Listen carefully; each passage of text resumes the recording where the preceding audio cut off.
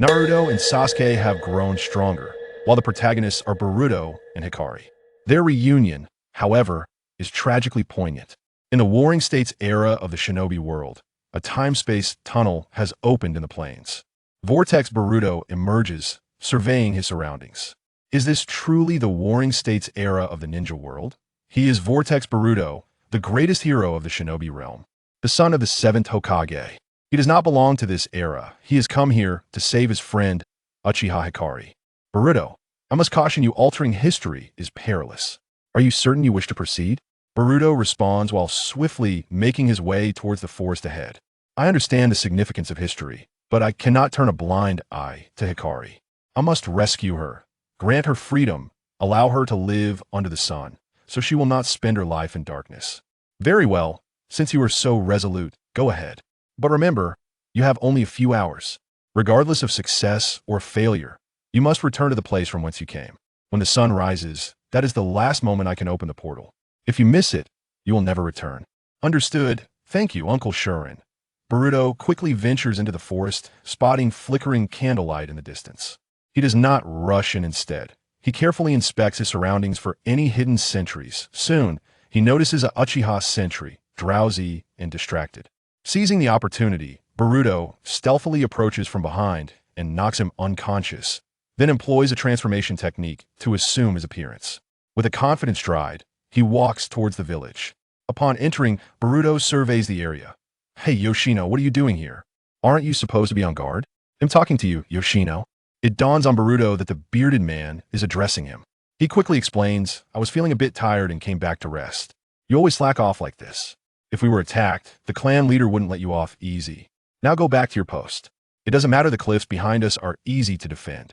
They wouldn't expect us to hide here. At least we can relax for a few days and enjoy some sake together.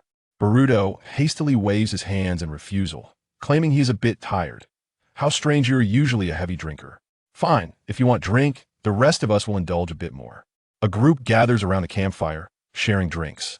Boruto wishes to leave, but their captain keeps a watchful eye on him.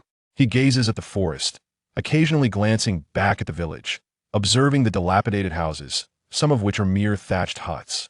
He wonders if a gust of wind might topple them all. Their clothes are ragged with numerous patches, yet their weapons gleam with sharpness. By the way, has Nameless eaten in a few days? Perhaps 4 or 5 days. Should we give her something to eat? Of course, she is a formidable weapon. To eradicate the clan, she must remain alive. Boruto watches as they retrieve food from inside the house. Yoshino, stop sitting there and deliver the food. Boruto takes the food, the rice smelling sour and the vegetables rotten. He suppresses his discomfort and heads towards the village. On the way, he cannot hold back and ends up vomiting. After recovering, he strides towards the cell. Upon reaching the prison, 2 guards greet him, hand over the food. Boruto thinks that when they open the cell, it will be his chance to rescue Hikari. But the guards carelessly toss the food inside. She can gnaw on it like a wild dog. I have no interest in teasing her anymore. Isn't that the truth? How dull. Seeing Uchiha Hikari eating off the ground like an animal, Boruto shouts, What are you doing? Hikari looks up, confused. What nonsense are you spouting? You seem odd today. What are our names? As they speak, the guards slowly reach for their swords, and Boruto lets his hands fall naturally. If he guesses wrong, he will have no choice but to fight. Boruto fabricates. Inu, Tsubaki. Seeing the guards relax their grips, he continues, So you do know. What are you up to? I can't trade, everyone is drinking. Oh, you should have said so. Then Nameless is in your care. Boruto nods in agreement. Once the guards have moved far enough away, he exhales in relief. Quickly, leave. Boruto turns to Hikari in the cell, confused. What did you say? Uchiha Hikari continues eating. Boruto takes out his rations, tearing open the packaging and offering it to her. Eat this. Before he can finish, Hikari devours the food in astonishing speed. As if she were a starving ghost, it makes sense she has gone without food for 4 or 5 days, and surviving such abuse is no small feat. You should leave now if they discover the illusion. You won't be able to escape. The 2 earlier did not call her that name, but I simply found you intriguing, so I helped. Having thought himself fortunate, Boruto immediately resolves to rescue Hikari upon hearing this. Hikari, get down. Noticing she does not respond, he pats his head and corrects, Nameless, get down. This time, Hikari comprehends and follows his command promptly. Boruto throws a few explosive tags, causing a loud commotion. The once lethargic guards immediately rush towards the prison. When they arrive, they find the cell destroyed, and one guard enters with a torch to investigate.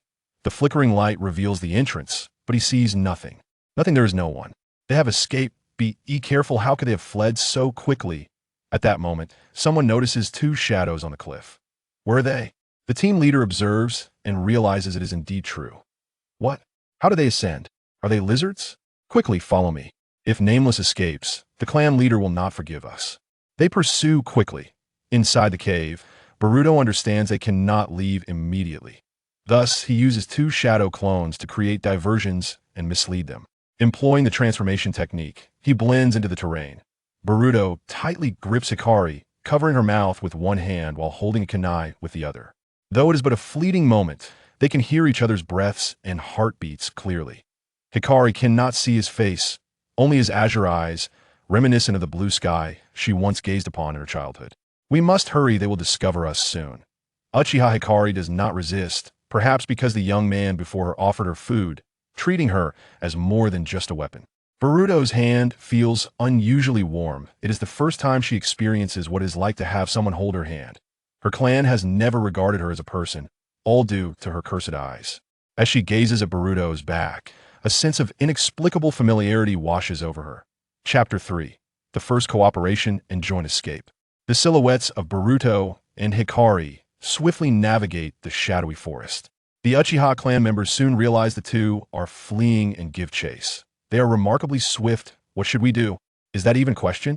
Set fire to halt them. With that, several members of the Uchiha clan simultaneously form hand seals. Fire style, great fireball technique. Flames ignited along the path ahead, prompting Boruto to halt, shielding light behind him, his right hand clutching a kunai to deflect their onslaught. Illuminated by the firelight, the crowd finally discerned Boruto's appearance. Golden locks framed his face, and azure eyes sparkled beneath a peculiar headpiece. His attire was equally strange. Yet the spiral pattern on his clothing evoked a connection to the Senju clan's offshoot. Impressive skills, Lil Uzumaki. With that, they raised their blades, lunging at Boruto. Light, you should go first. The skirmish quickly ensued, each swing of their weapons met by Boruto's deft defense. Seizing an opportunity, he delivered a swift kick that sent an Uchiha crashing to the ground, deftly blocking an incoming attack with his kunai. Quick reflexes, some skill indeed. But daring to intrude upon the Uchiha clan at night? You shall perish. Point one assailant rapidly maneuvered behind Boruto, who raised the kunai in his grasp, his other hand swiftly joining it. Shadow Clone Jutsu. A shadow clone materialized behind him, delivering an uppercut that felled the ambusher. Even the adversary acknowledged, such prowess is indeed formidable. Having evaded once, how will you respond this time? Boruto then realized his opponent had prepared two strikes, one from behind and another from his left flank. By the time he reacted, the great fireball was nearly upon him. At that moment, Light unleashed her own great fireball, intercepting the attack meant for Boruto. The Uchiha clan members roared at Light. Nameless, do you understand what you're doing? He is our enemy. Why are you turning against your own? You are a weapon of the clan, meant to eradicate all enemies of the Uchiha. Make them kneel before us. Boruto quickly countered. Her name is not Nameless. She has her own identity. Kwashan. He is Uchiha Light. She is not your weapon. She possesses the freedom to choose her own path. Light appeared bewildered, unsure why she felt compelled to assist the youth before her. The name he uttered resonated within her, yet she was torn as to whom she should support. What are you? A mere Uzumaki brat, comprehend? Who do you think you are? The Uchiha collectively unleashed the fire release. Phoenix fire technique. I know little, but I am her first friend. Boruto braced himself to withstand the impending assault. Upon hearing this, Light closed her eyes. A crimson tear trickled down her cheek, and when she opened her eyes again, they shimmered with the power of the Sharingan. Amaterasu. The black flames consumed all other fire, shielding herself and her companion. Light retrieved a weapon from her person and approached Boruto Uchiha's side. Since we are friends, you should tell me your name. Ian Boruto. Uzumaki Boruto. Boruto, I shall remember that. Together, let's vanquish all who stand in our way. Boruto affirmed, of course, I am here to ensure you thrive beneath the sun. The duo charged forth towards the remaining four foes. This is enough, this farce must come to an end. The four initially feigned attacks with shurikens, while Light, standing protectively in front of Boruto, effortlessly dodged with her Sharingan. Boruto mimicked her, evading alongside her. As they closed in, Boruto utilized his clone to launch himself upwards, hurling a pre-prepared Rasengan, while simultaneously releasing a wildly off-target shuriken. They remained unaware of any incoming assault. Focusing on light, one of them noticed that Boruto had vanished from the sky, his presence absent from sight. Just as he prepared to report this, the missing Rasengan struck him down. The captain found himself overwhelmed, prompting the other two to seize the opportunity and attack from the sides to relieve the pressure. The shuriken transformed back in Boruto, who clasped his fists together and knocked the captain unconscious. Light retreated, evading the strikes from the two attackers. She tossed a smoke bomb to obscure their vision. In quick succession, Light formed hand seals, unleashing the Great Fire Dragon technique to eliminate the two adversaries. Boruto stepped forward, extending his palm towards Light. Good teamwork.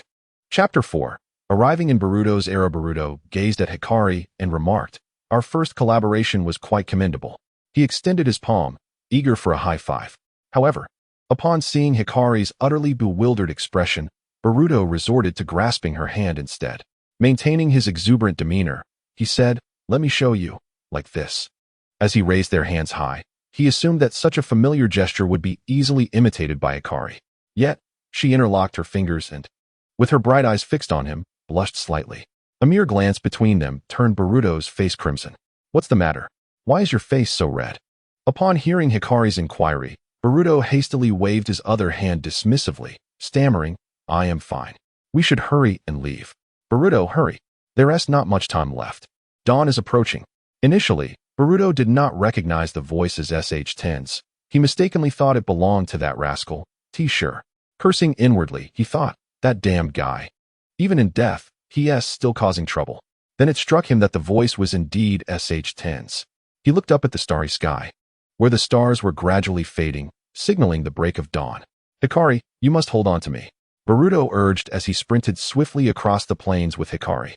As the sun rose, it was Hikari's first glimpse of the dawn. The blinding light forced her to instinctively close her eyes. Boruto encouraged her, "Hikari, open your eyes and take a look. The sunlight is nothing to fear. I'm right here." Gradually, Hikari opened her eyes, and the landscape illuminated by the sun brought her a long-forgotten sense of ease. Yet, before she could fully appreciate the beauty, they both vanished into the time-space portal. As the portal closed, their story continued. When Boruto opened his eyes again, the first sight to greet him was Hikari lying beside him. They were naturally sprawled on the same bed. Realizing this, Boruto rolled off the bed in surprise. Observing the stone decorations around him, he feared they had not escaped the Warring States period. "Oh no, I'm still in the Warring States. How am I supposed to get back?" he called out anxiously. "SH-10. SH-10, are you there? What do you need me for?" SH-10 asked. "Think of a way to send me back. I can't stand the thought of not seeing my mom and dad, or little Koi." SH-10, standing behind Boruto, expressed his confusion. "Aren't you back?" "Am I?" Boruto turned around, relieved to find SH-10 behind him. However, his relief quickly turned to embarrassment as he realized he was completely naked. "Why am I without clothes?" SH-10 inquired, surprised. Perhaps the journey back tore them away. "Why are you so calm?" Boruto retorted. "After all, I'm blind," SH-10 replied, pointing to his eyes with a grin. Hikari slowly sat up, rubbing her eyes. "What is going on? Is it time for a meal? Or do we have enemies to confront?" Boruto immediately rushed over and covered her eyes. "No, nothing like that, Hikari. How about we play a game?" "A game? What kind of game?" Hikari asked. "A simple one. Just close your eyes, and when I say open your eyes, you do so." "Okay, I understand. I'll listen to you." As Boruto backed away, he nudged SH-10 to fetch some clothing. When he finally said, "Open your eyes," Hikari gazed at the bright stone room and the warm bed, still struggling to believe she had escaped. Chapter 5. The world remains unchanged. Yet ever-changing Boruto and SH-10 entered the room, filled with clothing. "Hey, SH-10, can I ask you something?" "What is it?" "In such a large place. Do you live here all alone? No one else with you?" SH-10 stood to the side, replying, "There were many people here before, but due to our mistakes, I am the only one left." Boruto turned back, holding a piece of clothing, and asked, "What kind of mistake could be so severe, leaving only you?" "Just hurry and find something suitable. You're still a child. You'll understand in time." As Boruto searched for appropriate attire, SH-10 observed him through his chakra. "Boruto, do you know how you returned? Didn't you bring us back?" "I merely inquired." Regardless, cherish the time you have now. SH10. Your way of speaking is quite peculiar. Found it. On their way back, Boruto spotted a wedding dress adorned with vibrant gems. He approached the dress, placing his hand on the glass. Is this your bride's dress? It's truly beautiful. Yes, but I no longer have a bride. Why not? SH10 tugged at Boruto's sleeve, guiding him forward. It's nothing. The bride favored another boy, not me. That is unfortunate. I never got to meet your bride. Upon hearing this, SH10's mouth twitched as he struggled to maintain his composure. Once back in the room, Boruto called out Hikari's name. Seeing she had not yet risen, he placed the clothes beside her bed. As soon as he set them down, she awoke from her slumber. Sorry to disturb your rest, Boruto said, his face flushed with embarrassment. Hikari shook her head. I'll wait for you. Come over when you're ready. With that, she dashed off, leaving Boruto smiling happily at her retreating figure. Shortly after, Hikari changed and returned. I'm here, little girl. SH10, what's next? SH10 quickly formed hand seals. I'm preparing to send you both home. Boruto hastily intervened, stating, SH10, didn't you tell me that history cannot be altered? Regarding this matter, I currently lack the ability to activate the time-space link. Moreover, now that she is here, it signifies that her history may not be of great importance. Living in this era isn't so bad. Only the three of us are aware of the past. Unless you wish for her to stay and accompany me? Boruto quickly shook his head. No, but how am I supposed to explain this to my mother? Just tell her she's the granddaughter of your distant cousin from SH10's family. After hearing this, Boruto could barely remember a single word. SH10 then sent Boruto back to Earth. Once they departed, SH10 recalled Boruto's return in the mirrored image. Boruto, you must separate her. If you don't, you may both perish. The powerful energy of the time-space link sought to pull them apart, yet they clung to each other fiercely. Gradually, their forms began to fade. Just as hope seemed lost, Boruto's Byakugan ignited with light. SH10 then sensed the chakra of Boruto, Hikari, and even T-Sure. A beam of white light radiated from them, prompting SH10 to immediately erect a barrier for protection. Nothing occurred, but SH10 sensed something unusual. Once Boruto and Hikari were safe, he quickly inspected the stone tablet. The tablet bore differences. It was impervious to the ravages of time. SH10 had utilized this knowledge to dare employing time ninjutsu. However, upon discovering the tablet's anomalies, it was already too late. At the very least, he gleaned a fragment of understanding regarding the Byakugan's capabilities. Chapter 6. A warm dinner. SH10 transported Boruto and Hikari to a location not far from the gates of Konoha. Boruto took Hikari's hand and slowly approached the gates, where the guard was none other than Kurenai, who was chewing on a senbon. Ah, Boruto. Out late, just returning from a mission? Boruto smiled and replied, No, I was just out training. And who is the little girl behind you? She is a friend I've known for a short while. I'm inviting her over to my house, so I'll be on my way. Kurenai blocked Boruto's path, holding a registration book. Regardless, you need to come over and register. I frequently go out. Do I still need to register? Naturally, even if you are the son of the Seventh Hokage, it is still necessary to register during these unusual times. Very well, I will include my friend's information as well. I will take care of the rest later. At that moment, Kaguya tugged at Boruto's sleeve and whispered, I don't want to be called Uchiha. Boruto patted the back of her hand, indicating that he understood her feelings. Within minutes, Boruto had completed the necessary paperwork. Kakashi glanced over the documents and permitted them to leave. He observed the information provided. Kaguya, hey, send this girl's information to the security department. But she was brought back by Boruto. There shouldn't be any issues. Send it anyway. Do not question too much. We must protect the village and safeguard Lord Hokage. During these exceptional times, it is prudent to be vigilant regarding unfamiliar faces. Kaguya gazed at the village, its towering buildings, and the dazzling lights. All of this filled her with awe. The streets buzzed with harmony, laughter, and people dressed in a myriad of styles. To her, it felt like paradise. Before long, Boruto arrived at his doorstep. He stepped forward and rang the doorbell. Mom, I'm back. Upon opening the door, Hinata, usually gentle, transformed into a figure of fury upon seeing Boruto. Boruto, where have you been all day? If it weren't for Sarada and Mitsuki coming to find you, I wouldn't have known you were missing. How dare you sneak out at your age? Your audacity is growing. Hearing Boruto's reprimand, Kaguya immediately positioned herself in front of him, ready to confront the woman with the Byakugan. However, Hinata, Noticing Kagaya, first complimented her beauty before calming down. Are you Boruto's friend? Kagaya nodded slightly, unsure of the woman's intentions. I am her mother, Hinata Hyuga. Hinata reached out to examine Kagaya, but Kagaya quickly hid behind Boruto. Hinata smiled gently and invited the two of them inside. As they entered, Boruto addressed Hinata. Mom, Kagaya will be staying with us for a while. Why? She is a relative of Uncle Shino. She is just temporarily residing here. Is that all right? Hinata was taken aback by Boruto's mention of Shino, but soon replied, of course. She can stay as long as she wishes. Thank you, Mom. Boruto exchanged knowing glances with Kagaya, but she merely stared back at him vacantly. I will go fetch some clothes for you. The ones Shino found are still a bit too big. Just then, Himawari descended from upstairs. Brother, welcome home. How was school today, Himawari? Very well. Is this sister your friend? What is her name? Kagaya, we just met recently. She may stay with us for a while. Oh, really? That's great. Now I have a sister to play with. Boruto encouraged Kagaya. Say hello to Himawari. She is my sister. Kagaya hesitantly peeked out, half concealing her face, and waved to Himawari. Hello. At that moment, Hinata called from upstairs. Take that sister to take a bath, and you should wash up too.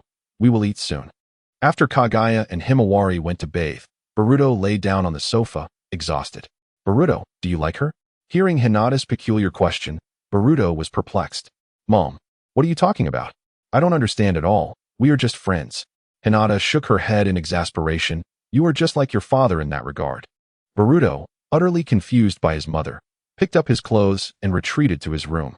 Meanwhile, in the Hokage office, Naruto was reviewing documents. Naruto, there is a foul odor. It's in the house. Naruto responded to Kurama. Kurama, what foul odor? I don't smell anything. I'm a tailed beast. I can certainly detect different scents. Could it be a shikaku?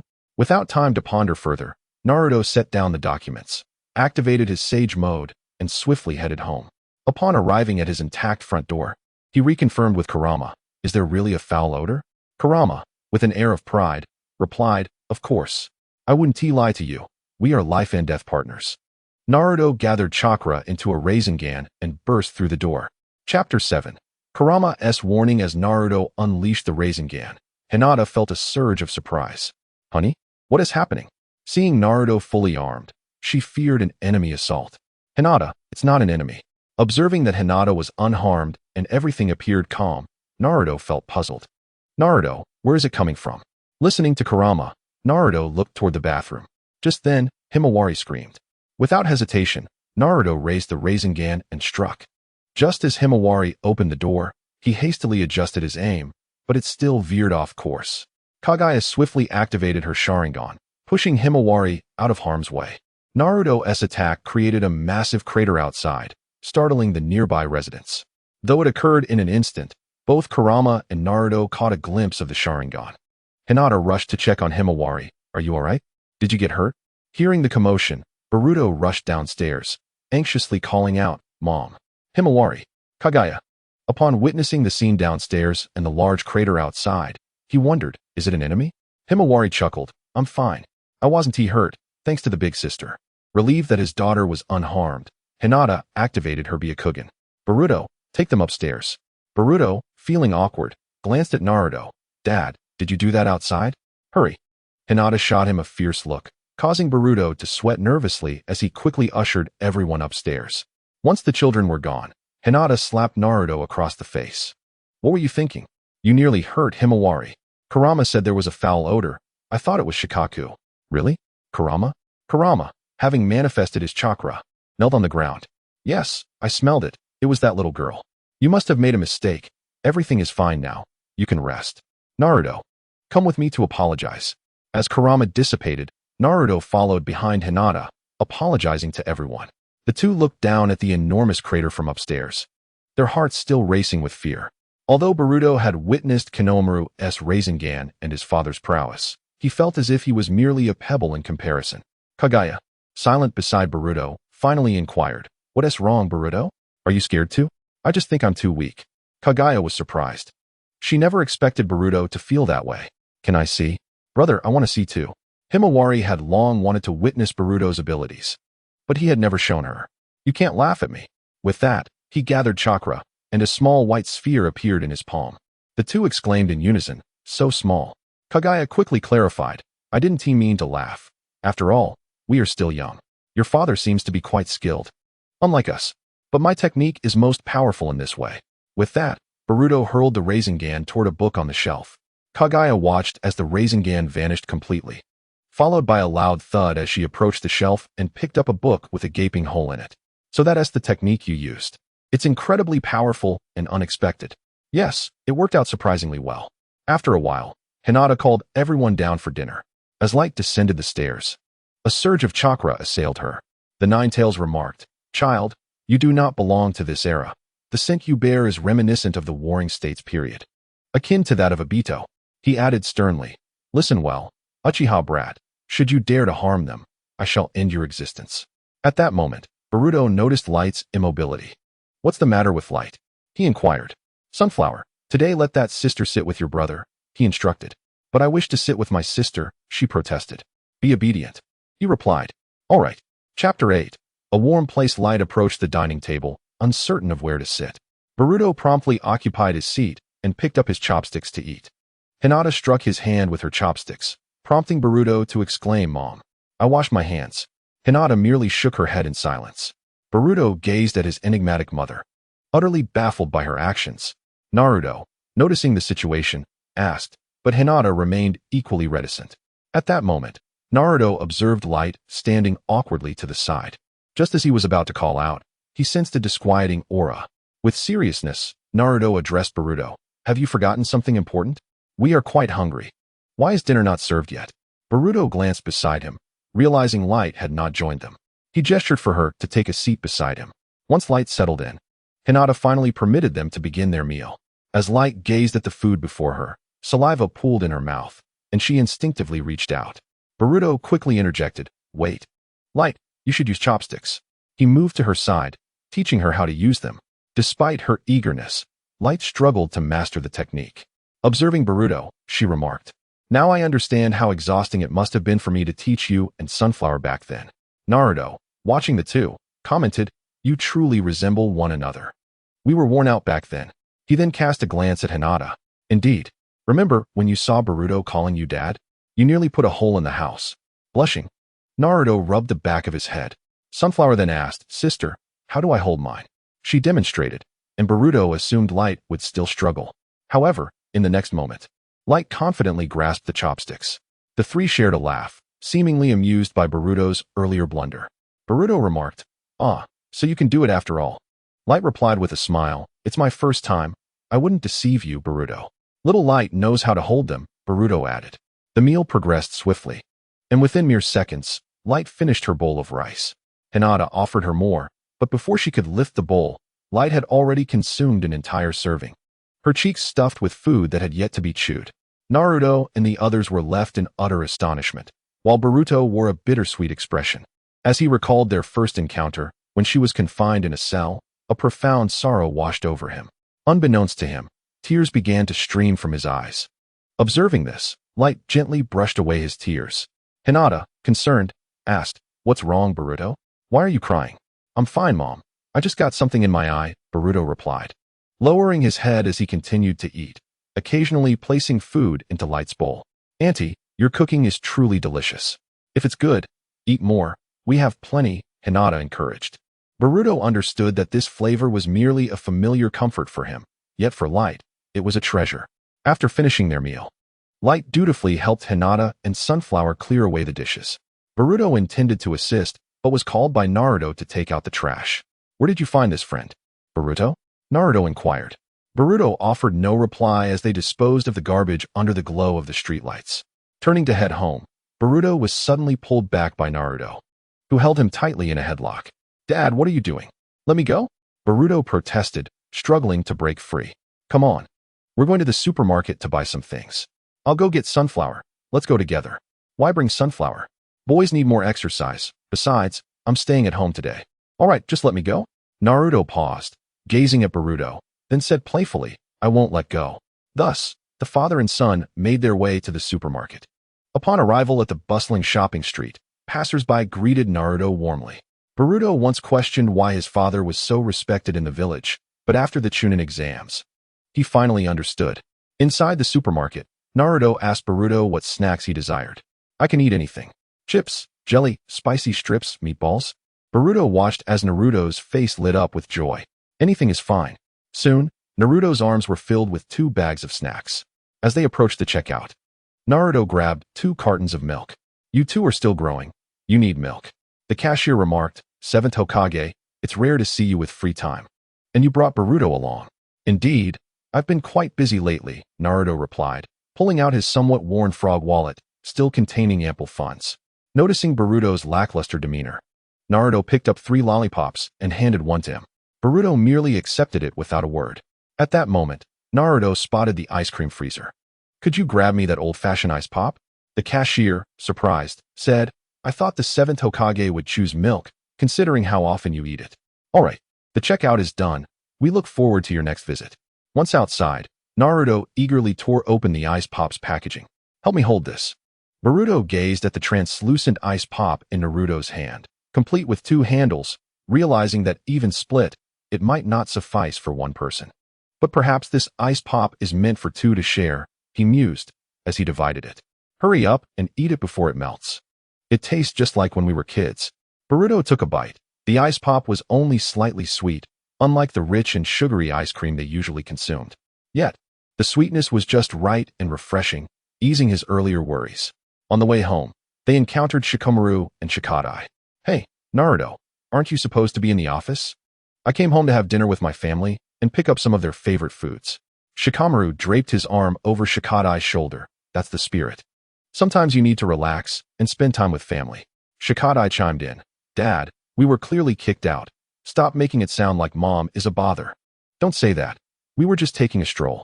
Shikadai then turned to Boruto. Where did you go today? Weren't we supposed to have the mock battle? Oh, I had something come up unexpectedly. Boruto's gaze darted around, retreating slightly. What is going on? You clearly forgot. Sorry, just remember the drill tomorrow. At that moment, someone patted Naruto on the back, but he could see no one. He searched around, only to find Sarada beside them, wearing an exasperated expression. Suddenly, Sakura startled Naruto. Did I scare you? Naruto feigned calmness, insisting, not at all. You did. I didn't. You did. Sarada sighed. This is embarrassing. Shikadai remarked, adults are quite peculiar. Boruto smiled and said, it's strange, but they're just as happy as we are. Thus, the 3 began reminiscing about their childhood. A while later, Boruto, stifling a yawn, drifted off to sleep. After bidding farewell to the 4, Naruto carried Boruto on his back as they headed home. Sakura, with a hint of worry, inquired of the astute Shikamaru beside her. Surely, he was reminded of Jiraiya. Undoubtedly so, yet Naruto appeared quite elated. It was rare for him to enjoy a moment of respite. Shikamaru lifted a cigarette, igniting it with Asuma's lighter, enveloping himself in a cloud of smoke. Let us head home, Sakura, he declared. Chapter 9. Playful banter and inquiry. Boruto felt the warmth of a familiar back and slowly opened his eyes, discovering Naruto carrying him. He was oblivious to when he had fallen asleep. Dad, I'm sorry I accidentally dozed off, he murmured. Boruto, you woke up so quickly. Naruto replied. You can walk on your own, can't you? It's no trouble. Home isn't far, Naruto reassured him. Besides, how many times did you fall asleep on my back when you were little? Ever since I became Hokage and fulfilled my dream. I haven't had the chance to carry you again. Boruto remained silent, pondering his father's words. Soon, they arrived at their doorstep and rang the doorbell.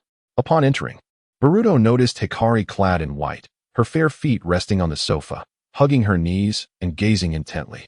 The moment she spotted Boruto, she dashed over, resembling an endearingly clumsy sloth, and enveloped him in a warm embrace.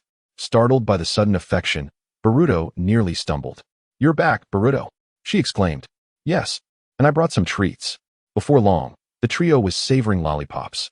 Hikari, intrigued by the colorful confections on sticks, tentatively licked hers. So sweet, she declared, relishing the taste with a beaming smile.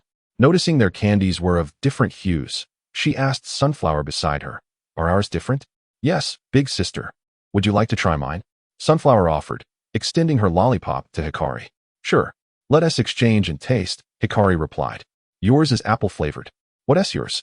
Strawberry, Sunflower chimed. Hikari, her eyes sparkling with curiosity, turned to Boruto and asked, What flavor do you have? Observing their eager gazes, Boruto drew out his lollipop and held it close. teasingly declaring, "You can't have a taste." Hikari, feigning annoyance, retorted, "You're so mean." "Indeed I am. What will you two do about it?" Boruto challenged. Sunflower suddenly exclaimed, "Then we'll just have to snatch it." Hikari nodded in agreement, and they both lunged at Boruto, attempting to seize his lollipop. "You two against one? That is not fair," Boruto protested. "Brother, if you don't want to suffer, let us have a taste," they urged. "I refuse to yield to either of you. What I say is final." Unperturbed, Hinata observed the playful ruckus, refraining from intervening but reminding them to avoid injury as she sat nearby, diligently weaving clothing. Naruto occasionally glanced at the television, then back at the trio, ensuring their playful antics didn't escalate into a brawl. Soon, bedtime approached. Hikari wished to sleep alongside Boruto, but Hinata gently dissuaded her, leading her to rest with Sunflower instead. After settling the children, Hinata descended the stairs. Naruto cheerfully remarked, "Today feels remarkably lively at home." "Indeed. But that child named Hikari, she seems rather oblivious, doesn't she?" Hinata pondered. "I've noticed. It's quite peculiar, yet I sense her kindness and innocence." The key point is, Boruto mentioned Hikari is related to Sho, claiming she is a distant cousin? But Boruto has never met Sho. How does he know? Boruto crossed his arms, contemplating, if it relates to Sho, we should inquire with him. Naruto summoned a scroll, and with a flourish, Sho appeared. "Hello, Naruto. I didn't expect you to reach out so soon after the incident with Kinshiki and Momoshiki. Is this a thank you for the wedding gift I sent you and Hinata?" Both Naruto and Hinata looked puzzled. "What gift? What are you talking about?"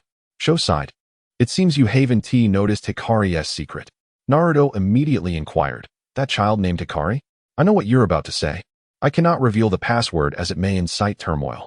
Be cautious, the Otsutsuki will not spare you." Chapter 10. Encountering the New Generation Hinata. "I hope you can stay out of this," Naruto said, his expression troubled. "We are married. We should confront this together. Protecting the village isn't solely your responsibility." Hinata replied firmly. "I understand, but I cannot guarantee Boruto or Momoshiki won't turn against you." Hinata, bewildered, asked, "But wait, didn't you say Momoshiki was already dead? Boruto is our child. Are you and Sho mistaken?" Her voice escalated, tears streaming down her cheeks. As Naruto and Sho remained silent, it seemed the situation had reached an impasse. Hinata, unable to contain herself, wept bitterly. The thought of potential loss felt far more painful than loss itself. Naruto enveloped Hinata in his arms, and time slipped away until only he and Sho remained in the room. One side of Naruto's clothing had become damp, bearing bite marks. "Perhaps it is too soon to tell her, Naruto," Sho suggested. "Though Hinata's strength may be lacking, her spirit is indomitable. I have known her for 28 years. I understand her better than you do. Yet, I too hope this isn't true." Sho sighed deeply. "This may already be a foregone conclusion. Ever since you arrived on the moon and informed me that Sasuke saw Momoshiki enter Boruto, I've been searching through clan texts for answers, but I have found nothing concrete. However, upon meeting Boruto today, I did sense Momoshiki's chakra. You must prepare for the worst. If you hesitate, Sho and I appreciate your concern, but unless there is something urgent, I wish to conclude our discussion here. Have you discovered anything about Kagaya's relics? Any peculiar findings? We encountered numerous white Zetsu experimental subjects and strange murals depicting her descent, hinting at her intentions to prevent chaos in the world, as well as what she might be resisting. It appears she is wary of the three Otsutsuki, making the murals quite telling. But we've overlooked one thing. Aside from Urashiki, there is another Otsutsuki on Earth."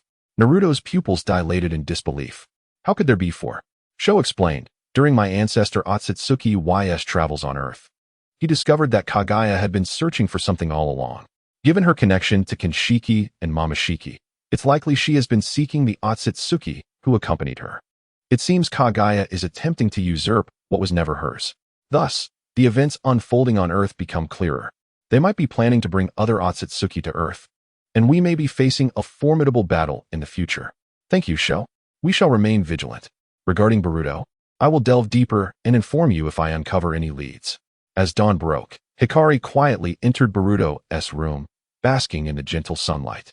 She effortlessly pulled up a chair and sat down, behaving as if she had done this countless times before. Without making a sound, she donned her white dress and gazed at Boruto's peaceful visage. Even as Boruto sprawled awkwardly in sleep, she merely observed him calmly. Occasionally, she would reach out, and poke his face gently. Suddenly, Hikari heard a girl's voice calling Boruto's name loudly, accompanied by a boy's persistent urging.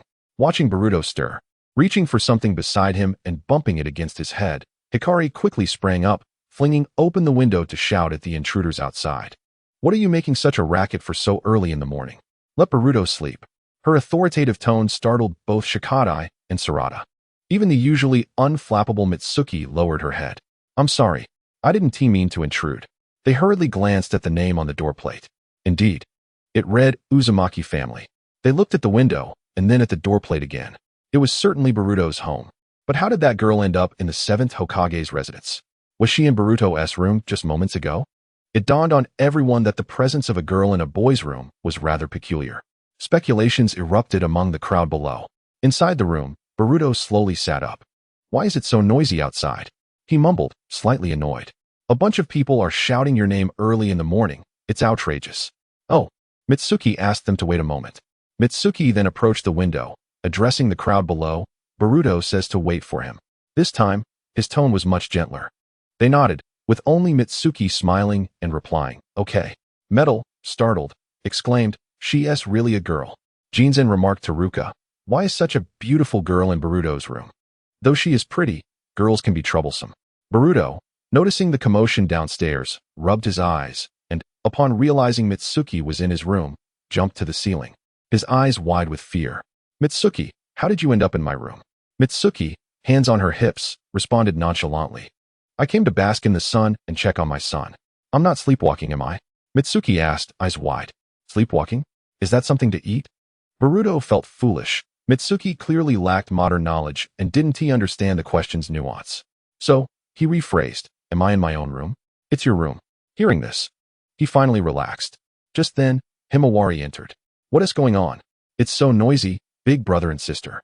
Seeing Himawari with tears in her eyes, rubbing them sleepily, Mitsuki picked up a notebook from the desk and threw it at the loudest Metal. With a fierce expression, Mitsuki made a should gesture. The crowd immediately fell silent. Mitsuki quickly switched to a benevolent demeanor, addressing Himawari in a soft tone. "Nothing, little kawaii, let us go back to sleep." Boruto, intrigued, stood up and turned to the previously noisy crowd. "What were you all doing just now?" Butterfly intended to explain the situation, but Ruka quickly covered her mouth upon seeing Mitsuki approaching. "It's nothing, Metal just slipped." "Boruto, hurry up." "Oh, all right." "Mitsuki, I need to change clothes. You go out first." Mitsuki obediently stepped out, closing the door thoughtfully behind her. Butterfly wriggled free from Ruka's grasp, asking, "Why didn't you let me speak? That girl is not to be trifled with. Don't invite trouble." "I'm not afraid of her."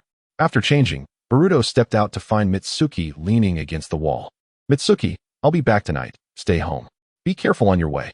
Boruto recalled his childhood, a habitual response. Understood. Upon descending the stairs, he noticed his mother was absent. Usually, she would have prepared breakfast and called him to wake up. Without time for further thought, he hurried out. Chapter 11. Mitsuki's fear of cooking on the road. Everyone persistently questioned Boruto about Mitsuki. "Hey, Boruto, who is that girl?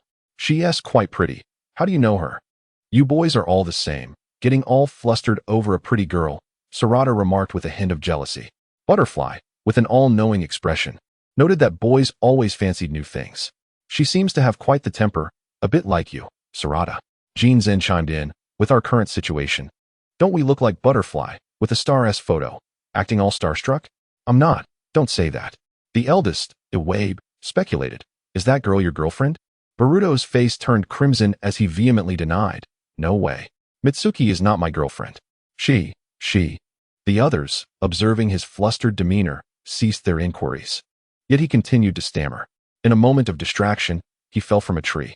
Sarada and Ruka, closest to him, rushed to help him up. Boruto, however, continued to express his relationship with Mitsuki. "We're just friends, nothing more. She's merely staying at my house. She has her own life. Once she gets accustomed to this world, I want to stop her from going wherever she wishes. So please, stop asking me. If she wants to be friends with you, that is her choice." Sarada helped Boruto to his feet, saying, "All right, we understand. We won't ask anymore." Iwabe, near several classmates, quietly remarked, "I was just joking." Boruto didn't need to react so strongly. The classmates looked at him with annoyance, prompting Iwabe to quickly seal his lips. Meanwhile, at home, Mitsuki was asleep with Himawari. As Himawari drowsily opened her eyes and glanced at the clock on the wall, panic set in. Oh no, I'm late. Strange. Why didn't T-Mom wake me up today? Mitsuki also awoke, noticing the anxious expression on Himawari's face and fearing something was wrong. They quickly dressed and headed downstairs, only to find Hinata absent. Himawari checked the calendar, realizing it was a school day, and rushed to wash up. Mitsuki, seeing Himawari so distressed, asked, "What's wrong? Is there a big problem?" "Big sis Mitsuki, I'm late for school. How did you know what today was supposed to be?" "I always check the calendar in the morning." Yet, the calendar seemed undisturbed. "Big sis Mitsuki, can you check the date on the TV?" Last night, Hinata and Himawari had shown Mitsuki how to use the television. "Himawari, the TV shows a different date than your calendar." As Himawari, mouth full of toothpaste foam, emerged to verify, she confirmed it wasn't tea the same, which reassured her. After they finished washing up, Hinata still hadn't tea awakened. How strange. Why hasn't T-Mom gotten up yet? Perhaps she is tired. Let us make breakfast ourselves. Mitsuki, surprised, asked Himawari, "You can cook?" "Of course. I learned from Mom. But I'll need your help." Mitsuki thought preparing breakfast couldn't be too difficult. The sizzling oil in the pan made a crackling sound when she cracked an egg in, startling her as the egg began to puff up. She forced herself to remain calm, swallowing hard. Even though Himawari was giving excellent instructions, she felt terrified, being overly cautious with the spatula, fearful of making a mistake. If asked why she was so afraid yet still persistent, it was undoubtedly the fear of what could happen if Himawari got hurt.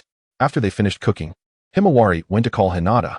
Mitsuki, overwhelmed with anxiety, slumped into a chair. When Hinata entered the living room and saw the breakfast they prepared, she felt a wave of pride. Tasting the food, she couldn't help but praise Mitsuki's remarkable talent and intelligence, stating she grasped things quickly. Yet, Mitsuki only managed a strained smile, concealing her deep-seated fear of cooking. The very thought of the sizzling sound sent chills down her spine, and the weight of the spatula felt daunting. Unless absolutely necessary, Mitsuki vowed never to step into the kitchen again. Chapter 12. Heading to the training ground, Hinata, as usual, tended to the household chores. Although Mitsuki didn't fully understand, she did her best to assist. The three of them quickly tidied the house. Mitsuki went to the rooftop to bask in the sun, gazing at the vibrant and unfamiliar world around her. In contrast to the tumultuous era she belonged to, characterized by relentless warfare and the fierce rivalries among various clans, each day was consumed by bloodshed with no respite. This world, so harmonious and tranquil, was a stark divergence from her own. She lay back completely, stretching her hand toward the dazzling sunlight. "Thank you, Boruto, for allowing me to bask in the sun and experience the freedom I yearn for." In this manner, she savored the gentle breeze, relishing a moment of serenity. Sunflower also arrived on the rooftop, her curious, glistening eyes wide with interest as she inquired, "Sister Hikari, what are you doing?" With her eyes closed in bliss, Hikari replied, "I am sunbathing. This is the closest and most comfortable spot." Sunflower mimicked Hikari's pose, yet she felt nothing but discomfort from the hard wooden surface against her head. After a while, the two returned indoors to watch television, where an interview featuring Naruto was being broadcasted. "Why is your father on there?" "He's the Hokage and often participates in interviews. It's nothing unusual." "Hokage? Isn't that the leader of our Hidden Leaf village?" "Surely you must know, Sister Hikari." Hikari explained, "I am not familiar, hence I do not know." "Alas, how could you not know such a renowned figure?" Hikari shook her head, and seeing her lack of knowledge, Sunflower began to enlighten her. "Father is not only the hero of the Hidden Leaf, but also a hero of the ninja world and a peace ambassador. The current peace we enjoy in the ninja world is largely due to my father's efforts." Pride and admiration filled Sunflower's voice as she spoke. Hikari was taken aback, recalling Naruto's amiable demeanor, never realizing he was such a remarkable individual. Hinata had also prepared some fruit, bringing it over to the two. "Little Oi, your father wasn't always so impressive. He endured numerous hardships and achieved his current standing through sheer effort." Hikari listened intently, her curiosity about Naruto's story piqued. Hinata noticed the time and glanced at the approaching noon. "I must prepare lunch. After we eat, I will share more stories about Naruto with you." During lunch, Hikari noticed Boruto and Naruto had not yet returned. "Aren't they coming home?" "Your father usually doesn't return for lunch. He is quite busy. Today, it seems Boruto has important training and will not return for lunch either." Hikari's eyes reflected a hint of disappointment upon hearing this. Hikari, what is the matter? Hinata asked. Would you like to deliver lunch to Boruto today, and perhaps make some new friends? Friends, you say? Very well. Hikari recalled the raucous shouting at the group of children that morning, fearing she might have left a poor impression. Engaging with them might prove to be somewhat challenging. After finishing their meal, Hikari took Sunflower's hand and followed her to the training ground. Meanwhile, Boruto was sparring with Shikadai, finding today's training surprisingly easy. Though he considered himself among the top in physical skills, he had never felt this relaxed before. Chapter 13, Arriving at the Training Ground. Shikadai threw a straight punch at Boruto's face, which he narrowly dodged. Not hitting his mark, Shikadai swung again, following up with a kick. But Boruto executed a backflip to evade the attack, stifling a yawn. Frustrated, Shikadai intensified his assault, throwing punches with increased speed and power. Boruto retorted, How's that? Can you handle my attacks? Udon, arms crossed, sternly remarked to Shikadai, Did you not sleep well? Shikadai shrugged nonchalantly. Yeah, sensei. Udon, exasperated, was well aware of his students' personalities. Shikadai had inherited his father's cleverness, but also his tendency to lack motivation. It's not that you didn't sleep well, you're just too lazy to fight. Shikadai replied. If you noticed, why continue? I can't even hit Boruto. Are you just giving up? At least throw a punch. Shikadai, intimidated by Udon's fury, rushed to comply. Udon, facepalming, lamented, what a mess. Shikadai is indeed lazy, but he's clever. He realized after just a few exchanges that he couldn't match Boruto. As for the rest of the class, Shikadai was full of enthusiasm, yet lacked the thoughtful strategy in his attacks, which was quite concerning, especially with Metal's complete ineptitude. Hanabi watched intently as the three engaged in their sparring. Tugging at Konohamaru's sleeve, she asked, Did you give Boruto special training? His level is already that of a CH Nin. Konohamaru, equally puzzled, replied, Did you not give him special training? The two exchanged glances. Initially believing the other had been giving Boruto extra attention, given their close relationship and the care they provided him compared to other students. However, they soon realized neither had trained him, marveling instead at Boruto's remarkable talent. After a few more exchanges, both Shikadai and CHCH had landed hits, while Boruto had only received one, which was purely accidental due to the misaligned cooperation of the other two. Recognizing the training was not yielding significant results, they decided to cease their sparring.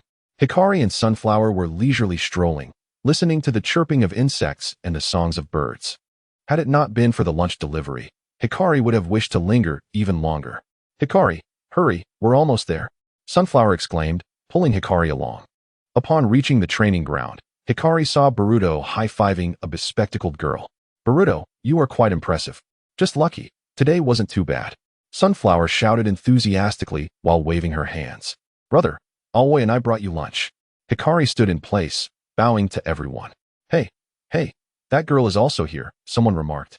Noting her polite demeanor was a stark contrast to her earlier fierce attitude. Indeed, she is quite adorable up close, another chimed in, blushing. I've decided. I will marry her and pursue her today, one declared. Seriously, who starts pursuing a girl right away? Another responded. Truly, it's quite bothersome, someone else added.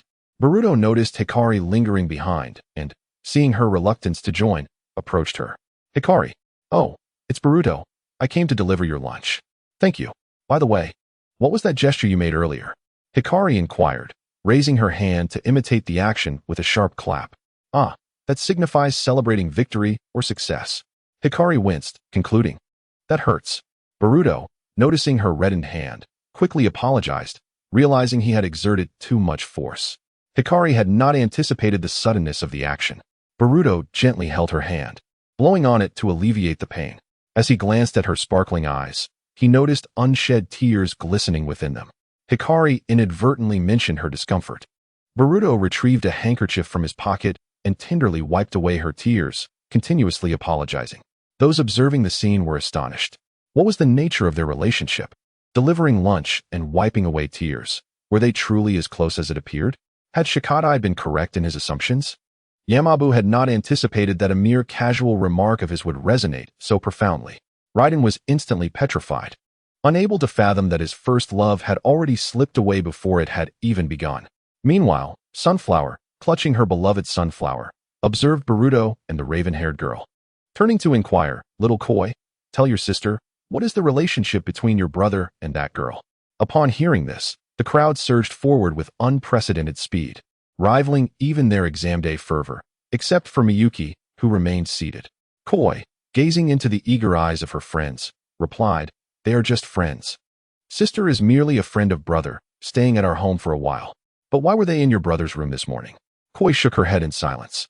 As the crowd persistently probed for the truth, Boruto had also entered the scene alongside Hikari. "This is Miyuki," Hikari introduced. "Hello, I am Hikari." "Hello, Miyuki." They greeted in unison. "What are they discussing?"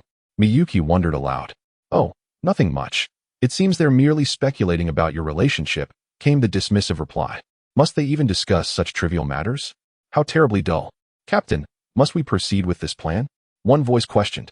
"There is no choice. This girl raises suspicions, and we have found no records of her in nearby villages. We must investigate, and this opportunity will provide us with a legitimate reason." Chapter 14.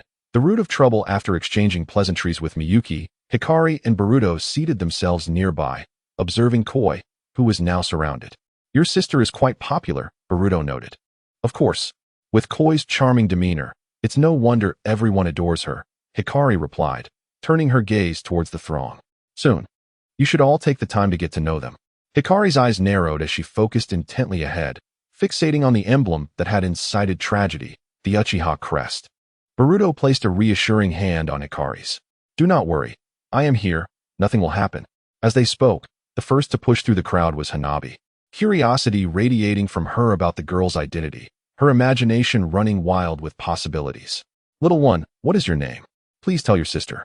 I am Kinoshita Hikari," Hikari stammered. Hanabi enthusiastically grasped her hand. "Hello, Hikari. I am Hyuga Hanabi, the aunt of Boruto and his siblings, but you must call me sister." Hanabi, being in her 20s, relished being called sister by others, creating a delightful confusion regarding their age hierarchy. "What are you and Hikari discussing?" Boruto inquired. At the sound of that ominous voice, he slowly looked up to see Hanabi, her Byakugan activated, scrutinizing him intently. "Hey, do you not know that a girl's age is paramount? How can you speak so carelessly?" Boruto broke into a cold sweat, unable to muster a response. "Hey, why are you silent?" Hikari maintained her warm smile as she replied, "Sure, sister." In an instant, Hanabi transformed into a paragon of grace. Yet her gaze towards Boruto sent shivers down his spine. "Hikari, why don't you take a moment to meet everyone? The lighting here is poor. I will return shortly." As the crowd clamored to introduce themselves, Sarada was among them, though she never received a chance to present herself. She initially assumed it was due to the crowd's density, but soon realized that Hikari had been deliberately avoiding her. When everyone had finished their introductions, even including Kinoamaru and his companions, Sarada had still not been mentioned. "Thank you all. I have memorized your names," Hikari declared. At this moment, a voice interrupted her. "Hikari, you seem to have forgotten." Hikari's gaze lost its warmth, her tone becoming flat. "Her? Yes, I remember, Uchiha Sarada." Sarada stepped forward, extending her hand. "Sarada, is it? I apologize for not being able to shake hands." She adjusted her glasses. "I wish you all a pleasant time." With that, Sarada resumed her training, leaving the others puzzled about the tension that had unfolded between the two girls. As Sarada departed, Boruto crossed paths with her. Noticing her glum demeanor, he asked with concern, "What's wrong?" "Nothing. I just feel that my skills are lacking. I need to continue training," she replied.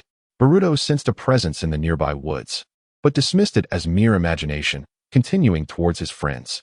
At that moment, Denki asked, "Hikari, do you have a crush on anyone?" Hikari shyly replied, "Not really." "I don't think so." Yet, unconsciously, her gaze drifted towards Boruto. "Denki, that is quite inappropriate," another voice chimed in. "What a dreadful question to pose to a girl." Denki's face flushed as he responded, "Hello, I am Denki, and I hope you will be my girlfriend." "Huh? What do you mean?" Hikari asked, perplexed. Sunflower squeezed through the crowd, whispering an explanation in her ear. As Hikari listened intently, she gradually comprehended, her surprise evident as a flush crept across her cheeks.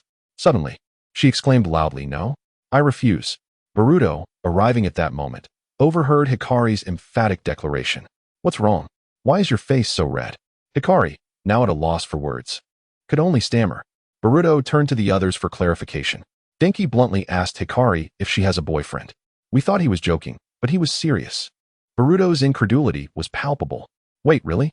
He shot a glare at Denki, who was being reprimanded, and without hesitation, delivered a swift kick to his behind. Denki, that was utterly inappropriate. Hikari just came out for a stroll, and you bombard her with such adult questions. Do you even have any shame? Denki rubbed his sore backside and sidled up to Boruto, placing a hand on his shoulder. My dad always said that when you like someone, you should pursue them. But I guess I've lost my chance now. Then why would you say something so embarrassing? Just because a girl is pretty? You should know that your approach can be quite distressing for her, pointed out Moegi, tugging at Denki's ear in reprimand. Nearby, Konohamaru and Udon nodded in agreement, while Hanabi earnestly tried to impart wisdom on Boruto regarding Denki's blunder. However, Boruto was lost in thought, his mind elsewhere as he observed Hikari. She was indeed lovely. Yet what they did not know was how disheveled she appeared upon their first meeting.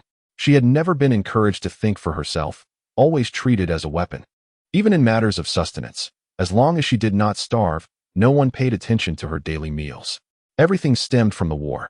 Only in times of peace could a good life truly begin. Speaking of war, it would soon arrive.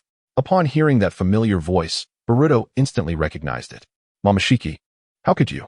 As Boruto prepared for battle against the looming figure of Momoshiki, he braced himself. As one who consumes chakra fruit. I possess the means of resurrection, the figure declared. Tell me how you achieved this. Why should I reveal anything to you? You are but an insect. While I am a descendant of the divine, you lack the right to know this. Then the war you mentioned refers to Kinshiki, correct? Momoshiki bellowed with laughter, huh? That is the greatest joke of all. Boruto, now gripped by fear, could not fathom the reason behind Momoshiki's mirth. Kinshiki?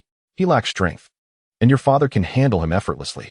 Wisdom dictates that anyone with a semblance of intellect should report to the master, allowing them to take you away. It is rather amusing that he desires the chakra of that fox. Do you truly believe he possesses such capability? Boruto swallowed hard. The one who instigated the war, Momoshiki, slowly raised his hand and pointed at Boruto. It is you. You lie. You lie. I do not speak falsehoods. You will ignite the war. For it is the curse of the one who wields the eye of the beginning. You are mistaken. I will not allow your words to come to fruition. Boruto, what troubles you? Upon witnessing Momoshiki's disappearance, Konohamaru stood beside him, his gaze filled with confusion. Boruto replied, I am fine, merely fatigued. Konohamaru-sensei, I just need a moment's rest. He then sat beside Hikari. Chapter 15. Conflict. Hikari looked at Boruto, who showed no signs of exertion. He finally spoke, You have perspired considerably. Allow me to assist you. Oh, thank you. However, after a moment's thought regarding their previous conversation, Hikari placed the tissue in Boruto's hand. Never mind. You should take care of it yourself. Boruto paused, then responded, Very well. Hikari clenched his fists, rubbing them together, unable to meet Boruto's gaze. Boruto, there is something I wish to convey to you. What is it? Speak. It concerns the earlier incident with Denki. I declined him, as I was unaware of his intentions. Oh, I am already aware of that matter. I apologize on behalf of my friend. Rest assured, he is a good person. I know. Yet, upon reflection, it seems excessive. Yes, I understand. Boruto, would you care for a drink? Turning around, they saw Denki and Iwabi. Denki was hiding behind Iwabi. Oh, thank you both. Boruto selected 3 beverages at room temperature and grabbed 2 straws. I want that one, exclaimed Hikari, pointing at a drink emitting cold vapor. No. Boruto's voice rang with authority. Hikari looked on with pleading eyes, hoping to sway Boruto's heart with her gaze. Absolutely not. At that moment, Himawari dashed over, requesting a cold drink. Despite her charming demeanor, Boruto remained resolute. Iwabi, quickly distribute these to others. Do not let them see. Understood. Enjoy your time. The two watched as the drinks slowly receded, still longing for them. Brother, you are the worst. Boruto, you are the worst. Echoed Hikari, mimicking Himawari's complaint. Enough with the grievances. The weather has turned autumnal. Consuming ice will lead to illness. Boruto opened a straw for Hikari and handed it to her. Hikari then offered her drink to Himawari. Thank you. Here, Hikari, just suck on the straw. All right, understood. As Hikari savored the sweet flavor of the drink, it was gone in no time. Regardless of how hard she tried afterward, it was depleted. Finished already? Boruto inquired, his eyes meeting hers as she shyly nodded. Have mine. Hikari glanced at the remaining bottles, quickly waving her hands. No need. Boruto took the empty bottle from her hand and poured the remaining drink into her grasp, holding her hand firmly. I will release my grip. If you do the same, you shall have nothing left to drink. Oh, Boruto released her hand after a gentle pat. And there is a straw. Hikari looked at Boruto and asked, Boruto, what was wrong with you earlier? Boruto appeared perplexed. What? Nothing occurred. Do not worry about me. Just now, you seemed lost in thought, shouting in despair. You appeared utterly helpless, just as I felt. Boruto stood in silence before replying. I assure you, there is nothing wrong. Then promise me, if you find yourself in trouble, seek me out. If I encounter trouble, you will assist me, for you have stated that we are friends, correct? Boruto smiled at Hikari. Yes, we are friends. The two clasped hands. This time, Hikari drank her beverage at a much slower pace, savoring the taste. Konohamaru, at this moment, called to Boruto. Hey, Boruto, how are you feeling? Would you like to try some shuriken shooting? No, thank you, Konohamaru-sensei. Himawari then asked, Konohamaru-sensei, may I try? Himawari, simply call me brother and give it a go. Hikari, would you like to join in? Hikari incredulously repeated, me? Konohamaru nodded. Boruto encouraged, give it a shot, consider it a game. Really? All right, I shall give it my all. By the time Hikari and Himawari arrived, only Boruto's position remained. Konohamaru said, Himawari, you go first. Himawari attempted her first shot, but failed to hit the target. Some strikes missed entirely, while others were too forceful and fell off. Hikari observed the others, noting that their stances were correct, yet their accuracy faltered. The best among them was Sarada Uchiha, whose prowess was remarkable, though she seemed to reserve some strength. Konohamaru and Hanabi gained a clearer understanding of their students' capabilities. Himawari asked Sarada, Sister Sarada, your shuriken skills are impressive. Could you teach me? Sarada smiled, prepared to respond, but Hikari interjected.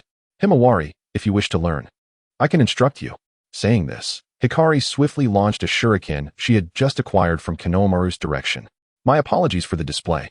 The onlookers were astonished by Hikari's skill, hitting the bullseye with perfection, just like Sarada. Himawari, come back when your sister can teach you. Before Himawari could speak, Sarada interjected. Himawari is seeking my guidance, not yours. Do not misunderstand. I think you should not misinterpret. Only the skilled can rightfully teach Himawari. Her talent is exceptional. Why don't we compete to determine who is more skilled, and the victor shall teach Himawari? What do you say? I find that agreeable. I have no objections. Whatever you wish to compete in, I am happy to oblige. Sarada suggested, let us aim for birds. Targeting insects is rather trivial. What do you propose we target? Let us aim at leaves. Sarada, how does that sound? Sarada adjusted her glasses and replied, very well, I accept your challenge. I knew it. These two undoubtedly harbor animosity. Otherwise, how could they escalate to this extent? They are determined to establish supremacy. Such a fierce desire to win. Udon asked, aren't you going to intervene with those two? What is it? They have already commenced their duel. Today, they seek to force the other into submission. Then we shall not interfere. Truly perplexing. They have only just met. Yet their tempers flare so intensely. The two had already prepared 10 shuriken each. Chapter 16. The Clash. Overwhelming strength. Is there truly no way to stop these two? Udon, you have inquired about this several times now. Both possess an overwhelming competitive spirit. It is impossible to halt them now. We simply need to watch and ensure they do not harm one another. Sarada declared, we shall allow them to strike the leaves of that tree. The one who pierces the most leaves with their 10 shuriken shall emerge victorious. Hikari yawned and remarked, why discuss so much? Let them prepare. Observing Hikari's laid-back demeanor should have been reassuring, yet Sarada felt an overwhelming tension. Yakido advised Hikari, you might want to refrain from competing in your current state. It will be difficult to best Sarada. Indeed, we are all friends here. It is merely for fun, no need to take it too seriously. Serena, I believe it is best for you to handle this casually. Your shurikens are already the finest in the class. Everyone recognizes your prowess, and it will not affect you adversely. Serena replied, I merely wish to compete with her. There is no ulterior motive. Gazing into Serena's eyes, I inquired, do you not require the use of your family's eyes? A competition does not necessitate such seriousness. Yoko, still yawning, remarked, if that is the case, then it will be quite challenging for you to defeat me. As Yoko and Serena conversed, they had already begun striking a large tree. Yoko suddenly became serious, swiftly launching the shurikens from her hand. Serena, not one to back down, quickly followed suit. The initial throws struck the trunk, while the latter ones became entangled in confusion, leaving the others puzzled by the meaning behind their actions. Only Suki and the teacher seemed to understand. It was indeed quite intense, with both taking it so seriously. However, I found myself more intrigued by Yoko, who, despite lacking formal training, exhibited a skill level comparable to Serena's. Hanabi remarked to Konohamaru, "No, I believe Yoko is even more formidable. She is simply not revealing her full potential." Thus, Boruto pondered where he had found such a remarkably talented girl. Soon, both were left with merely 3 shurikens. "It seems you do possess some skill," they each acknowledged. Upon finishing the exchange, Yoko hurled the 3 shurikens. The first soared high, completely missing the leaves. As long as the last 2 could intercept, it would suffice. When Serena confidently launched her shurikens, everyone believed she had triumphed. However, the final shuriken inexplicably missed its target. It appeared to be a draw. Serena was acutely aware of their respective strengths. Yoko's shurikens were equally matched with her own. It seemed to be a stalemate. Aoi praised, "Both sisters are so impressive. It truly is a tie." "It is not a tie. I won," Yoko confidently asserted. The crowd was perplexed. How could Yoko claim victory when they had clearly witnessed the final throws miss their target? Boruto approached, inquiring who had emerged victorious. "Take a guess, and you shall know," Yoko playfully responded to Boruto. Observing her exuberant demeanor, he quickly deduced the outcome. "It seems you won by a stroke of luck," he said. Yoko, indignant, replied, "It was not luck, it was my skill. You have witnessed my abilities before." As they approached the tree and inquired about the outcome, one declared it a draw, and another agreed. However, one suggested that if it were based on who struck more leaves, Yoko might have the edge, thus winning the contest. The odd rationale left the others bewildered. The teachers, upon witnessing the result, were also somewhat surprised. Subsequently, the 4 moved aside. "Is it truly over, labeled as a draw?" thought Konohamaru. Yoko had presumably discerned the result. Perhaps shielding Serena would not be appropriate. Konohamaru contemplated. Rather than provide a false answer, it is better to reveal the truth. After all, they are ninja from the hidden leaf, likely to face life and death situations in the future. Hanabi suggested they inform the students honestly. Moegi gathered everyone and announced, "Yoko has achieved victory in this contest." The crowd was puzzled. Udon then explained why Yoko was declared the winner. "You only observed the trunk, neglecting the ground. Initially, you thought Yoko's final 3 shurikens missed, but in reality, they did not. One shuriken severed a branch, causing the subsequent shurikens to cluster together, while her shuriken, aided by Serena's interference, precisely struck a leaf." "Teacher, could this be a fortunate accident?" someone queried. "Did she not claim victory herself?" "Clearly. She calculated her actions meticulously to arrive at this outcome. You may call it luck, yet it is still the truth." Yoko, unconcerned with winning or losing, instead asked Himawari if she was impressive. "All right, you should hurry and take Aoi home." Yoko smiled. "Since I have already prepared your meal, let us return." Suddenly, Serena stepped in front of Yoko, blocking her path. "I wish to compete with you once more. This time, let us engage in real combat." "What do you say?" Boruto, overhearing, rushed to Serena's side. "What nonsense are you speaking? That is real combat. Do not engage in such. Both of you could sustain injuries. We cannot agree to this. Today's training concludes here, and everyone should return home." Boruto quickly took Yoko's hand and led her away. "Well, that is settled. Let us go home." The group dispersed. "Thank goodness, there was no bloodshed," Butterfly remarked, leaving everyone bewildered at her comment. 2 fiercely competitive girls, vying for a boy, could lead to confrontation. One side would be vanquished. Suki lightly tapped Butterfly's head.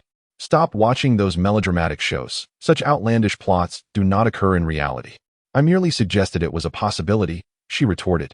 As Boruto led Yoko and Himawari out of the training grounds, he sensed someone nearby, yet he was astonished to find they were still there. As he hastily departed, he noticed they had not followed, which relieved him.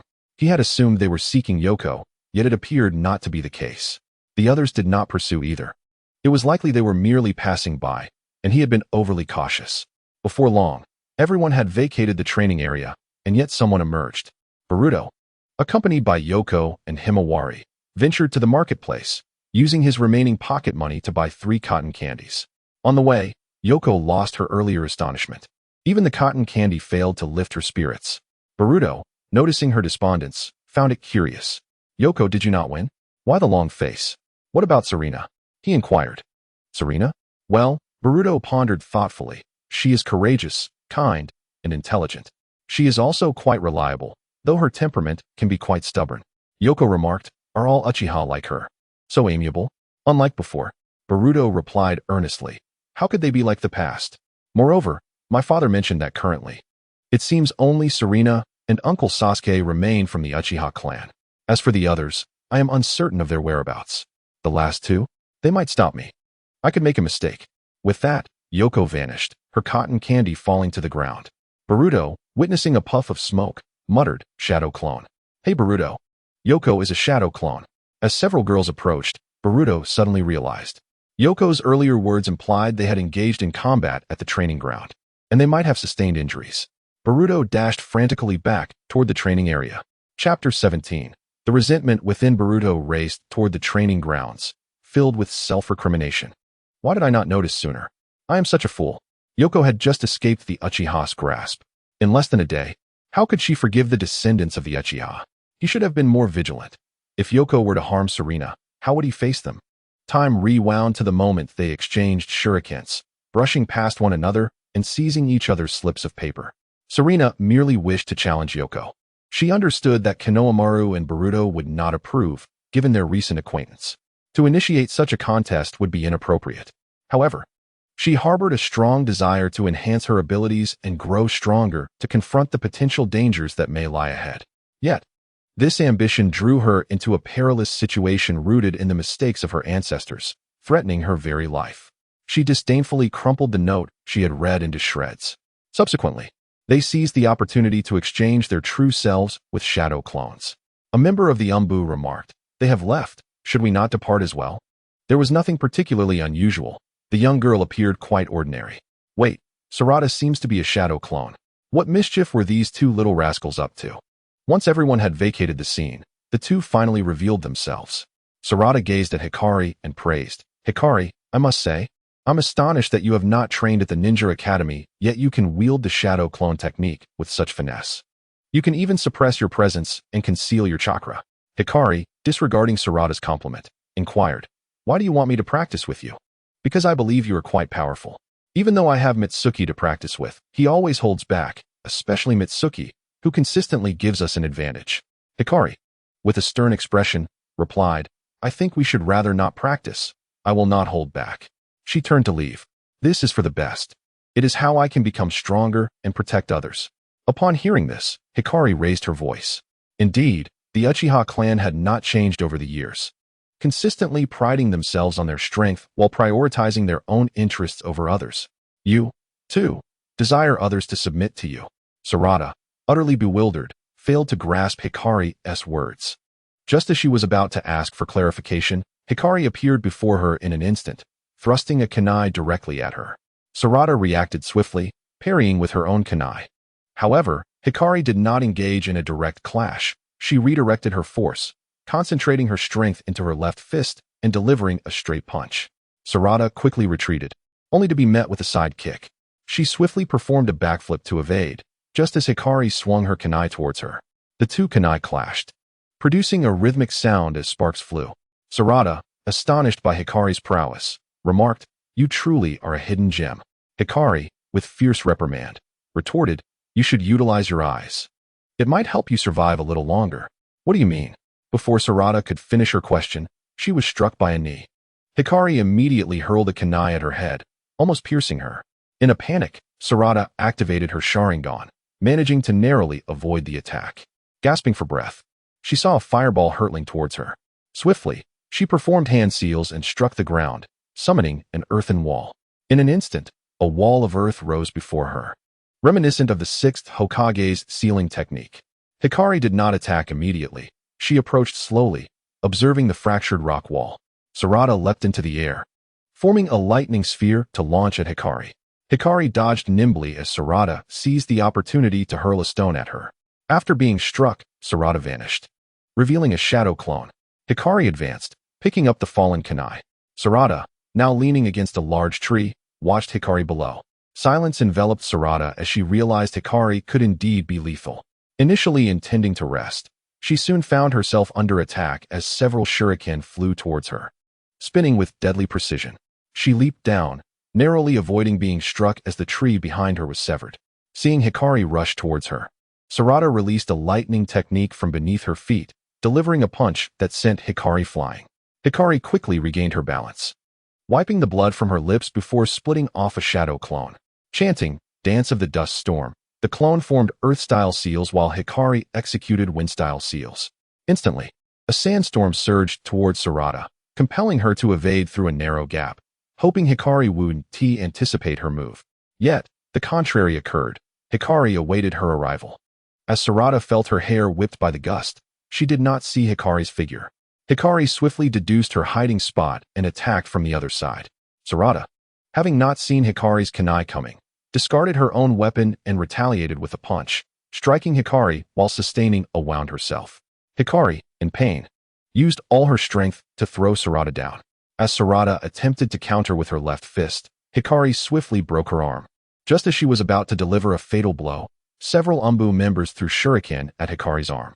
Cursed, she could only resort to violence. The Umbu, seeing Hikari's relentless assault, rushed in with drawn swords. Boruto dashed forward, pinning Hikari to the ground, not relenting despite her struggles. Chapter 18, Confrontation. Boruto held Hikari down, shouting, "Hikari, stop. You cannot do this. You are no longer a weapon." Yet, Hikari, beneath him, did not heed his words, repeatedly crying, "I want to kill her. Let me go, you bastard. Let me go." Even with her legs free, she continued to thrash about. Boruto restrained her, asserting, "We will secure her now. Do not concern yourself with us. Focus on Sarada." Sarada had sustained a cut, a broken left arm, and several minor abrasions, now unconscious. "I will take her to the hospital for treatment," one Umbu member interjected. "All right, Boruto, hand that girl over to us," another member stated. "Can you grant me a few minutes? This is our matter. She is quite dangerous." The team leader placed a hand on his subordinate's shoulder. "Young one, it is wise to heed his words. Hikari, listen quietly while I finish speaking." "Enough. Do not speak." A resounding slap struck Hikari's face. Her expression shifted from rage to one of confusion and helplessness, her eyes devoid of their usual spark. "You need to clear your mind. You are no longer a weapon. You can choose your own life." "And so what? I just thought of killing Sarada." Upon seeing her, it was as if she confronted those whom she despised. Their voices echoed in her mind. Only by killing her could the voices cease. "I am beyond redemption. Boruto, do you still consider me a friend?" Hikari turned away, wearing an indifferent expression. "Indeed, a lost cause. I shall not intervene. But you are not. You merely fear being wielded as a weapon again." Now, the Uchiha clan consisted only of Sarada and her father. "I realized that just now, yet I still acted. You merely wished for someone to stop you, to prevent your outburst. Is it possible that I was just performing for your benefit? I am merely a machine of slaughter. You are not me. You cannot fathom my thoughts. Then tell me, why did you not act earlier when everyone was present? It would have been an effortless task to eliminate anyone you desired." Hikari retorted, "Are you foolish? With so many people around, how could I possibly strike? I might not have escaped." "That is a lie. Your eyes possess such power that you could have fled if you wished, even if you feared you could not escape. Why did you not take the opportunity to eliminate her during your duel with Sarada?" Hikari screamed, "I simply did not have the chance. With such power, you still deceive yourself with such excuses." Hikari cursed vehemently, "Boruto, you are such a fool. Foolish one, keeping company with someone like me will only bring you distress. I am indeed a fool, one who cares for your foolishness. Furthermore, I am a source of trouble myself. Henceforth, I shall trouble you more often. For you are merely a young girl. Just do not come to resent my frequent inconveniences." With a face full of indignation, you exclaim, "Who curses themselves in such a manner?" You may inquire, but I have certainly caused my fair share of chaos. Glancing at the cheerful Boruto, I wonder what is amusing him. Boruto responds, "It's nothing. After all, I'm the one dealing with this mess. So you will have to assist me in the future. What kind of person are you? Let go of me. Your grip is quite painful." Upon noticing her emotional steadiness, Boruto finally releases her. "Get up. How long do you intend to remain seated upon me? Is it comfortable to sit on a girl?" He swiftly rises and helps her up from the ground, then skillfully tends to her wounds with gauze. She bites her lip, gazing at him. "Does it hurt?" She nods, resembling a playful kitten. "Shall I be gentle?" She quickly nods her head. Boruto, however, disregards her plea and applies more pressure. "Ouch!" She angrily kicks him. "Tighten it a bit more, so that someone learns to evade in the future." "All right, we shall hand her over to you." Boruto addresses the Umbu present. "She requires medical attention. We must take her to the hospital. The Umbu has a medical team. She will receive proper care. But merely bringing my friend along is not appropriate. She is merely injured from a sparring match. Yet she has confessed to wanting to kill Sarada. How do you explain that? The Uchiha have made numerous enemies. It is not surprising for one or two to appear. Besides, Sarada is unharmed. She is still coming with us to the hospital. Alas, it seems we must resort to force. Hey, Captain, are you serious? He is Boruto. Having followed them closely, Uncle Sai felt compelled to intervene. Captain Sai. The two Umbu members salute him. After examining the injuries on her, Sai states, she may go to the hospital for treatment. But an interrogation is necessary. If this girl poses any issues, Boruto, you cannot use your connections to shield her. You still have time to reconsider. Before Sai could finish, Boruto interjects, if there are any problems with her, I too shall share the blame. You need not concern yourselves with my status. If you doubt me, feel free to record it as evidence. However, let us forego the interrogation, as she fears dark places. No, I am willing to undergo interrogation. You may examine me however you wish. Boruto is willing to vouch for me, so I certainly have no fear of your questioning. All right, come aboard. I will escort you to the hospital. Once they boarded Sai's ink bird and departed, the two Umbu remained behind. Didn't they say the Seventh Hokage is emotionally inept? Why does Boruto seem to understand girls so well? Their interactions remind me of a bickering couple. That girl must be jealous of him. The Umbu members nodded in agreement, then sighed. We are utterly inept. We cannot even compare to a child. High in the sky, Kei sneezed. Boruto removed his coat and draped it over her shoulders. Uncle Sai, may I ask you something? What is it? The Umbu members following me, were they all arranged by you? Indeed, they were. Sai spoke truthfully, as there was no need for deceit. Why?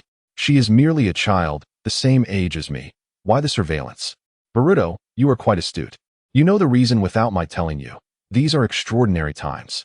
Kei curiously grasped Boruto's hand and inquired, what are you discussing? Nothing. We will arrive at the hospital shortly, so bear with it. Chapter 19. Interrogation. Sai, Boruto, and Kei soared through the skies, soon landing atop the hospital. Upon entering, Sai guided them to find a medical professional for treatment. Inside the hospital, Boruto encountered other friends. Boruto, you should stay with Inogen and the others, lest you influence her judgment. Go ahead, I'll be fine alone. It's just one interrogation. They won't do anything drastic. Boruto glanced at their group, but ultimately decided to remain by Kei's side. Go, consider it a favor for me to check on Sarada. He looked at Kei and added, we will return home together afterward. Mother is waiting for us to dine. After Boruto departed, Kei asked, I have a question. What is it? How do you determine if I am a danger? This is not a question you should ask. Observing Kei trembling slightly, Sai added, if you had not been so forceful, we would have merely considered it a sparring match. However, your excessive force can lead to a specific classification. Your own answers will determine that. Therefore, do not conceal anything from us if you wish to continue being friends. Kei lowered her head, attempting to regain her composure. Upon spotting Boruto's arrival, a few individuals on the terrace curiously inquired, where have you been? You just ran off from CHCH and the others. Boruto anxiously asked, how is Sarada now? Aside from a fractured left arm, she is currently unconscious but otherwise stable. CHCH sat in a chair, her face filled with concern. We all thought you had gone to find Sarada. Hikari, noticing Kei's absence, asked, where is Kei? Wasn't she supposed to come home with you? Boruto leaned against the wall, looking troubled. Do you know what happened? Prepare yourselves. This news may be hard to accept. The one who injured Sarada is Kei. How could that be? They had just met. How could she have struck so hard? But how could she? Kei is such a kind girl. How could she have acted so violently? Hikari, in a fit of rage, grabbed Boruto's collar, demanding loudly, Vortex Boruto, do not speak nonsense, or I will retaliate. This is a hospital. Please refrain from raising your voices, as it disturbs other patients. Eventually, only CHCH remained in the ward, caring for Sarada, while the others retreated to a resting area to hear Boruto's account. Boruto explained that Sarada had asked Kei to train with her, but Kei had failed to control her strength, resulting in Sarada's severe injury. Fortunately, the Umbu happened to pass by the training ground and brought Sarada to the hospital. Of course, Boruto also told a lie. He could not reveal that Kei had intended to kill Sarada and prayed that she had not heard Kei's words while unconscious. What about Kei? Although her injuries are minor, she has been taken for examination by the doctors. At this moment, KSA remarked, you should stay by Kei's side. She is a girl in an unfamiliar place. Boruto curled up, reassuring himself that she would be fine, despite his own uncertainty. Meanwhile, In the hospital's psychological treatment room, Sai and Konoha were preparing to interrogate the ninja Muroi Ibi. Sai closed the door and pulled back the curtains to let sunlight illuminate the room, making it appear less dim. Kei expressed her gratitude to Sai. No need for thanks. It is merely standard procedure. We are conducting an interrogation, not coercing a confession.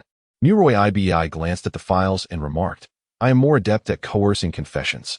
The young lady, being still a child, should not be subjected to such sternness. Mori and Ibiki gazed at Sai and inquired, do I appear serious? Sai observed the 3 scars etched upon her face, coupled with a gaze akin to a hunting dog fixated on its prey. We should swiftly attend to the matter at hand, Sai remarked, shifting his focus to the documents before him and glancing towards Hikari. The paper stated that her name was Hikari Nishikami. We are aware of your name, little sister, so there is no need for you to hastily respond, he added. Mori Ibiki then interjected, Nishikami, that does not seem to be your original name. I have investigated the nearby villages, and there is no surname of Nishikami to be found. We have only recently moved here and do not engage much with others. It is quite normal not to know anyone, Sai retorted, pulling out a map and placing a pen upon it. Indicate your home's location. Hikari examined the map, her eyes narrowing as she scrutinized the details. She glanced left and right before seizing the pen. Unbeknownst to her, the two were intently watching her every move. The map had been carelessly torn from a wall, and the places depicted were non-existent. Should Hikari mark it, it would confirm their suspicions of her deception. Uncle, I do not know how to read a map. How am I to draw this? She protested. Then why did you not speak up? You seemed to be gazing at it for quite a while, Sai countered. I was merely curious. The colors were vibrant and beautiful, she replied. Sai stepped forward, intrigued. Why is your name absent from the map? Uncle, do you not know my name? Why ask me? You are quite foolish, Hikari retorted. Ibiki then inscribed a character on the paper and asked, what is this? Hikari shook her head in confusion, indicating her inability to comprehend. Sai and Mori exchanged glances, realizing that the girl before them was illiterate. Very well, I shall pose the next question. How did you come to know Boruto? He met me in our village. She answered. Did you know anything about Boruto's identity prior to his arrival in the village? Hikari, puzzled, asked, why should I care about his identity? Is it important? It is indeed significant, as Boruto possesses a unique status, and we suspect you may be deliberately drawing near to him. Hikari, filled with indignation, shouted, I did not. Why would I seek him out? It was Boruto who saved me. He is my first friend. If you were friends, you would not have harmed Sarada, Sai interjected. That was during training. She sought me out. The paper bore patterns identical to the training grounds. I am not foolish. I can discern its meaning. Hikari stood up in agitation, then pondered their earlier questions, suddenly realizing, you think I wish harm upon Boruto, and perhaps his father. The two fell silent. And Hikari grasped the implications. But do you have any evidence for such conjectures? Merely because I desired to harm Uchiha Sarada, you jumped to such conclusions. I am not that kind of person.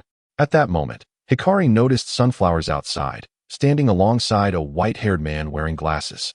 In a flash, she dashed out the door, heading towards the man who was pulling Aoi away.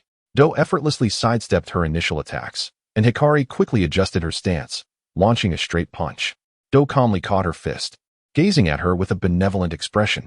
He swiftly retreated to a safer distance. Hikari felt perplexed. Although she had acted hastily, Do's evasive maneuvers surpassed her own. Despite several openings she offered, he refrained from counterattacking. Could he be a friend? While Hikari speculated about his identity, she remained poised for battle, feeling an unprecedented pressure from the white-haired figure before her. Aoi stood behind her sister. Hikari, he is the director of our village's orphanage. He is not a ninja. So do not harm Uncle. I merely sought to find you, and Uncle fortuitously knew your whereabouts, which is why he brought me here. Upon hearing this, Hikari maintained her vigilance. Hikari, what are you doing? Your behavior is quite rude before Do-senpai. Hinata arrived just in time to witness Hikari assuming a defensive stance against Do. I apologize, Do-senpai. Hikari did not mean any offense. Please forgive her. No harm done. Children can be frightened by my pale visage. Only Aoi seems unafraid. This child's reaction has become quite commonplace for me. Boruto and his companions soon arrived, spotting a large snake within and promptly turning to flee. Boruto, wishing to escape as well, was halted by Hinata's call. Boruto, come meet Uncle Do. Reluctantly, he approached, greeting Do with enthusiasm, to which Do responded in kind. Boruto's gaze fell upon Do, evoking memories of his childhood when he was merely 4 or 5 years old. His parents had taken him to celebrate the new year.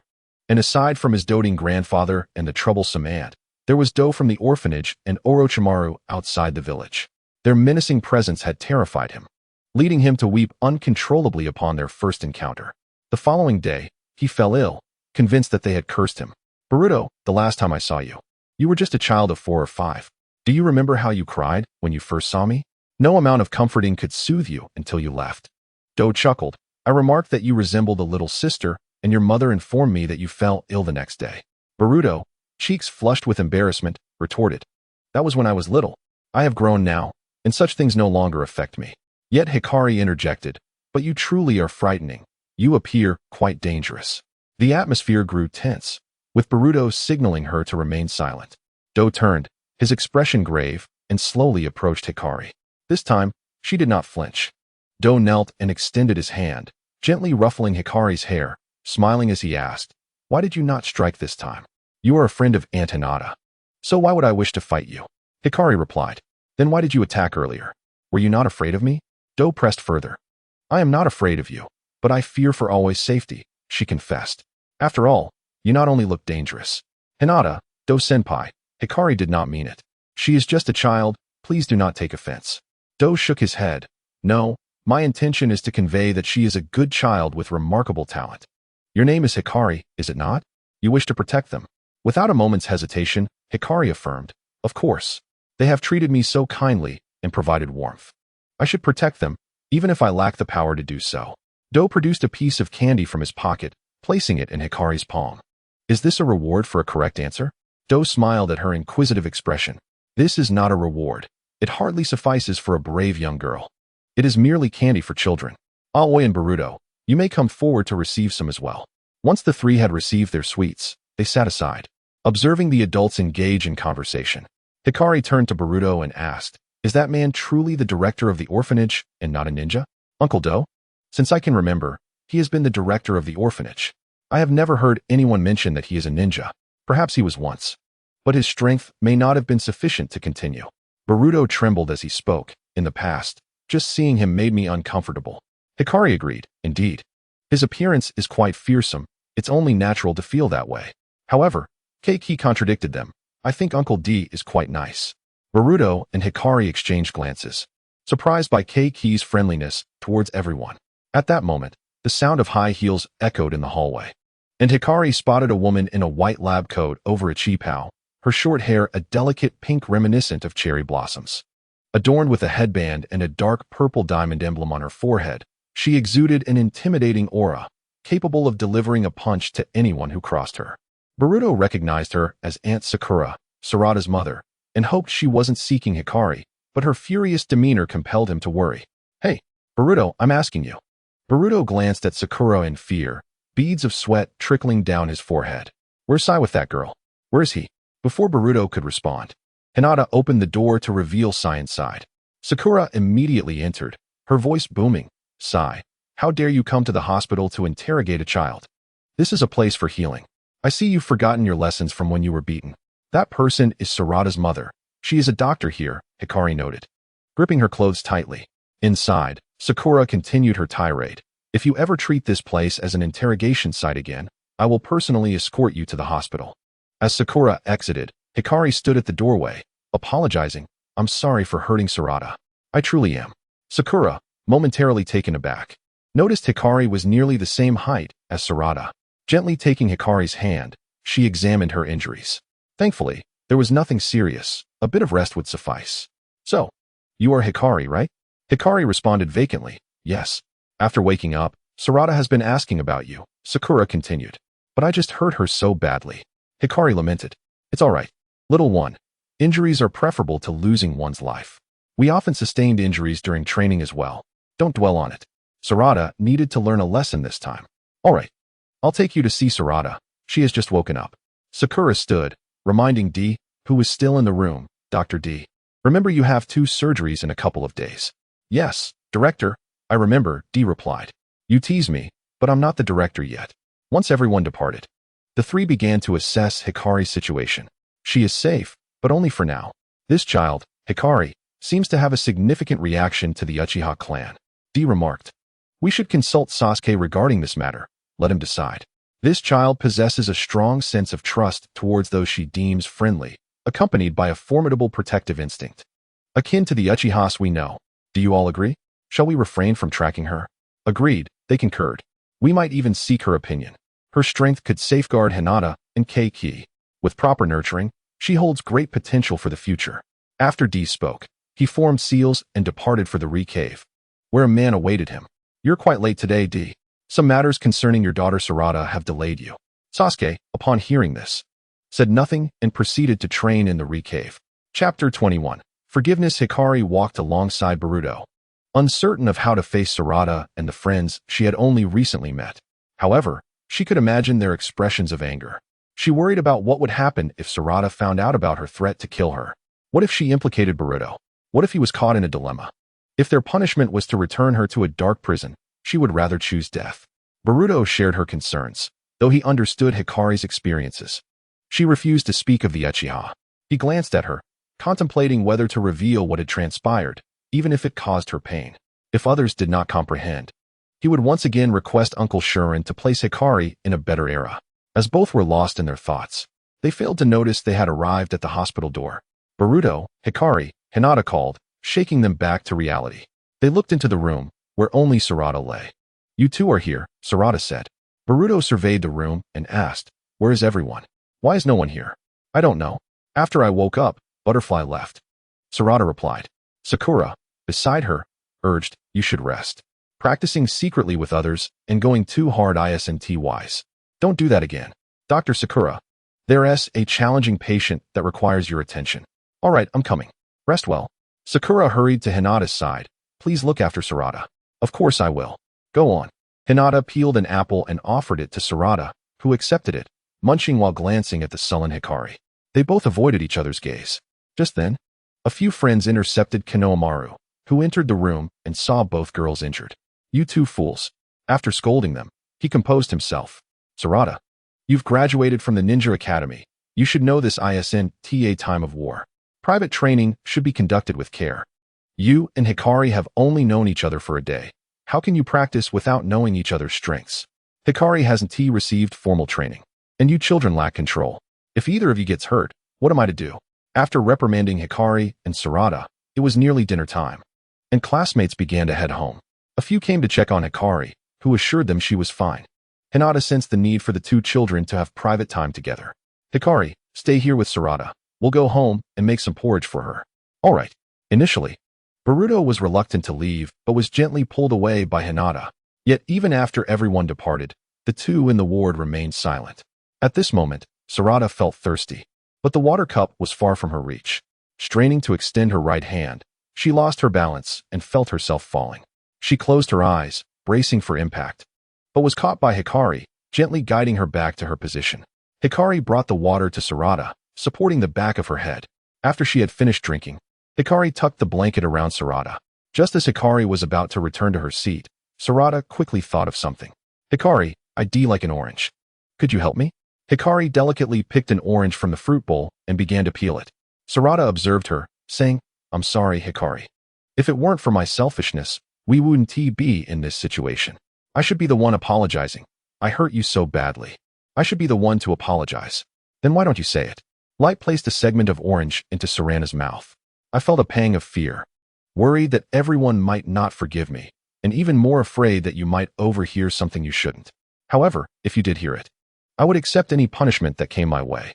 Sarana asked, "What could be so serious that I shouldn't hear it?" As Light continued to feed her oranges, she inquired, "Did you really not hear anything?" Sarana shook her head. "No, what is it?" Light felt a wave of relief wash over her, thankful that Sarana had not caught wind of her earlier words. "What were you lost in thought about just now?" she asked. "I was thinking of a story about a small shark that was bullied, which, upon growing up, sought revenge. Yet those that tormented it had vanished, leaving behind only unrelated fish. I wonder if that shark would seek vengeance or let it go. It's quite strange and rather boring." "Why would you think of such a story?" Light asked. "I suppose I'm just foolish and don't understand, which is why I pondered it all day. In my opinion, the fish that bullied it got what they deserved. As for revenge, only that one shark knows the answer. We are not that shark." How could we possibly know? Light appeared enlightened. Indeed, only that shark knows. Sarana, you are truly wise. I can't believe I spent a whole day on this. Is that so? Sarana replied, as Light reached for another orange. This orange is so sour. Light took a bite, grimacing at the taste. How did you eat it all? She asked. I have no idea, they both laughed. Unsure of what exactly they were amused by, whether it was the absurdity of consuming a sour orange or the evolution of their relationship. Only they could comprehend it. Chapter 22. The strange man Boruto, upon receiving his lunchbox, hurried out before Hinata could finish her instructions. He was not entirely comfortable leaving Light alone with Sarana in the hospital for too long. He feared that Light might act out, as none could truly fathom her current thoughts. As he dashed through the bustling streets, Boruto witnessed a chaotic scene and quickly created 3 shadow clones to disperse the crowd. He retrieved a lasso from his ninja tool pouch and hurled it toward a man, ensnaring him tightly. Moments later, nearby security arrived and secured the man further, immobilizing him. Quick, ask the bystanders if anyone is injured, Boruto urged, standing just a few steps away from the man, whose bloodshot eyes were glazed and saliva dripped profusely. My daughter has been taken. She is not dead. She was abducted. Officer, you must believe me, the man exclaimed. When? In the morning? No, it was at night. I can't remember. He then began to bash his head against the ground, blood splattering as he created a small crater. Everyone step back. Do not approach that man. The fog is rising. They took our children. They took Masan. 2 security personnel attempted to escort him away, but he suddenly spotted a girl nearby. With a surge of strength, he broke free and lunged toward her. Boruto, having given his lunchbox to his clone, rushed forward. Even if he managed to grab the man, a single swing could easily disperse the shadow clone. Boruto braced himself against the man, slowly inching toward the girl. Seeing this, several bystanders rushed to assist. We can't budge him. Damn it, he has just a small frame. How is he so strong? Stop talking and help pull him away. Boruto's face reddened with exertion. He wanted to comment on the man's foul breath, but lacked the strength to speak. Suddenly, a large yellow dog tackled the man, and someone shoved a pill into his mouth. Boruto sat on the street, exhausted from the ordeal. Boruto, you have some nerve. Aren't you afraid of getting hurt? A woman spoke, her face adorned with 2 red stripes, her short hair slightly curled. You're Aunt Rika, right? Kid, you still remember me? Your little brain is quite sharp. We haven't seen each other much, yet you recall me. The large yellow dog that had pinned the man was now licking Boruto's cheek. Rika Inazuka, sister of Kiba, served in the Konoha security team. Where are you headed, Boruto? To the hospital, delivering lunch to a friend. Then hop in, we'll go together. On the way, glancing at the man, Boruto commented. Why do I have to encounter such misfortune today? This lunatic nearly crushed me. We contacted the hospital. His name is Shin Hakura. He came from the land of the sand for treatment of mental illness. 2 weeks ago, his daughter, Masan, fell from a cliff. Since then, he has been deranged, muttering strange things. He seemed fine today, showing no symptoms, but who knew he would go mad again just half a day after being released? All right, Boruto. We arrived at the hospital. We need to patrol. The night isn't safe, so get home early. After disembarking, Boruto recalled the man's frenzied demeanor, a shiver running down his spine. Upon entering, he found Light and Sarana holding cards. Sarana's face bore several notes. What are you 2 doing? Don't speak now. It's crucial, the moment of truth. They stared intensely at each other, and Sarana solemnly declared, I choose the card on your right. Light, equally serious, asked, Are you certain about choosing the one on the right? Sarana reaffirmed, yes. Reluctantly, Light handed her the card from her right hand, which turned out to be the one Sarana desired. Yes, I won. Light, visibly displeased, remarked, I lost again. Boruto marveled, can you really play this game like that? Why not? Aren't you afraid Light might cheat? Boruto had thought they had just begun playing. However, when Light turned to face him, he was startled to see her face nearly covered in notes. Observing Light's defeated appearance, he quipped, so you didn't cheat after all. Cheat? What's that? Boruto, don't corrupt Light. You're terrible for trying to teach her to cheat. I haven't said anything, but that is what you're implying. Boruto never anticipated how quickly they would reconcile. It was as if they were flipping through a book, leaving him perplexed. At that moment, a loud growl emanated from Light's stomach. Blushing, she raised her hand. Did you bring the food, Boruto? I'm feeling quite hungry. I did. The 2 quickly began to eat, with Light taking a few bites before feeding Sarana beside her. Boruto, finding their interaction cumbersome, offered to feed Sarana himself, but only managed a single bite. Light's emotions became tangled, feeling inexplicably uncomfortable watching it unfold. Let me do it, Boruto. You're so clumsy. Boruto looked puzzled, unsure of what to make of it. He sat down nearby. Minutes later, Sakura arrived to visit Sarana. Seeing her, Boruto handed her another lunchbox. Sakura glanced at it and quickly declined. No thanks, Boruto. Tell your mother not to be so polite. But Aunt Sakura specifically instructed me to give this to you. What about the lunchbox? We can wait. No, it's not safe out here at night. There was a patient causing a ruckus in the street just now. You all should head home quickly. Don't linger out here at night. Light interjected, Aunt. I plan to return to the hospital to see Sarana tomorrow. I'll bring the lunchbox back then. Sakura could find no valid reason to refuse and ultimately agreed. On the way back, Guang cheerfully hummed a nursery rhyme, one that he had learned before. Who taught you that? Was it Sarada? Yes, she taught me this lovely rhyme. Isn't it beautiful? You two reconciled quite quickly. Well, I've come to realize that those who viewed me as a mere weapon are the culprits. It has nothing to do with Sarada. By the way, Boruto, did you know that among the Uchiha clan, there are only Sarada and her father? I don't know. Perhaps you could visit the library and find out. There's something else I can't understand. Guang stopped and leaned closer to Boruto, brushing his fingers through his golden hair. Why is your hair like this? What's wrong with my hair? Why isn't it red? Why should it be red? Because your name is Uzumaki. And the Uzumaki clan has red hair. Let's head home first. It's quite cold today. Chapter 23. The Tattered Dictionary. The following morning, as Boruto arose, he heard that Guang had left early, undoubtedly heading to the hospital. After getting ready and having breakfast, Boruto too made his way to the hospital. Along the way, he encountered Tsubaki and Inogen, the latter holding a bouquet of flowers with a lackluster demeanor, while Tsubaki carried a basket of fruits. Where's our tie? He said he is going to the land of wind with his mother to visit his uncle. Boruto, are you also going to see Sarada? Yes. Aren't you bringing a gift? We're old teammates. It doesn't matter if I bring something or not. Inogen agreed. Boys really don't understand girls. Tsubaki walked ahead while Boruto and Inogen followed closely. Hey, our tie's excuse is pretty good, isn't it? The best part is that each time he has a different reason. Next time, I should ask him to teach me. I don't want to be woken up early by Tsubaki. She's even more bothersome than my mother. I truly miss my big bed. Before long, the trio arrived at the hospital lobby, where it was relatively empty that morning, and they immediately spotted Mitsuki inside the lobby. Surprisingly, the usually taciturn Mitsuki had come to the hospital voluntarily. He seemed to be in Sarada's ward. Although he knew about her condition yesterday, he had not visited. After all, he was a man of few words, and unless he was in a hurry, he wouldn't approach anyone for directions. Mitsuki, how could you come to the hospital without calling me? That's quite inconsiderate. Mitsuki turned to look at the three. Their gaze met Mitsuki's blank expression, which was somewhat unsettling. If you're here to see Sarada, you should have invited me along. Mitsuki glanced around before responding. Actually, I wanted to check on Sarada as well. Boruto quickly corrected him, stating it wasn't just coincidence.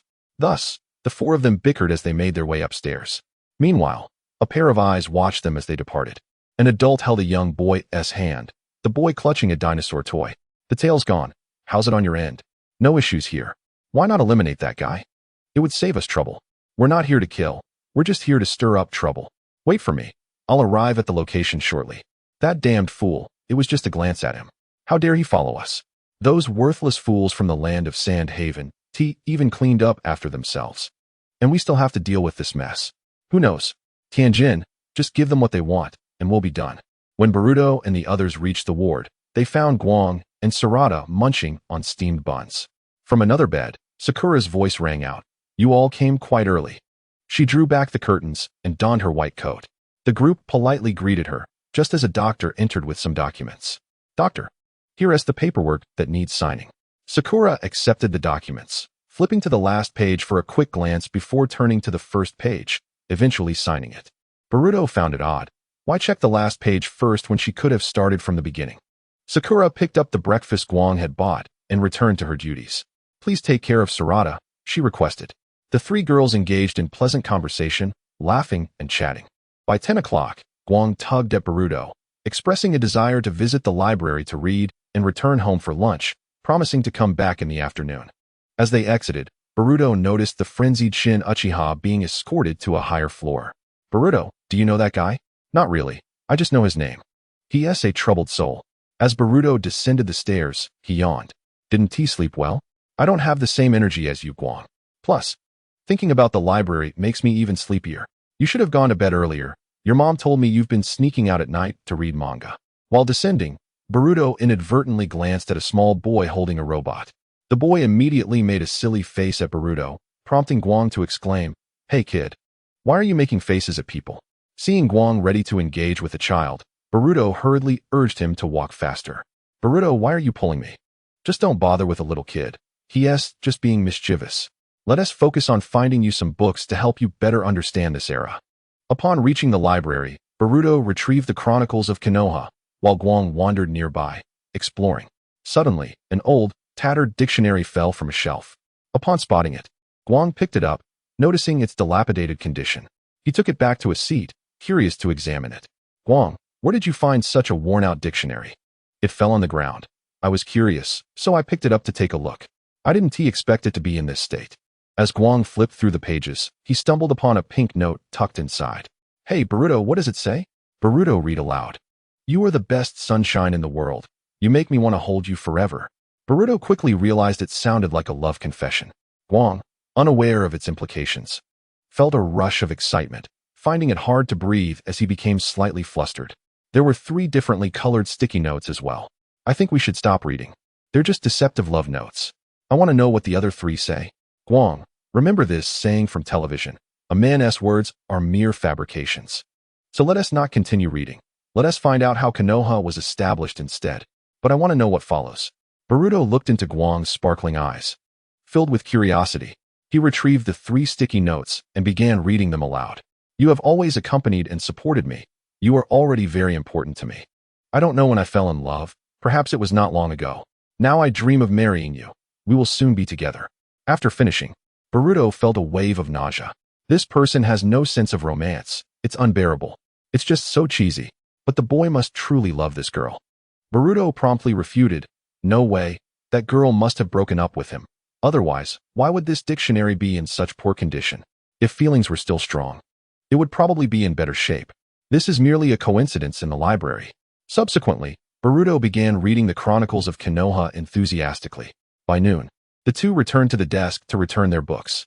The librarian, upon seeing the tattered dictionary, initially thought to reprimand the child. However, upon recognizing Boruto, he suppressed the impulse to scold and simply sighed, welcoming him to return next time.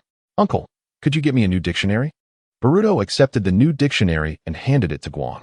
After the 2 departed, the manager scolded furiously, "What manner of 7th-generation child is this? How can one show such disregard for books?" He opened the first page of the book, noting the production date, and hurriedly compared it with the newly released dictionary, bewildered to find that a dictionary issued today was in their possession. "No need to search further. This dictionary is of utmost importance to you." The woman gently adjusted the man's face, gazing into his eyes as she softly declared, "The dictionary is significant. It bears witness to our trials. The destruction of it is inconsequential, for we have achieved what we most desired." Unfazed by their bloodied appearance and the astonished stares of onlookers, they embraced and kissed. Chapter 24. Trouble. To his surprise, he discovered that the Uchiha clan was one of the 2 founding families of Konoha.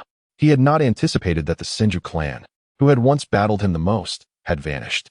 If the clan leader from the Warring States period were to learn of this, he would likely accuse him of spreading falsehoods. "Boruto, this is merely your conjecture. Perhaps he would have chosen to abandon war altogether. Besides, that era has long passed. I believe that if Hashirama and Madara were to witness this peaceful village, they would be overjoyed. This is what they hoped for, a world where children are spared from the battlefield and can enjoy their meals. Speaking of food, let me treat you to burgers. Shouldn't we head home? Occasionally dining out won't anger Mom." With that, Boruto began walking ahead. When he turned back, he found Kagura standing still, gazing at the sign of Ichiraku Ramen. "Do you wish to have ramen?" Upon hearing Boruto's call, Kagura snapped back to reality, replying, "No. I still prefer to go with you for burgers." Boruto recognized that she was merely accommodating him. "Never mind. Let us have ramen. The burger place is too far, and I can't walk any longer." "All right, ramen it is."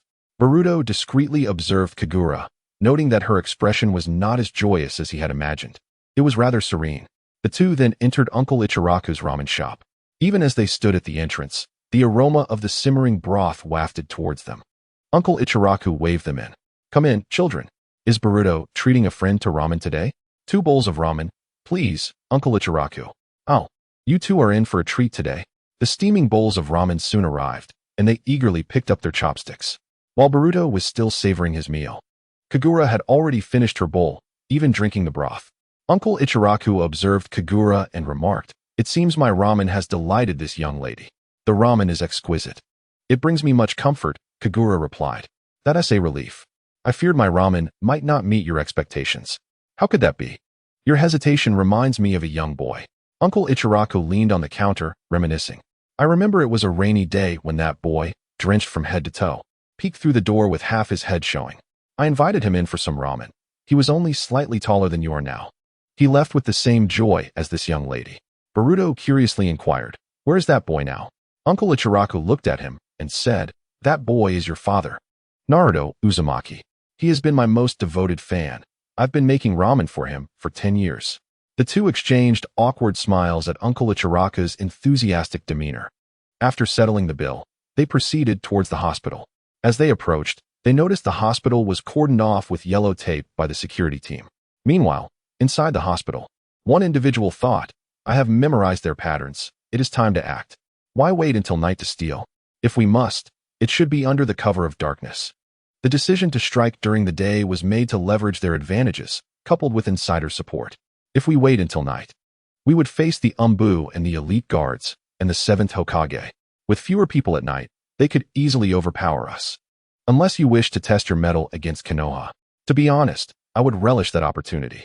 Using a genjutsu, the man's eyes glimmered crimson as he told a nearby guard, "I need to use the restroom."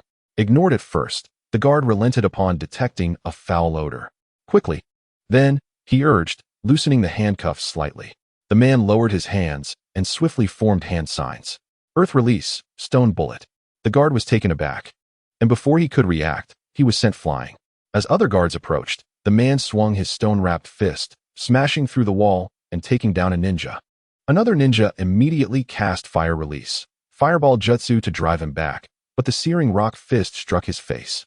The man's features were grotesquely altered by the flames. His hair reduced to mere strands, his lower jaw exposed, and skin peeling away, embedding itself into his bones. "I see now, they were not deceiving me. Masan." "I see you, Dad." Gathering strength in his hands, he began pounding the floor, breaking through it, and making his way to the corridor, directly facing the operating room door. He rapidly formed hand signs and struck the ground, invoking Earth Release, Earth Spike. The ground rose, erupting with spikes. "Why is it so noisy outside?" Sakura asked, preparing to check the situation. Just then, she heard an unusual sound. "Get down." Sakura pulled the operating table towards herself while yanking the nurse back. As the spikes emerged, she used her strength to shatter them. "Brother, I saw that woman. Should I take her down now?" He asked eagerly. "Fool, I only asked you to delay, not to engage. If you fight her, we'll be exposed." The man suddenly seized a shard of broken glass from the ground and dashed away frantically. Sakura, moving swiftly, aimed to resolve the situation before he could take a hostage. However, just as she was about to intervene, he pulled a nurse in front of him. Sakura swung her fist, but missed. She witnessed the man stab the glass into his own flesh and could only relent. "Don't act rashly. We can talk this through." Sakura soothed him, but he remained silent, fixated on her. That was close. Thankfully, I sensed the nurse nearby, or I might have been hit by that woman's punch. "Remember, do not let your guard down. She is one of the legendary Sannin. You must hurry. This illusion won't hold for long. He is already unlocking the safe and will soon find the information we need." Meanwhile, in Sakura's office, a man had just opened the safe when smoke bombs were suddenly thrown in, followed by shurikens. What a petty trick. After retrieving the documents, he quickly found what he sought. Simultaneously, the man had taken the hostage to the rooftop. Sakura was earnestly trying to calm her down when she suddenly caught the faint scent of ink. Realizing it was a diversion, she began to slowly back away. But the man suddenly bellowed, "No one moves. If anyone takes a step, I will kill her." Faced with his frantic shouts, Sakura had no choice but to halt. Damn it, what is this woman planning? Did she sense something?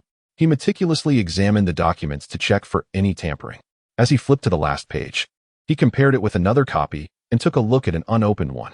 Then he cursed vehemently. Damn it, that scheming witch. What's wrong? Damn it. She has altered every single document. If you were to open the files normally, the first page would sever the delicate line, causing the hidden compartments on the subsequent pages to trigger and spray ink spots. Just as the two were conversing, an insider joined them. Since the operation has been compromised, we will proceed with Plan B. Just as the man ignited the documents, Akamaru burst in. The man hastily leapt out of the window, with Inuzuka immediately in pursuit. Catch that guy? He must not escape from Konoha. Mere seconds after the man fled, the medical records room erupted in a violent explosion. Boruto quickly tackled Hikari to the ground to protect her. Mashan's father is looking for you.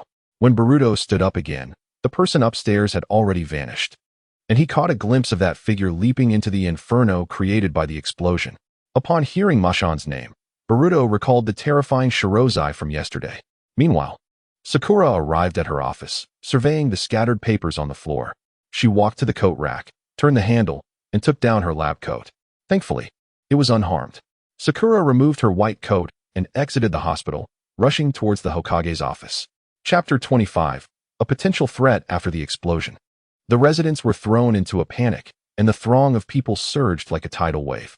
Boruto had no time to react, as he was swept into the crowd. He made his way to the street, glancing around but failing to spot Hikari.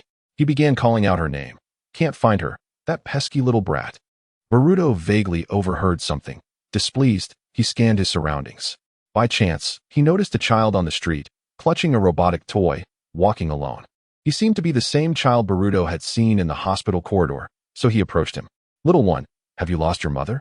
Upon seeing the child's smug expression, Boruto couldn't forget it. The child retorted, What's it to you, kid? If you're looking for an adult, don't bother me. The child's haughty demeanor momentarily left Boruto unsure of who was older. Have you lost your mother? Coincidentally, I'm lost too. I'll take you back to the hospital. Humph, if you can catch me, we'll talk. Before Boruto could react, the child darted away. Kid, you run really fast. How can you? Boruto suddenly realized something was amiss. How could a mere child run so swiftly? That move he just used was undoubtedly the body flicker technique. The child beckoned to Boruto with a finger. A ninja? How can there be such a young ninja? The child sprinted towards an alley, with Boruto hot on his heels, chasing an unregistered ninja. In the narrow alley, the two navigated effortlessly. The child thought, this brat is truly troublesome. But it's fine. I'll soon rendezvous with my team. As long as you follow me, I'll have some fun. I've never tormented a child before. Yes, just follow me. Just as the child turned into the meeting spot, he was taken aback by the insider. As Boruto approached the corner, he collided with someone unexpectedly. Ouch, my back. Boruto quickly got up to assist the elderly man. The man was nearly half constructed from mechanical prosthetics, but upon seeing the Ninja Alliance medal on his chest, Boruto realized he had caused trouble. You, child, why are you rushing about? Do you think an old man like me can bear the consequences? I'm sorry, sir. It was unintentional. Did you see a child just now? He went around this corner. What child? I only saw you. You knocked me over. But there was clearly enough. You little brat, just leave. If I say there's no child, then there isn't. Boruto had no choice but to leave. A few minutes later, the insider said, All right, he has gone far. You can come out now. The two then concealed their weapons. What were you doing stopping that kid? This is Konoha. I'm here as an insider, not to meet my demise. If you have the guts to kill, you can chase him now. I believe you can catch up. But whether you'll see tomorrow's sun is another matter. TCH, didn't you ask? Anyway, Yungue, be polite to our friend. It's truly surprising. Despite being a hero, who would believe you're our insider? Right, Ching. Ching looked at the two as if they were trash. I never imagined I would collaborate with two aimless fools like you. Gao Tianyan. Likewise, you've astonished us both. I'm curious why you joined us. What else? To rebuild my own body into one that suits me. We're just here to find some amusement. It's been too dull. Ching looked at him, disdainfully saying, I'm too dignified to shake hands with a devil like you. Besides, I'm a hero, unlike you two scoundrels who toy with lives. With that, Ching turned and walked slowly out of the alley. What hero? You're just as much trash as we are, Tiangue said. And he and Yungue scaled the high wall. Then a tall man emerged. Meanwhile, Inuzuka Kiba hurriedly opened the Hokage office door, finding Sakura, Shikamaru, and Naruto present. Sakura immediately inquired, So, did you catch him? Kiba shook his head, saying, That guy runs really fast. He headed straight for the river. And by the time we fished him out, he was already dead. Naruto asked, Is that so? Were there any casualties? I've already tallied. Aside from injuries, there were no fatalities. By the way, I found this on that man. Kiba produced a symbol with lines extending upward, irregularly winding. Shikamaru. Have we seen a similar pattern somewhere? Shikamaru examined the design, placing his hand on it. We have seen it. Just flip this pattern over. Naruto immediately recognized the pattern. Indeed, it's the root. You mean the one mentioned by that little girl, Zun, 6 months ago? They truly want to let go. It's still uncertain. Kiba, notify the guard team to enhance patrols. Ensure everyone has safety. All right, I'll inform them right away. After Kiba left, Naruto, Shikamaru, and Sakura continued their discussion. Sakura, as you mentioned earlier, whose documents did he review? Although the footage didn't capture detailed images, based on his actions and my personal intuition, I can roughly deduce that he was looking at documents belonging to Sasuke, Naruto, Hinata, Boruto, Sarada, Himawari, and Mitsuki. In addition, he also perused the list of UMBU members, albeit not completely. We must be extremely cautious. The enemy has the advantage in the shadows. Shikamaru suddenly asked, should we dispatch someone to protect the children? Naruto crossed his arms, gazing ahead. Of course, the children's safety is paramount, but it must not be too obvious. Sakura added, as for the autopsy of the deceased in the explosion, I will complete that promptly. I will arrange for the patient records to be sent to the UMBU. Sakura opened the door and said to Naruto, Naruto, remember to eat well. Don't always rely on takeout. You still have us. Hey, Naruto, do you find this matter suspicious? I would like to hear your thoughts, Shikamaru, for you are our strategist. Firstly, let's exclude the possibility of Danzo, considering his personality. Even if he were to be covert, he wouldn't require any information, as he is well aware of his objectives. The motives remain unclear. So why would they need your information?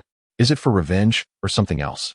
Furthermore, if they intend to detonate something, why not choose multiple locations rather than just the hospital? However, we cannot dismiss the possibility that this is a test. Therefore, we must keep a close eye on the list. Another possibility is that there are other organizations we are entirely unaware of. Both scenarios hold significant potential. Indeed, you are right. We must remain vigilant at all times. I will arrange for Sai to investigate the route. Should we recall Sasuke? No need.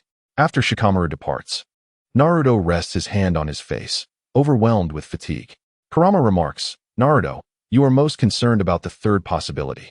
Although reluctant to admit it, I fear that speculation the most. Kurama chastises, you fool. This is not the Naruto Uzumaki I know. The man I am familiar with faces any adversity with courage. He cares for his comrades and would never wallow in despair like this. Thank you, Kurama. Now let's get back to work. In the mental space, Kurama lies down. Rest assured, Naruto, I will protect you and everyone in the village. Shikaka teases, when did that sly fox become so adept at silent protection? Kurama, rising in frustration, retorts, you insolent raccoon, who allowed you to intrude? Shikaku replies, when I come is my own business. It's not your place to meddle. Chapter 26. A day out a week has passed since the hospital explosion, and the investigation is still ongoing.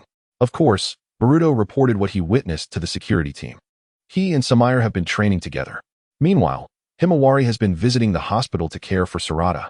During her breaks, she often reads a book while consulting a dictionary.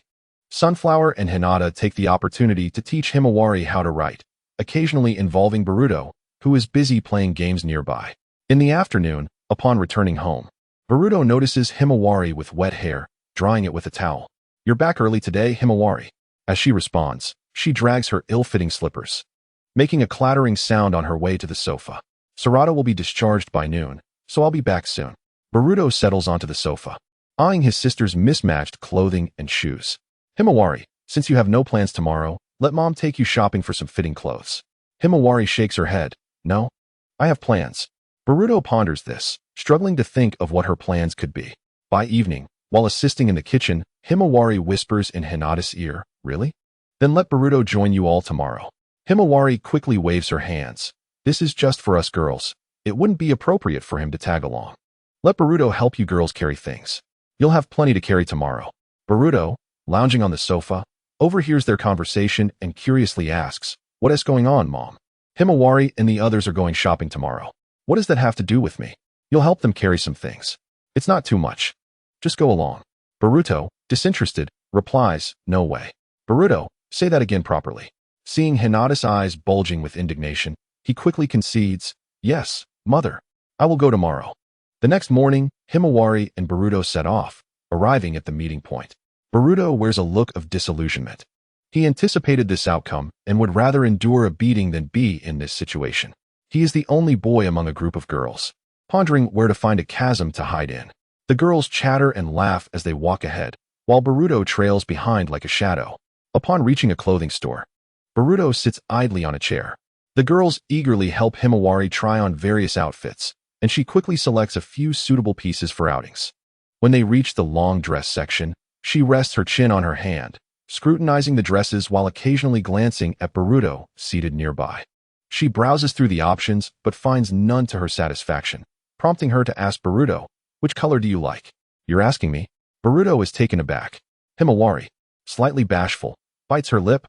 I don't have a favorite." "Why do you ask?" "What a pity. Just pick something. You look good in anything." She selects a dress and heads to the fitting room. When she emerges, everyone exclaims how beautiful she looks. She approaches Boruto expectantly, asking, "Boruto, do you think it looks good?" Boruto slowly raises his head. "What?" Upon seeing Himawari, he appears momentarily dazed. She calls out to him a few times before he snaps back to reality and replies, "It looks amazing, truly stunning. You look like an angel." "An angel?" Himawari responds nonchalantly, "All right, I'll choose this outfit then." Once inside the fitting room, she giggles softly, recalling Boruto's flustered expression. Her laughter echoes, even amidst the surrounding chatter. "What is funny? Did something amusing come to mind?" Himawari quickly explains, "No, you must have misheard." Boruto sits on the chair, clutching his chest, panting heavily. He reflects on Himawari's appearance in a light purple dress, tied with a yellow bow at the back, complemented by white shoes and her captivating smile. Calling her an angel is merely his own sentiment, yet he feels something is still missing, though he cannot articulate it. Before long, they exit the clothing store and pass by a street vendor, where the girls begin selecting accessories. Boruto casually glances and spots an orange-yellow headband adorned with a butterfly design. He steps closer to examine it, noticing its striking resemblance to the one Himawari wore earlier. The girls continue deliberating over which accessory to choose. "How about this bracelet?" "No, I think this pendant looks better." "It's so hard to choose." "Himawari, which one do you think looks better?" "This one, I don't know." Himawari is equally torn, struggling to find something she truly likes. While she contemplates, Boruto approaches from behind, placing the headband on her head. He rests his hands on her shoulders, leaning his head against her cheek. "What do you think? Do you like this headband?" Himawari does not respond, but gazes at her reflection in the mirror. A peculiar sense of closeness washes over her, and when no one is watching, she leans in quickly towards Boruto.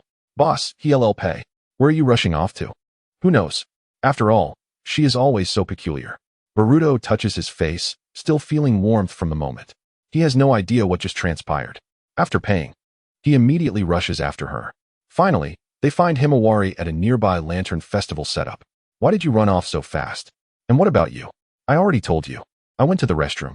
Must you follow me?" "I meant about that moment on my face just now." Himawari avoids his gaze, stating, "That was merely an accident. There were too many people. It was unintentional. Don't dwell on it. It's just me being a little girl." Boruto inquires, "Was it truly an accident?" A decisive response from Hikari, "Of course. To be honest, I've really suffered a loss. One careless moment, and it's gone. I was hoping to save it for the boy I like." Boruto awkwardly tilted his head in apology. "I'm sorry, I didn't mean to." He couldn't bear to look at Hikari, sighing repeatedly, feeling a sense of loss. Yet, he and Hikari were merely friends, just ordinary friends. Hikari gazed at him softly from the corner of her eye, scolding him gently. "You really believed it? Silly." Soon after, Sarada and the others joined them, observing the ongoing preparations for the Lantern Festival. "By the way, Hikari, you still need a dress for the event in a few days." This time, Boruto chose not to follow them, but instead stood still, waiting. Before long, they had made their selections. Boruto curiously inquired, "What does the dress look like?" "It's red, adorned with a sun pattern." "What a coincidence. My outfit is blue, featuring a design of the sea, the exact opposite of yours." Chapter 27. Jealousy. The afternoon quickly arrived, and Boruto found himself burdened with multiple shopping bags. Observing his disheveled state, Hikari suggested they find a place to rest. The group settled into a bubble tea shop. Boruto slumped into a chair, resembling a melting snowflake. Hikari approached with 2 cups of orange juice, placing them at his table. Here you go, Boruto. Hikari. You can just leave it on the table. I merely wish to rest. It's obvious you're exhausted. Next time, when we go out shopping, I want to mention it to your mother. I'll ask around in a few days to see if any local shops need assistance. Boruto, you should inquire as well. Boruto was somewhat puzzled by her words. If you're short on pocket money, I can share mine. Upon hearing this, Hikari felt a surge of anger and exclaimed, I don't want to rely on you, Boruto. I'm grateful that you all allow me to stay, but I wish to be independent, even if it means enduring hardship. Observing Hikari's serious demeanor and the determination in her eyes, Boruto straightened up and replied, All right, I'll ask around for you. But don't get your hopes too high. After all, child labor is not permitted now as it once was. Now, drink your orange juice and take a break. You can go wherever you wish. If you're tired, we can head home. Sarada and Chocho dashed out of the shop, leaving Boruto wondering about their urgency. A few minutes later, Samaire entered with Sarada and the others. Samaire, we thought you had left Konoha after graduating from the Ninja Academy. If I hadn't spotted you by chance, we wouldn't have known. After graduation, I went to the Research Institute and have been quite busy. Today is my day off, so I decided to stroll around. To her surprise, she noticed Boruto was present as well. She warmly approached him, excitedly shaking his hand. Boruto, I didn't expect to see you here. It's been months. How have you been? Suddenly, Hikari forcefully pushed Samaire's hand away. Who do you think you are? Grabbing Boruto's hand so rudely? Samaire took a few steps back, finally noticing Hikari's fierce glare. Boruto awkwardly explained, I apologize. Hikari didn't mean it. She's just very cautious. Boruto, there's no need to apologize on her behalf. I pushed her away precisely because of her rudeness. I'm sorry. I was just overly excited to see Boruto. And you are? Hikari scrutinized the purple-haired girl before extending her hand in introduction. I'm Hikari, Boruto's friend. Hello. I'm Samaire. Boruto occasionally glanced towards Samaire. Do you like her? Hikari stirred her half-full cup of orange juice with a straw, tapping her foot lightly on the floor, and absent-mindedly playing with her hair, even blowing at her bangs. The girls engaged in casual conversation. Did you hear about the explosion at the hospital last week? Was it an accident? Boruto listened intently. It must have been an accident. That madman was truly frightening. He was completely deranged. Indeed, that lunatic was terrifying. Thankfully, Sarada was on a lower floor. Otherwise, she could have been affected too. Sarada then remarked, Have you considered that this might have been a premeditated incident? Such a coincidence seems suspicious. I believe someone orchestrated the attack. Ueno turned to Samaire. What do you think, class representative? You're one of our top analysts. I'm afraid I don't know much more than you do. Boruto knelt on the couch, asking, You didn't notice anyone unusual a few weeks ago, did you? Samaire looked at him, puzzled. No, Boruto, why do you ask? He rubbed the back of his head, saying, Just curious. Well, everyone, enjoy yourselves. I'm a bit tired and wish to head home. I had a fun time today. Let us hang out again next time. Hikari, carrying some items, departed. Boruto bid farewell to the group before rushing after her. Hikari, let me help carry some of that. It's fine. Boruto, you're exhausted, and it's not far. Are you upset? Hikari quickened her pace, walking even faster. Chapter 28. The white-haired Otsutsuki Boruto was somewhat irritated with Hikari, unsure of why she was upset. He decided to give her some space, hoping it might help. His concern lay with Samaire, who might have to provide a statement to the security team one day. Passing by the Research Institute, he noticed the security team stationed at the entrance.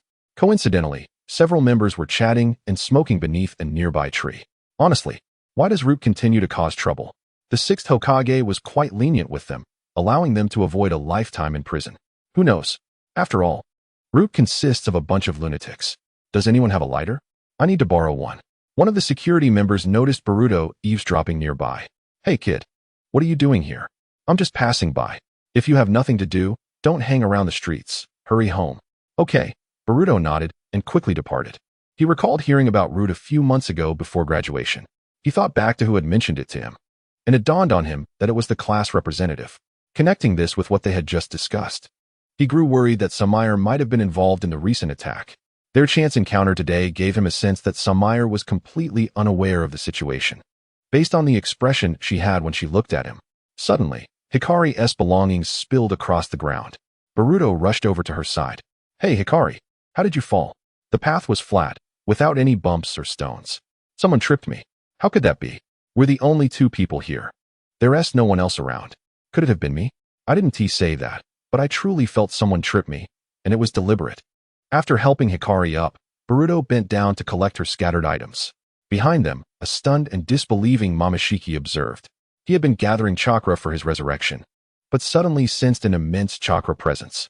Upon emerging, he encountered a woman who looked strikingly similar to him. Her long white hair cascaded down past her waist, and the eye-catching beast patterns on her clothing were unmistakable. She crouched, watching Boruto and Hikari's interaction. Momoshiki pondered why an Otsutsuki had appeared. He recalled the day of the temporal disturbance. Perhaps that was when her soul bonded with this girl. Perhaps the wedge has yet to take form. Thus, this moment marks her utmost vulnerability. Should she complete her transformation, it would be too late. Tao Shi was poised to possess Boruto when the white-haired Otsutsuki suddenly interjected. Can't you remain quiet for a moment? You are far too noisy. Just sit still. Do not disturb them. I shall not repeat myself. With a disdainful expression, Tao Shi retorted, both of us exist in a spiritual state. I am already capable of possession, yet you are not. You pose no threat to me. Your warnings bear no weight. As she attempted to continue, the woman merely rose, her eyes shifting to the Sharingan. How exceedingly bothersome, she remarked, squatting down to observe the two. In a state of sheer terror, Tao Shi retreated back into Boruto, his cold sweat unceasing. Pressed against the wall, he clutched his head with 3 fingers of his left hand. Why? Why does this place attract such monsters? Surely, she must have sensed the pure eye. It had to be so. However, upon further reflection, Tao Shi found the reasoning for her presence in relation to the pure eye to be illogical. He gazed at his shattered reflection, a mere glance capable of erasing half of his existence. If not for his swift escape, he would have been obliterated. Such formidable mental power required no reincarnation ritual for the wedge. Whose vessel she chose to possess was inconsequential. What was the underlying reason? This woman was far more terrifying than that lunatic, yet thankfully, it seemed Ishiki had not perished. Thus, I still have a chance to obtain the pure eye. If Ishiki were to die, that unruly madman would surely come after me. Should the reincarnation fail at that moment, I would become his next meal. After collecting all the items, Boruto helped Hikari to her feet. Can you walk? Hikari placed her hand on Boruto's shoulder, attempting to balance. She felt a sharp pain in her foot. With a single step, she leaned entirely on Boruto. It seems you've twisted it. I can massage it when we get home, he said, crouching down. What are you doing? What do you think? Of course, I'm carrying you home. Walking like this will only exacerbate your injury and waste time. I think I'll pass. I'm rather heavy. Get on, no more excuses. Boruto hoisted Hikari onto his back and took a few steps. Hikari, he began. What? You are really heavy. Hikari frowned and explained, how am I heavy? It's clearly the things you're carrying that are heavy. As Boruto walked, he insisted, you are undeniably heavy. I am not. Heavy. Not heavy. Not heavy. Not heavy. You are truly heavy. Hikari immediately tugged on his ears, as if riding a horse. Still talking nonsense? I will not succumb to your brute strength. You are heavy. Then Hikari pulled harder, causing Boruto to yelp in pain. I was wrong. You're not heavy. You're not heavy. No, I'm not happy. Please stop tugging my ears. The items will fall. Hikari quickly released her grip, holding the items with both hands. That's what you get for talking nonsense. Will you dare again? I won tea. Hikari smiled. All right, little horse, let us head home. Giddy up. Boruto looked at Hikari incredulously. Huh? Do you really see me as a horse? Hikari quickly amended. All right, you're not a horse. You are my son. Is that acceptable? Look at you getting scared. Hold on tight. The little horse is about to speed up. With that, Boruto took off running at an astonishing pace. Slow down, slow down. What is the rush? Meanwhile, the Otsutsuki watched their retreating figures. How wonderful. Tsubaki, you have a girl who loves you dearly. Hurry and grow stronger, even if it means sacrificing what you hold dear. Forgive my selfishness. I truly wish to see you once more, Tsubaki, my little follower. Upon returning home, the two settled onto the sofa. Boruto bent down, gently massaging Hikari's ankle, while she fanned her reddened ears, trying to soothe the discomfort. Hikari, be more careful next time you walk. You shouldn't trip even on flat ground, and you're so heavy. Yes, I hear you. Regardless of what you say, you believe me. Then you should find out who disturbed us. I will surely help you seek revenge. Just then, the door swung open, and Himawari walked in. We're back. Brother, sister. What are you doing? Boruto explained. This fool Hikari hurt her foot while walking, so I'm giving it a rub. Hinata noticed Boruto's flushed ears and inquired. What happened to your ears? He got bitten by a mosquito. I'm just blowing on them. Is it serious? If it's bad, I'll call Mom for help. Boruto shook his head. It's nothing. It's almost better. Your father called this afternoon. He said he would take you to see the lake in a couple of days, and also to catch the sunrise. Isn't that on the day of the Lantern Festival? Yes, so you all need to prepare quickly. Himawari joined them on the sofa while Hinata went to gather ingredients. Boruto looked at Hikari. What a big mosquito, truly a massive one. Hikari made a face and stuck out her tongue. Himawari instantly pieced together that Boruto's ears were red from Hikari's tugging. I want to be a little mosquito. Himawari, no? My ears still hurt. Chapter 29. The sunrise over the lake. Boruto was still asleep in bed when someone nudged his arm. Shaking him gently, he groggily murmured, Mom, stop pushing.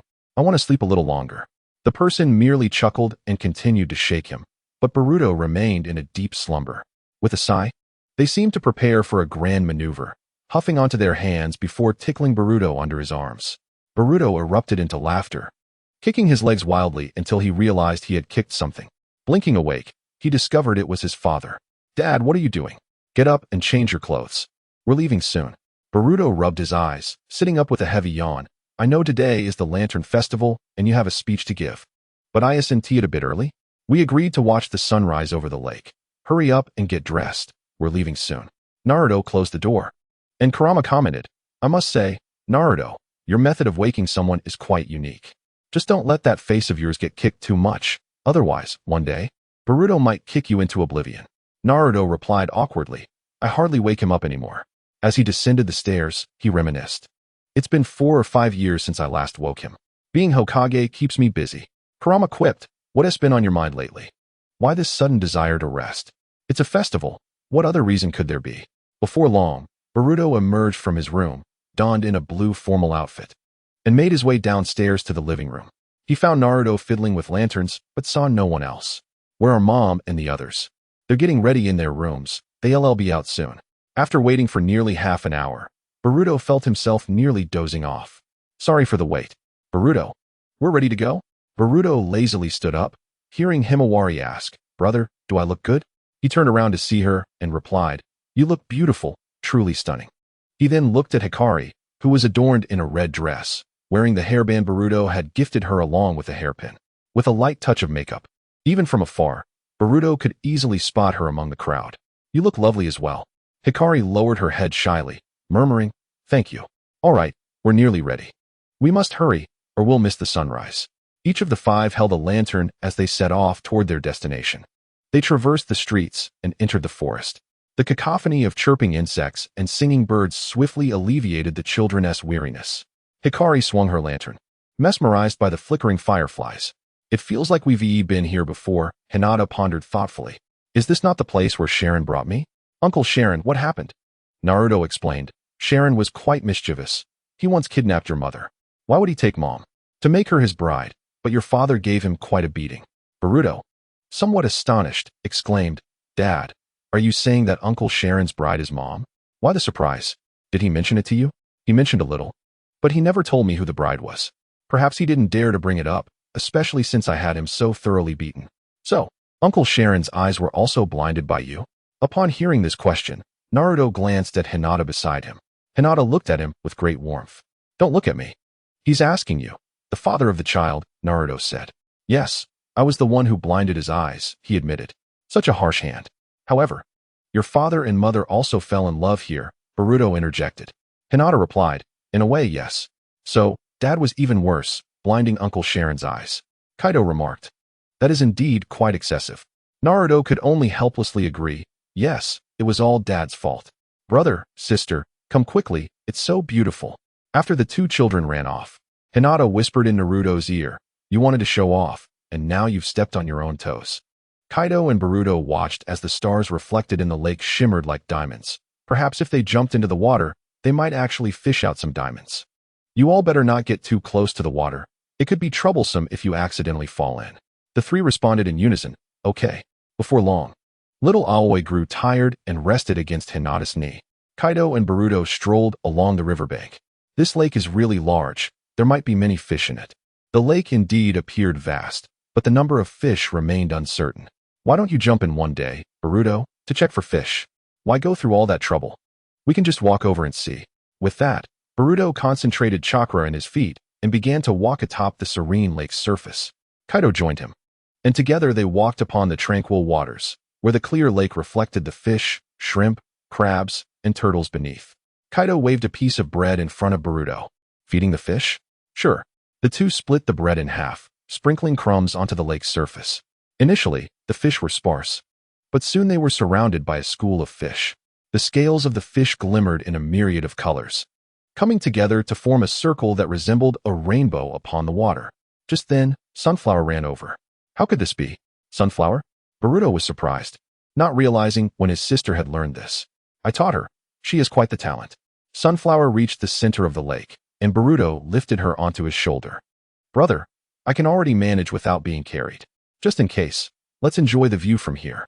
Kaido handed his piece of bread to Sunflower. Look how happy the kids are playing. Yes, I truly wish they could be this happy every day. Naruto, what do you think of Kaido? She is a sensible girl.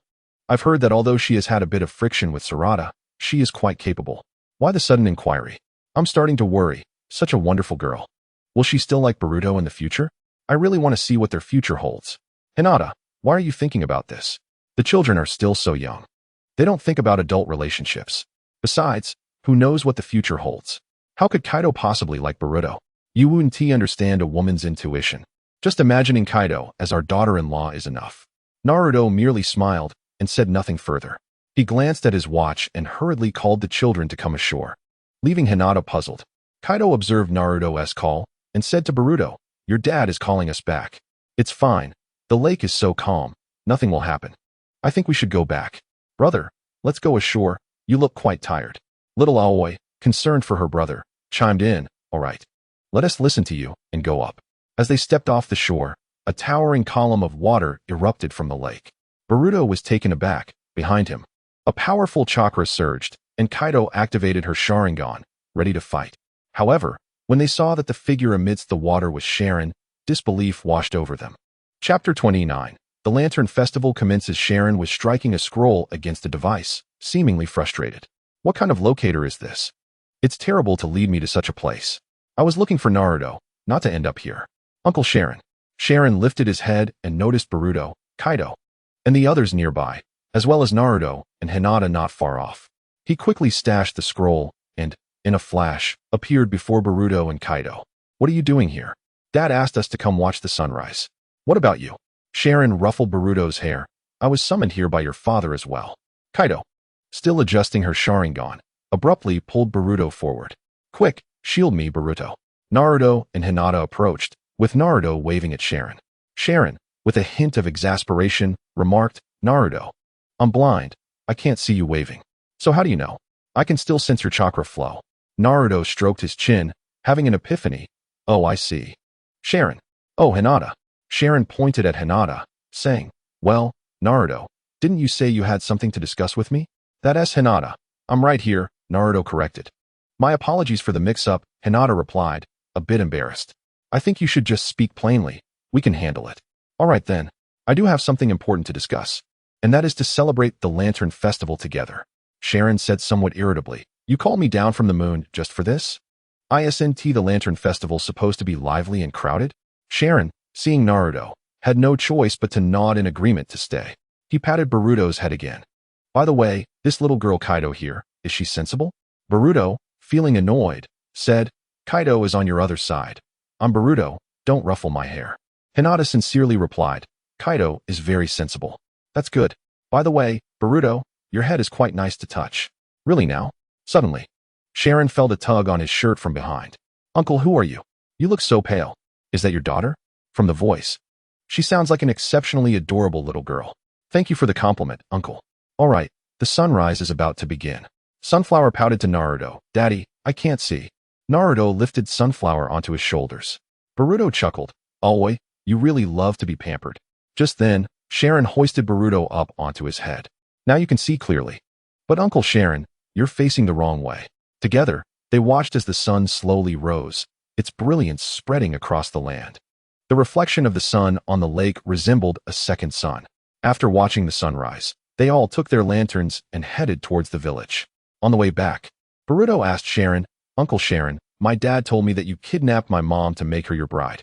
Is that true? Yes. But your mother chose your father. Oh. So he beat you to a pulp and left you lost. That part is true, too. Upon hearing this, the young man displayed evident anger. He raised his voice and declared, at that time, it was undeniably I who left him utterly disoriented. He had no chance to retaliate. Were it not for my benevolence, I would not have spared him. What then accounts for your eyes? He inquired. Ah, that? I was blinded during my tussle with your father. Leading the way, Naruto remarked. Indeed, you are the most formidable. He whispered to Hinata, who leaned against his shoulder. Dear wife, come a little closer. That's enough. The young man can't see you. And there are children present. At your age, shouldn't you understand what modesty is? Isn't this a rare opportunity to rest? Boruto, Himawari, and Mitsuki huddled together. Boruto said, the competitive spirit between rivals. Mitsuki replied, they certainly boast a lot, those two. Himawari added, I can't shake the feeling that, despite losing, Dad seems to have triumphed psychologically. The young man expressed regret, saying, I shouldn't have listened to you, and stayed. You are simply showing off. Naruto replied with a conspiratorial tone. It's too late for you to realize that. We are nearing the village. No turning back now. I truly am exasperated with you, you sly one. The three children chorused. How devious. Upon returning to the village, they spotted Gaara and his siblings, as well as Shikamaru and Temari. Hinata and Naruto quickly resumed their usual demeanor. Gaara, holding Temari, remarked, why are you two still shy, Naruto and Hinata? Isn't this perfectly normal for a couple? Gaara, please refrain from mocking me. Nevertheless, you arrived quite early. I came early to see my sister and nephew. And who are these two? One is my friend, and the other is Boruto's friend. It seemed everyone was in high spirits. Hinata and Naruto turned to see Hayashi and Hanabi arriving, accompanied by some clan members. Boruto quickly sought refuge, not wanting to be embraced by his grandfather. Father, Naruto said, there's no need to be so formal, we are all family. Where is my dear grandson? Hayashi inquired, searching for Boruto, when he suddenly noticed Mitsuki beside Himawari. Oh, you're also here. Young lady, I did not have a chance to thank you before you hurried off. Mitsuki politely replied, it was my duty, and besides, my actions were minimal. You honor me too greatly. Seizing the opportunity while they conversed, Boruto attempted to escape, but was spotted by Hayashi. The two fled. Who would have guessed that old man was so formidable? What about my grandfather? Just last week, he accidentally strained his back, yet now he appears as lively as ever. He has always been this way. He gets quite fond of seeing his eldest. Hanabi spotted the young man and pointed, you scoundrel. Who are you? I don't recognize your voice. You are the one who took my sight away for so long. Who exactly are you? Hinata Hanabi. The young man shook his head, indicating he could not recall. At that moment, Kurama sensed an old friend had arrived. Gyuki, did you miss me? Not particularly. Killer Bee, still wearing his sunglasses, carried a speaker on his shoulder and held a microphone in hand. Yo-yo, the hero of the ninja world, Naruto Uzumaki. Let everyone hear your voice, you rascal. Uncle B. Naruto immediately embraced Killer Bee. Naruto, looking sprightly as ever. Naruto's gaze shifted to the side, where the elderly Inoki sat in a stone wheelchair, accompanied by a spiky-haired youth who was manipulating clay. Grandpa Inoki, I am delighted to see you in good health and able to join us for the Konoha Lantern Festival. Chapter 31, An Unexpected Announcement. I feel better than ever. Witnessing the peace and festivities among the villages. You cannot fathom how joyous this old body feels. Even in death, I could boast to those old fellows. Cough, cough. Are you all right, Grandpa? Naruto asked, patting Inoki's bony back. I am fine. If you reach my age, you might be in worse shape than this old man. Kuratsuchi interjected. Grandpa, we should head inside. Come now, Denjiki, stop fiddling with the clay and accompany your grandfather inside. The spiky-haired boy, upon hearing Inoki's voice, immediately set down the clay and pushed Inoki towards Naruto, bowing in respect. Two individuals followed behind him, one stout with glasses and another tall, resembling an adult. Their serious expressions suggested they were not there for festivities, but rather inspections. Dear lady, it is a rare pleasure to encounter someone like you. May I have the honor of dining with you? Boruto, catching wind of an intriguing situation, turned to find a pale-faced boy with freckles, two prominent front teeth, and a fringe obscuring one eye from the hidden cloud village, presenting a rose and gazing eagerly at Himawari. She appeared uncomfortable, and before she could respond, Boruto, unable to contain himself, swiftly kicked the peculiar fellow. The boy stumbled into the path of Mitsuki, who had just arrived. The strange boy immediately produced a rose from his pocket, seizing Mitsuki's hand with one hand while holding the rose with the other. Before he could utter a word, he collided with a tree. Boruto, steaming with anger, exclaimed, "Perverted creep." The onlookers turned their attention to the commotion, and Darui, observing the boy against the tree, facepalmed and addressed the two behind him. "Ryuzelin, Queen, weren't you supposed to keep an eye on Bastia? Where's he?" Ryuzelin, with dark skin and a scar on his face, was armed with twin blades, while Queen, with his arms exposed and a concealed right hand, replied, "Boss, you know I left him in Queen's care before I arrived." Queen added, "Boss, I just handed him off to someone nearby." Darui scolded, "You had no one nearby? But what about his rope?" Queen produced the rope from his sleeve. "I have it here. You two, go bring him back. Hurry." The duo approached the tree and bound the perverted Bastia. "Kid, if you have the guts, meet me on the field. I'll give you a lesson." As he spoke, he raised his middle finger. Queen and Ryuzelin apologized to the three before dragging Bastia away. Mitsuki, with a look of annoyance, glanced at his hand and said to Boruto, "I need to wash my hands." Himawari, smiling, added, "I'll join you in the restroom." Boruto remarked, "It seems you've grown stronger. I wonder if we can truly have a match this time." Hearing that familiar voice, Boruto turned to see Shinki from Sunagakure, accompanied by two unfamiliar faces, one masked and carrying a backpack with two short blades at his waist, and the other, a girl with green hair and a ponytail, wearing a sun hat and fanning herself with a fan, while carrying a spear emblazoned with a fan emblem. "Shinki, is this the Boruto you spoke of? The one who cheats? This young man is rather handsome. How could he engage in cheating?" Shinki interjected, "Enough, Sho, and you too, Kazahana." Boruto, feeling embarrassed, asked Shinki, "Are you here to attend the Lantern Festival? Indeed, is the host not welcoming? However, it seems you all are here for a competition." "You are not mistaken. There is indeed that. Are you with them?" Shinki looked puzzled. "Aren't you with us?" Boruto, now bewildered, realized there had been no mention of any competition. At that moment, the Mist Village had also arrived, and Boruto spotted Kagura and his teammates. Kagura also noticed Boruto approaching with his teammates. "Hello, Boruto, I'm Kagura. These are my two companions, Tetsuki and Mizuha." Tetsuki sported a peculiar hairstyle resembling a large orange mushroom atop his head and stood notably shorter than Boruto and his friends. Mizuha had striking blue hair styled in twin ponytails and deep green eyes. While the group engaged in conversation, Boruto swiftly approached his father, inquiring about the situation. "Hey, Dad, what's this competition that Shinji and Kagura mentioned? They said I, Sarada, and Mitsuki would compete, but I never received any notification." After pondering briefly, Naruto recalled seeing Shiranui and suddenly realized what he had forgotten. "Oh no, I completely forgot. The list was finalized, but I neglected to issue the notifications. This is a real hassle." Shikamaru asked, "What competition?" "It's not like it's the Chunin exams." Naruto explained to Shikamaru. This was decided shortly after the Chunin exams. "It's a private competition, hence the absence of widespread notifications. I've been so busy that I completely overlooked it." "How many matches are there?" 4, possibly 7. "So which is it?" "Our village has 3 teams competing in 4 matches. Other villages may also engage in contests." "How did you agree to so many?" "I misspoke in the moment, but as the village leader, I can't backtrack now." Naruto contemplated his options with a sigh.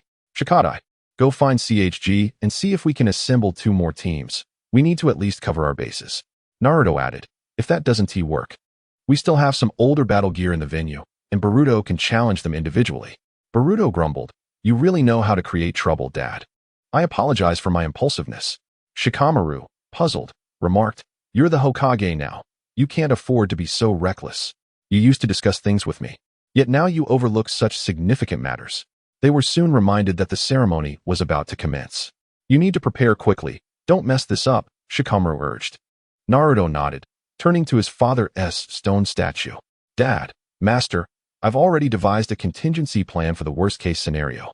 I will safeguard our beloved village and do everything in my power to protect everyone and uphold peace. I hope they remain oblivious." At precisely 9 o'clock, the Lantern Festival commenced. Once all speeches concluded, Naruto and the others entered the training arena. Chapter 32, Sand and Thunder. Upon entering the venue, everyone ascended the stage. Gazing at the expansive competition ground and the display screens, perplexed by their purpose for being there, Boruto immediately conferred with Shikadai and Sarada as they discussed their plans. Shikadai, how many participants do we have now? Exactly 9. Boruto observed the group, realizing that even with Sarada, they fell short of 9. Are you joking? Even counting me? We only have 8. Shikadai pointed towards Hikari. You forgot to include Hikari, even though Mitsuki isn't here. Upon hearing Hikari's name, Boruto quickly objected. No. Hikari can't participate. Sarada, displeased, remarked. Even Metal, who is usually timid, is willing to join. Hikari is strong. If you just speak to her or me, she'll agree. Or are you afraid she might get hurt? I'm worried Hikari will take it too seriously. What is wrong with that? The battlefield shows no mercy. Boruto contemplated further strategies. Hikari leaned in, curious. What are you three discussing about me? The trio quickly dispersed. Sarada opted not to question Boruto further and instead whispered to Hikari. Upon learning the situation, Hikari glared at Boruto, saying, Boruto, how inconsiderate of you to think I wouldn't want to participate. She raised her hand, addressing Naruto. Uncle Naruto, I want to join. I want to take down that pervert. Bashar from the Cloud Village, bewildered, asked, Beautiful lady, who is this pervert you wish to confront? I'll take care of him for you. Every girl in the vicinity turned their gaze towards Bashar. Hikari boldly declared, I'm talking about you, you pervert. Laughter erupted from Rei-Eyes and Keion, Bashar's teammates. I told you, Bashar, you'd eventually get into trouble. Exactly, other girls were too shy before. Bashar, undeterred, smugly proclaimed. It must be my charm that attracted this lady. Just throw him down and give him a beating. Boruto pulled Hikari back. Hold on, Hikari, take it easy. You're still in a formal dress. Darui shook his head in dismay, thinking that this brat had humiliated him completely. A and Killer B chose to remain uninvolved, as Bashar was Darui's choice, and he would have to face the repercussions of his actions. All right, let's prepare for the draw, Shinki stated. We want to be drawing lots. Kagura added, we wish to compete against Boruto. Bashar chimed in, we want to face them too. Source D from the Stone Village then stepped forward, expressing their desire to join in as well. Boruto and his team now resembled prey being closely observed by hunters. In the midst of this chaos, the adults were at a loss for how to manage the situation. Only Noki chuckled heartily, as everyone debated who would face Boruto's team. They halted upon hearing Naka's laughter. Seeing the children's previously vibrant energy dissipate, he encouraged, Children, continue with your discussions. The youngsters resumed their chatter, disregarding the adults. A remarked, what a spirited group of children. Mei Terumi added, that's just how kids are. They have their own ideas. The adults took their places, with Naruto and Shiranui not far apart. Each was wary of the other, knowing the three villages would opt for the most advantageous choices, leading them to settle on the most primitive method, rock, paper, scissors. The Mist Village sent out Mizuha. The Stone Village continued with Source D. The Lightning Village chose Rei-Eyes. The Sand Village was represented by the masked Shaku. As the call for rock, paper, scissors was made, all three deliberately slowed their pace, but Source D acted the quickest. The outcome was predictable. In the second round, Rei-Eyes suggested, why don't we all play one round and throw rock together? What do you both think? Shaku pondered for a few seconds before replying, since you want to play another round, let us all throw rock. Mizuha took the longest to decide before agreeing, all right. They threw their hands, and Mizuha revealed scissors while the other two displayed rock. Realization dawned on Mizuha. Her own suspicion led to an overestimation of the situation, allowing the two to reach an accord. Subsequently, the matchups were established. First, the Sand Village would face the Lightning Village. The winning side would contest against Boruto, while the losing side would engage with Metal. The first match's losers would then contend with the Inoshikacho trio. Shinki utilized his magnetic abilities to smoothly land himself, Shaku, and F-Ken onto the arena. Rei-Eyes and his teammates leapt high into the air before crashing down. Upon landing, they swiftly formed hand seals to unleash lightning release, Thunder Spear. 2 bolts of lightning shot forth rapidly. F-Ken responded by forming hand seals for wind release, Wind Barrier, successfully blocking the lightning. Meanwhile, Shinki's Sand Iron began to move autonomously. However, they could not discern Rei-Eyes' location. It was as if he had vanished from the arena, making it impossible for them to anticipate an attack. The only sound that permeated the air was the crackling of electricity above Shinki's Sand Iron. Shinji realized that the opponent had not disappeared. Rather, their speed was simply too swift for the eyes to perceive. Gaara could not help but recall the time he was mercilessly beaten by Lee's 8 gates. a far grimmer experience than the present. Naruto, witnessing this familiar technique, turned to the side and inquired of A, the rakage. Isn't that the same move you used back then? Indeed, you are correct, A confirmed. Ray Zillion possesses considerable talent. Generally, to achieve such velocity through cellular activation, one must carefully manage the intensity of their lightning, as it is a perilous operation. At this moment, the Tsuchikage interjected, "Hey Naruto, you ought to pay more attention to this matter. We just noticed it. Your team was assembled on the fly." Naruto, observing the awkward smiles around him, remarked, "It seems everyone is rather dissatisfied with the recent Chunin exams." Darui added, "Who can blame them? It was a gathering of half-hearted participants. Now, with the looming threat of the Otsutsuki, it is imperative to intensify our training." Kakashi clapped his hands to shift the topic. "We are here to celebrate, not to dwell in gloom. I heard that Lee's son will also participate. Perhaps we will witness the might of the Eight Gates." Kai interjected, "No, that child may not be suited for combat." The crowd gasped. Metal is not Lee's child, so why wouldn't he use the Eight Gates? He has mastered the technique, but it is a flaw of his character, Sakura noted, suddenly realizing Lee was absent. Shikamaru explained. "He mentioned last night that he needed to step out. He did not specify when he would return. In that case, I will take charge of the children's judging." Ino said, munching on chips while gazing below. Darui remarked, "Just don't get involved if the kids get hurt." Chapter 33. The contest. Shinshi utilized the iron sand surrounding him for protection while simultaneously manipulating a portion to shield the nearby Fenghuan. Lin Zilei appeared beside Fenghuan, clutching his right hand, which bore traces of iron sand. "As expected, I have not vanished. My speed simply renders me invisible to you." Boldly advancing to this position, "Your teammates cannot keep pace." Fenghuan thrust her spear forward, aiming the tip at Lin Zilei. He smiled slightly. "That remains to be seen." With that, he once again entered the lightning state. The spear's point met empty air, and a sudden barrage of shurikens infused with lightning followed. Fenghuan twirled her spear, while Shinshi rapidly formed seals, activating his magnetic defense mechanism. He unleashed the wind release, Gale Palm, dispersing the shurikens. Just as Fenghuan was about to advance, she sensed an anomaly behind her. Shinshi, the flying disc. Shinshi immediately transformed the iron sand into a flying disc, lifting Fenghuan away. The ground shattered beneath them, revealing charred spots and streaks of lightning. Kwa called out to Shinshi and Fenghuan. The operation was successful. Shinshi glanced at Kwa on the ground. "No, you've merely created a hole in your puppet."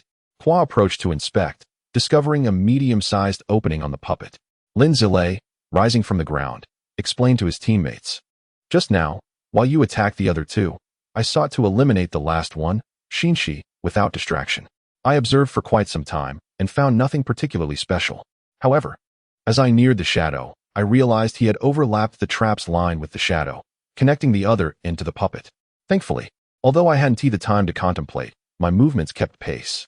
My cells fully activated, enhancing my speed for a retreat. Regrettably, I cannot activate them further in this match."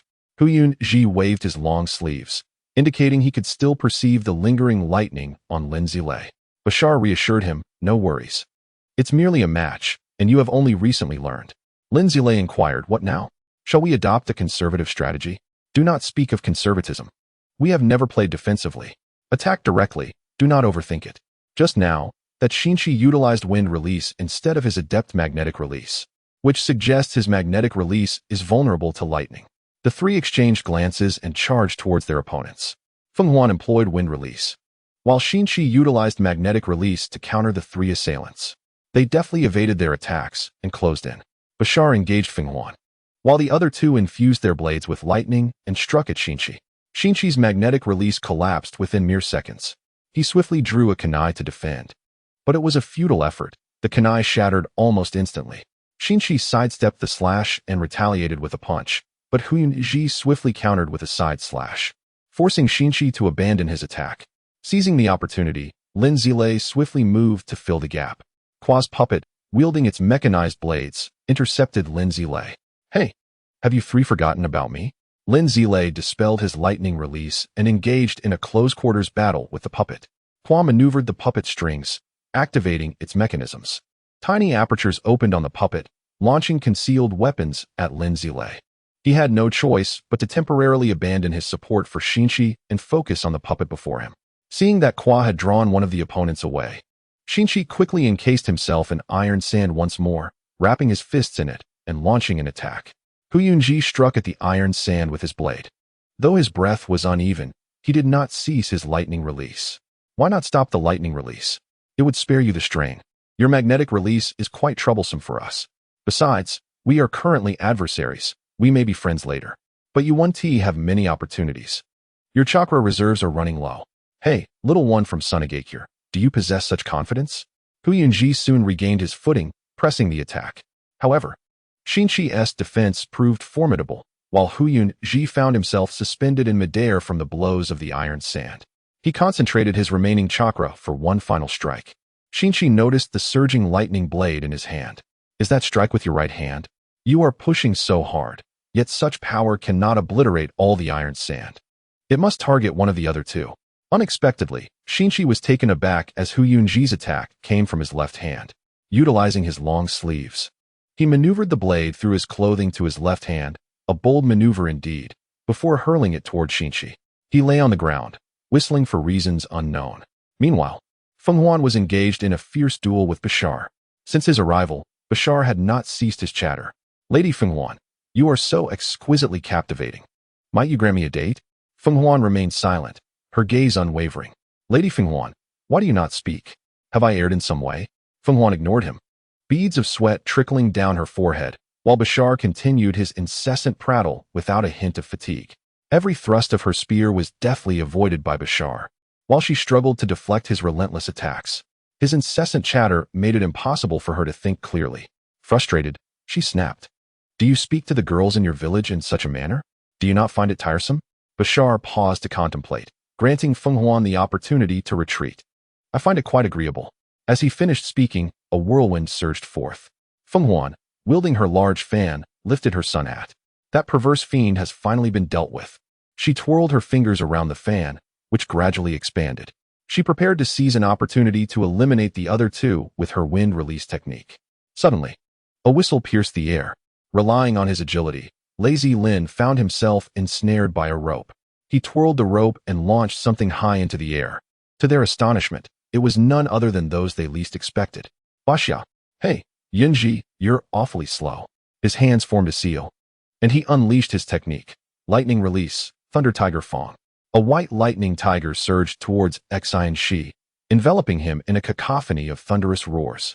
Upon landing, Baxia swiftly dashed towards Xian Shi, determined that defeating him would secure their victory. However, as Baxia somersaulted before Xian Shi, he was taken aback to see Xian Shi still standing, encased in sand iron. Confused by the scattered sand iron around him, he retrieved a piece of white cloth from his pocket. I'm truly sorry, we've lost. The adults in the stands applauded their performance. Darui felt elated that they had at least avoided embarrassment this time. Hey, Kanjiro, was that puppet master named Saya your pupil? The strategy to embed sand iron within the puppet was ingenious, allowing that kid Xian Shi to use it unexpectedly. Though I guided Saya, he is exceptionally talented. The strategy was their own devising. We hadn't anticipated their late arrival was due to preparing the sand iron. The seals were impressive. You all are formidable. You're not too shabby yourselves, Fenghuan remarked to Baxia. I never expected you to be so carefree yet possess such strength. So, Miss Fenghuan, would you care to hold my hand? No, regardless of your prowess, you're still a pervert. They truly are strong. It seems metal and the others might struggle, Serato observed. What a pity, I couldn't land a blow on that pervert, Boruto sighed with a resigned smile. Chapter 34. The Art of Explosion. Once Xian Shi regained control over the sand iron and cleared the arena, it was the turn of Awagakure and Kirigakure. Just as Genji and the others approached, the sun overhead appeared to be obscured by something. Hey, what is that in the sky? It looks like a bird. Wait, I feel like I've seen it somewhere before. Naruto quipped. Finally, he is not late. Sakura's face flushed crimson as she exclaimed, Sasuke's here. Sasuke, we're over here. Sasuke noticed Sakura below and, without hesitation, leaped from the eagle's back. Kagura and Genji wasted no time rushing back. Did I just hear my mom call my dad? Or did I mishear? Sarada inquired. Boruto and Hikari donned their old battle attire, equally curious about the unfolding events.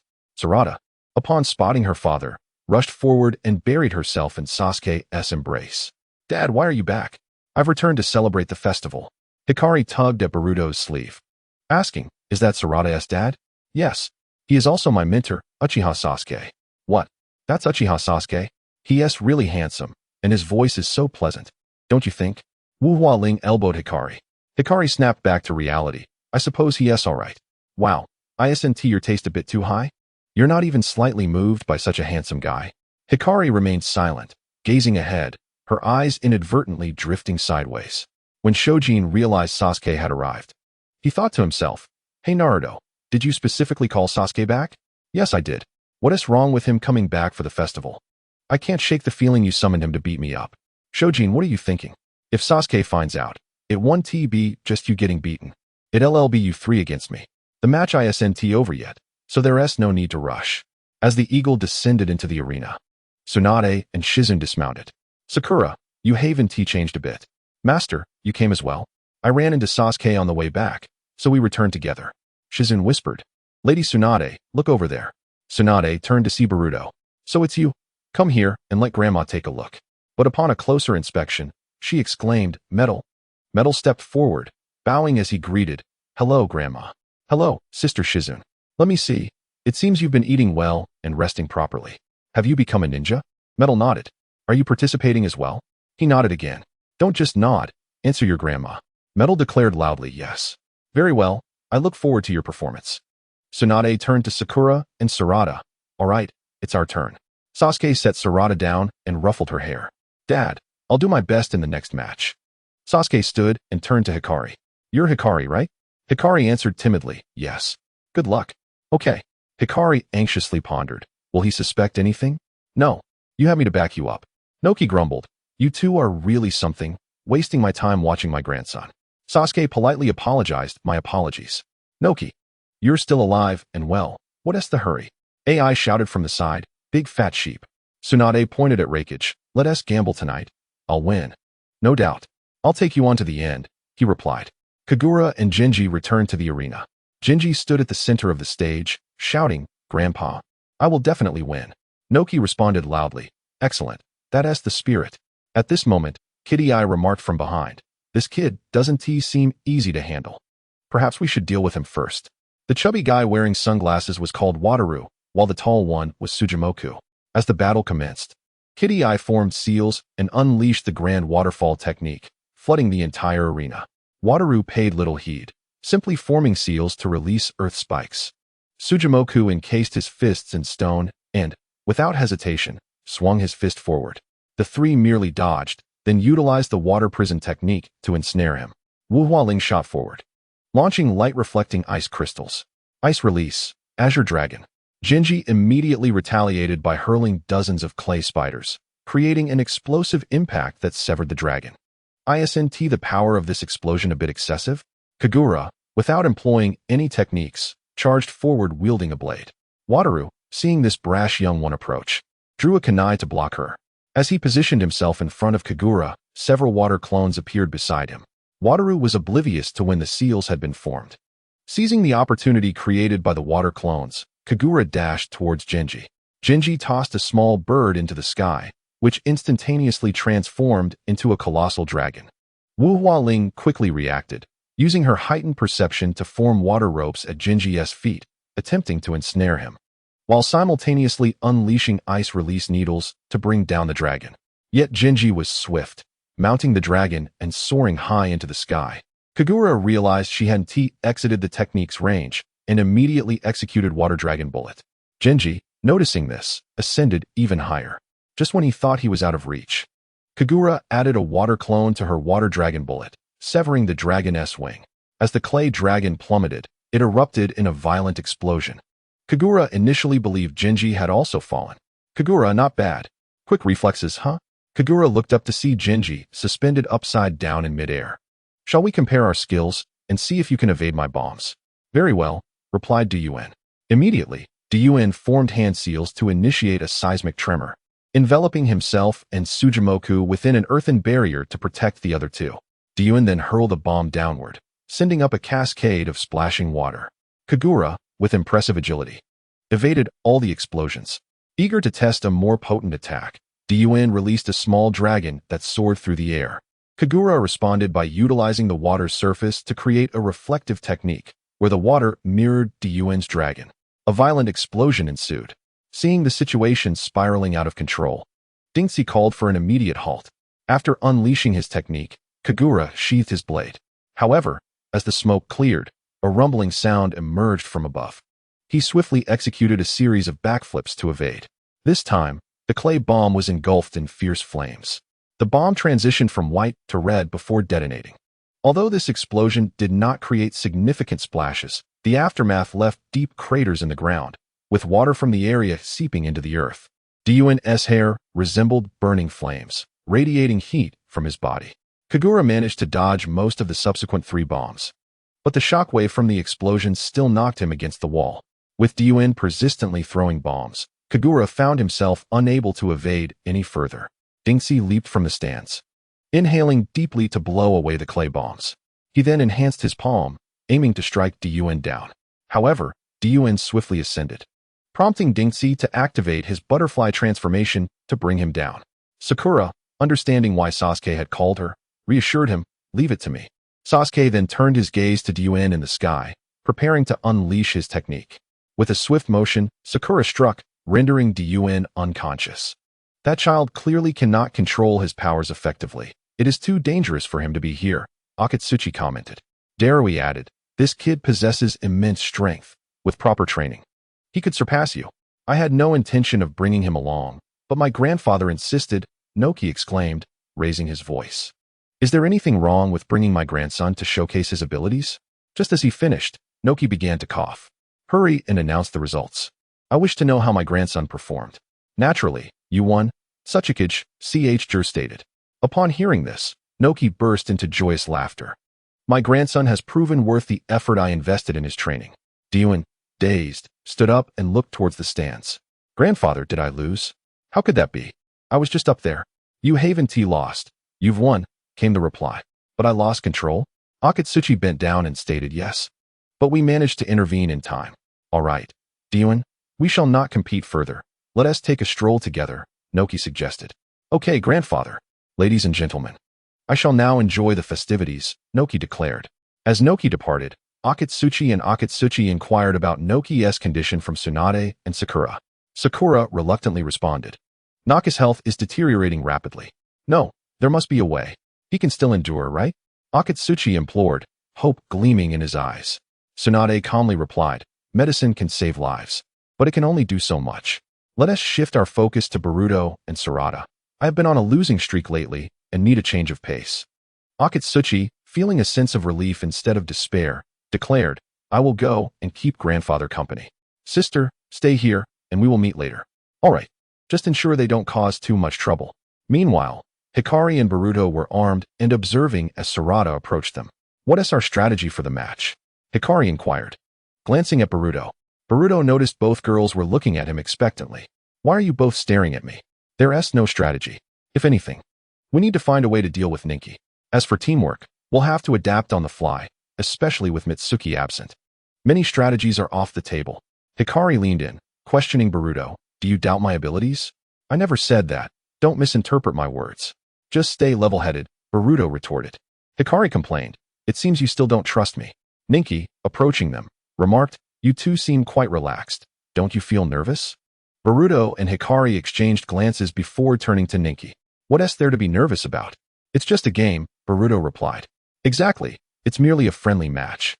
A chance to have fun," added Hikari. "You're both far too relaxed about this," Ninki said, raising an eyebrow. "Is that so? I see Sarada appearing quite relaxed as well." Hikari turned to Sarada, who was sipping water. "You should stop drinking. That is your 3rd bottle." Hikari exclaimed. Sarada, incredulous, responded, "Really? Indeed, you just mentioned being thirsty," Katsumi added. "Then I won't drink anymore," Sarada decided, prompting Hikari to realize her friend was indeed feeling the pressure. Is she really that stressed? Hikari wondered, recalling how Sarada and Boruto had relied on unconventional tactics to win their previous match. Cheating? Who? Ninki pointed at Boruto, grinning mischievously. "I never expected you to resort to such tactics, considering how formidable you are." Boruto sighed. "Yes, I cheated. Are you satisfied now?" Hikari patted Boruto on the shoulder. Reassured him, "Don't worry. If you falter, I'll cover for you. Boruto immediately countered, but you just claimed I was strong. Besides, I've become much stronger since we last met. And besides, isn't it unusual for a girl to protect a boy? Hikari joked. Is that so? Ninki approached Boruto. I hope to perform well this time. I will give it my all, Boruto affirmed. As Ninki returned to her team, Shaku asked, Are you sure you want to employ alternative strategies? I don't think it's necessary. F can observe the trio, expressing concern. I believe we should tread cautiously. Those three make me uneasy, especially Hikari and Boruto. Shaku swallowed hard, recalling how F's instincts had never led them astray. All right, the arena has been restored. The next competitors may now enter. Let us go? Let us showcase our strength, Hikari declared. Shouldn't it be from Konoha? It doesn't matter. I just need to demonstrate my prowess, Ninki replied.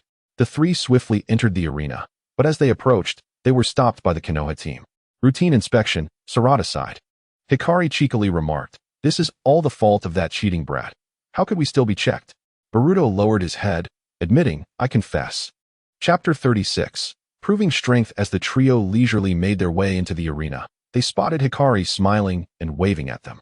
Tsunade, with a grave expression, turned to Naruto and asked, Hey, Naruto, is that young girl truly fighting for the first time?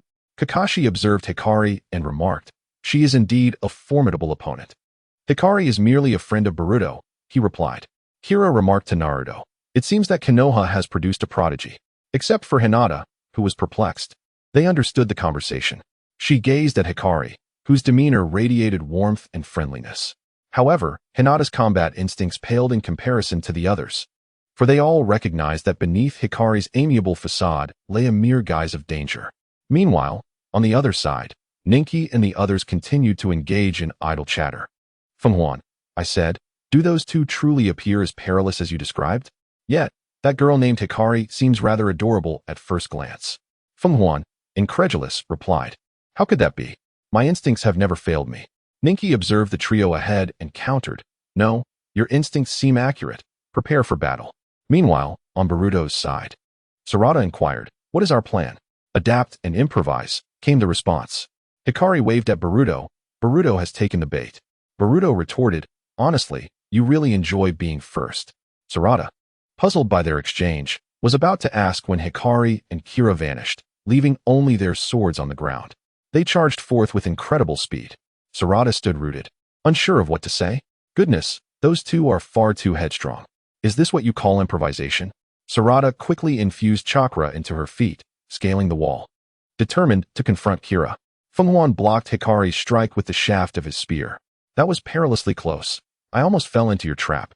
I genuinely thought you posed no threat, but it appears my instincts were spot on. Hikari responded, All's fair in war.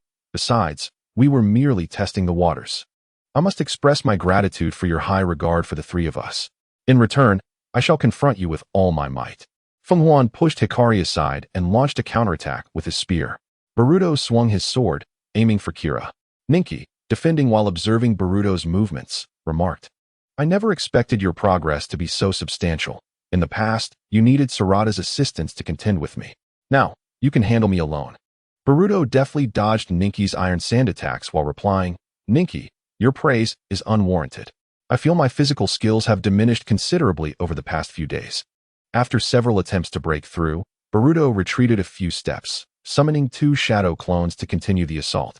The iron sand, transformed into needles, surged toward Boruto and his clones. Boruto skillfully evaded. One shadow clone feigned an attack, while the original prepared a Rasengan. Using the clone's momentum, Boruto leaped into the air, directing the Rasengan toward Ninki's head. Ninki immediately went on the defensive. As Boruto rolled to the ground, Ninki transformed the iron sand into sharp spikes aimed at him. Ignoring the attack, Boruto dashed in another direction. Ninki, noticing Boruto's movement, called out, Fenghuan, be cautious, their target is you. CHG remarked, Boruto's growth is truly surprising. It has come so swiftly since the CHNIN exams.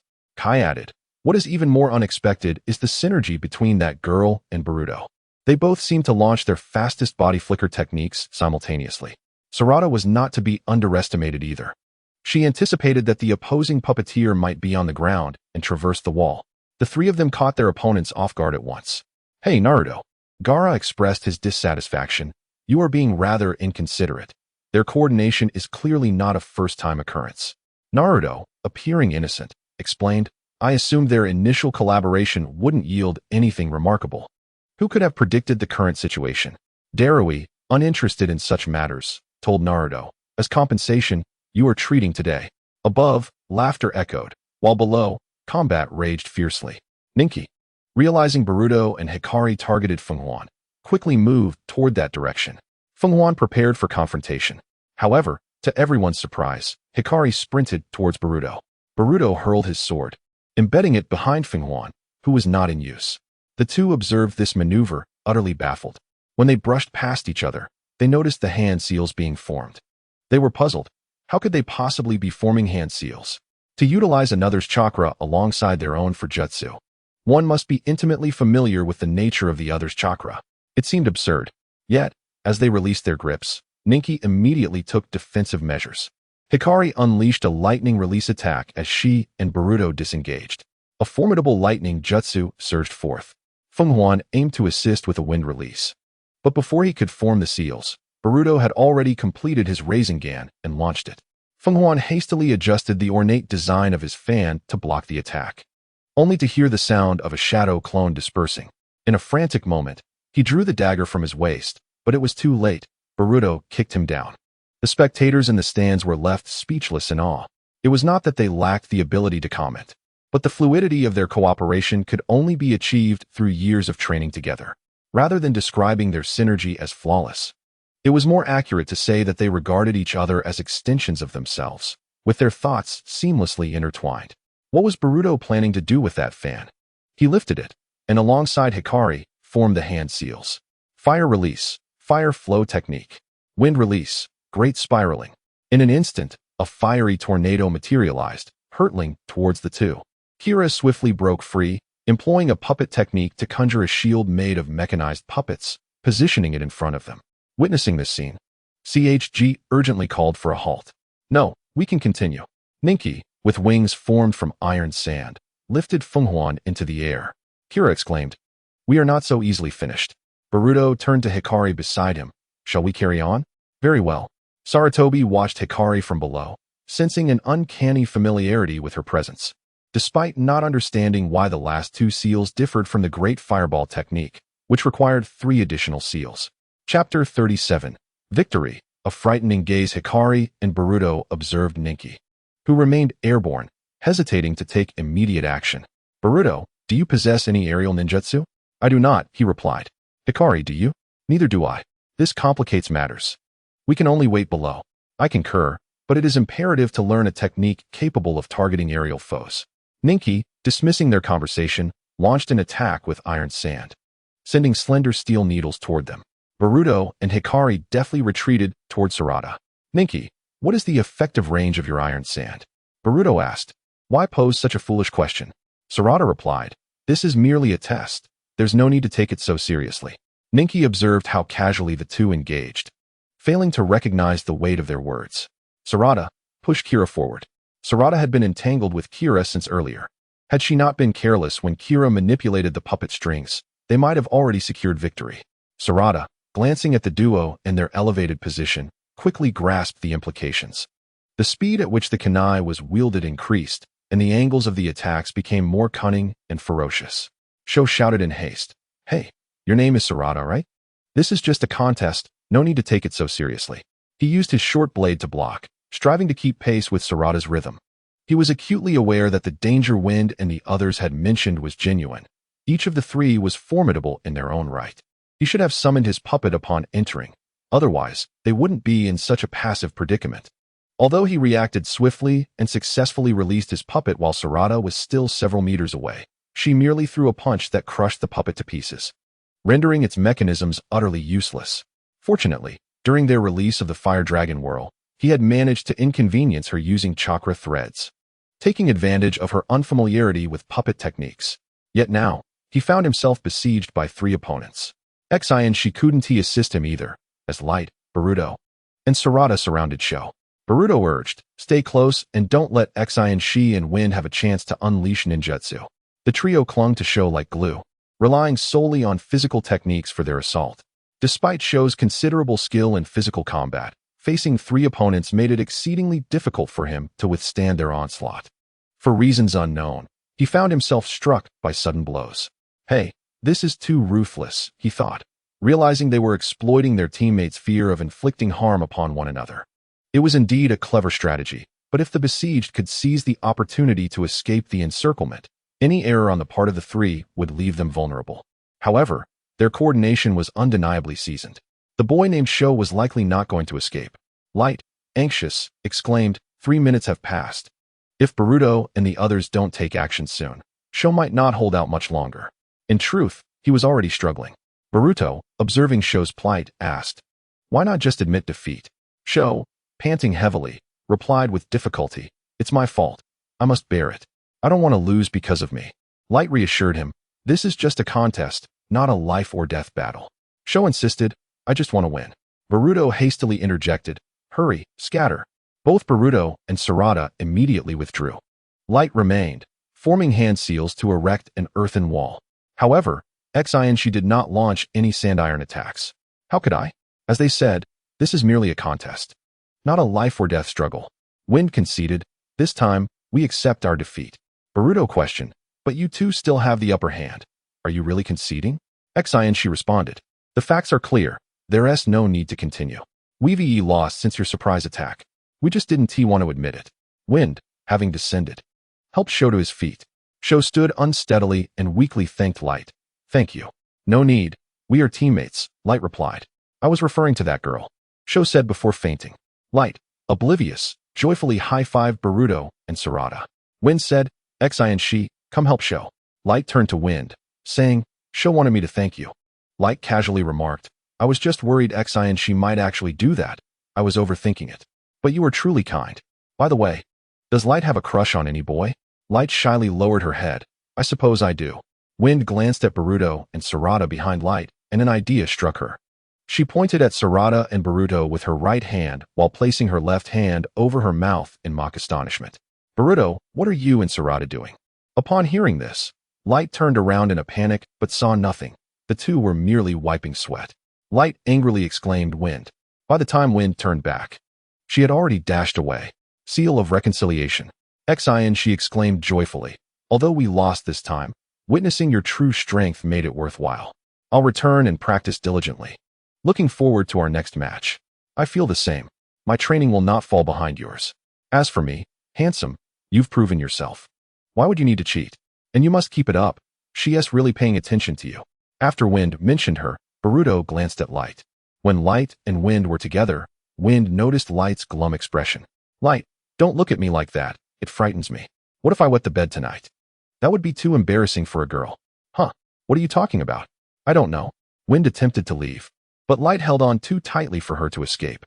Sarada quickly assisted, prying Light's fingers apart. Wind shouted in relief and sprinted toward the resting area. Vowing never to tease Light again, she resembled a vengeful spirit emerging from hell. Boruto and Sarada exchanged glances with Light, feeling an icy chill from her gaze. "Light, you really ought not to look at us like that. I fear I might wet my pants tonight." The two pushed Light back to the resting area. The onlookers merely felt uneasy. Ultimately, everyone unanimously decided to blindfold Light. Chapter 38. Are you a qualified ninja? Naruto, is the next match against Metal and the others? Yes, it is, Granny. I've conversed with Show and have reached a conclusion. Metal entered the arena, panting heavily and trembling. The Raikage team looked at Metal and asked, "Hey, are you shaking?" "No, I'm not shaking," he replied. Gaara observed Metal from below. "Is that the son of Lee? Is he trembling out of fear?" Darui stroked his beard. "I think it's best to reconsider. This child is not fit for combat. If we must fight, we should switch to another team." The members of the Raikage team, led by Basha, spoke up. "I hope to change opponents." "Me too." "Indeed, we need a change." Musha furiously brandished her claws. "Hey, do you look down on us girls?" Razalin adjusted his sunglasses and replied, "I think you misunderstand. We don't look down on you. We just feel that someone who trembles like that isn't worth our effort, as it serves no purpose. If he's like that against his enemy, he's not a suitable ninja." You encountered. "No, Metal is just overly nervous." "Is that so?" Metal remained silent, his legs quaking. "Boring. I'm off to the Lantern Festival." Amidst the tension, An adult slammed a cup onto the ground, causing cracks to spread across the floor. Hey kids, is this how you casually approach a challenge? Show me what you've got, metal. Make these three realize your prowess. Granny, please calm down. Naruto had never seen such a furious granny since the invasion of Konoha. Do you have a problem? Tsunade clenched her fists, veins bulging, as she glared at the crowd on stage. Basha looked at the ground and then at the stage, muttering, "Doesn't that woman realize this kid is not fit for a fight?" Razalin unsheathed his dual blades and assumed a fighting stance. What can we do? She asked the fifth Hokage. If we fight, those two girls will surely suffer. Hikyu watched the two girls ahead and sighed. How absurd it is to let two ladies take charge. It is something I, Bashar, hold in utter disdain. Is it not ceaseless? When will it come to a halt? Masha produced a divination scroll and completely transformed herself into a feline. Yuin, are you all right?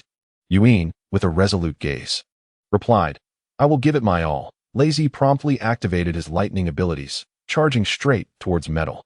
Suddenly, Masha struck at his front with a paw, catching him off guard, followed by a flurry of scratches that forced him to retreat.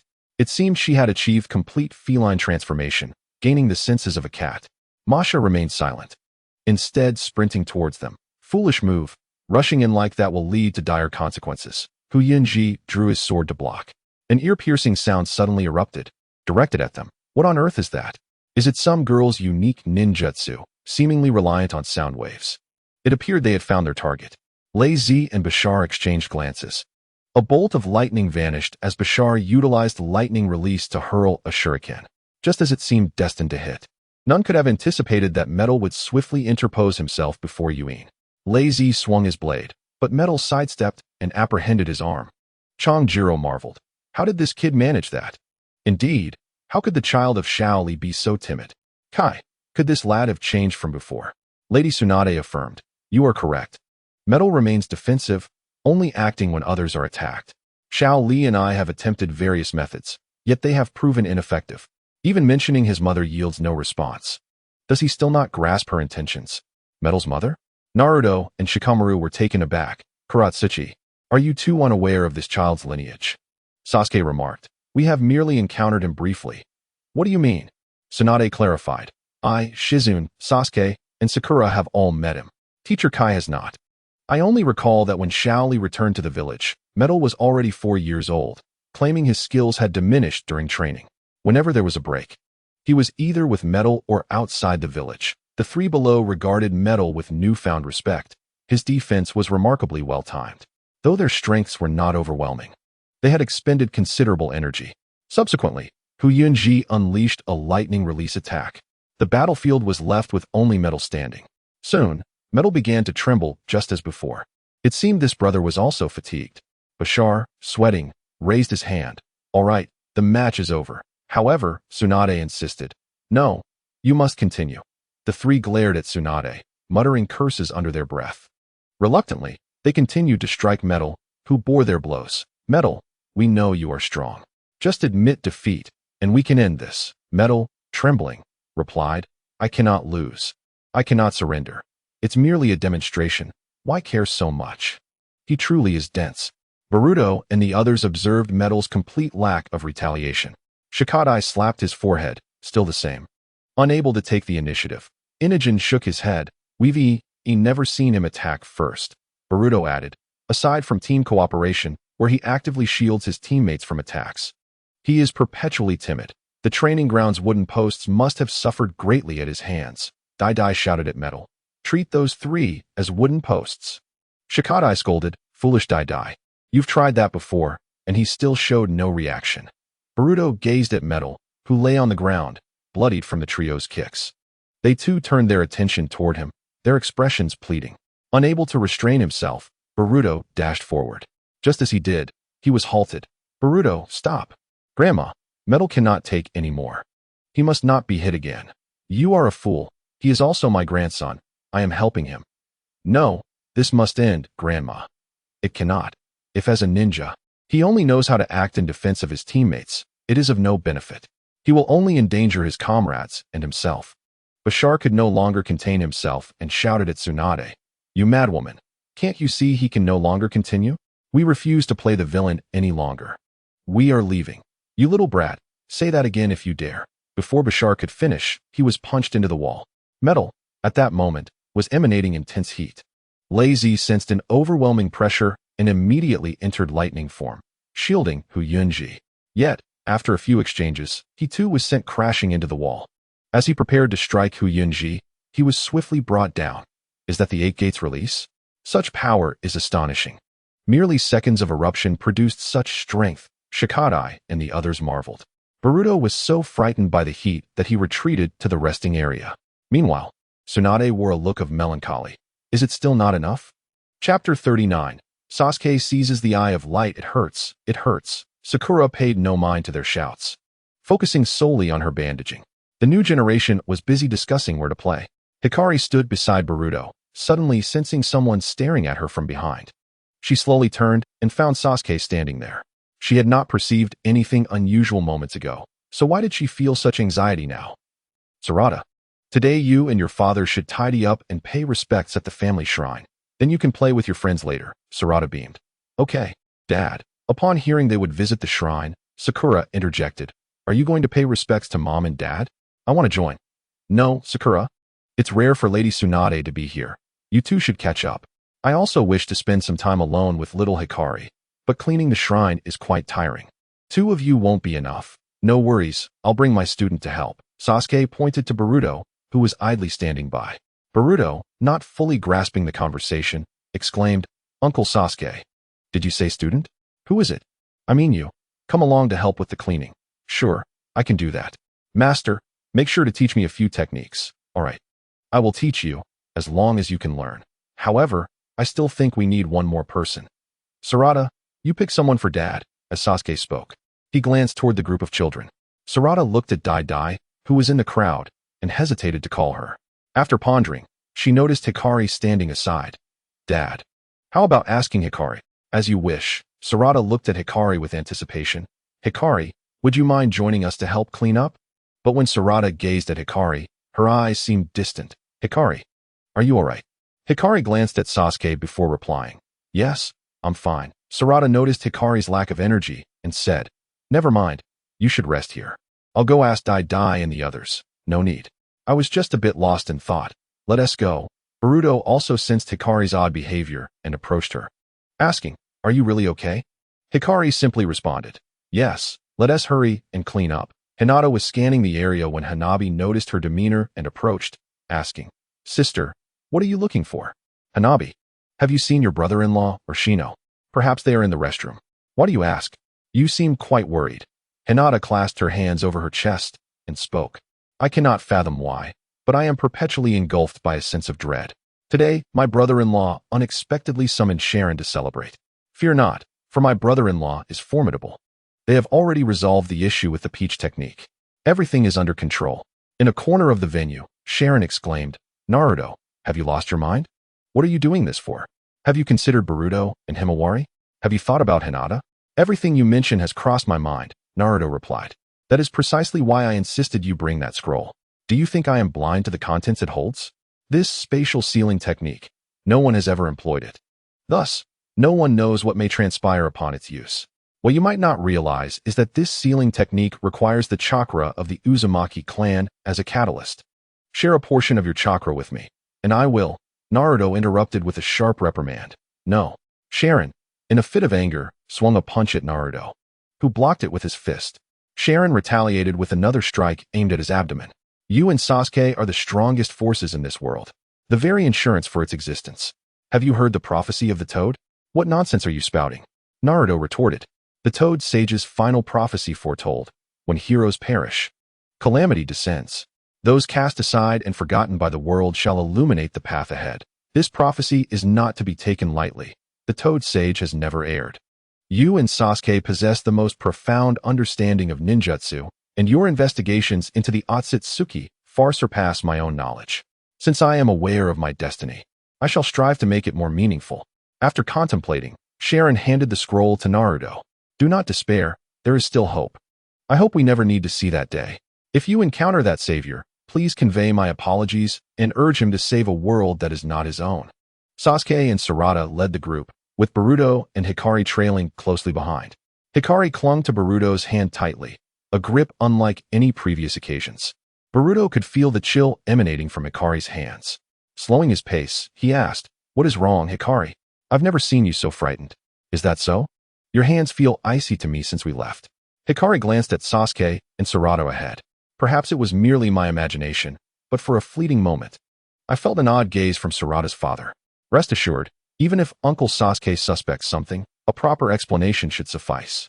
Soon, the four arrived at the Uchiha ancestral grounds. They gazed at the door adorned with intricate carvings and a plaque inscribed with Uchiha Shrine. The entrance bore the Uchiha clan's crest, and upon entering the Hall of Spirits, they were greeted by neatly arranged spirit tablets lining both sides. Hikari stood transfixed, staring at the tablets before her, and the larger hall beyond, filled with even more spirit tablets. A well stood before the hall. "Are these all Uchiha?" she inquired. "Indeed. Now let us clean up quickly. The Lantern Festival will commence shortly." Hikari felt a wave of horror. The spirits here represented half of the clan. The four gathered by the well. Sasuke formed a hand seal, causing water from the well to flow into a bucket. They grabbed cloths to prepare for their task. "Boruto, you and Hikari take care of that side. My father and I will handle the other." "All right." However, Sasuke unexpectedly interjected. "No, Sarada, you work with Boruto? I will assist this young lady." Sarada was perplexed, unsure why her father made such a choice. Boruto stood protectively in front of Hikari, saying, "If something feels off, just act." Hikari glanced at Boruto but remained silent. "Rest assured, I will aid you." "Hikari, Boruto, why are you two still hesitating?" The pair separated, Hikari diligently wiping the spirit tablets. Yet, after a brief moment, Sasuke turned to Hikari and asked, "Do you know why I brought you here?" Feigning ignorance, Hikari replied, "I do not understand, uncle." Sasuke continued, "This is our clan's gathering place, and it is where you belong. Familiarize yourself with it, so that you will not feel fear when you return." Hikari smiled, reaching for her kunai. "I do not know, uncle." As Sasuke unsheathed the Kusanagi sword from his waist, he remarked, "The hand seal for one person does not vary much, as it is a matter of subconscious. You are quite clever. In order to conceal your Uchiha identity, you altered the Great Fireball Technique seal. However, do not question me. I am also an Uchiha, and I know my kin well. You need not admit it. I will extract your eyes for Sarada, for that way she will attain eternal light." Sasuke activated his eternal Manjiki Sharingan and observed Hikari as she drew her sword. Hikari, witnessing Sasuke's madness, immediately activated her own Sharingan, blocking his strike. Indeed, Sasuke hurled the Kusanagi sword, evading Boruto's attack entirely. Grasping Boruto's hand, he pinned him to the ground, securing the sword back at his waist. "Father, were your words true? Are you truly going to do those things to Hikari? Answer me." Sarada cried out, brandishing her kunai. The most shocking revelation for Sarada was that her eyes had transformed into the Two-Tomo Sharingan. Chapter 40. The tribute. Sarada gazed at her father, who remained silent, feeling an unfamiliar sense of fear and estrangement. The man she respected most was now poised to harm her friend. "Hey, Dad, answer me." Sasuke looked at the three of them and asked, "If it is true, are you three prepared for battle? Especially you two, Hikari and Sarada. Why would you do this? My father trusted you deeply. He spoke of you so highly." Sasuke remained silent, staring at Sarada. She trembled uncontrollably, acutely aware that they could never match their father in strength. But what could they do now? She recalled her father mentioning the eyes. Perhaps if she destroyed her own eyes, he would cease this madness and return to his senses. With that thought, Sarada removed her glasses. Hikari, realizing Sarada's intent, wanted to intervene but found herself too far away. Sasuke's shadow clone restrained Sarada, holding both girls down. "That was merely a test to ascertain whether Hikari is one of our clan. If she does not feel threatened, she will not willingly reveal her eyes to me. As for the extraction of her eyes, that was a ruse." Boruto spoke up, "But your demeanor just now hardly seemed like an act." Sasuke delivered a punch to Boruto's head. "I learned from my brother. He was far more convincing than I could ever be. I was far less restrained than I am now." Boruto and Sarada, upon hearing this, ceased their struggles and fell into a calm state. "Are you implying that if I truly wished to strike, how long could you three endure against me? Currently, within the entire ninja world, only Boruto's father, Naruto, can stand in my way. If we are to confront that lunar being, it would only be two." Hikari, sensing no hostility, felt reassured and sat down. Sasuke approached Sarada, lifted his hand, and without hesitation, struck his daughter across the face. Why did you hit me, Dad? Sasuke placed his hand on Sarada's shoulder and earnestly instructed. No matter the strength of your opponent, the one thing you must never do is give up, even if that person is your closest kin. You must fight. Do you understand? Serena nodded in confusion. You too should remember the same. Noticing the children's emotions had settled, he continued, since we all understand. Let us get to work swiftly. Serena and I will handle that side, while you two manage this side. 2 hours later, it was now midday. Boruto sat on the floor, with Hikari's head resting on his shoulder. Sasuke carried Serena on his back and addressed the two seated children. Come. I will take you to eat. They arrived at a barbecue restaurant and ordered a plethora of dishes. Serena and Hikari sat by the window, gazing down at the bustling pedestrians below. Hey, Hikari, why didn't you use your Sharingan when we fought the other day? Hikari hesitated. I didn't think it was necessary. You know, when you looked at me, your eyes were just like Dad's, he said. Hikari was momentarily taken aback, unsure of how to respond. Serena added, you must have felt quite lonely, being all alone since childhood. Hikari replied, looking at Serena, yes, but now with you as companions, I no longer feel lonely.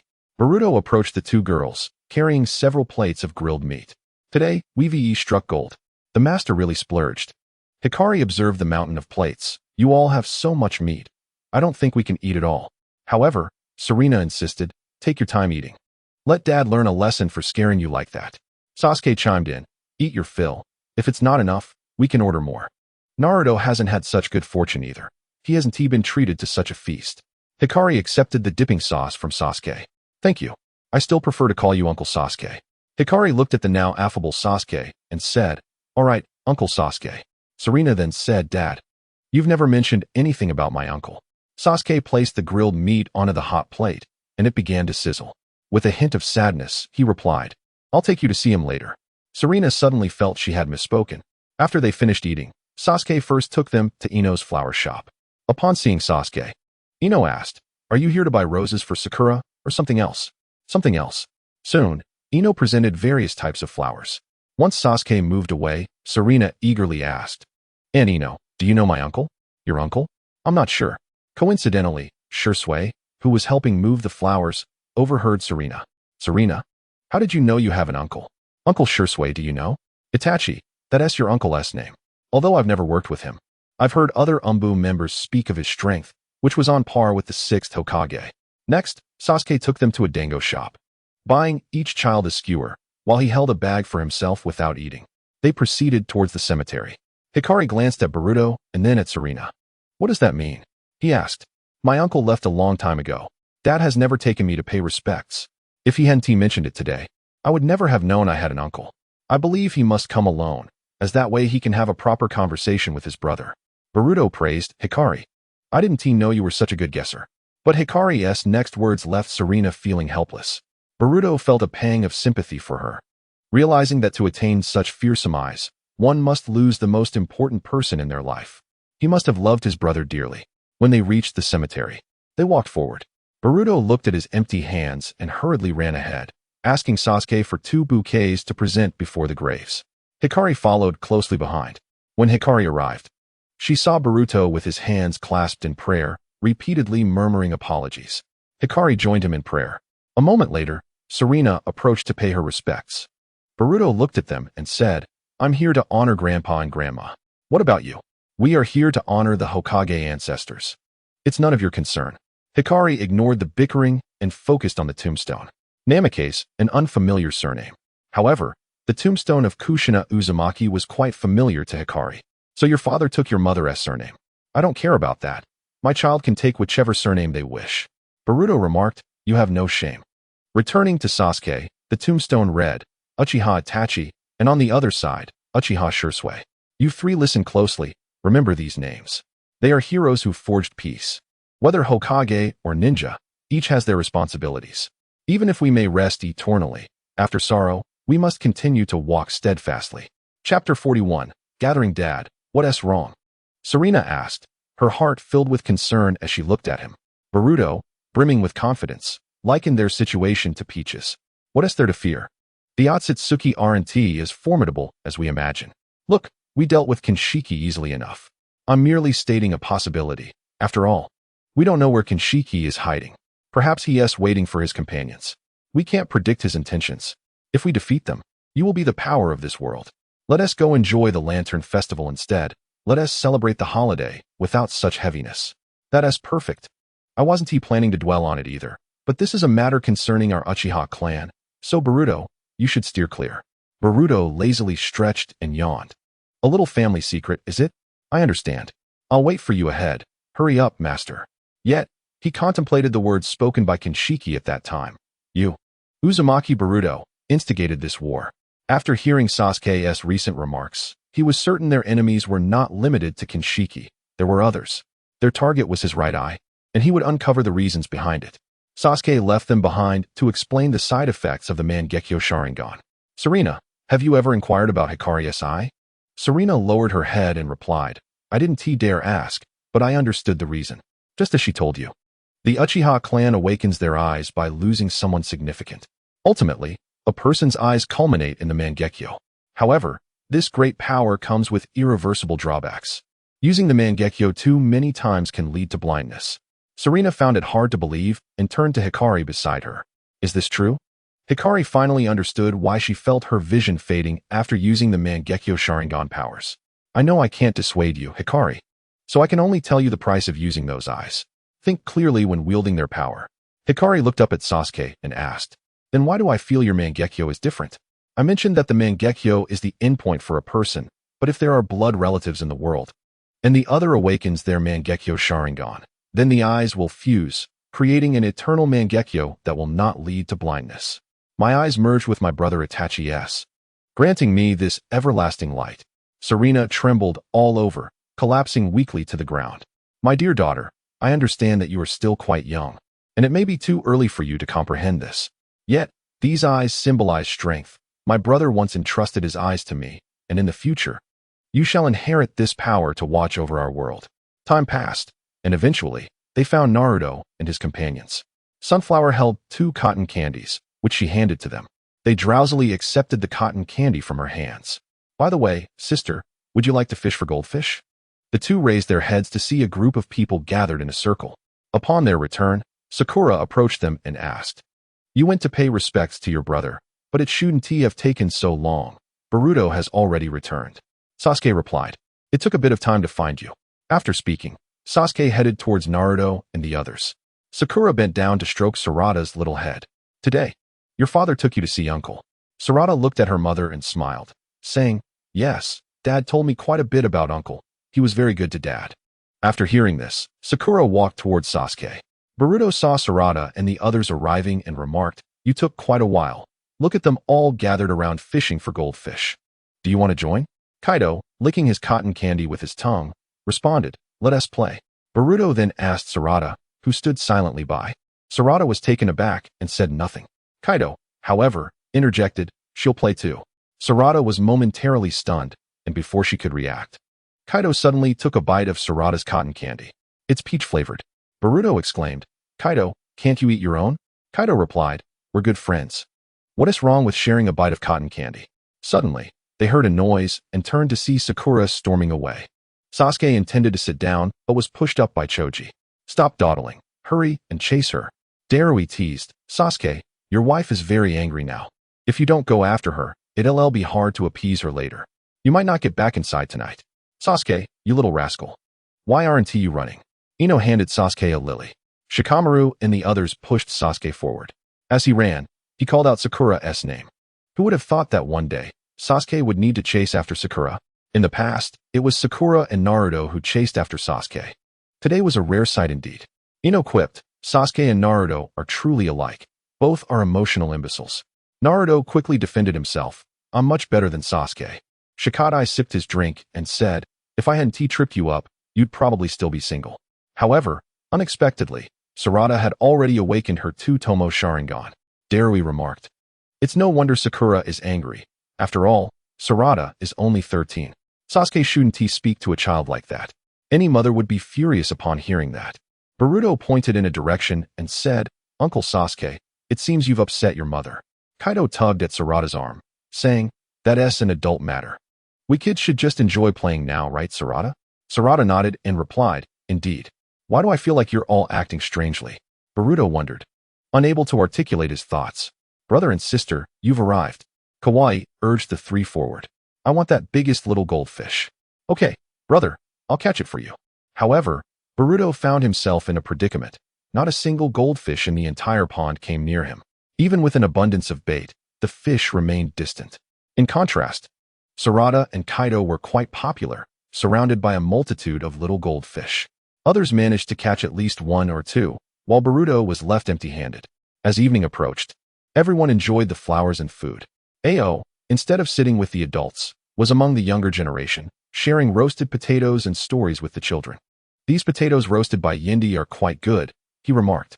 Years ago, when I was out, it was this lad who tempted my appetite with his roasted potatoes.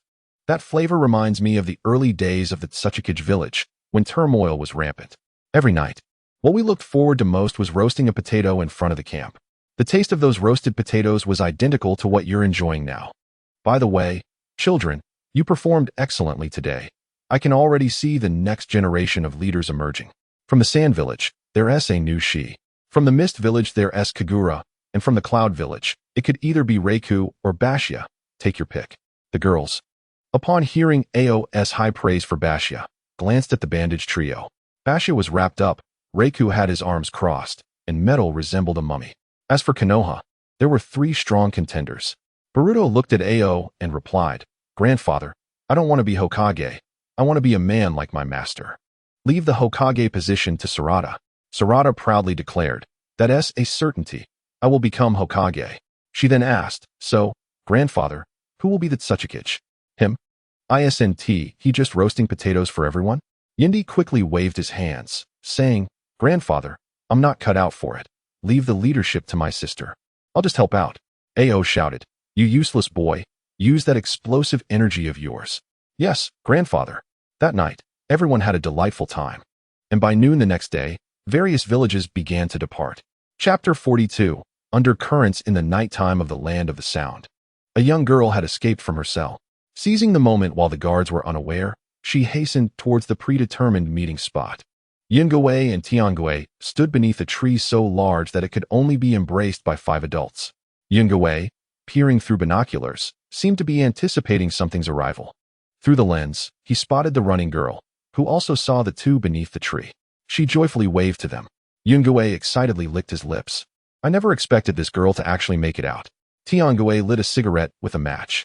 This is just perfect for our plans. The girl observed Tiangue smoking and found it odd that a boy her age was imitating adults by puffing smoke. However, she didn't dwell on it, as it was the two brothers who had provided her with the escape route, allowing her to flee. I can't believe you really managed to escape, she said, grateful. I owe it all to you two for providing me with the escape plan. Thank you so much for saving me, but now is not the time to chat. We must leave before they notice. Tiangue leaned against the tree and said, Yungue, you go first. I want to enjoy the moment. The girl was completely puzzled by their words. Yungue held a dagger in one hand and a bug in the other. We did promise to help you escape from that prison, but we never agreed to let you go. Instinctively, the girl wanted to retreat, but Yungue calmly approached her. She stumbled and slipped down a slope, her forehead struck by a stone, drawing blood. Struggling to rise, she attempted to flee. Yungue grabbed her brown hair from behind, dragging her up like livestock. The girl exerted all her strength to break free, but it was in vain. She watched as her hair fell to the ground. Gazing longingly at the distant prison, she finally comprehended that she had not escaped from prison. Rather, she had merely stepped into a hellish realm. Her once pristine garments were now soiled with mud, blood, and tears of remorse. Acho, save me. Please, save me. She pleaded. I realize my mistakes. I should have heeded your advice and remained in prison.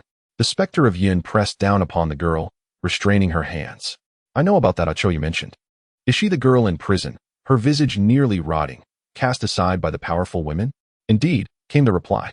She knows the secrets of this place, but rest assured, she is not an accomplice. Rather, she is your savior. However, she is oblivious to the fact that we are the perpetrators. She has always believed it to be the adults' doing. Strictly speaking, we are adults as well, though we merely appear as children. By the way, do you know why we do not eliminate her, the one privy to this secret? It is because if we guide you, you will soon uncover the truth. But with that ugly creature around, the scenario is entirely different.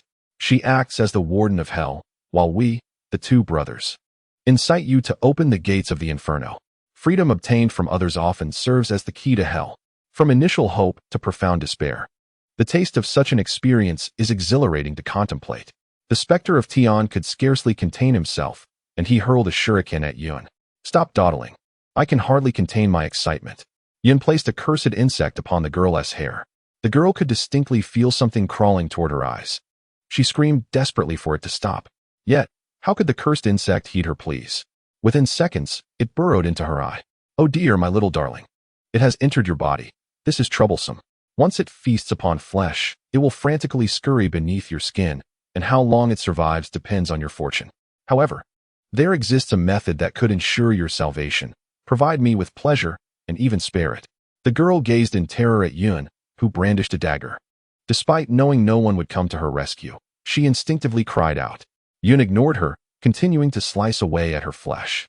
Tian watched the girl writhing in agony on the ground, trembling not from fear but from excitement, reveling in the spectacle while occasionally caressing his twin blades.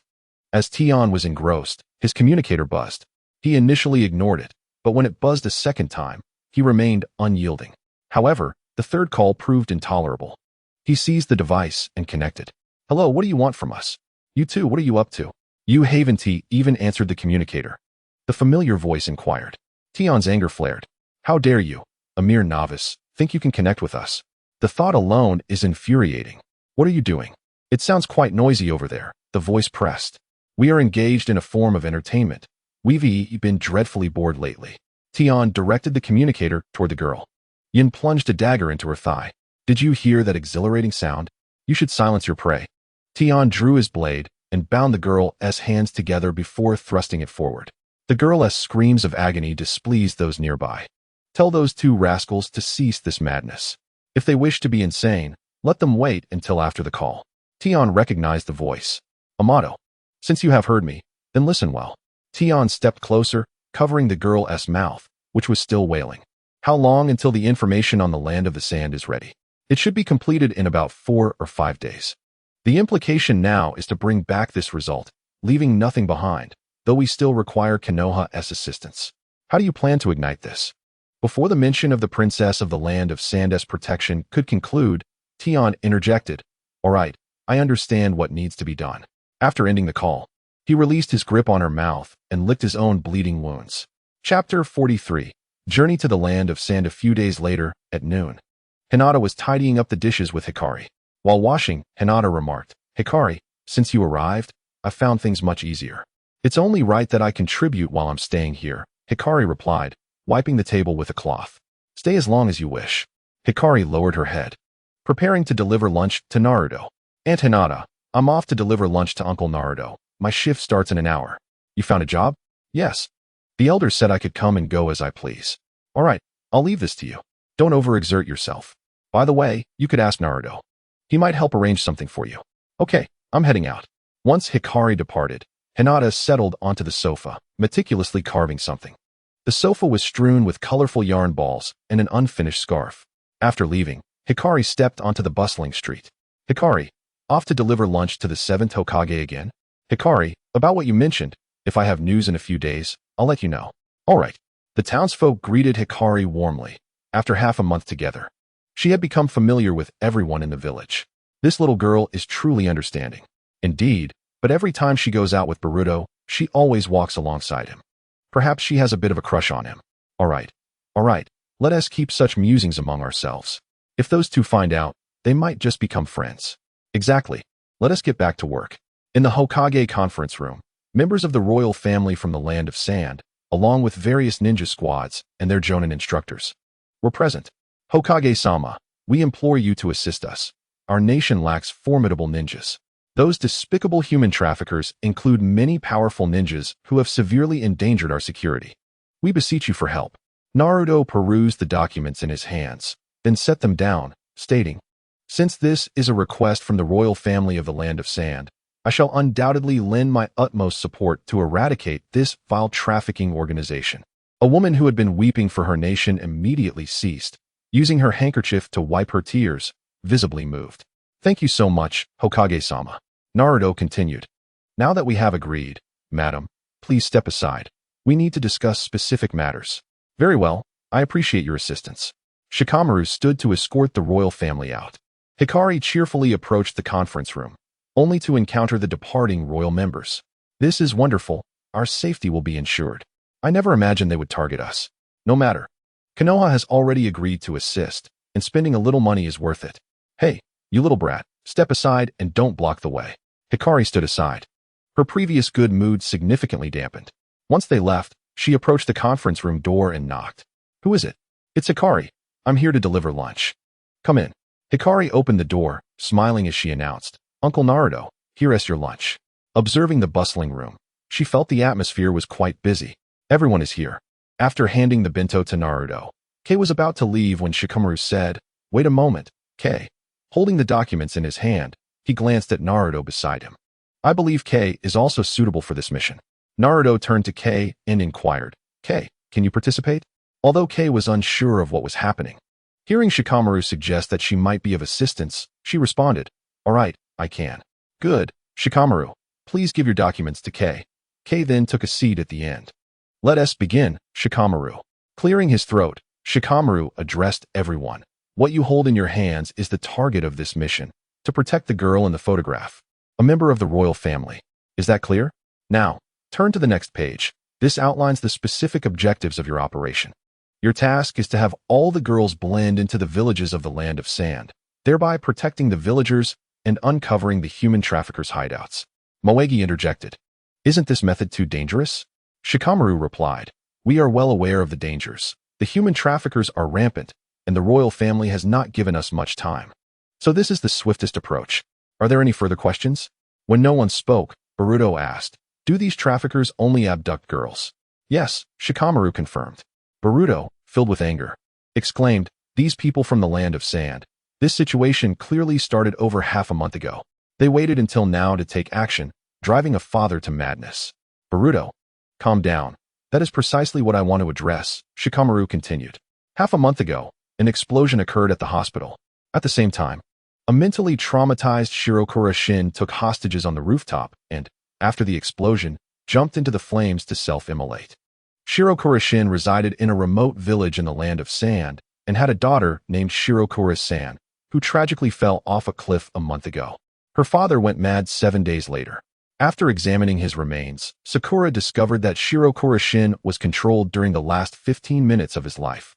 Given the current statements from the Land of Sand, we can be confident that Shirokura Shin was murdered. His words cannot be entirely dismissed as madness. He may have seen his daughter. Moegi asked, When do we depart? You will leave tomorrow.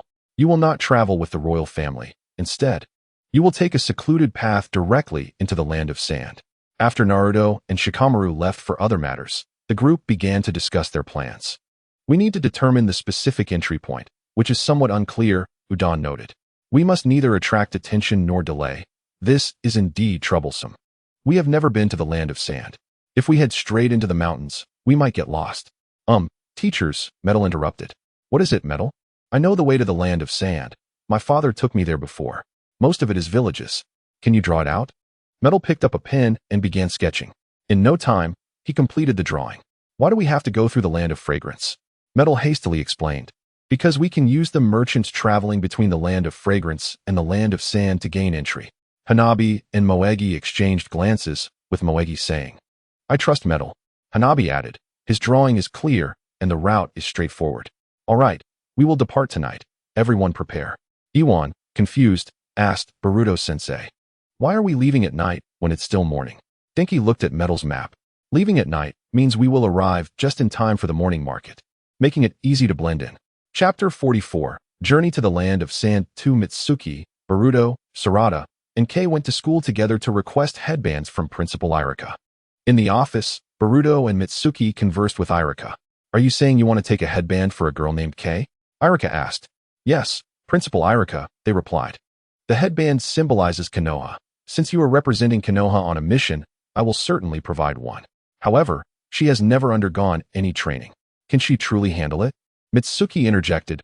Of course, Kei even hospitalized Sarada. Perhaps I might not be her match either. Irika chuckled. Oh, is that so? At that moment, Shino brought Kei and Sarada into the room. Kei, appearing like a frightened chick, was being led by Shino, with Sarada following closely behind. Principal Irika, I caught a truant. How should we handle this? She interrupted my class. Kay clasped her hands on her knees, her face radiating embarrassment. The two boys exchanged glances at this scene. Kay, what have you done? Did I not tell you not to run around? I'm sorry, Teacher Shino. She is our friend. Hearing Boruto's explanation, Shino looked down at Kay. So, you are Kay? Kay nervously replied. Yes, I apologize for the disturbance. It's good that you recognize your mistake. I have heard from Himawari that an older sister came to visit her, and that must be you. Now, please refrain from causing disruptions during class hours. Learn to be quiet. All right, I must go. I have a lesson to attend. Goodbye, Teacher Shino. Boruto approached Kay and mimicked her gesture. Mitsuki inquired of Sarada. What did Kay do to get caught by Teacher Shino? Sarada adjusted her glasses. Nothing much. We were just walking outside the classroom when she happened to see Himawari answering a question. I said, Himawari is amazing, and that was it. Then she got caught. You know how Teacher Shino is, explaining for ages 1T help. Mitsuki chuckled. Given Kay's personality, she would indeed act that way. Irika looked at the girl outside the door and asked, Are you Kay? Yes, we have come to get a headband. And what do you want the headband for? Kay promptly replied, I want to become part of everyone, to be a member of Konoha. Is that so? Irika picked up a thermos, blew on the steam, and took a sip of tea. Kay quietly asked Boruto beside her, Did I give an answer that displeased that uncle? Shino chimed in from behind, No. Principal Irika is just thirsty. Hearing this, Kay immediately became flustered and kicked backward. Shino dodged swiftly, looking at the girl before him. What incredible speed. Who are you? Why are you standing behind us? Boruto remarked, Teacher Shino, could you not stand behind others? It's easy to scare someone half to death. Irika added, Indeed, Shino. Your presence is already quite subtle. Standing behind someone is indeed frightening. Understood, teacher. Now, you may continue your work. I will take these 4 children to the auditorium. The 4 followed Irika closely. Kay marveled, Is this the teacher's teacher? He seems so strong. I can't see through him at all. Sarada, hearing Kay's praise, asked, What makes you think Principal Irika is strong? It's that teacher from earlier. His strength is quite formidable. Mitsuki explained, Principal Irika isn't particularly strong. He can't last long against the 4 of us. His greatest strength lies in nurturing talent. He has produced many exceptional individuals for Konoha. Many high-ranking officials in Konoha are his former students, including Sarada's and Boruto's parents. That's impressive, to have produced so many strong individuals. What about your parents, Mitsuki? Did they also graduate from the principal? Sarada and Boruto tensed up, realizing Kay had asked an inappropriate question. Mitsuki replied, No, my parents are a secret. You will learn about them in the future. However, what I can share with you now is that my parents are just slightly older than Principal Irika. After the 4 of us arrived at the auditorium, we were taken aback to find ourselves here once again. It is hard to believe that 4 months have already passed since our graduation. Irika stood at the podium, delivering a speech reminiscent of the one he gave during the graduation of the 3 individuals present. We listened attentively from below. Upon completing the oath, Irika handed the Leaf Village headband to Hikari, saying, Congratulations, little Hikari. You are now officially a ninja. Hikari, puzzled, inquired, Shouldn't I be a ninja of the Leaf? A part of the Leaf Village? Irika gently ruffled Hikari's hair and replied, Whether you wear the headband or not does not matter. It does not symbolize anything. Living in the village signifies your belonging to the Leaf. Irika then escorted the 3 children out of the school gate, wishing them success on their missions. Understood, Principal. We will do our best. The 4 of us made our way to the street, heading towards Tintin's ninja tool shop. As we passed Ino's flower shop, we spotted Metal cradling a large bouquet of white flowers. We paid it no mind and continued towards the shop. Inside, Tintin was idly dusting with a feather duster. Upon hearing the doorbell chime, she instantly brightened up. Welcome. What can I get for my 4 little customers? Auntie Tintin, please replenish our gear and provide Hikari with a full set as well. I know the 3 of you, but how can Hikari participate in the missions? Of course. All right. Just wait a moment. Hikari tugged at Sarada's sleeve, prompting her to glance over. What's the matter, Hikari? What is that doing here? Sarada followed Hikari's gaze. Isn't that just a large fan? It's nothing special. Did your father not tell you that only the Uchiha clan leader is permitted to use it? Is that so? Tintin, having noticed them, quickly interjected, Hikari, that is a non-sale item in our shop. You can only look, so please do not touch it. Here are Hikari's cloak and night gear. Take a look and see if you need anything else. Once everyone was prepared, we returned home. On the way back, Boruto said to Hikari, "How about we team up for this mission?" "Why? Are you worried about me?" "Yes. Haven't you seen the files? Those traffickers specifically target cute, pretty girls." Hikari's cheeks flushed upon hearing this. Boruto turned red as well, but continued, "It's your first mission. I want to ensure your safety." By the afternoon, Himawari returned home and immediately wanted to ask why Hikari was at school today. Hinata explained to her, "Shoo, your brother and sister are sleeping. They have a mission tonight. You will sleep with your mother." Himawari nodded in agreement. Chapter 45. Entering the land of rice, Boruto rose to gaze at the starry night sky, yawning as he glanced at the clock on the table. Is it already 11:08? After changing his clothes, he approached Himawari's door and knocked. "Hikari, it's time to get up. We need to prepare to leave." "Oh, all right. I'm getting up. Just wait a moment." Boruto returned to his room to check his gear, grabbing his night attire before heading downstairs. However, halfway down, he noticed the lights were still on in the living room. Based on his mother's usual habits, she should have been asleep by now. Why was there still light? He cautiously descended the stairs and saw Hinata knitting, seemingly engrossed in her task. "Mom, what are you doing? It's so late. Why aren't you asleep?" Hinata turned to him and replied, "I'm making a scarf and checking how you two are dressed. Come here so I can inspect your attire." Boruto stubbornly responded, "Mom, I'm a grown-up now. I can take care of myself. Listen to me." Reluctantly, Boruto approached, and Hinata carefully examined him. "Good. My son has grown up and learned to take care of himself." Boruto, feeling proud, replied, "Of course. Keep your voice down." "Himawari is asleep," he added. Hikari also came downstairs and noticed Hinata was still awake. "Auntie, you're still up?" Hinata patted Boruto's head. "All right, go wash up." "Hikari, come here. I want to check your outfit as well." After both finished washing up, Hinata saw them to the door. "Boruto, you must protect Hikari." "Of course I know. You two must prioritize your safety. The mission is secondary." "Understood. Auntie, we will remember. Make sure to get some rest earlier. We need to leave soon." "Mom, we're off. Stay safe." As they walked along the street, it wasn't long before they sensed someone trailing behind them. In unison, they sprang into action, with Hikari pressing a kunai against the stranger's throat while Boruto held it against their abdomen. "Hello there," smiled Mitsuki, looking at the two. Hikari asked in confusion, "Aren't you supposed to be at home? Why are you on the same route as us?" Boruto sheathed his kunai and remarked, "That's just Mitsuki. He always appears out of nowhere." Thus, the three of them continued walking together. Along the way, Hikari questioned Mitsuki, "Are you truly just coincidentally here? What if I say it's a coincidence?" "All right, let's not discuss it further. Many people are already asleep." Mitsuki then turned to Hikari, saying, "Here, take this." Hikari turned back, curious. "What are you giving me?" Mitsuki placed a small white snake into Hikari's hands. "What does this mean?" Mitsuki explained.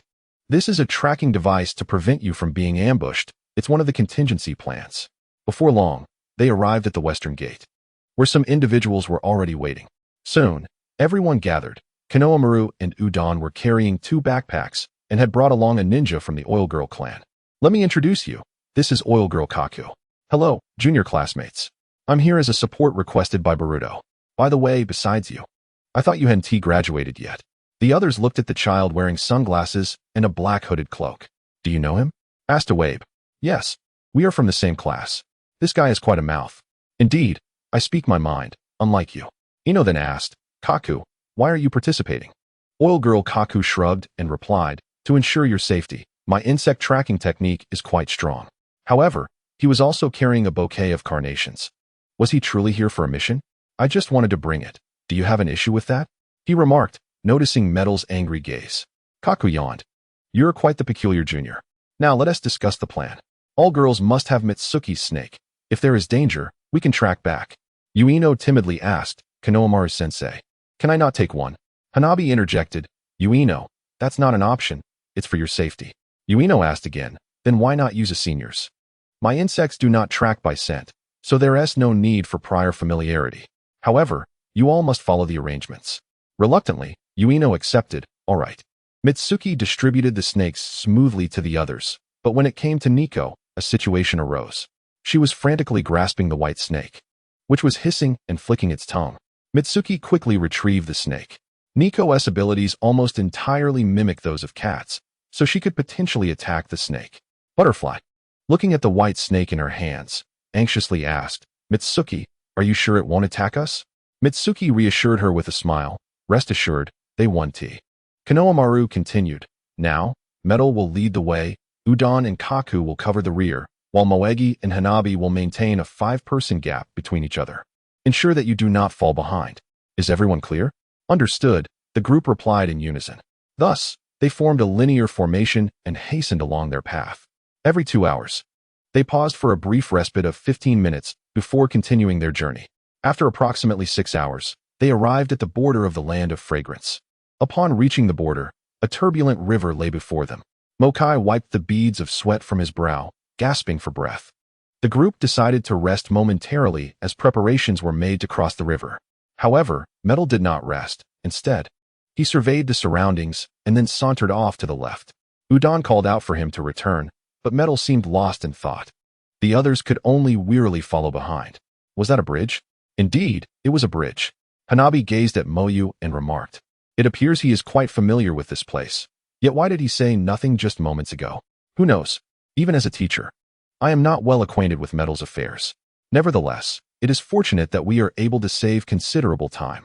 Once everyone gathered, they observed Metal placing half of a carnation beneath a tree while he retained the other half for himself as he ascended the bridge. Beneath that grand tree lay an abundance of items, including edible flowers. Hanabi looked at the carnations beneath the tree and exclaimed, "No way." Moyu, somewhat irked, remarked, "Why does this fellow not speak at all?" Mokai patted Moyu's shoulder and replied, "Loneliness and sorrow are burdens borne alone. If he chooses not to speak, there is little we can do." Before long, they reached the other side. Metal pointed ahead and proclaimed, "There lies the town." The group removed their travel cloaks and secured their forehead protectors to avoid detection. Chapter 46. Infiltration. All but Kasha changed into the attire of the local villagers. The others, led by Hanabi, took on the roles of a caring elder sister, guiding her younger siblings through the streets. Moyu assumed the demeanor of a strict older sister. Mokai, a wabe. Oil girl Kaku, Udon, and Boruto transformed themselves into merchants. Before long, they all arrived at the marketplace where the land of fragrance traded with the land of rice. The girls set out to seek villagers who collaborated with the royal family of the land of rice, while the others sought a concealed location to hide. Mokai observed Boruto and inquired, "You have seemed off since yesterday. Is something troubling you, Boruto?" Boruto replied, "I wish to visit the new village of Hakura. Perhaps I might uncover something." The information was already clearly documented, yet I still yearned to comprehend the madness he exhibited that night. I vividly recall that frenzied gaze, a reflection of his longing for his daughter. I believe that since he has seen his daughter, he must possess some clues. Mokai regarded Boruto, knowing he could not dissuade him. Kaku, Kasha, accompany Boruto on this venture. The three of you must exercise caution. Do not worry, Mokai. I shall ensure the safety of my juniors, Kaku assured. In the village, they sought villagers who collaborated with them, carrying bedding and books. They approached each wooden house adorned with a red sign, searching diligently. Moyu, wielding binoculars, guided, "Take 5 steps to the left, 7 steps down, and 2 steps to the right. That is the household you seek." Following Moyu's directions, they located the small wooden house, which was scarcely larger than Boruto's living room. Scattered beside it were thin branches. She approached and examined the door adorned with a red wood. She knocked, but no answer came. She knocked again, still met with silence. "Is anyone home? Is anyone there?" A voice called out, "Hey, who are you?" Startled, she accidentally dropped a book and a dictionary. Moyu quickly interjected, "Who are you asking?" "And you, who are you?" "I am from the village, but you do not appear to be one of us. What do you seek from Grandma Shuyun?" Quick on her feet, she replied, "I am Shuyun's granddaughter. My parents had urgent matters and sent me to find her." The girl leaned in closely, sniffing. "You smell quite nice. You must be from the town." Moyu did not continue answering, but hurriedly picked up the fallen books. The girl knocked forcefully on the door. "Grandma Shuyun, open the door. It is Mei, your granddaughter." After a few minutes, the sound of a cane echoed from within. After another minute, the door finally creaked open. Before them stood an elderly woman with graying hair, her face etched with wrinkles and age spots adorning her skin. She was hunched over. "Mei, what brings you here?" "Grandma Shuyun, your granddaughter has come to see you." The elder strained to hear, leaning closer with her hand cupped to her ear. Mei leaned down and spoke loudly into her ear. "I said, your granddaughter has come." The elder replied, "Why are you shouting? I can hear just fine. My granddaughter." "Let her in." "All right, little one, you may enter." Moyu then said, "All right, Guang, you can take off your earpiece once you are inside." Guang entered, clutching her books. As she had imagined, the entire room was scarcely larger than a living room. Inside, apart from 3 barrels, there were merely a few bowls and chopsticks. Aside from that, there was a bed and a large pot beneath the chimney, simmering with white porridge over a small fire. "Granddaughter, have you eaten?" "Not yet." The elder seemed not to hear her and continued to serve the porridge. She handed Guang a bowl. "Eat up." Thus, Guang consumed several bowls of porridge. Grandma Xiaoyun then picked up Guang's 2 books and examined them. "These are all unreadable. Shall I burn them?" Upon saying this, Grandma Xiaoyun's trembling hands reached toward the fire. Guang swiftly snatched the books from her grasp, holding them protectively. Grandma Xiaoyun appeared displeased. "Child, why are you clutching those? They are not food. I will cook for you later." Guang anxiously replied, "Those cannot be burned. There are branches on the mountain. I can gather some. Then go ahead, without anything to burn. We shall both go hungry." Guang set down the books and dashed outside. Mere seconds later, she returned to seize the books again. Frantically, she exited. "This child is truly amusing," Moyu remarked, observing Guang's departure with a hint of confusion. Once Guang connected with the others, she hurriedly inquired, "What happened? Why did you come out? Shouldn't you be inquiring about the village?" Guang, trembling, replied, "I must collect firewood, or she will burn my books." "Guang, you are on a mission, you need not bring books. It's been too long, I would grow bored." "All right, I understand. I will have Metal and Electric assist you in gathering firewood." Electric, puzzled, asked, "Teacher, why must we also gather?" Of course, Guang is an undercover agent acting as bait. The less time she spends in the village, the less likely they are to target her. Furthermore, you all need the exercise. Within the hour, the trio had gathered a considerable amount of firewood. Electric asked, "Are you going to carry it bit by bit? How long will that take?" Guang replied, "There is no need for such trouble. A single rope will suffice." Utilizing a rope, Guang bound the firewood together. Electric quickly grasped the method. Though the bundle appeared wider than Guang and towered over her by 2 heads, he anxiously asked, "Guang, are you carrying too much?" Guang tested the weight and took a few steps. It is manageable. I shall proceed." "Metal, do you think she might fall? She is still holding those books." "She should be fine. The weight is akin to what she is accustomed to during training, and her footing is steady." Electric darkened his expression, as if to say he had not asked. The adults in the village looked on, astonished at this girl carrying what would typically require the strength of an adult. Is this granddaughter truly a granddaughter? Do you not find it monstrous? A young girl burdened with such weight, merely to place firewood at the doorstep. "Oh dear. Might I exchange some of your wood? I am weary of climbing the mountain to gather it. In return, I could offer you some food. What do you think?" As she raised her gaze toward the visitor, she recognized Mei Sang, who had just appeared. "I am not a little imp. I have a name. I am Jin Shangwang." Chapter 47. The village Mei Sang regarded the serious expression on Guang's face and tentatively proposed, "Little Jin Shangwang, could you spare me a bit of your firewood? Would that be agreeable?" "Not a chance. If you desire it, you must venture up the mountain yourself. There is plenty to be found there. Alternatively, you could trade me a prepared meal. Your demands are rather excessive for merely a bit of firewood." Mei Sang attempted to negotiate further, but Guang retorted, "Since you refuse, let it be." Mei Sang watched as Guang entered the house, lingering outside for a considerable time. Noticing that no one was paying her any mind, she cautiously approached the pile of firewood, a triumphant expression on her face. Just as her fingers grasped a piece of wood, she reached for another. "Hey, what do you think you're doing?" Following the voice, Mei Sang slowly raised her head. The sight of blood-red eyes caused her to drop the firewood in fright. Her legs trembled uncontrollably, and despite her efforts to regain composure, she realized even her hands were shaking. Tears welled in her eyes, refusing to be contained. Guang, observing Mei Sang, inquired, "What are you doing?" I wanted to take a bit of firewood. "Was that your plan, to barter with me?" She shook her head, remaining rooted in place. "If not, then do not be foolish. Put it back." Mei Sang, trembling, attempted to lift the firewood but found it too heavy. Resigned, she opened the door, but as Guang swung it wide, Mei Sang was so startled that she fled, putting distance between herself and Guang. Guang glanced at her retreating figure with penetrating eyes before re-entering the room. "That little girl is truly fierce. Grandmother, I wish to know about this village." "There is little to say. It is as you have just witnessed. This is the village's norm, nothing exceptional. It is impoverished and backward. People are solely concerned with themselves. As for changes, a fortnight ago, Some sought to leave with their children, claiming they would find safety in other lands. However, they were devoured by the beasts of the mountains. Yet, that is merely hearsay from this old woman. All we can do is return to the village and endure. Recently, the village chief informed me that in a few days, they would send me a child.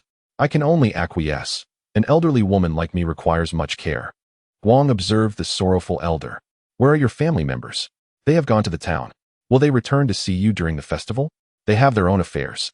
I do not concern myself with whether they come or go. Guang looked helplessly at the elderly woman, realizing she had no useful information to offer. After reuniting with Borin and Nico, the three hurried toward the village where Hakazu Shin resided. After 3 or 4 hours, they arrived. Hey, Borin, is it necessary for us to travel such a distance to investigate an ordinary villager? If we find nothing, it will be a wasted journey. I merely encountered that man before. I am curious about this matter. The trio used binoculars to survey the village. It was nearing afternoon, yet the streets were deserted. Well, it seems we have indeed come for naught. Enough of that, Borin. Perhaps the villagers have fled in fear. As the two prepared to leave, Borin gazed at the village below. I still intend to take a look. You may head back. You stubborn boy, why do you always insist on this? I am not part of their team. I cannot answer that question. Fine, let us descend and have a look. It won't take long. They knocked on door after door, but no responses came. Disheartened, they were about to depart when Nico suddenly heard a faint rustling from the street. She stood still, straining to listen. Borin observed her, realizing she was signaling him to remain silent. As the three remained motionless, a hunter drew his bow, aiming at them. The hunter found their stillness peculiar. Wondering if they were deliberating, he swallowed hard, his palms slick with sweat. He noticed that the blonde-haired boy's position seemed slightly off. Just as he pondered this, Borin suddenly called out, "Brother, are you from this village?" The man turned swiftly, ready to retaliate, but Borin swiftly subdued him with a single blow. The other two approached Borin's side. "Your skills are commendable. That was quite effortless." Borin replied, "He is not a ninja, simply an ordinary hunter." "That was fortunate. Just as you wished to inquire, he happened to appear." Nico gently interjected, "Do not misunderstand. We merely seek to understand what has transpired. What is there to inquire? The village has faced divine retribution. What can you ninjas do?" Borin insisted, "We are here to investigate this divine punishment. Why should I trust you? We just wish to ask some questions. If we cannot glean information from you, we will have to seek others in the village." Upon hearing Nico's words, the man's expression turned anxious. "Do not harm my mother. I will tell you everything. As long as you do not attack us, I will release you." The man nodded, and Borin loosened his grip. "My name is Tion Tsigyo. The village has transformed due to strange occurrences that began over a month ago.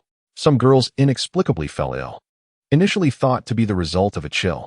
However, those afflicted soon passed away, leading to a series of bizarre events in the village. Many girls have died under mysterious circumstances, falling, hanging, or succumbing to illness. The elders believe this to be punishment from the heavens. Many villagers have begun to leave. Then why have you not departed and remain here?" Tion Tsigyo did not respond, but instead led them to his home. "Mother, I am back." As he helped his mother rise, her features were gaunt and her expression vacant. "My mother has been this way since early on. The village is far from town, and the cold nights may prove too much for her. I have been hunting nearby, hoping to survive the winter and leave this place. I saw people entering the village from afar and mistook you for bandits, which is why I attacked. Is there a person named Hakazu Shin in your village?" "Yes. But you were too late. He was sent away by his family over a month ago. Even if you had come then, it would have been futile. That man went mad after losing his daughter." Borin inquired, "Do you know if he saw or heard anything prior to his madness?" "Your inquiries are rather numerous. I am not intimately acquainted with him, so how could I possibly possess such extensive knowledge?" Mao Shao inquired, "Is it possible that no one witnessed what transpired? The commotion he caused was substantial, yet I was solely focused on caring for my mother and did not venture outside to observe. Therefore, you three outsiders, what compels your interest in such matters? We are commissioned to investigate. So do you know where the villagers have relocated? Even if I were aware, what incentive would I have to disclose that information to you?" Yum Yun Kwa chose not to listen further. He stepped outside and approached a dilapidated house, scanning the surroundings in search of the location of his insect chakra. However, to his dismay, what he sought was firmly trapped beneath a log. Reluctantly, he returned to seek assistance from the other two. Boruto glanced at Tianzi's mother lying on the bed and contemplated a possible deal. "Tianzi, may I address you as such?" Tianzi offered no reply, prompting Boruto to express his thoughts. Winter is fast approaching. Even if your house can withstand the cold, what will you do about food? Even if you are an adept hunter, securing sustenance every time will likely prove challenging. Tianzi lowered his head, clenching his fists. Having been a hunter for several years, he understood the scarcity of food during winter. Yet upon hearing Boruto's words, he grasped Boruto's arm, as though clinging to a lifeline. Is it true? If I guide you three, will you take my mother to the town? Yes, but we can only depart tomorrow morning. It is quite late now. That is of no concern, as long as you promise. Yumyun-kwa knocked on the door. Boruto, Mao Sha, come assist me. The three then proceeded to the house. Moving a log should not be too arduous, Boruto remarked as he prepared to lift it. Wait, first put on these, Yumyun-kwa instructed, handing them masks and gloves. Senior, you are overly cautious. What do you expect to encounter? Yumyun-kwa explained. For reasons unknown, my insects are becoming increasingly scarce. In any case, it is prudent to exercise caution. Boruto utilized Shadow Clone Jutsu, while Mao Sha transformed into her cat-like state. The trio managed to shift the log aside, revealing a small water pool, its contents of vivid orange hue. Insects were attacking their kin within, seemingly driven mad. You two, retreat quickly and keep your distance. Yumyun-kwa approached the water pool with a kunai and a sealed bag, collecting a sample before discarding the kunai. What is this? I cannot say for certain. In my estimation, this substance, aside from chakra, may be mixed with something else. Boruto marveled. Senior, your knowledge is extensive. This is nothing. My specialization is in medicine within our village. Being a ninja is merely a pursuit of curiosity. Curiosity? The two echoed in unison. Yes, curiosity. In school, I cannot encounter anything that captivates my attention. Only as a ninja can I discover something extraordinary. Were it not for this matter's connection to the hospital from a fortnight ago and the need for surveillance, I would not have taken on this task. Surprisingly, Senior, your approach to undertaking missions is quite unique. By the way, what did the hunter say? I have reached a consensus. We shall depart tomorrow morning. Good, Boruto. Report to Konohamaru. You and he will keep watch tonight. Mao Sha, somewhat dissatisfied, questioned, why should it be us two keeping watch? What will you do? Naturally, I will examine what is inside this bag and conduct experiments with my insects. If you wish to try, I would have no objections. All right, we agree. The following morning, Boruto observed Yumyun-kwa still engrossed in his work. Senior, have you been at this all day? Indeed, but I have uncovered a few clues. What do you mean? This appears to be a specially formulated chakra, crafted into a drug, with effects seemingly related to brain control. However, I remain perplexed as to why different insects exhibit varying symptoms upon contact, with onset times differing significantly. In any case, it is wise to proceed with caution. Do you need rest? No, we must hasten our departure. We cannot afford delays. Subsequently, Boruto carried Tianzi's mother while the other two guided him toward the town. Upon their arrival, they discovered soldiers guarding the entire area. Halt! What is your purpose here? We merely seek refuge here. However, these individuals are the esteemed ninjas summoned by the royal family. Just as Mao Sha was about to respond, Boruto interjected, No. We are merely passing through and wish to rest here. Is that so? Yumyun-kwa quickly confirmed, Yes, sir, we are merely travelers. Very well, you may enter. Once inside, Tianzi, perplexed, asked, Did you not claim to be ninjas? Silence. If you do not wish to invite trouble upon yourself, refrain from asking unnecessary questions. First, ensure your mother is settled, then seek out someone who holds the answers. Boruto reacted quickly. It seems the Hokage has taught you well. He sighed. My father is exceedingly busy. At most, he occasionally finds time to guide my ninjutsu training. Yumyun-kwa praised Boruto. Your reflexes and observational skills are quite astute, making you well suited for the role of a ninja. Fortunately, you provided me with cover. Otherwise, I fear I would have been exposed. Somewhat. Mao Sha listened to their exchange, bewildered, and was unsure what they were discussing. Yumyun-kwa, noticing her confusion, leaned closer. That officer has issues. Consider that we are not wearing headbands. Yet he identified us as Konoha ninjas immediately. Our information and identities are supposed to be strictly confidential. However, they may have revealed details about participants of similar age. Exercise caution. He may remain unaware. Chapter 48. The army guided by Tianzi. The trio found the former village chief. Despite his advanced age, the chief stood upright, smoking a pipe. Ah, Tianzi, you have arrived. What of your mother? Grandfather, thanks to the assistance of these 3 young friends, I have come with my mother to the town. What? In that case, you should properly host them. Why have you brought these 3 children to me? Is it not your responsibility to thank them? No, they are here to inquire about the strange occurrences in the village. The chief puffed on his pipe, his expression one of impatience. What does that have to do with me? You already know, do you not? Why inquire of me? No, grandfather. They wish to ask about a certain Baekangson. Who? The elder momentarily set down his pipe. Baekangson, why would you ask about a madman? We are merely curious about what transpired with him previously. Curious? Just because of your curiosity, do you expect me to divulge information? Yet, I cannot shake the feeling that your interest stems from something beyond mere curiosity. Boruto interjected, since you are unwilling to speak, we shall take our leave. Children, why the haste? I have not declared my unwillingness to share. However, the chief rubbed his fingers together, and Yumyun Kuo approached, placing some bills in his hand. Clever child. Tianzi, you may leave now. You 3 will follow me. With that, he clasped his hands behind his back and led Boruto and the others elsewhere. Do you mean to say, grandfather, that you do not know the specifics? Of course I do. However, what I know pales in comparison to what his wife knows. Boruto continued. So, it follows that his wife possesses more knowledge? I am not entirely certain about this. I merely believe she ought to know more. If it is indeed akin to the crimson mist we speak of, then you may find yourselves sorely disappointed. His madness is, in part, a consequence of his unfortunate fate. As they conversed, the 4 arrived at the residence of Baitsong's new wife, who was outside hanging laundry. And Ju, these 3 children seek your counsel. The woman stated upon glancing at the trio. I do not recognize them, she added, before grasping her empty wooden basin and retreating indoors. We possess news of your husband, one of them announced. The woman halted momentarily, waited a few seconds, and turned back to say, you may enter. Thank you, grandfather village chief, they replied. Not at all. The person has been located for you, so take your time conversing. I shall return now. Once inside, the woman securely locked the door, checked the windows, and covered them with cloth, seemingly attempting to evade surveillance. Once everything was settled, she finally took a seat. How is my husband? Has his condition improved? If financial support for treatment is necessary, I can provide it. Please calm yourself. First, steady your emotions. You must tell me quickly. I only wish to know how my husband is faring. Regrettably, your husband has passed away due to his mental instability. He set himself ablaze. Upon hearing this, her earlier anxiety transformed into tranquility, as serene as a still lake.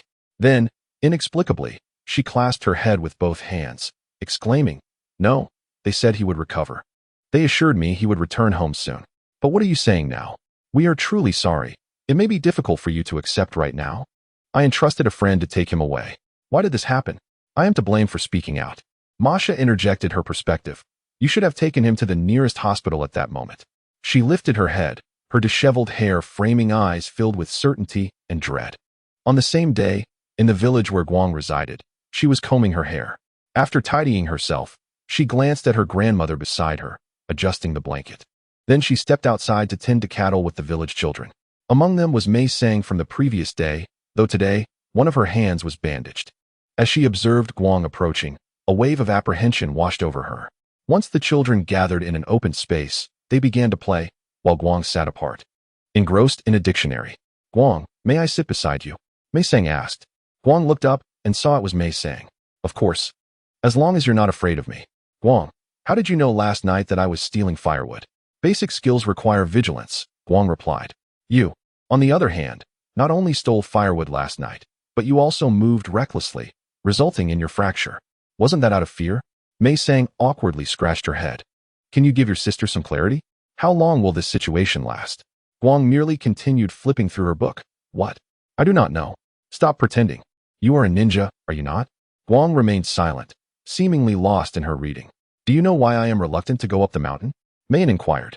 Because the military controls our lives and deaths. And Ju, filled with emotion, recounted, I unexpectedly witnessed the village chief leading a group to my daughter Mashan's grave, where they discarded her. They made her inhale something, and she awakened. I never anticipated my daughter would rise from the dead. Yet, I lacked the courage to confront them. I returned to inform my husband, who sought the village chief for answers. But soon, a thick fog descended, crimson fog. The last words he uttered to me were to remain silent and feign ignorance. Wait, Did you just say you saw the village chief? Anju sobbed, tears streaming down her face. Yes, why? Is there a problem? Goodness, this village is truly perilous, Masha swiftly cautioned. Indeed, they are drawing near. You've been ensnared by your junior, it seems. Boruto promptly overturned a table, using it as a shield against the arrows. He quickly created 3 shadow clones and began forming hand signs. Earth release, earth wall. Damn it, that wretched old man. I just gave him money, and now he intends to kill me. Boruto jested. Shall I assist you in reclaiming your funds, senior? Yamanaka-K, don't be so polite. This task is entrusted to you, junior. While you jest, we must hurry. If we remain here any longer, we shall be in grave danger. Chapter 49, The Breakout. Masha, provide cover with smoke bombs, then see if you can breach the roof. After transforming, Masha immediately tossed out a smoke bomb and executed cat leap. Well done, junior. I shall lead the way, you are responsible for the rear. Soon, Kei guided the group upward. Masha shielded against the arrows, urging Boruto to ascend quickly. Yet now, all arrows were aimed at them. Boruto sensed the danger and dashed outside, utilizing his shadow clones to approach from 2 directions. With swift strikes, he plunged into the fray. Masha, witnessing Boruto's boldness, called out in alarm. Damn, Boruto is far too confident in his abilities. Do not concern yourself with him. He is alleviating our pressure. We must make our escape. If they encircle us, we may not be able to withdraw. Thus, the trio separated to act independently. Boruto's martial arts prowess left the soldiers of the land of grass feeling utterly powerless. With each calculated strike, several soldiers succumbed to unconsciousness. This kid's combat skills are truly troublesome. We must use ninjutsu against him. Several soldiers, hearing this, clumsily formed hand signs. Wind release, wind pressure. Boruto braced against the fierce winds, utilizing them to his advantage. He found the right angle, grasped the corners of his cloak, and ascended to the roof. Seeing Boruto attempting to flee, the captain swiftly ordered arrows to be fired. Boruto formed hand signs for wind release, great breakthrough. He exhaled a powerful gust, diverting the arrows off course. The captain, recognizing Boruto's tenacity, summoned his lieutenant to confront him on the rooftop. Boruto, drawing a kunai from his person, appeared unperturbed as he faced the 3. The trio, witnessing such a calm child, swallowed nervously. They then transformed into smoke and dispersed. Shadow clone technique. Is this the result of ninja school training? Enough with the awe. If we do not stop them now, our lives may be at stake. They rushed toward Kei and Masha's position, but barely a few steps in, they heard screams from behind. Turning to look, they saw a soldier attacking others. Before they could issue commands, Boruto had already retreated to conceal himself. Damn, this kid's transformation technique. Were they not just a bunch of ordinary children? Why is one of them so formidable? We still have the advantage in numbers. We merely need to stall them. They should find it challenging to resolve us in such a short span. At that moment, Boruto interjected. You may wish to test us and see if we can indeed eliminate all of you in such a brief time. A mere child poses no threat to us. Does he? 3 children, all of whom can be dealt with easily. If that is the case, the gap between us is truly vast. Once Masha had settled in with the new wife of the White Warehouse, she hurried back to provide support. With a swift leap, Masha knocked down one of the team members. She then quickly retreated, as the commanding officer observed the rapid exchanges with astonishment. However, perhaps he could form a fan-shaped formation, allowing them to wait until the 2 adversaries exhausted their stamina. Tion Seijo questioned the battle unfolding not far away. What is going on with you and your companions? Why are you clashing with the soldiers here? Anjua, having never encountered such a situation, was somewhat startled. The recent rooftop chase had made her feel nauseous, and she retched beside him. Yunfei disregarded Tion Seijo and turned her attention to the village chief, who was watching from a distance. Their eyes met for a brief moment before the chief turned and fled. Yet, before he could take more than a few steps, Kwa swiftly caught up using a teleportation technique. In an instant, he was before the chief, who closed his eyes and pleaded for mercy. Kwa rummaged through the chief's pockets and retrieved a pouch of coins. After taking his share, the chief thought he was safe. By the way, this money belongs to all of you, he proclaimed. The villagers were puzzled by his declaration, as it seemed the chief had exhausted his strength moments ago. He called out to Kwa, I will go with you. I was coerced. The village chief used the pretense of a child's feigned death to claim divine punishment in the village. Thus, this pouch of gold leaves also includes everyone's share. There are witnesses to attest to this. With that, Kwa tossed the pouch aside, which glimmered even in the twilight. Yet, the shining gold was soon obscured by the swirling dust. Hey, isn't this a bit excessive? At least show some restraint. Allowing such an inhumane person to go free is a sin against the outraged villagers. If he survives, it's sheer luck. I want to discuss it further. My teammates may not hold out. Meanwhile, although the military formed a fan-like defensive position, the two opponents proved elusive and unpredictable. Yunfqua soon joined them in their harassment, but quickly realized that the other two were troublesome, while his own skills were lacking. Just as he prepared to launch another attack, they attempted to seize him as a hostage, but were intercepted by Boruto. Thank you, Boruto. I thought I was a goner. Senior, your taijutsu seems a bit lacking. Taijutsu is my weakest area. Otherwise, I would be a full-fledged chunin by now. Thankfully, I am a specially appointed chunin. You don't need to help. We can manage. Just watch our unique secret technique, Insect Embrace. Soon, insects began to manifest on their bodies, enveloping them in darkness. In no time, they collapsed to the ground. They intended to bind their captors, but suddenly a fire technique was unleashed against them. Fortunately, they managed to rescue the captain. What about my brothers? They didn't make it in time. I can't believe they acted so hastily. It's no surprise you were betrayed. You didn't make it. What do you mean? I mean they have already taken action. With those words, the captain breathed his last. Boruto quickly notified Hikari. Hurry and inform Hikari. They must withdraw from the village immediately. Chapter 50. Unknown. Just as they completed the notification, they witnessed a signal flare ascending into the sky. The signal confirmed an enemy attack. Boruto quickly glanced towards Hikari and Sarada's direction, feeling uneasy. Could it be just as I feared? Boruto's expression darkened. Boruto, don't panic. Let me check on the situation with Hanabi and the others. Ensure they are prepared for defense. I'll notify you. Try to locate them. After gathering some information, they learned that aside from Butterfly and Sia, the other three had been taken. However, Kwa and Miyua's long-distance tracking would require some time. Boruto closed his eyes, resting nearby. Masha observed Boruto. She was more fearful of his silence than his anger. At last, news arrived, with Miyua promptly notifying Boruto, they are to the southwest. But I need to track further for the precise location. All right, Miyua, let us go. Just as Boruto was about to set off, Kwa called out to him. Hey, Boruto, are you in such a rush? My companions have been captured. Do you think I'm not anxious? Are you two planning to act alone? Will you force your way through if I disagree? I don't wish to fight you. I'm not a fool. I'm well aware of your strength. Already at Chunin level, but still labeled as Genin. The southwest location is indeed correct, about 5 hours away. Let us set off now. No. What we need to do now is gather and discuss our strategy. I have powder with me, but I'm still uncertain. You should be aware of the danger. Which of us is closest to them? It's the group led by Hanabi. Then let us go. Where do we regroup? Wake up, Hikari, quickly. Hikari groggily opened her eyes, but found she couldn't fully see. Yet, she heard someone calling her. It was Sarada. She discerned Sarada's position, just 5 steps away, but sensed others nearby as well. Sarada, how did you end up here? We have been captured. My hands are bound, and I can't gather chakra. What about you? Hikari attempted to move, but shook her head. I can't. My body feels weak. Indeed, our enemies have some drug in that red mist that temporarily incapacitates. How did you perceive my presence if you can't gather chakra? In my dreams. Sarada's response left Hikari more puzzled. Dreams? You kept mentioning Boruto's name and said something else, but your voice was too soft for me to hear. What? I was talking in my sleep? At that moment, one of the guards lifted a cloth to check on them.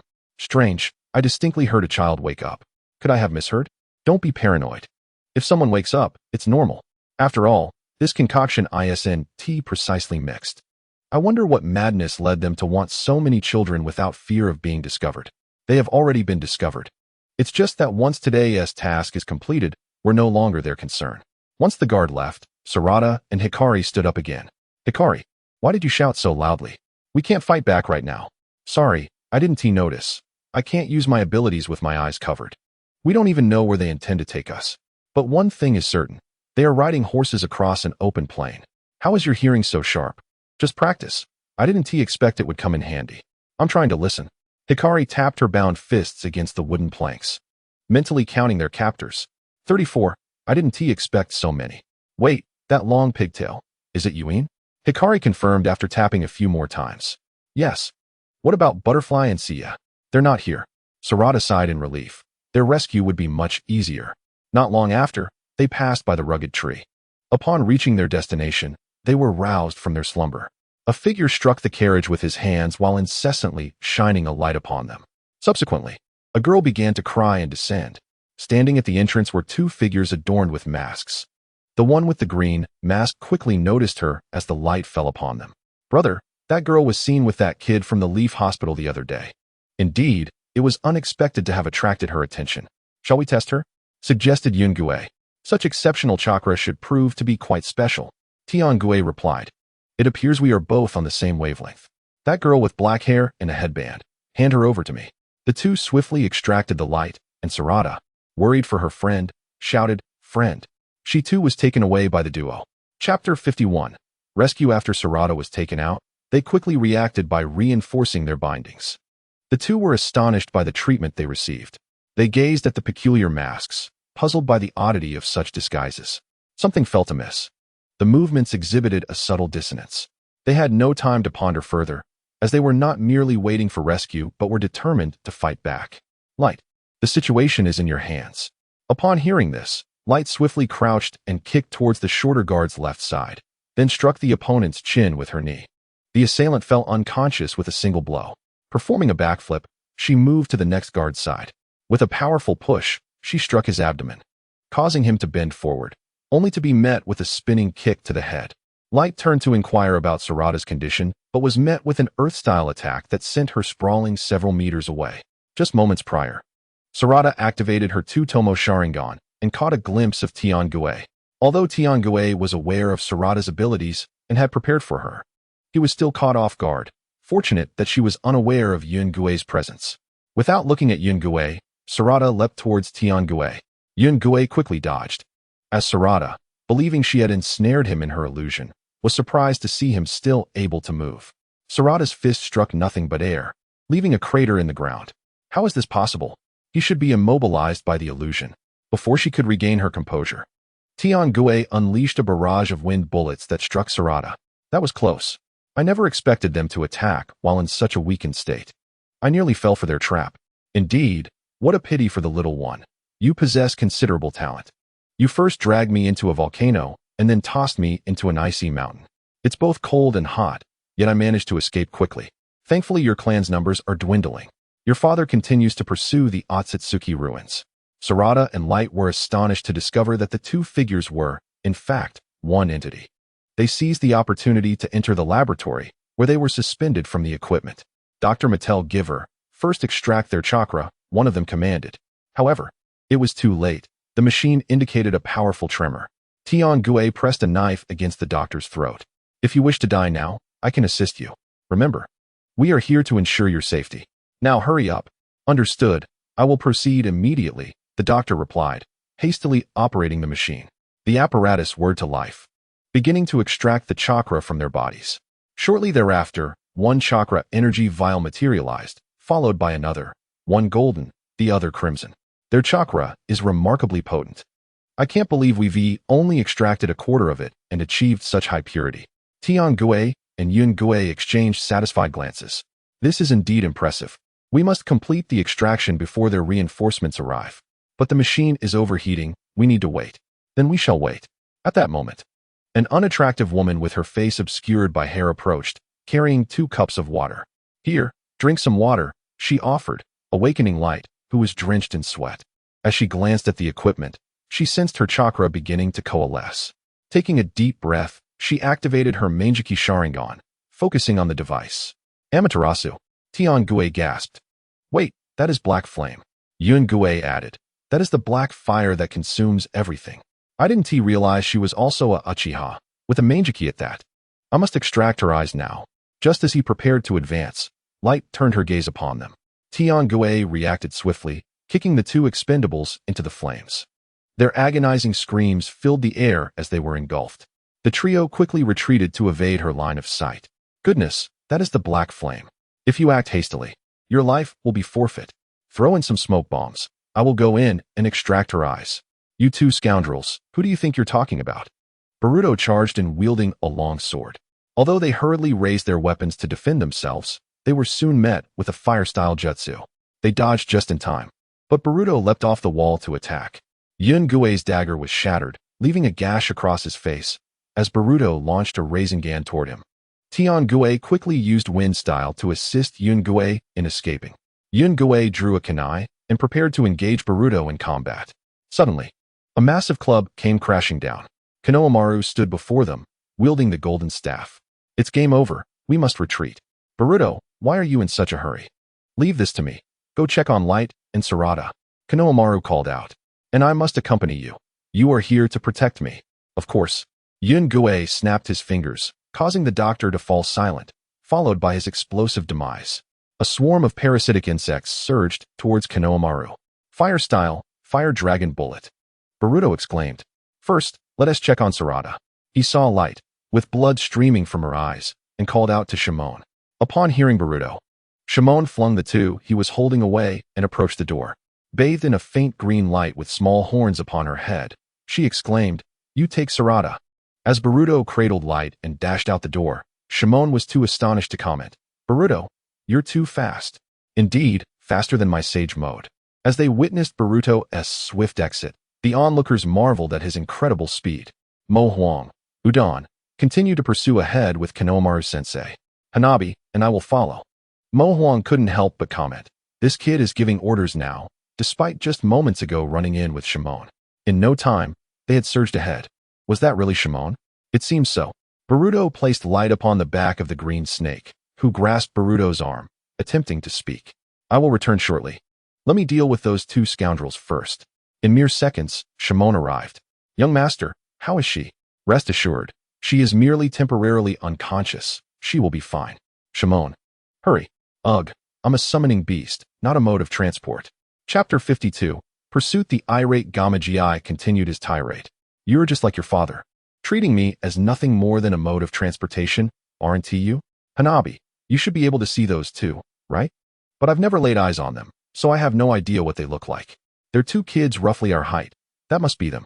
Could it be the same ones I spotted that day? I lost track of them once I reached the hospital. I'm fairly certain it's them. Hanabi gazed into the night, observing the two chakra signatures racing ahead. To the left. There on the left. Brace yourselves. Below. The two brothers also turned to the source of the noise. Big brother, look. Isn't that Gamagi? Could it be that the old whitehead is coming to assist us? Don't be ridiculous. That old whitehead has always been by Mom's side. He wouldn't come to help us casually. Enough chatter. Run faster. We're almost at the rendezvous point. Damn it. They changed direction. Leave this to me. Gamagi quickly performed hand seals. Water style, water cannon. A massive torrent surged towards the two. Despite its formidable power, they managed to evade it. Yun Gui bellowed at Gamagi, ugly toad. When I invade your village, I'll turn you into toad soup. Toad soup? The mention only fueled Gamagi's anger, prompting him to unleash a series of water cannons, inadvertently causing trouble for Konohamaru and his team. Hanabi soon realized that Gamagi's attacks were not effectively hindering the enemies. Rather, they were creating complications for Konohamaru's group. Gamagi, stop your assault, she shouted, but he did not heed her call. With a sigh, Hanabi took a deep breath and struck at Gamagi's pressure point. He winced in pain, clutching his head. What are you doing, little girl? You didn't stop the enemy. Instead, you hindered Konohamaru and the others. Boruto drew his sword, standing tall as he gazed at the two brothers in the distance. Gamagi, throw us out just like you did before. I'll say it now. This is voluntary.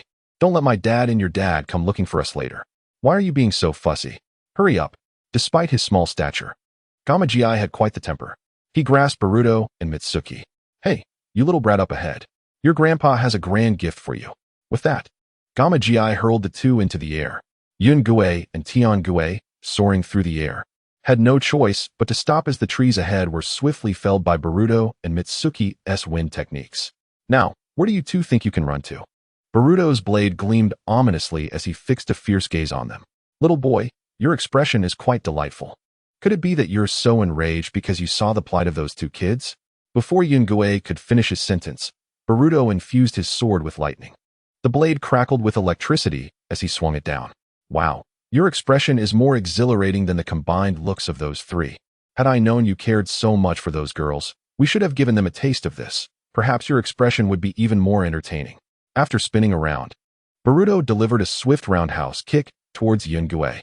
He quickly retreated, then lunged forward with a sword strike. Boruto, equally swift, turned, drawing a kunai from his waist to block the attack. In a swift motion, Boruto swung his long sword, but Yun-Gue leaped back, forming hand seals. Earth Style, Earth Bullet. Boruto quickly formed seals of his own, unleashing a great fireball. Tian-Gue swung his dual blades, fending off Mitsuki's onslaught.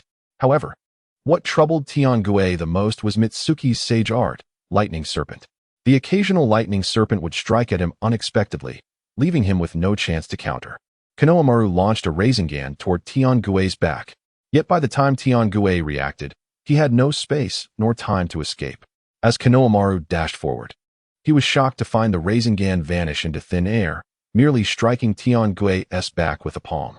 Tian-Gue quickly retreated, muttering curses. "Kawaki, you little brat. Why are you so slow?" Yun-Gue seized Boruto, preventing him from breaking free. Mo Huang noticed a dark figure advancing on Boruto. What style? A wooden branch struck the assailant forcefully. Boruto immediately discarded his kunai, forming a Rasengan in his hands, which grew in size. "Thank you, Mo Huang-sensei. All right. You should catch your breath first, then thank me." Udon remarked, "Next time, don't be so reckless. Your actions are far too dangerous." "Who are you?" The approaching figure wielded a blue blade, exuding steam. "Of course, we are the harbingers of this world's upheaval. Years ago, someone named Uchiha Hikari had uttered similar words. Do you know what became of him? It did not end well. What is Uchiha Hikari to us? You don't even compare to him. Enough. We should retreat." Kawaki, radiating orange stripes, prepared to leave alongside Yun-Gue and Tian-Gue. "Kawaki, how dare you defy the leader's orders? Turn the volume up to the maximum. I want to see how my friend is faring." The figure returned his hands to normal, removing the receiver from his ear and cranking the volume up. "Kawaki, are you planning to defy me? Hey, why aren't you showing yourself? Has your reincarnation ritual not been completed yet? I know you're curious why I waited until now to send the signal, why I detached 4 of your teammates to receive the signal. Fortunately, Kaguya is yet unaware of the arrival of the tree, and this world will signal you. It's unfortunate that hesitation led to the downfall. Despite gaining sufficient power, you were still defeated by the natives. But you too. In this game, the chakra of this planet will ultimately belong to me." Ishiki listened to the response, intrigued but more curious about why Ishiki did not personally send the signal. Yet, what piqued his interest was why Ishiki possessed Otsutsuki chakra when he could still sense Otsutsuki's presence on this planet. Might that boy named Kawaki be the vessel closest to him? Chapter 53. Hanabi. So close yet so far enough talk. Take your time to ponder. Kawaki made his move, leaving the others behind. Udon, seeing Kawaki charging toward them, swiftly formed hand seals to unleash a jutsu. Water style, water wave. Yet, upon release, Kawaki's eyes brightened as Udon's technique vanished mysteriously, just like Konohamaru's earlier. He quickly drew a kunai to defend himself. "Get back. That boy has something invisible in his hands," Hanabi shouted. Kawaki swung a punch, and the once intact tree was reduced to a state of disrepair in an instant, revealing a fist adorned with black stripes and countless sharp spikes before the group. "I'll handle the 3 of you. This child is mine. Little girl, you can't take him on. He seems to possess the ability to nullify jutsu. You'll find it exceedingly difficult to contend with him. Boruto, you underestimate me. You are all adept in the art of ninjutsu, whereas I have honed my skills in the family's gentle fist technique. Merely sealing his chakra points is entirely within my capabilities, dear sister, especially if you are genuinely concerned for my safety. Therefore, I suggest you deal with the adversary before you." Upon hearing this, Boruto engaged in combat with Yun-Gue. "You, woman, possess quite an audacious demeanor. Do you truly believe you can defeat me? You would not wish to discover what you are truly up against, would you? Very well, once I have dealt with you, I shall turn my attention to that fellow. Do not attribute your ineptitude to the fact that I am a woman. Such prattle reveals your own lack of skill." With that, Chuan withdrew his gauntlets and unleashed a fire-style jutsu towards Hanabi. She merely sidestepped the attack with grace, enveloping her hands in chakra and sending one of the largest fireballs back towards Chuan. Chuan was taken aback by the woman before him, who possessed the Byakugan and could counter his assault so effortlessly. Impressive, but if this is all you have. However, unbeknownst to Hanabi, Chuan had already formed hand seals and released a lightning-style jutsu in her direction. Hanabi swiftly twisted her lithe figure, surrounding herself with chakra and initiating a rotating circular motion, an ultimate technique. Seizing the moment when Hanabi paused, Chuan lunged at her. With a deft flick of her delicate hand, she deflected his attack, landing a precise strike to his chest. Chuan retaliated with a kick, but Hanabi, anticipating his move, executed a graceful backbend to evade it. Chuan, intent on catching her off guard with a surprise attack, was utterly unprepared for Hanabi's sudden acceleration. How could her speed have increased so dramatically? Without granting Chuan further time to contemplate, Hanabi delivered a swift knife-hand strike aimed at his throat, followed by a spinning kick that sent him flying. Chuan managed to regain his balance after a full rotation, but to his astonishment, Hanabi pursued him relentlessly. With a flurry of strikes, 8, 16, 32, 64 blows, Hanabi drove Chuan against a tree. Gasping for breath, she remarked, "It seems I am still not as formidable as my cousin Niji. Is this truly the extent of my abilities?" Chuan slowly rose to his feet, struggling yet determined. "I must admit, I underestimated you, but regrettably, you have also underestimated me." "What? You are still able to stand? Your attacks are far less effective than those of my companions. Their strength far exceeds your meager abilities. I cannot fathom your words. Yet you are indeed peculiar. How is it that you remain standing?" Hanabi pondered, recognizing that only her brother-in-law had withstood such an attack without faltering. This youth, seemingly of the same age as Boruto, was capable of standing after such a barrage. "Clearly, I must unleash my true potential against you." As if on cue, a half of his body bore an orange tattoo. From the wedge in his palm, he coalesced a black substance and hurled it towards Hanabi. She could not discern its nature but sensed it was an exceedingly minuscule object. Is he attempting to strike me with such a trivial thing? How amusing. The Byakugan will surely allow me to perceive it, provided I react swiftly enough. However, in that very moment, the object before her inexplicably expanded. Fortunately, Hanabi's rigorous training enabled her to dodge the barrage of black rods. Her headband had shattered during the assault, and her garments were tattered. Lowering her gaze to her chest, she thought, at such a young age, resorting to tearing others' clothing. What a perverse individual. What are you staring at, you oversized sacks of flesh? You should be unscathed. Upon hearing Chuan's taunt, Hanabi felt a surge of anger, recognizing his attempts to provoke her. Ignoring her words, Chuan charged at her with the black spear in hand. Hanabi intended to grasp the black rod from the ground to engage Chuan in combat. Yet, upon touching it, she felt an intense heat coursing through her hand, as her chakra was being absorbed. Damn, what an oddity. How can it absorb chakra? Chuan, unyielding, closed the distance between them. He had indeed found a technique that was universally effective. Anyone who thought they could casually pick up a weapon would find only Chuan and the leader able to wield it, others risked being drained of their chakra. While Hanabi's martial prowess was impressive, it paled in comparison to that of the leader. She performed a backflip to evade Chuan's thrusts, but she refused to abandon her offensive. Patiently, she awaited her moment. Even amidst Chuan's relentless assault, he still left openings. She swiftly targeted his face and abdomen. Satsuki, witnessing this, hurriedly tossed her sword to Hanabi. Excellent timing, Satsuki. Hanabi understood that before Chuan regained full awareness, she needed to eliminate him. Otherwise, his abilities would pose a grave threat to Konoha and the entire ninja world.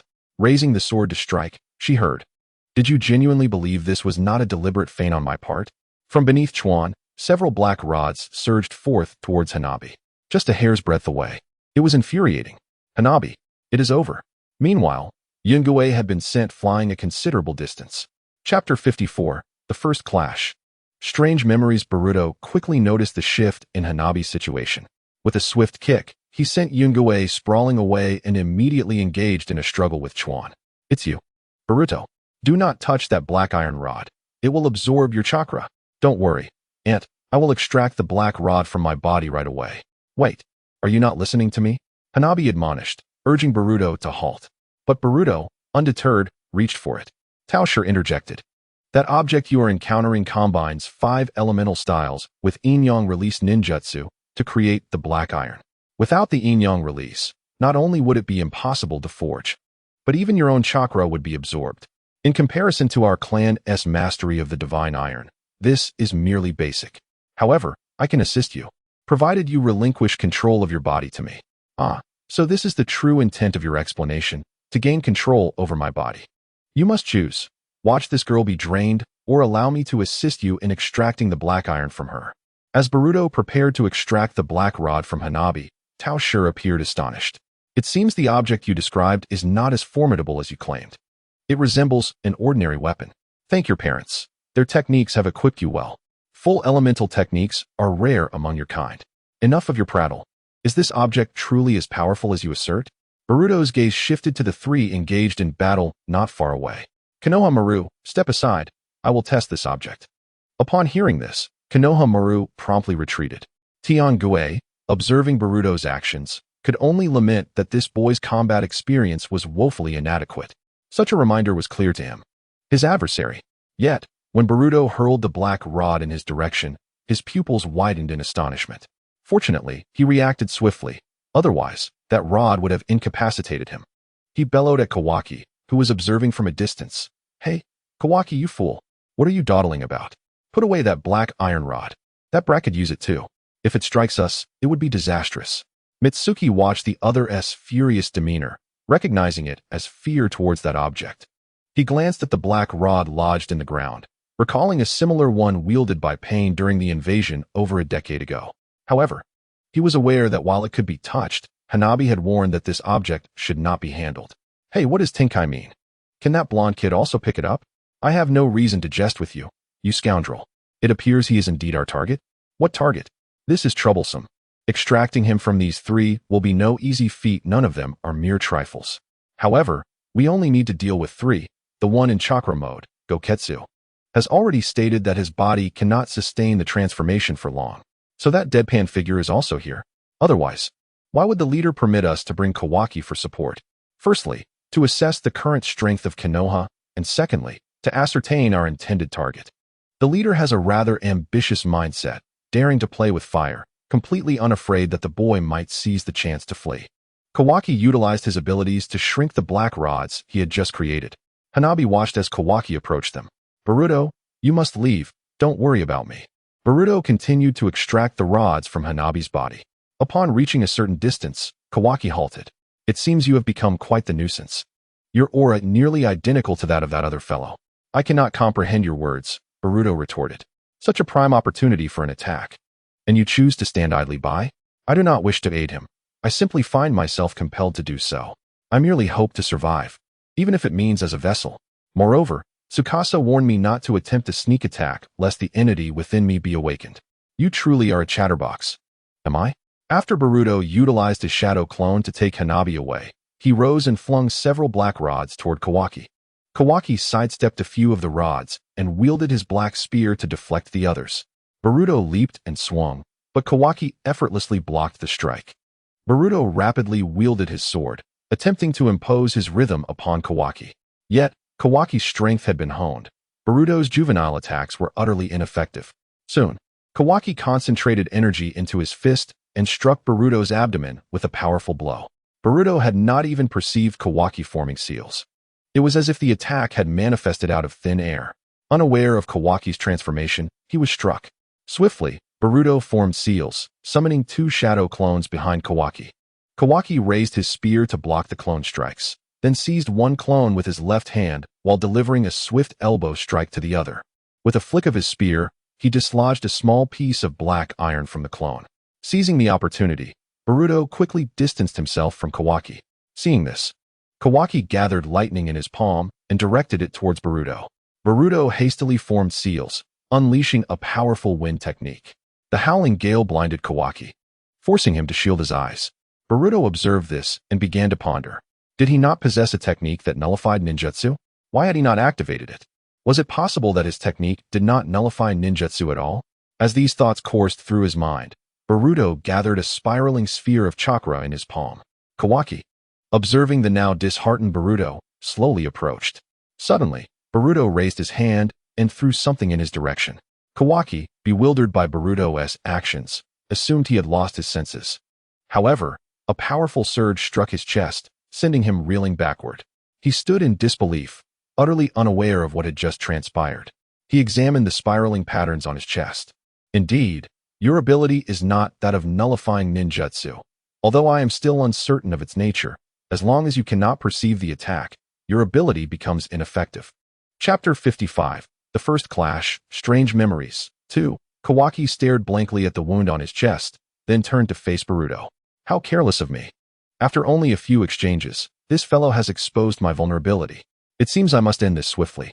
He positioned his spear upright, his orange markings becoming increasingly pronounced. Unsure of Kawaki's intentions, Boruto sensed an overwhelming pressure. He dashed forward, desperate to prevent Kawaki from unleashing ninjutsu. Yet, before he could close the distance, chunks of black iron began to plummet from the sky. Boruto, astonished by the bizarre falling debris, noted their size and rapid descent. He hastily dodged. What in the world is this ninjutsu? Why are iron blocks raining down from above? This kid has evidently found a suitable vessel for reincarnation, inheriting all of its abilities. Hey Boruto, do you need my assistance? While Ashiki is absent, we should take him down. Get lost, you scoundrel. You only desire my body. Whatever. As long as you don't die, do as you please. Ultimately, your body will belong to me.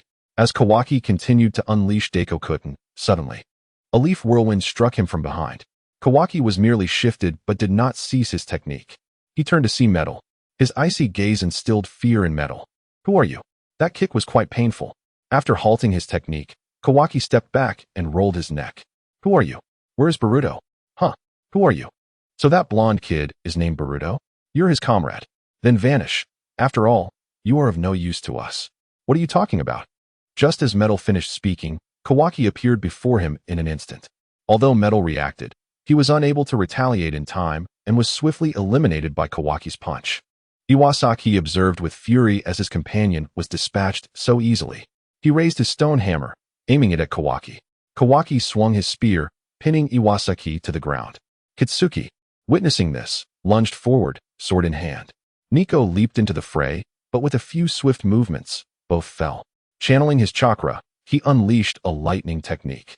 Kawaki merely glanced at the technique before vanishing and countering with a projectile stone, knocking him down. Hikari rushed over, clearly sensing Boruto's presence, but unable to locate him. All she saw were her fallen comrades. Are they all injured? Yes, soon you will join them on the ground. Where is Boruto? Kawaki gestured towards the object behind him, indicating that the person you mentioned was currently being restrained. Though not dead, they were utterly unable to escape. You scoundrel, Kawaki thought, having just heard Hikari's remark, when in the next moment she was already before him. Faced with such an assault, Kawaki felt an unusual confidence, a slight smirk playing at the corners of his mouth. He had dealt with arrogant individuals like her more than once or twice. However, as Hikari charged at him, he immediately sensed the danger. Utilizing her Sharingan, she anticipated Kawaki's next move, evaded the attack, and seized his arm. She aimed to strike at his back with her blade, but observed something sharp and menacing upon his arm. Not daring to delay, she delivered a flying kick, sending Kawaki sprawling. Indeed, the weapon on his arm expanded in the next instant. Had it not been for Hikari's quick reflexes, his attack might have succeeded. Kawaki breathed heavily, reflecting that while he approached Boruto with utmost seriousness, facing those previously encountered, who possessed only mediocre skills, was merely a game, a source of amusement. Yet now, before this ebony-haired girl, he felt an unexpected sense of pressure. He had assumed she would be easily dispatched like the others. It seems you are not like them. Indeed. You can be considered my equal, a formidable adversary. I should not conflate you with them. Many have underestimated me, and your presence adds little to that. However, there is one similarity between you and them. You shall perish beneath my blade. You are truly arrogant. It is you who will meet your end, not I, he retorted. Those words should be directed at you. You dare harm my comrades, and then challenge Boruto? With that, the two continued their fierce battle. Meanwhile, Boruto wielded his long sword, clashing against the opponent. You insignificant fool, these black iron are unique to the realm of time and space, capable of sealing your powers, his adversary taunted. You don't seriously think you can resolve our current predicament, do you? I never claimed such, Boruto replied. Initially, if you had surrendered your body to me, everything would have been easily resolved. Now, however, your powers are sealed, and my abilities are restricted. There is no opportunity left. You must comply with them and accompany them. It seems you are eager to reunite with your companions. No, I have no such anticipation. You have witnessed the reincarnation candidate. Their strength far surpasses yours at present. Wherever I go, I am but a lamb, a mere piece of meat to them. Then you ought to devise a plan instead of remaining passive. I, for one, have resigned myself. Such a splendid opportunity has been squandered, which is infuriating. Suddenly, Boruto recalled the time he and Mitsuki had once activated the time-space ninjutsu with his right eye. Hey, shouldn't this be capable of bypassing the space seal? It can. But what do you intend to do? You don't honestly believe you can harness the power of that eye, do you? Don't jest. This eye has recorded over 1,800 celestial realms. The elders of our clan only know it as a key to the path of divinity. No one knows its true powers. I don't care how you perceive it. As long as there is a possibility, I shall attempt it. Boruto closed his eyes, holding his breath. Upon reopening them, the pure eye manifested. He reached out to touch the various iron pieces, attempting to unlock the time-space. Yet, strange memories flooded his mind. Who was this person? He had never seen them before. Their chakra was immense. Why could they potentially serve as my alternative? Congratulations, Wanyuanshi. You have become a candidate for divinity. Kusa, you are now my alternative. Wing, come to me quickly. That individual is a dangerous presence. Brother Ai, did you not say they would not destroy my home? Why then did she ruin my house and slay my kin? I saved her. You truly are demons. Ai, thank you for allowing me to understand what emotions are. Are you certain you wish to proceed with that? Will you assist me? I will. Kusa, do you think you and Wing betray us, betray our faith, means nothing? Wanyuanshi, you may doubt Wing, but why do you not trust me? This is not the path to divinity. It is merely a trap that has ensnared our entire clan. Since you refuse to listen, I shall grant you your wish. Ai's chakra is incompatible with you. Only I am the one who matches. I long to see Hikari, even if just once. Chapter 56. Additional support. Hikari brandished her longsword, lunging at Kawaki, who merely retreated to evade her strike. Following this, Hikari executed a flying kick, which Kawaki blocked with crossed arms. Is this truly all the strength you possess? She inquired, perplexed. That question should be posed to you, Kawaki replied, shaking off the dust from his attire. I had thought your crimson eyes would grant you the formidable power they spoke of. It seems your strength is rather mediocre. I need not take you too seriously. There is no need to be so flustered. I hope you can maintain such arrogance for a while longer. With that, Kawaki conjured a black spear in his hands. Hikari dashed towards him at great speed, and Kawaki wielded his spear to parry her attacks. Observing the frenzied assault from the girl before him, he found it challenging to counter. Nevertheless, he managed to withstand Hikari's onslaught, soon identifying a flaw in her technique. Seizing the moment, he thrust the spear, lifting her into the air. However, as he did so, Hikari transformed into a thick mist. Kawaki quickly realized she was merely employing shadow clones for a feint. The true attack would come from an unseen angle. He swiftly adjusted his stance and swung a blow behind him, catching a glimpse of Hikari raising her sword to strike. Yet when the black staff made contact, it merely dissipated into smoke. Another shadow clone? He narrowly avoided another strike from behind, lowering his head just in time. Immediately, he retaliated with a palm strike aimed at Hikari's midsection. As Kawaki concentrated, he discovered that the area around him was filled with shadow clones. Before he could ponder further, Hikari's clones launched an immediate assault. He had no time to unleash lightning techniques to disperse them. He could only defend with his black spear. He had anticipated that Hikari would employ powerful ninjutsu against him, which was why he had conserved some chakra to catch her off guard. Yet, she was now leveraging the advantage of clone numbers to attack, which was unexpected. He felt himself retreating under her relentless onslaught. As he backed away, Kawaki quickly grasped Hikari's intent. Without further thought, he unleashed half of his chakra to activate the lightning technique he could currently wield. In an instant, a surge of electricity erupted around him, rampaging like a torrential flood. Hikari, witnessing the potent lightning, could only counter with her own lightning, quickly erecting an earthen barrier to shield against collateral damage. Seeing Hikari exposed, Kawaki raised his black spear and lunged forward. Hikari deflected the spear with her sword, swiftly countering with a horizontal slash. However, Kawaki merely positioned his spear defensively. The already dulled blade could not withstand the force, ultimately shattering. Kawaki pivoted his spear, aiming to strike at Hikari once more. Light quickly discerned his movements, seizing the gun's body to prevent him from making any further actions.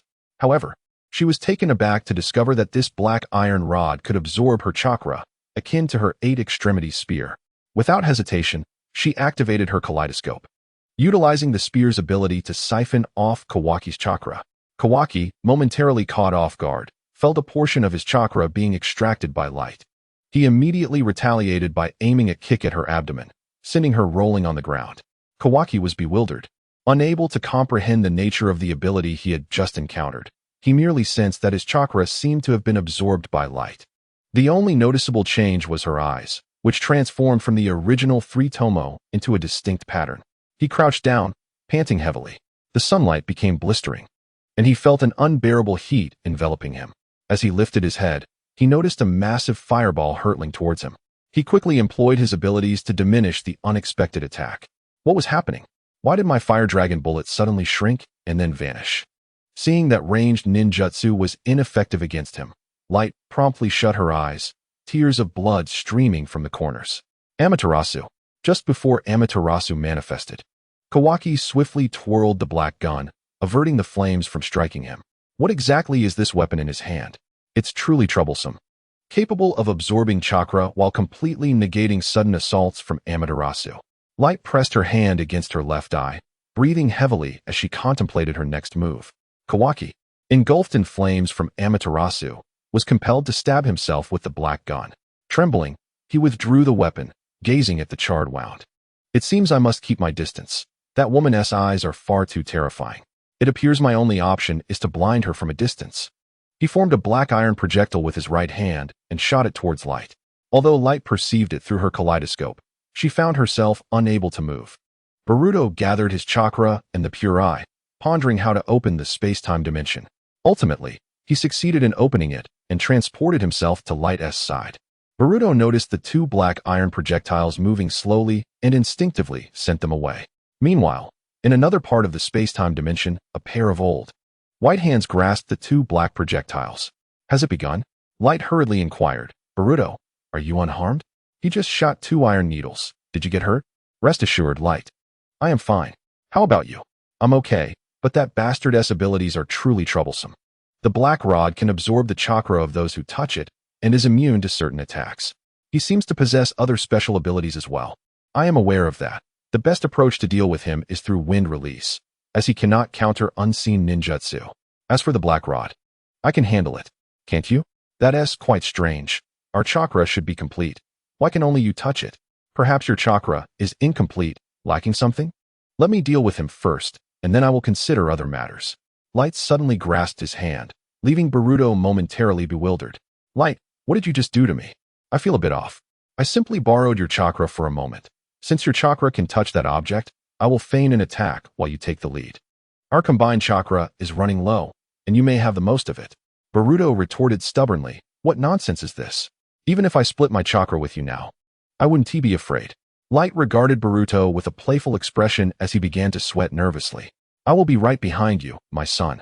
Just as Boruto absorbed her words, Light instantly launched a surprise attack on Kawaki. She swiftly approached him, delivering a series of punches. Kawaki promptly swung the black gun at Boruto. Light awaited his counterattack, gripping the black rod firmly. He glanced at the charging Boruto and then at the kaleidoscope-eyed Light, desperately attempting to break free. He dared not endure another of Boruto's spiral attacks. Suddenly, he realized that Light, being his ally, served as the best shield. He aimed for Light's neck, but to his astonishment, she evaded without warning. Kawaki was left dumbfounded. When had he fallen under an illusion? Ultimately, he bore the full brunt of Boruto's spiral attack. Did we succeed, Boruto? Boruto nodded towards Light and then approached Kawaki. But unexpectedly, an elderly man with white hair obstructed their path. The old man threw a punch into the air. Boruto thought he was foolish, but in the next moment, he felt the impact of a solid blow. The old man then advanced towards Boruto. Konohamaru sensed an overwhelming pressure and launched a spiral attack. However, he failed to hit the old man, who retaliated with his own spiral attack. Konohamaru stared in disbelief at the unfolding scene and was about to question the old man's identity when the spiral attack suddenly expanded, launching him away. The old man continued his advance. Very well, Gashin, you must retrieve Kawaki. He is gravely injured this time. What about the Vortex Boruto? It matters not. I currently have no pressing need for him. Once I have consumed Kawaki, he will become useful. Understood, leader, I will follow your orders. Gashin hoisted Kawaki and entered the realm of the Great Dark Heaven. Others followed suit, disappearing into the Great Dark Heaven. Chapter 57. The internal shell within the Shell organization's base. Amato was smoking a cigarette, exhaling clouds of smoke. Another individual, adorned with a top hat and holding a cane, cradled a black cat that matched his attire. Were it not for the cat's emerald eyes, no one would suspect it was indeed a feline. Additionally, there was a woman with light yellow hair, meticulously grooming her nails. At that moment, the teleportation array of the great dark heaven activated. Gashin impatiently tossed Kawaki to the ground, who coughed up blood in pain. What a troublesome fellow. If only I had received support sooner, I could have brought him back. The old man still has quite the temper, doesn't he? I don't wish to engage with you, little girl. It would be wise not to provoke me. You've only just arrived. In terms of seniority, you're hardly worthy of me. If you wish to fight, I will gladly oblige. If you find me disagreeable, you may all join forces, and I shall deal with you collectively. Amato glanced at the fallen Kawaki, exhaling a smoke ring. Enough. Silence. If neither of you wishes to return, then stop your bickering. Upon hearing Amato's calm remark, the two immediately ceased their quarrel. At that moment, Chizen flew over. After delivering 2 kicks to Kawaki's abdomen, she turned to Amato and inquired, "How does this vessel compare to the others? Is he worthy?" Floating in midair, Chizen crossed her arms and rolled her head. Based on the subsequent ritual and my future development, if we consider prior evaluations, Kawaki's body aligns most closely with your desires. However, you cannot restore your former abilities. Kawaki is entirely suitable for your envisioned future. Indeed, I find today's performance quite satisfactory. It is merely disappointing that he could not dispatch a Uchiha girl. As for the Peach reincarnation vessel, as long as he does not relinquish control of his body to the Peach, he should be fine. How long will it take for his body to recover? 1 to 2 months, I estimate it can be completed. Well, monkey, you have performed admirably. I may consider matters concerning your daughter. And you might even accompany me to other planets.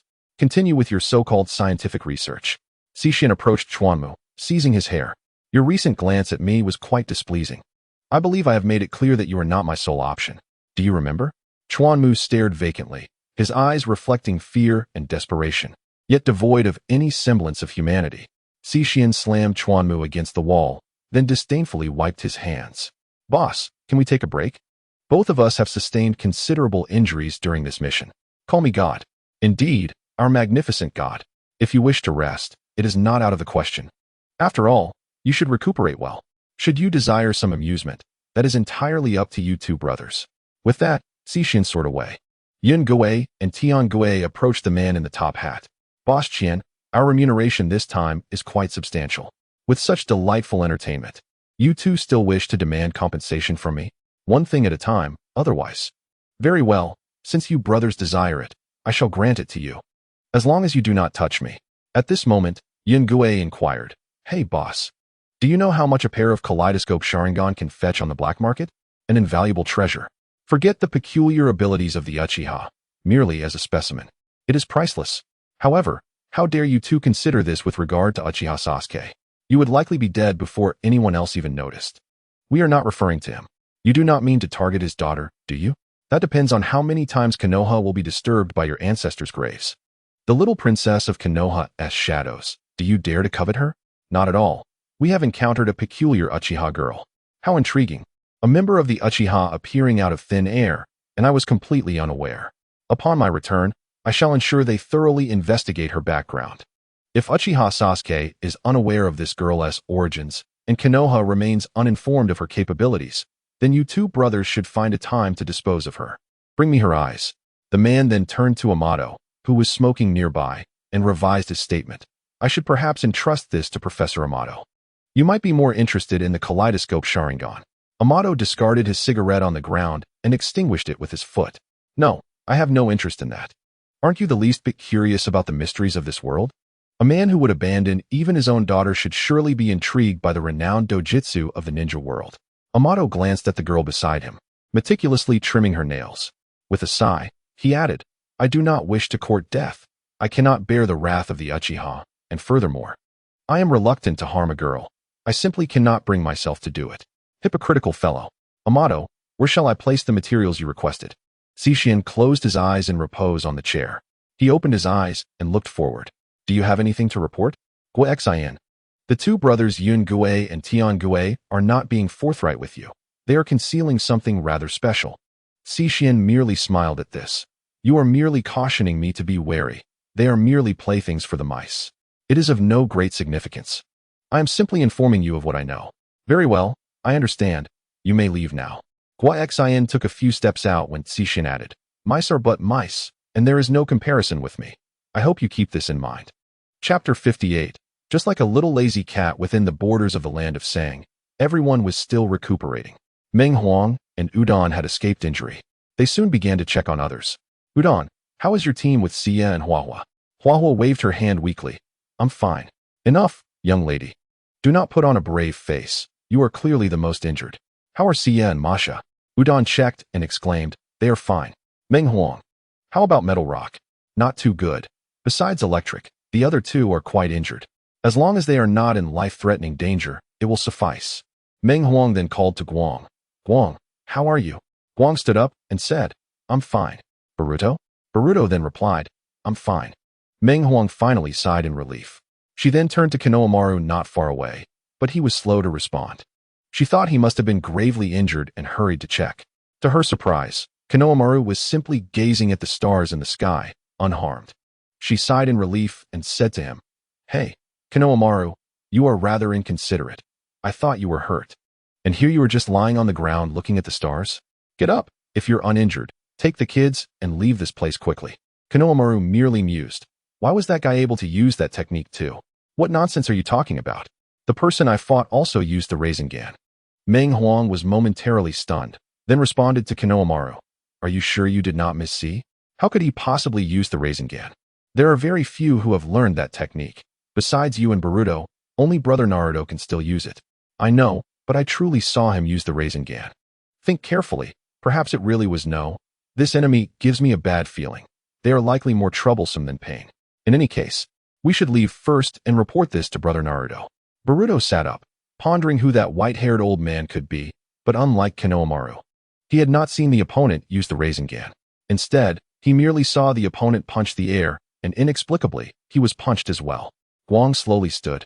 Her vision somewhat blurred as she walked cautiously towards Boruto. She carefully felt her way forward, but stumbled, nearly losing her balance and falling. Fortunately, Boruto noticed immediately and caught her.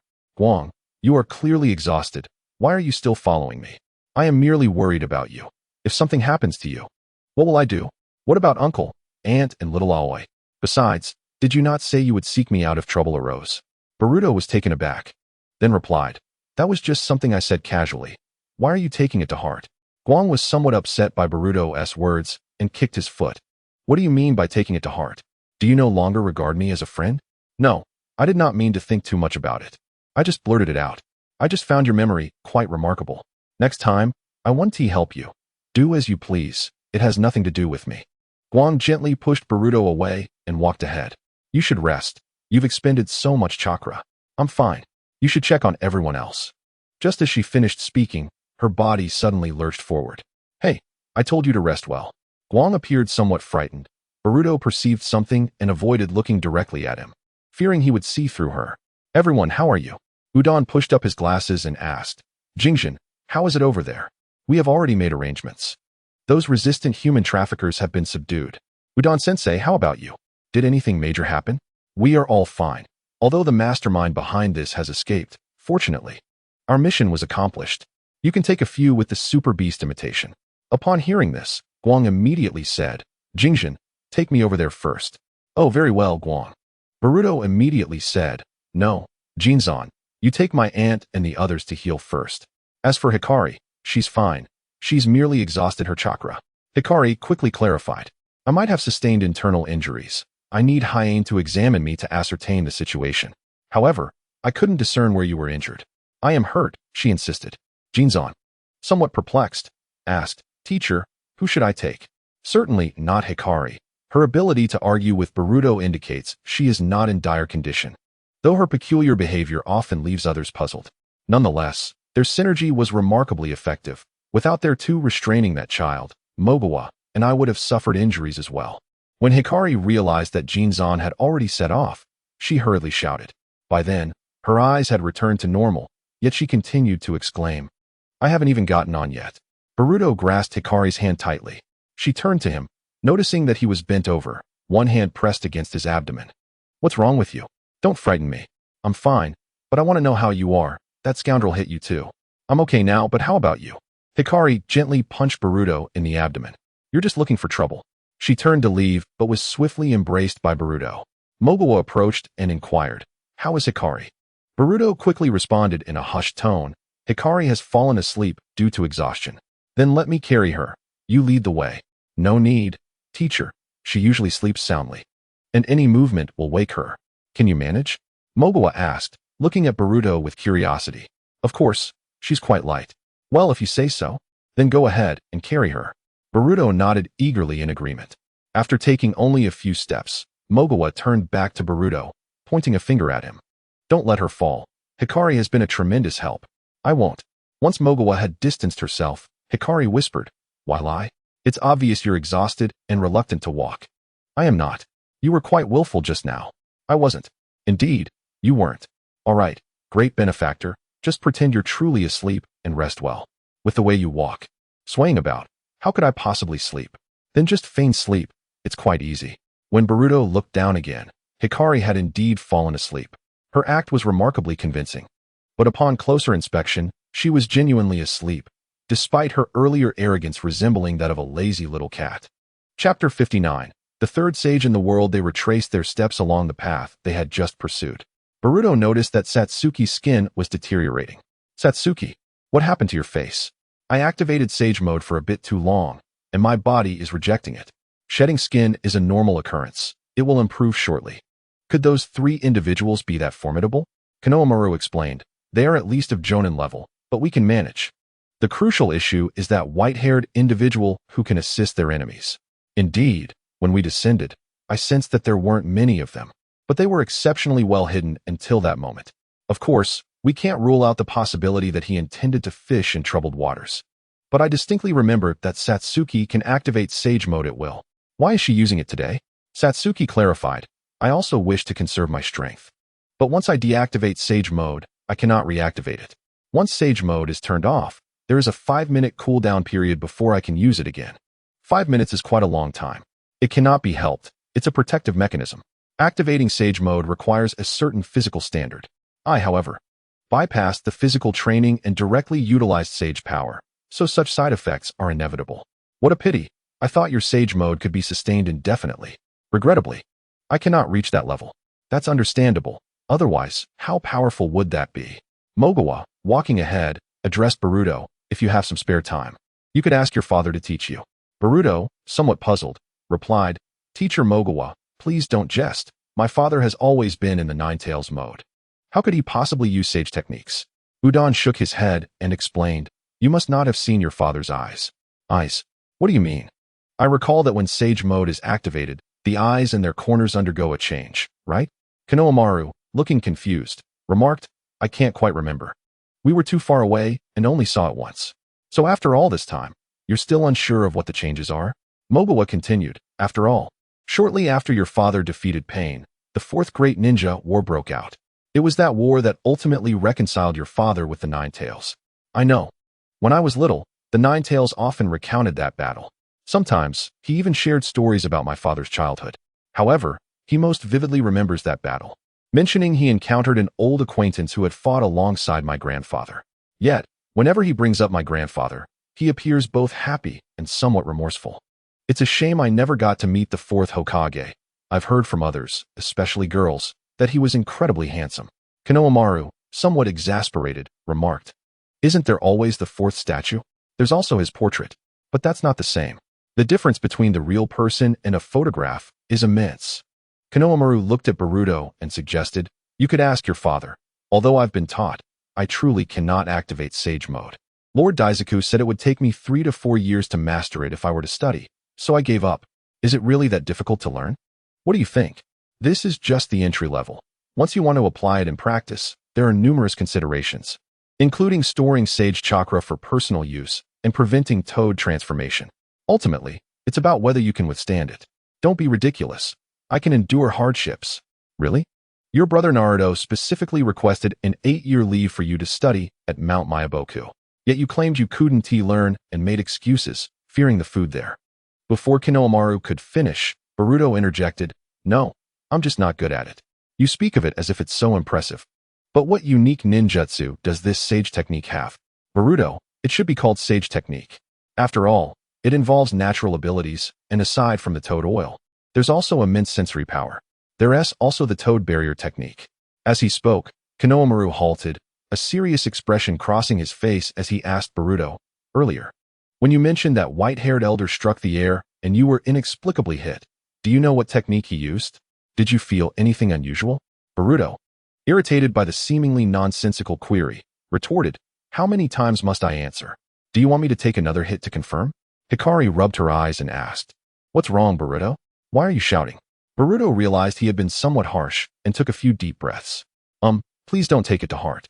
I'm just weary of repeating myself. No, you've provided me with a possibility. Hikari, quickly get off Boruto. Upon hearing Konohamaru's urgent words, Boruto assumed he was genuinely angry. Before Hikari could dismount, he quickly withdrew his hands. Hikari, still disoriented, fell abruptly.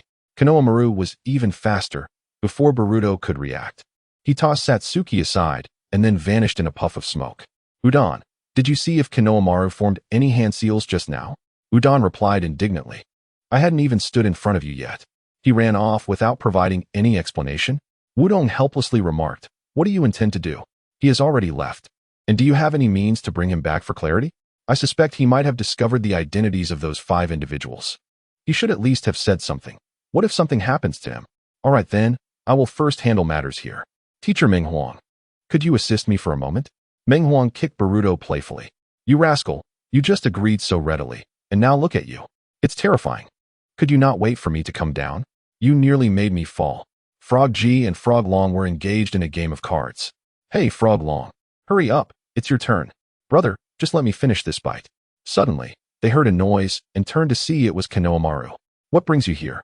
Finished with your earlier tasks? Come to enjoy a day at my bokuzen? Join me in stargazing.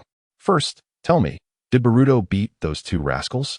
Frog G, take me to see Lord Shinsaku. I need to confirm something.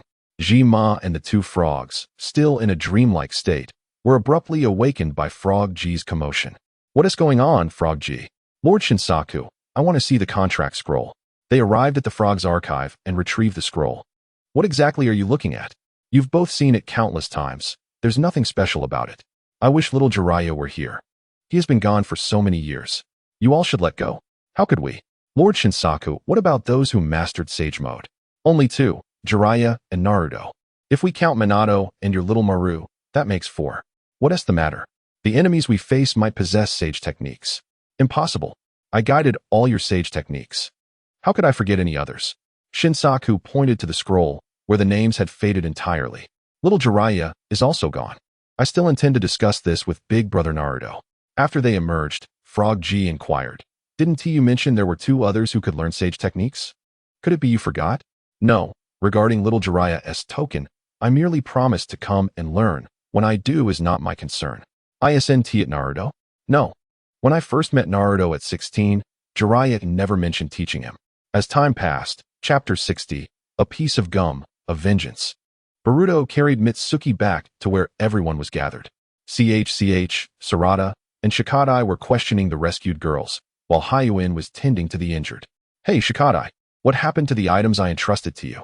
Shikadai, chewing gum, handed Boruto his dictionary and novel. Thanks. Wait a moment. Boruto looked at him, noticing he was holding the gum. Take this. Wake yourself up. Is this the last piece? Or is it a sign that trouble is looming? Half and half. Thanks. What is there to thank? You are my buddy. Pouted, stingy. You give Boruto something, but not me. You already have plenty of snacks. Do you really need gum too? Turned to Sarada. Once they're done questioning, should we go see that guy? Yamanaka Keisuke. Yes, Yamanaka Keisuke. Let us check on what he is doing under that big tree. He said before, if there is a place we shouldn't go, we should avoid causing trouble. Shikadai, do you have any emotional intelligence? You eavesdropped on the girls' matters. How troublesome. I want to listen then. Boruto approached Hikari and asked, did you lose something? No. I haven't lost anything. Think carefully. Hikari then slapped her forehead. My dictionary. I haven't found my book. Just as she was about to get up, she caught Boruto's smiling gaze. She extended her hand. Boruto feigned ignorance. What are you doing? If you lost something, go find it. Why are you looking at me? Do you expect me to help? You're quite strange. Hikari, with a helpless expression, pinched Boruto's cheek. Boruto, I find you odd. Do you realize that every time you trick me or joke around, you're barely able to contain your laughter? Doesn't that seem strange? Is it? You can try again next time, and I'll hold up a mirror for you. Now, give me my things back. Should I say I lack acting skills, or that you're clever? Hikari looked at the somewhat damaged book and the dictionary with a small corner missing. And gum. Do you want it? Shikadai gave it to you, and you're actually giving it to me? You really know how to do business. I was just asking if you wanted it. How did you know this gum was from Shikadai? Hikari looked at Boruto as if he were foolish. Are you an idiot? Of course, CHCH told me. She mentioned long ago that Shikadai always carries gum. Whenever he gets to the last piece, he shares with others. But since you had it, it was definitely for you. What story does he remember so well? Not much, just when I was 4.5, during one summer. He went to play at a small pool and, without paying attention, fell in. I wasn't watching, just sitting by the edge. I didn't know the pool was soft and shallow. I ended up knocking out my tooth. I don't remember how long I cried. Then he found the gum and said he'd lost one more tooth than me. That was the last piece. And he said from now on the last piece would be mine, as he'd eventually lose another tooth to settle the score. Shikadai placed a hand on Boruto's shoulder. It turns out it wasn't the beginning of a friendship, but the start of revenge. Who says otherwise? It's been 9 years, and you still hold a grudge. Soon it will be 10 years. You idiot, don't go telling everyone. Otherwise, Hikari might think I'm very vengeful. Hikari, please help me mediate. Hikari looked at the two playfully bickering, her expression innocent. I want to take sides. I'm afraid the other might retaliate against me. With that, she quickly ran off. As Hikari distanced herself, Shikadai asked, come clean, do you like Sarada or Hikari more? Boruto, aghast, replied, why are you bringing them into this? What does it have to do with them? You don't realize how much you resemble how my parents were back then. Hey, Shikadai, what are you rambling about? You act like you're not certain of your position, yet you rush to rescue. You even used yourself as a human cannonball, charging in with Mitsuki. You know you might be in a battle, yet you hand over your book. You must like one of Sarada or Hikari. Boruto shook off Shikadai's hand, aware that he was angry. All right, I got it. I won't say anything. But you need to think carefully. You can choose any one of them. Hikari approached Meng Huang. Thank you. I know Boruto didn't bring back the book. It was you all who helped. How is that old lady? Is she doing well? That old lady is fine. Her issues will be resolved. And there's a short-haired girl named May, who said she'll take that batch of firewood. But it can only be exchanged for half a meal. She's just like that, utterly selfish. Clearly meant for Granny Shuyun, yet she wants to monopolize it. All right. Don't be angry. Go rest. If you want to look at the book properly, you can. Hey, what are you doing here? Yamanaka K-suk helped CHCH to the side, who was seemingly bewitched and continuously vomiting. Sarada stepped in to support her. Didn't I say not to come over? Why can't you listen?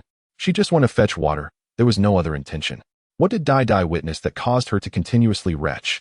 Qua, in a fit of anger, retorted, do not inquire, for I wish not to divulge what I have seen. Meng Huang and Udon expressed a desire to approach the tree. Yet Qua bellowed, I have explicitly stated that none shall advance. At this moment, Siyu interjected, heed his words, do not approach that tree. Chapter 61. The Tree of 100 People. As the group listened to Siyu's grave tone, an unsettling feeling enveloped them. Siyu, did you see something? Queried Yunukwa, glancing towards Siyu. Siyu, in a daze, nodded slowly. Yunukwa kindly produced a bag and handed it to Siyu. If you feel the urge to vomit, step aside. I shall fetch you more. I now believe our secret techniques pale in comparison to your serpent. Siyu replied. I require none. You may give it to them instead. Yunukwa, taken aback, with a troubled expression, remarked. You do not intend to reveal what transpired beneath the tree to them, do you? If they wish to know, I shall tell them, Siyu responded. However, I must preface this by stating that I warned you. Should you disregard my counsel, the fault lies with you. Moreover, Siyu, you are indeed worthy of Orochimaru's training. I must return to my duties. Once Yunukwa departed, the others clamored to ascertain what Siyu had witnessed. The tree of 100 people, Siyu uttered, the words escaping her lips. Even Udon and Meng Huang had never heard of such a tree. Siyu explained, do you understand why there are trees on the plains? That tree's age, I estimate, is less than a year. What a jest. Everyone knows that in 1 year's time, a tree would merely be a sapling. How could it possibly be the towering tree you speak of? This is common knowledge. A normally growing tree at this stage would be nothing more than a sapling. Yet this tree is different. It is a tree of 100 people, and it has been planted here, feasting upon human flesh. This tree derives its nourishment from the corpses of those young girls, having grown into its current form through their remains. The perpetrators of these heinous acts did not merely bury the girls beneath the tree. They first dismembered them, starting with their hair, using knives or daggers to excise hair along with flesh. Then came the fingers and toes, drained of blood to nourish the tree. Once the blood had nearly flowed out, they continued to sever hands and feet. If the blood did not flow freely, they would proceed to slice open the abdomen, placing fertilizer within. They would prop the victim's jaws open, shattering their teeth, and insert insects inside. Finally, they would bury the living girls beneath the soil. They even crafted thin membranes to shield the victim's eyes, preventing them from witnessing their final moments. The entire process took a mere 15 minutes. The tree's growth to its current state is a result of the hundreds of bodies buried beneath it.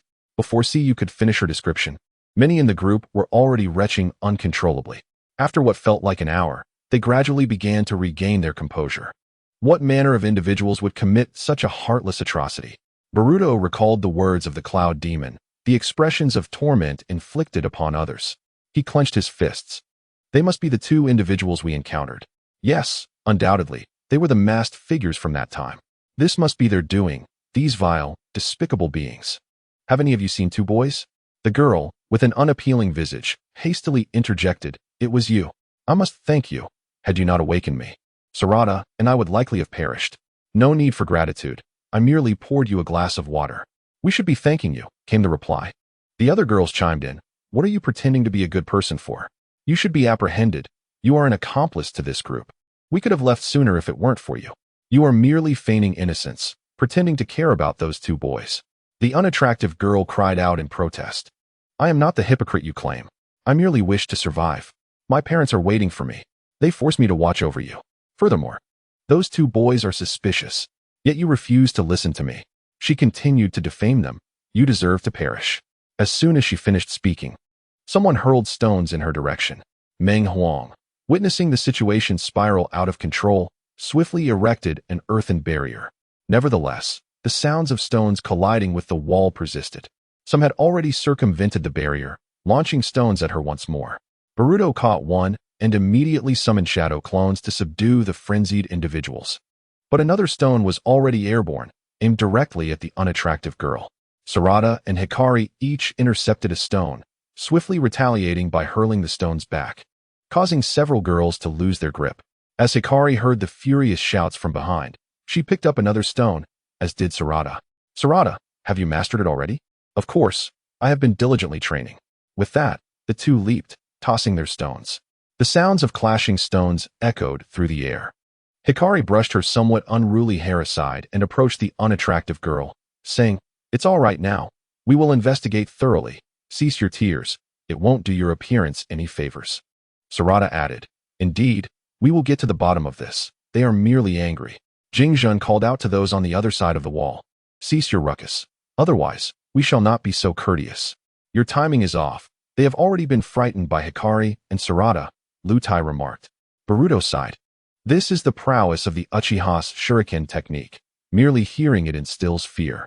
I wonder, does Konohamaru often give them special training? Why are Siyu, Sarada, and Boruto also formidable? Special training? Do you think Konohamaru can teach anything? Udon glanced at the three. Perhaps he could teach Boruto some seductive techniques? Meng Huang elbowed Udon in the abdomen. You only think of useless things. I do feel a bit sorry for Konohamaru. He cannot teach anything and is merely along for the ride. They are all geniuses. In a few years, they should be able to operate independently. Why not invite Hikari to your team for a more relaxed experience? What are you thinking? Hikari is only temporary. Whether she continues depends on her willingness. Boruto approached Lu Tai and inquired, "Are you referring to the troubles you mentioned earlier in relation to this matter?" Lu Tai scratched his head. Indeed, this is the matter. However, after hearing what Siyu said, the worst has already transpired. It is now a matter of identifying the culprits, but I suspect we need not confirm anything further. It is merely a question of when we can ascertain their whereabouts. Lu Tai, are you suggesting that the culprits are indeed those two boys, the ones who resemble us? The answer is quite evident. Why must fate conspire against the unfortunate? Lu Tai gazed at the still weeping, unattractive girl. Boruto understood Lu Tai's implication and gestured for Jingjun to come over. What is it, Boruto? How has your mind transfer technique fared? Learn from your mother. Can it erase memories? No, erasing others' memories is a forbidden technique. Why do you ask? Just curious. It seems the letter has arrived. A painted bird landed in Jing Jun's hand. Lu Tai took the letter and glanced at it. Indeed, it was dire news. It simply read none. Lu Tai conferred with Meng Huang and Udon. After a while, they took the unattractive girl to a secluded area and requested her to sketch the two boys' likenesses. Quickly, Sai produced a pencil, capturing the essence of their features. Jing Jun asked, "Is this accurate?" The unattractive girl nodded. "I wish to inquire if they are related to this matter. There is some connection, yet further verification is required. We shall clear your name. However, that is not of utmost importance. I merely wish to understand the fate that awaits those who mistreat us. Our responsibility lies solely in investigation, not in judgment. Now, you may rest well. We shall take care of the rest. Will you release them?" Meng fell silent for a moment before responding. "No. The main culprits will be sent to hell. Are you satisfied with this answer, little one? Gradually forget. It will serve you well." The unattractive woman took a few steps back. "Are you deceiving me? Perhaps they will return before long." Zorana replied confidently. "No, we will ensure they pay the price." Guang added, "As for this matter, I shall see it through. Those who commit such inhumane acts will find themselves in hell at my hand." Boruto, if you truly cannot bear it, then step forward. Do not force yourself. You might not withstand it, as you have already vomited more than once. Boruto endured the nauseating stench of decay, forcing himself to speak. "It's fine. I will assist you as much as I can, and besides, it is truly pitiful to see them huddled together. You are indeed kind and considerate. These souls will be grateful to you, as will your senior. This is something only I can do. There is nothing particularly special about it." Aizen began transmitting images. Upon seeing them, Siyue remarked, "It's those two who infiltrated Konoha that day." Guang, upon catching sight of the images, snatched one and rushed over to Boruto. "Boruto, look at the person on the left in the image. Is it not the child we saw at the hospital that day?" Boruto took the image, glanced at it, and confirmed it was indeed the child from that fateful day at the hospital. Chapter 62. The bewildered duo Yamanaka K originally believed it would take 3 days to accomplish the task at hand, yet it was completed within a day. It began with Boruto assisting, followed by Sarada, then Guang and Siyue, and before they realized it, a group of younger students had joined them in the grim task of exhuming corpses. Although the stench of decay often made them retch, none chose to abandon their efforts. He simply sat there, observing these younger students. Kei then steadied himself as Udon sat beside him. "What do you think of this mission? Quite intriguing. We even discovered a special red substance that warrants further research upon our return. The only aspect I detest is the necessity of unearthing corpses. That's good. How shall we return?" "By thunder carriage. We shall depart shortly." Boruto approached, holding 2 pieces of bread. "Senior, Udon." Kei handed a note to Boruto, then added, "Boruto, deliver this to a friend." Boruto replied, "Aren't we friends? Just accept it. This lad is quite elusive. Even if Kinoamaru has his contact information, he might not be able to find him by nightfall." "Senior Kei, are you truly that hard to find? So, do you want it or not?" "Yes, Sai Senior. One more. That is for Sarada." Boruto did not inquire further, taking the note and departing. "Boruto, is he not the youngest?" "Indeed, he has surpassed my expectations." "I am curious, what did you see that made you all so proactive?" "It is cohesion, an invisible bond that compels everyone toward a singular purpose. Not everyone possesses this. Such unity is a rare trait. Is it not due to their lineage or close relationships that they assist each other?" Kei merely scoffed at Udon's words. "Lineage may grant you strength, yet it cannot provide you with sound judgment or additional advantages. A mediocre individual with lineage may find success through hard work, but without effort, they remain mediocre. I perceive potential in Boruto and Sarada." Udon, with a piece of bread in his mouth, looked incredulously at Kei. He was uncertain of what to say, but one could assume his first question would be, "How old are you?" Boruto glanced at the note, which read, "Konoha Hospital, Fire Country Hospital, Konoha Research Institute." "Senior, this is quite surprising. There is even a research institute. Zikio is also from a research institute. I have heard it is quite challenging to enter." After a while, Guang rose and addressed Boruto. "The matter has been settled. It is time to return home." "What is your hurry?" "To go home, if we do not leave soon. We may not reach home until nightfall." "Are you not tired from walking?" "I feel fine. We shall take the thunder carriage back shortly, so there is no need to exert ourselves." Guang, with a puzzled expression, asked, "Thunder carriage? What is that?" Is it not just a new term for horses? That won't do. It cannot outrun me. The others stifled laughter at this. What are you all laughing at? Is it not a horse? Sarada explained. It is not a horse. Its speed far exceeds ours. Is there truly such an impressive vehicle? You shall see soon. Sarada then inquired. I recall there is a thunder carriage in the village. Boruto, have you never taken Guang for a ride? Guang, feigning anger, snapped at Boruto. How could you not take me? You made me a laughingstock. You were busy studying while I was training. I had no spare time to take you for a ride in the thunder carriage. Riding the electric train is also a form of learning. You could be more proactive and let me experience it. With your attitude, you may never find a girlfriend. I am still young. There is no rush. Guang stepped in front of Boruto, poking his chest with her finger. If you do not learn to charm the girl you like, I wonder what you will do in the future. Then I shall just find someone to pass the time with. Guang surveyed Boruto, sizing him up. Are you suggesting you would settle for a rock? Boruto glanced around and replied, then it seems you will have to suffer alongside me. Guang fell silent, suddenly kicking Boruto and running away. Iwabuchi remarked, Boruto, how can you joke in such a manner? It was she who made a fool of me. It was rather painful. Why do I feel my face growing warm? Guang, standing nearby, tore off a few leaves and fanned herself. What nonsense is this idiot saying? It infuriates me. When the group arrived at the thunder carriage, Guang gazed at the long metal structure. Is that the thunder carriage? Indeed. This contraption truly runs faster than we do? Denki adjusted his glasses and replied, Of course, Guang. The thunder carriage is so named because of its speed. Guang looked at Denki with an air of superiority and retorted, You speak as if it were your family's invention. Kiyu and Yayoi whispered in Guang's ear, Actually, it is his family's. Their business dominates a significant portion of the ninja world. Oh, then why does Denki not simply inherit his family's fortune and avoid the dangers of being a ninja? My father was a ninja, but after the Fourth Great Ninja War, he was able to choose his own path. That is when he collaborated with scientists from other nations to develop the thunder carriage. Moreover, my father wanted me to gain experience, allowing me to choose my own future. After speaking, Denki handed over his ticket to the conductor. The group boarded the carriage, and Guang noted the simple interior decor. However, upon reaching the innermost carriage with its exquisite embellishments, she couldn't help but express her astonishment. Guang then sat beside Boruto, gazing out at the scenery.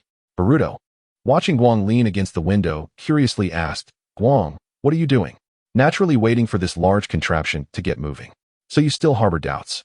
Shortly thereafter, the thunder carriage began to move slowly, gradually increasing its speed. Guang excitedly beckoned Boruto over. Boruto, come quickly. This thing runs incredibly fast. Indeed, it truly does. The buildings seemed to flash by in an instant. Dear guests, here are the desserts for this train journey. I hope you enjoy them. Boruto gently patted Mitsuki's hand. All right, it's time for dessert. Don't look outside. Focus on the cake before you. Mitsuki shyly called the waiter and asked, Excuse me, could I possibly have an extra piece of cake? I'm sorry, miss, but we haven't prepared any additional cakes, as this is the last train. And we received the notice only recently. My sincerest apologies. That's all right. Boruto pushed his piece of cake towards Mitsuki. You can have mine. No, I want to save my piece for Himawari. We can buy more in the village tomorrow, but I want to give it to Himawari. Your sister's cake is far better than mine. Are you trying to replace me? Boruto, I've noticed you're becoming increasingly petty. All right, I was just joking. Just eat. Fine. Let us split it in half. Saying this, Mitsuki picked up a fork and took a bite of the cake, feeding it to Boruto. Let me do it myself. I can feed myself. Boruto reached for the fork to divide the cake. Don't move. I'll feed you. Otherwise, I won't remember how many bites you've had. And that wouldn't be fair. How would others perceive us? You overthink everything. Just open your mouth. Boruto looked at Mitsuki, fearing she would say, Be good, as one would to a baby. Reluctantly, he took a bite of the cake. The two of them continued to share the cake, taking turns until it was finished. Chapter 63. Returning to the village once the group disembarked from the train and bid their farewells, they each headed in the direction of their homes. I didn't expect to return so early. If I had known, I would have let you eat your cake. Wouldn't that save you some pocket money? Mitsuki promptly replied. If there's any news about those two rascals, Boruto, you must inform me. I promised the ugly girl. All right. But you must promise to ensure your safety if you encounter any danger. I will. The two walked on, completely oblivious to someone following behind them. The merchants on the street greeted Mitsuki warmly. Little Mitsuki, you've returned from your mission. Mitsuki, how did your first mission feel? Mitsuki, come by the shop tomorrow. I'll treat you to ramen. Though the townsfolk were very welcoming, they did not mention the person trailing behind them. They had all tacitly agreed to keep this a secret. I feel as though everything is moving too quickly, Mitsuki remarked, smiling. No, everyone is very warm. Hana approached them. Little auntie. Boruto, that is quite rude. You should call me sister, not little aunt. Am I that old? Yes, I understand, sister. Mitsuki bowed and asked, Hana-sensei, is your injury healed? My injury is fine now, but that guy was quite formidable. Indeed, we all have room for improvement.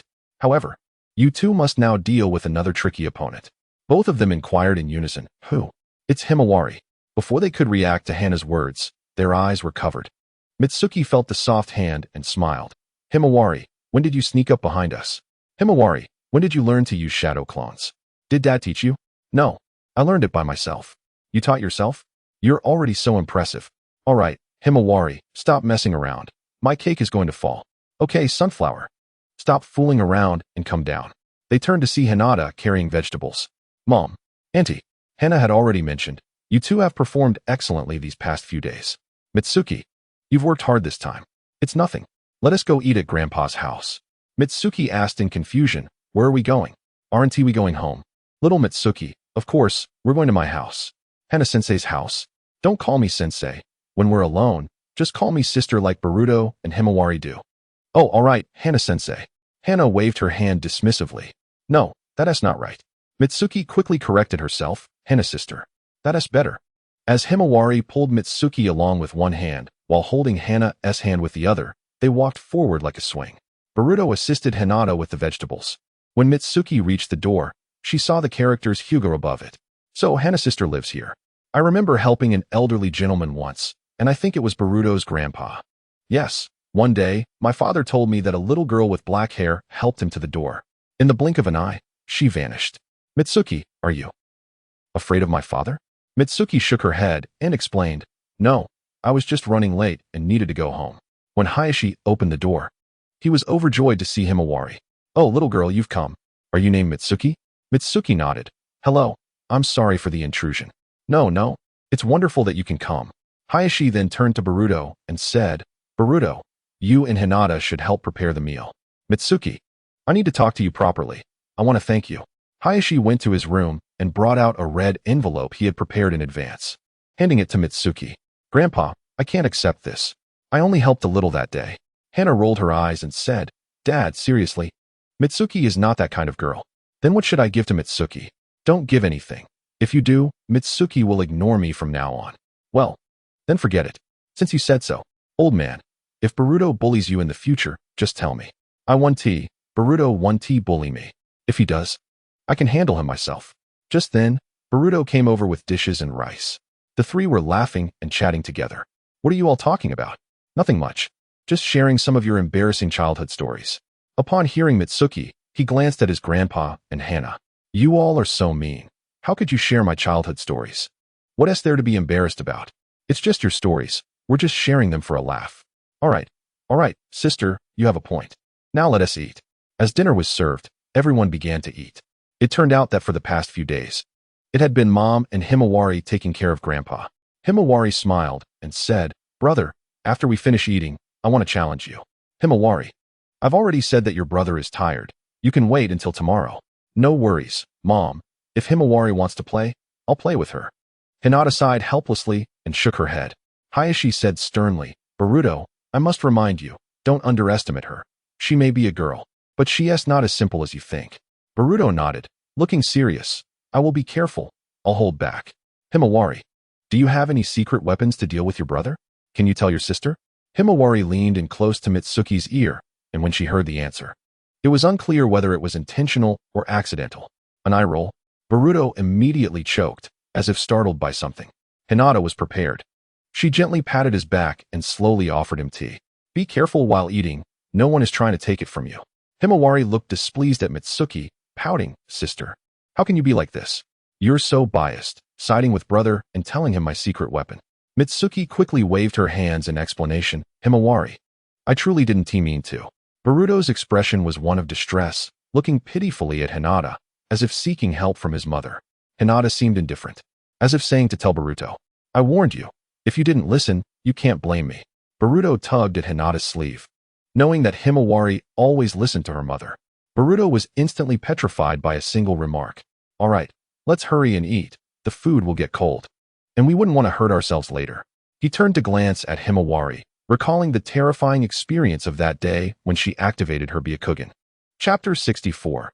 Himawari's potential. After some contemplation, Boruto figured that rather than facing a severe beating from Himawari, it would be more advantageous to incite a slight dislike from her instead. Weighing his options, he resolved to lie. He preferred to have her resent him rather than endure her devastating blow. Himawari, I'm really worn out. Let's train another time when I'm free. But brother, you just said, Himawari protested.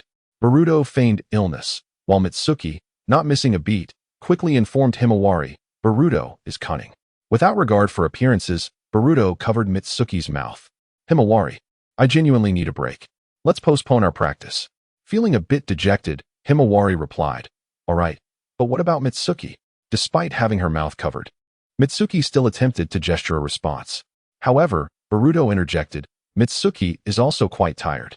Himawari looked at her brother, feeling disheartened by his treatment. She set down her utensils and said softly, I'm done eating. You two take your time. With that, she walked towards the door, and everyone could see the disappointment in her demeanor. Seeing Himawari like this, Boruto thought, fine, if I must be punished, so be it. He quickly offered, Himawari, let us practice after I finish eating. How does that sound? But Himawari caught the implication. So, Boruto is actually afraid of you, his sister, she remarked, igniting a fire within her. What? I merely wanted to test my abilities and gauge my level. Why must you belittle me? I despise you, brother. With that, Himawari ran out in tears. Did I say something wrong? Why is Himawari so furious? How can you even ask? Since you fear her, you should not have hastily agreed to her challenge. Boruto, go and apologize to Himawari later. Mitsuki bit Boruto's hand sharply, causing him to wince and release her. What are you doing, Boruto? Isn't Himawari just eager to train? Is it really that serious?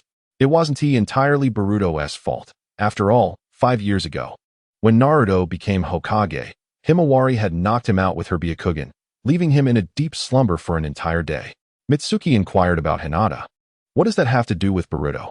Hanabi chimed in, because it was during that time that Boruto's mischief provoked Himawari, and he ended up being knocked out for 3 days. Mitsuki expressed her astonishment. Himawari, you are truly formidable. Thus, I was trying to protect you from that. I should thank you, but Boruto, you have indeed overstepped. If you are unwilling, do not agree so easily. Mitsuki then remembered she wanted to check on Himawari. Mitsuki, let her be for now. She needs some time. Himawari sat in the courtyard, tears welling in her eyes. She didn't understand why she couldn't practice with her brother. Every time she brought up training, Boruto would evade, terrified of hurting her. It seems I've caused trouble. Suddenly, a woman's voice reached Himawari. She looked around but only spotted a shadow. Who is there? Show yourself. You can hear my voice. Do not lurk in the shadows. Reveal yourself. Activating her Byakugan, she scanned her surroundings cautiously. There stood a woman with white hair. Himawari held her breath, preparing to strike. But her attempt missed. Turning back, the woman remained in place, the two locking eyes. It was then that Himawari noticed the woman also possessed Byakugan. Are you an enemy? An enemy? I'm not sure if I can be classified as such. Perhaps a friend? What do you mean? I don't quite understand. I can only tell you that the voice you just heard was mine. What? You look like a ghost. A spirit, unfortunately. That's just how it is. How rude. Please do not disturb me. Himawari Uzumaki. That is your name? Isn't it? Himawari looked at her in confusion. We have never met. How do you know my name? Your brother told me. You're a friend of my brother? Why has he never mentioned you? As Himawari finished speaking, the woman's form began to fade. Why are you fading? Are you disappearing? It seems time is short. I must quickly explain to you. I do not wish for any misunderstandings between you siblings. She crouched down and gently patted Himawari's head. Your brother refrains from competing with you because you are exceptionally strong. Nonsense. He is just afraid of hurting me. She shook her head and replied, your potential is immense. You can hear my voice and see me. In the future, you will be able to assist your brother. Believe in yourself. Really? Are you a sister who understands the future?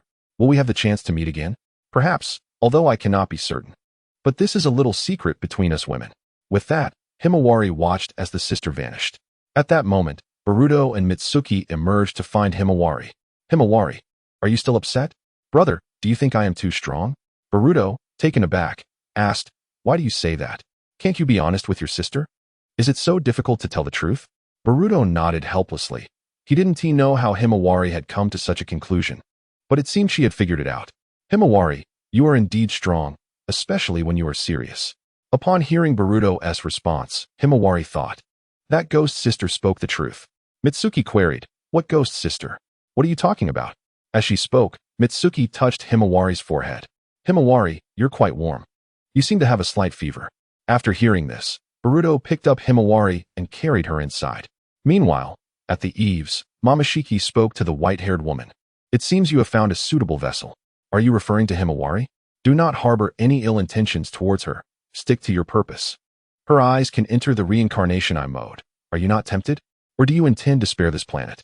Your ability is not foresight. If it were truly awakened, it would be under the protection of the elders of your clan and would not manifest as a spirit." But when Momoshiki turned his head again, the woman had already disappeared. How strange. Can a spirit exist for so long? He recalled that Ishiki had mentioned not bringing any scouts and had not anticipated Kagaya's sudden rebellion. Indeed, those of inferior bloodlines are not to be underestimated. Chapter 65. The beloved Naruto outside of Konoha village. Konohamaru and Naruto had just returned from Mount Miyaboku. "I'm sorry, Naruto. I thought that person was Jiraiya-sensei." Naruto patted Konohamaru's shoulder, speaking gently as he used to. "It's all right. I'm hungry. Come, let me treat you to some ramen." No. I'll treat you." "Naruto, I've delayed quite a bit of work." "Konohamaru, are you not going to listen to your older brother?" "Of course not. You will always be my older brother." "Then do not argue with me. Just listen." As they arrived at the west gate, they encountered Kiba, Shino, and Hinata, who had just rotated their shifts. "Seventh Hokage, you're back. How is everything in the village?" "Nothing serious happened, right?" "Everything is normal in the village," Kiba replied. Suddenly, Shiranui Gunma inquired, "Seventh Hokage, are you planning to return to the village now? It just so happens that the four of us are heading back together. Perhaps you and Konohamaru should accompany us." I struggled to comprehend my uncle's meaning. I didn't quite understand. Naruto awkwardly scratched the back of his head and smiled at the quartet. "We'll return to the village using the Flying Thunder God technique."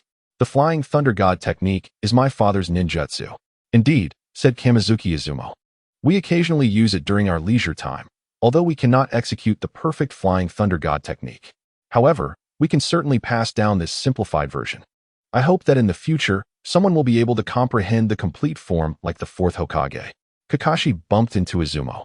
"Seventh Hokage, we did not intend any offense." "No, uncles, you have done splendidly. My father would surely be proud." "All right, Naruto, where are you and Konohamaru headed?" "Ichiraku Ramen." "You are still the same as when you were a child, always loving ramen." "Thank you, everyone." Just as Naruto finished speaking, he had already arrived at Ichiraku Ramen. "I am." The daughter of the owner saw the four of them and asked, "What would you four like to order?" She seemed quite accustomed to their presence. "No. We are merely escorting the seventh Hokage." Naruto waved at her. "Come and sit. I will personally prepare the noodles today. I finally have the opportunity." Ayam's gaze resembled that of a predator, making Naruto smile awkwardly. "We should take our leave, Naruto." "Don't shout." Ayam tried to stop him. But the other patrons in the shop had also taken notice. Uncle Tucci heard Naruto's name from several dozen meters away and, energized like a rooster, quickly stood at the ramen counter. Ayam's forehead twitched, and she glared at her father. "Dad, you are being too much. Ever since Naruto became Hokage, every time he comes to the shop, you insist on making ramen. I never get the chance." "You silly girl, Naruto simply prefers the taste of my cooking." After Shiranui Gunma and the others exchanged greetings with Naruto, they took their leave. This kid Naruto certainly did not inherit Watergate's demeanor. He is just like the fiery and spirited Kushina. When he smiles, it is utterly identical. Boruto's smile also resembles that of the sunflowers, much like Watergate, though their personalities only reflect Watergate.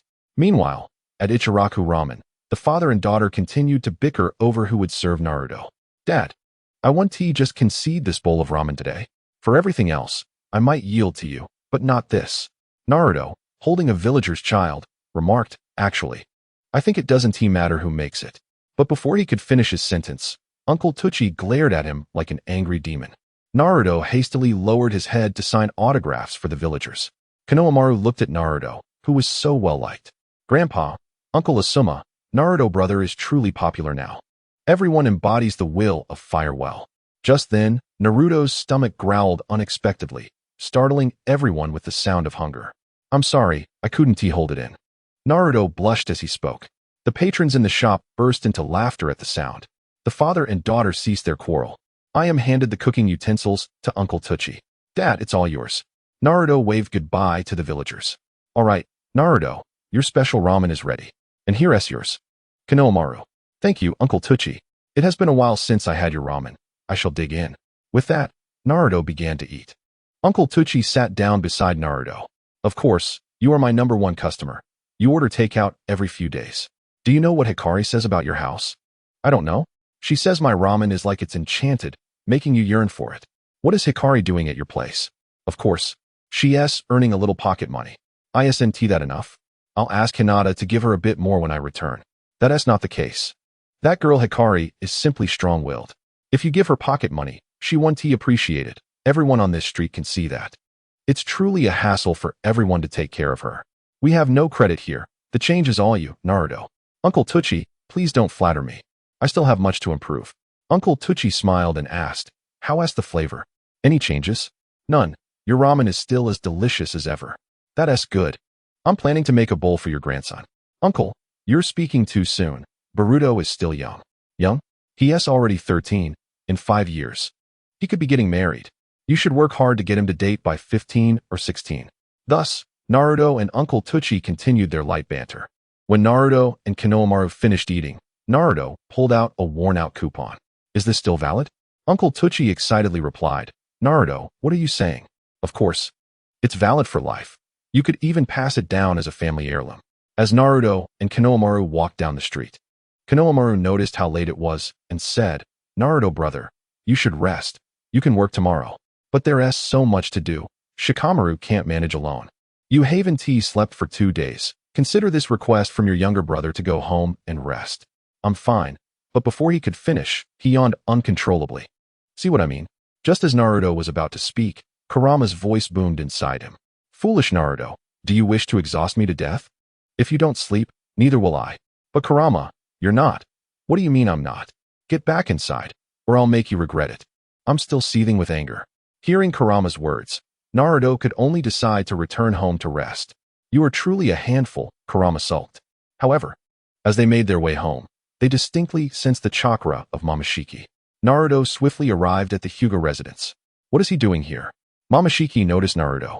And in the next instant, Naruto unleashed a Sage Art magnetic release spiral sphere. Momoshiki immediately retreated into Boruto's body. Hanabi and Hinata, hearing the commotion on the roof, came out to investigate. Husband, why are you here? Hanabi scolded. Hey, foolish brother-in-law, what are you doing? You've damaged the roof tiles. Are you trying to tear the roof down? Chapter 66. A tranquil night after descending from the roof, Naruto asked, Hinata, what are you doing here? Hanabi is injured. So I've been cooking at home for Dad these past few days. Hanabi immediately interjected, brother-in-law, you're really something. You made such a ruckus. My sister and I thought something had fallen on the roof. Naruto found it hard to explain and could only say, I might have been too tired recently and was a bit disoriented. I'll fix the roof later. You really should take care of yourself. Don't overexert yourself. It's fine. We can call someone to fix the roof tomorrow morning. Have you eaten? Let me heat something up for you. No need. I've already eaten on my way back. They then walked inside. Suddenly, Naruto remembered, by the way, have Boruto and Hikari returned? I recall they mentioned coming back to the village these few days. They are here. I saw them return with Himawari after we went grocery shopping this afternoon. The two of them weren't hurt, were they? No, they're both in great spirits. I was the one who got hurt the most. I was sent back within 2 hours. Hanabi, have you been slacking off? Sister, what are you saying? Do you think my sister is that kind of person? This time I have genuinely suffered a loss. That scoundrel named Chuanmu has created some bizarre black weapon. It is quite sinister, as it inexplicably absorbs chakra. I have lost a considerable amount of chakra to that device, and that guy's body is exceptionally resilient. His acupuncture points are also quite different from those of an ordinary person. I am utterly at a loss. This is not a result of my negligence. I haven't even had the chance to review your briefing. How did you manage to win? Thankfully, it was thanks to Boruto. Had it not been for him, we would have been in dire straits. As for the specifics, brother-in-law, you must inquire with Boruto personally. By the way, dear, let us rest for the night. What's the matter, my love? If you miss home, Just sleep. It's fine. After all, it's our own home. Sunflower has fallen ill and just had a fever.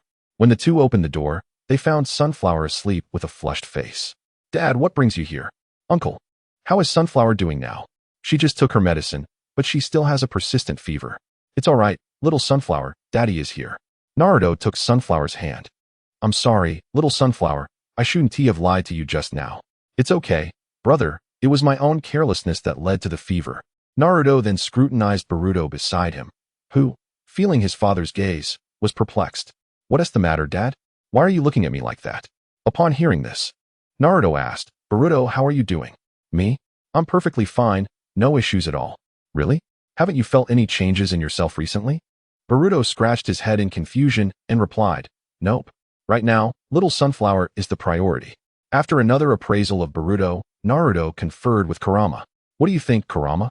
Do you sense anything unusual? I can't discern anything particularly special.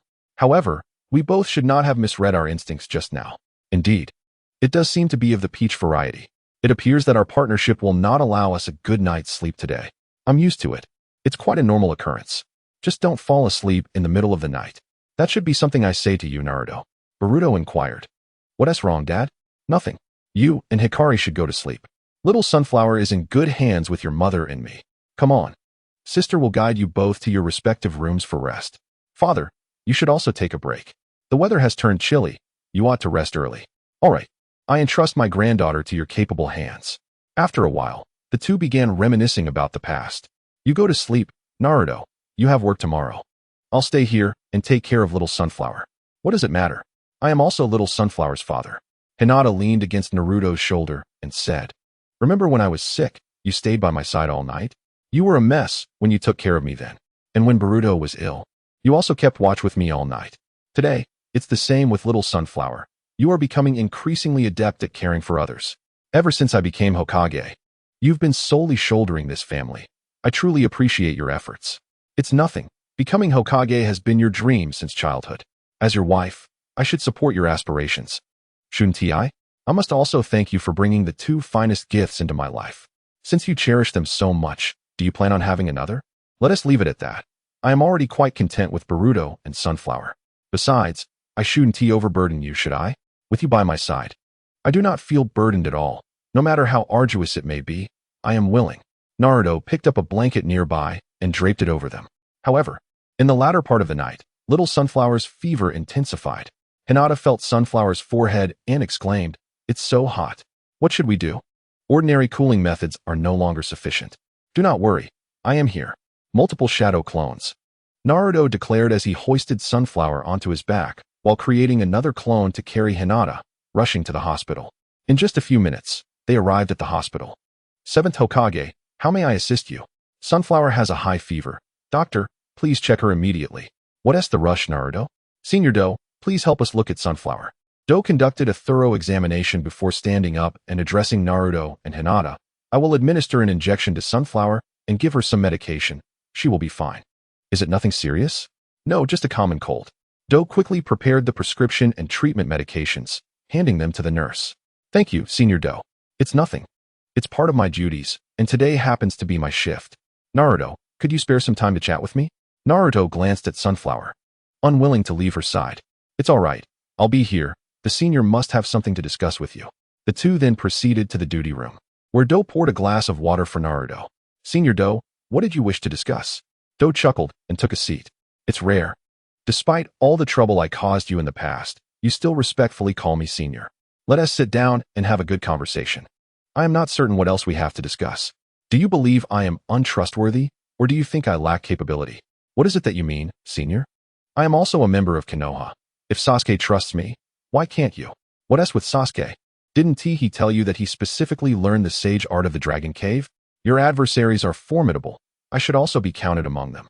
Chapter 67. The challenge from the White Dragon Sage. Before Naruto could finish his sentence, Do activated Sage Mode, wielding his chakra scalpel towards Naruto. In response, Naruto instantly entered Sage Mode and deflected the attack with the Frog Kata. A powerful surge of chakra erupted, shaking even the door of the duty room. Do, how dare you attack the Seventh Hokage? Naruto raised his hand and declared, Stop. He did not assault me. We are merely sparring. Naruto glanced back at the door that had been blown away. This door is of poor quality. It couldn't withstand a single hit. Have someone come to repair it tomorrow and charge it to my account. He then surveyed the office, noting the shattered cups as well. Make sure to include those 2 cups as well. Seventh Hokage, are you truly unharmed? All right, if I say I'm fine, then I am. Everyone disperse. The 2 returned to the hospital lobby and took a seat. Naruto patted his chest. I must say, Senior, please refrain from sudden attacks. I am not proficient in sage techniques. In our youth, that hot-blooded fool has matured, yet he lacks confidence in his abilities? No, I merely found it rather abrupt. Your reactions are sharp. Your sage techniques should also be nearing perfection. Not quite. I'm genuinely not adept at sage techniques. I still rely on Kurama to provide me with sage chakra to maintain sage mode. I do not possess the prowess you do to maintain sage mode consistently. It seems you are not the boy I once knew. You have matured and learned humility. So, the matters concerning the Tsutsuki are real, then? What Sasuke mentioned about another unknown Tsutsuki is also true? Naruto nodded. Then how do you perceive my strength? Do you think I have regressed? Upon hearing this, Naruto instantly displayed a reassuring demeanor. No, Senior, your strength has indeed advanced compared to a few years ago. Do adjusted his glasses, a satisfied smile gracing his face. It appears that I am recognized by the 2 strongest individuals in the ninja world. Sasuke speaks similarly. You 2 truly embody the essence of good friends and brothers. So, Senior, what exactly do you wish to convey? Ha. Do clutched his stomach with one hand, leaning on Naruto with the other. His laughter resonated throughout the hall. Naruto, you remain as oblivious as ever. Do's expression turned serious as he gazed intently at Naruto. I, too, wish to join the fray, not to instigate conflict, but to protect the hidden leaf. It is my fervent desire that no more children, like Yakushi Nanoyu, become orphans due to the ravages of war. Therefore, I seek the strength to safeguard our village. It seems the white-mooned Songlong of the ninja realm is poised to make a move. Let us strive together, Senior, to eliminate those who disrupt our peace. But tell me, who bestowed the name White-Mooned Songlong? Ah, that moniker? It was derived from a tale told by Sasuke. And it was Suigetsu who coined it. Humph, that rascal. When I find a moment, I shall inquire about it and treat him well. Achoo. Without hesitation, Xiangling delivered a punch to Suigetsu's face. You idiot, can't you aim elsewhere? Once Suigetsu regained his composure, he retorted, I did not do it on purpose, you shrew. Hearing this, Xiangling rolled up her sleeves, ready to strike him again. Enough, Xiangling. We're still in the midst of an experiment, someone interjected. Xiangling paused. Once it's over, just wait and see how I deal with you. Suigetsu made a face at her and turned to Orochimaru. Orochimaru-sama, weren't you previously uninterested in the Uchiha's Mangeki? Why have you now begun cultivating clones? I am not particularly invested in this endeavor. I am merely preparing something for Sarada, in case she might need it someday. However, I hope she never has to utilize it. One would not expect such warmth from you, Orochimaru-sama. Scram. At the Konoha hospital, Naruto approached. Since you're here, Naruto, you should undergo a physical examination today. No need. It has been 3 months since your last checkup. I really don't need it. You should attend to your duties while I go see Himawari. Himawari is with Hinata. You need not worry. I shall arrange for a few nurses to keep a special eye on her. You 2 should have your checkups together. As dawn broke, Hanabi, Boruto, and Hikari arrived at the hospital. Boruto wore a grimace, not due to being awoken by Hanabi, but because he sensed someone watching him while he had been in the restroom. After pretending to sleep, he discovered it was Naruto's shadow clone observing him. Hikari stood beside him, speaking softly. All right, don't be upset. Perhaps Uncle is just worried because yesterday little Aoi had such a high fever. I don't think so. The way he looked at me was as if I were a criminal. Boruto, you are overly suspicious. Your father's concern for you is only natural. The trio entered the lobby, and Hanabi inquired with the front desk nurse. Upon learning the room where Himawari was located, she bent down. I'll go check on her. You 2 are all right, yes? Hey, Hanabi, we're not toddlers. Hanabi gently patted their heads. Hanabi, I've come for a follow-up. And Boruto and Hikari are here to accompany me for my examination? Sakura entered wearing casual clothes. I am not that weak, Sakura. Little Aoi had a high fever last night, so we came to the hospital. Oh, I should go see her too. Boruto, Hikari, wait for me. I'll change clothes.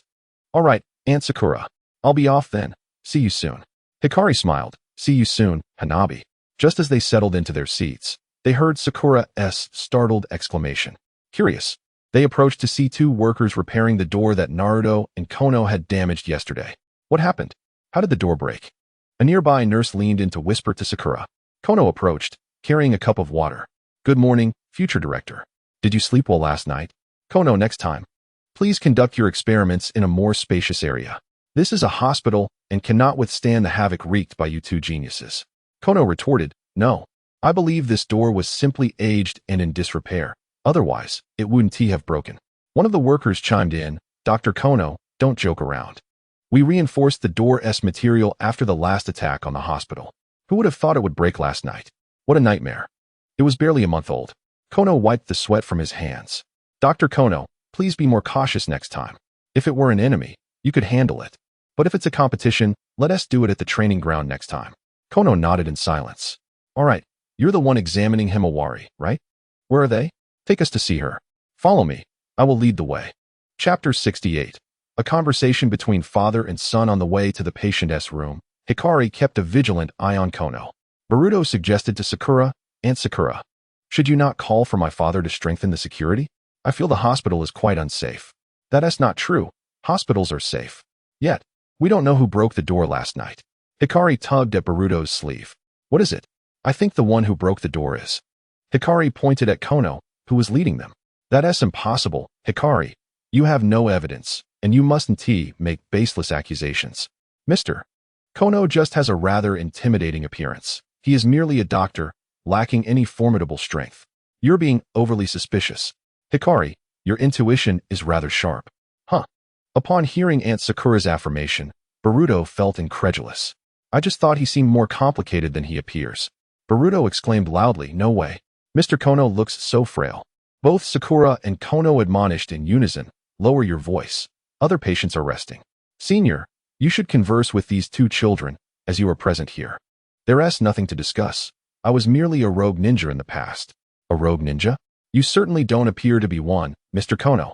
You seem quite refined, Sakura remarked. Boruto, do not judge by appearances. Surely you know about Orochimaru? I do. He made many mistakes in the past, but now prefers to quietly conduct experiments. Thus, although his crimes have been absolved, he still resides outside the village. He was also a rogue ninja. That contribution seems to have helped turn the tide of the Fourth Great Ninja War. Sakura confirmed Kono's past. Kono, can I truly speak of this? Kono waved his hand nonchalantly. Speak freely. It is a mistake I must confront. Senior Kono was a rogue ninja for a long time. Alongside Orochimaru, he was also a key supporter of the instigator of the Fourth Great Ninja War. The two gazed in astonishment at Kono, the one who had played a significant role in the largest conflict of the Fourth Great Ninja War, now serving as a doctor in a hospital, healing and saving lives. He also masters the sage art of one of the three great lands, the Long Cave. I believe it was called what? Kono interjected, the perfect sage mode. Given my transgressions, I should have been executed outright. Had it not been for saving Sasuke, indirectly saving the entire ninja world, I would not have found myself in a hospital. Boruto and Hikari felt their legs grow weak. So, what exactly happened with that door? Oh, that was nothing. I merely exchanged a blow with your father, and the door ended up like that. Boruto raised a finger, just one blow? Kono coolly replied, indeed, just one blow. Hikari, suppressing his fear, asked, then Mr. Kono must be very strong? Kono quickly denied, no. I'm not that strong. My abilities are rather ordinary. Sakura turned to the two boys, you mustn't believe him. Excluding Sasuke and Naruto, he is the strongest. He is undoubtedly the third strongest in the ninja world. After the war, he is not engaged in battle. Boruto swallowed hard, realizing why Aunt Sakura had stated that the hospital was so safe. Trembling, he asked, Aunt Sakura, Mr. Kono should not hold any grudges, right? Sakura found it quite perplexing as to why Boruto would suddenly pose such an unusual question. In her childhood, she had scolded him as a boy witch. Upon hearing this, Do couldn't help but smile at Boruto. After all, she bore no grudges against children. Boruto nodded with a smile, though his heart was filled with trepidation. All right, this is the place. You may enter now. I should be wrapping up soon. Understood, Senior. If you have any new insights, feel free to write to me at any time. I would be glad to discuss them with you. Sakura nodded in acknowledgement. Well then, Light, Boruto. Until we meet again. Boruto and Light forced out smiles that seemed somewhat unnatural. Goodbye. See you next time, Mr. Do. Sakura opened the door and embraced Hinata. who was seated beside the bed.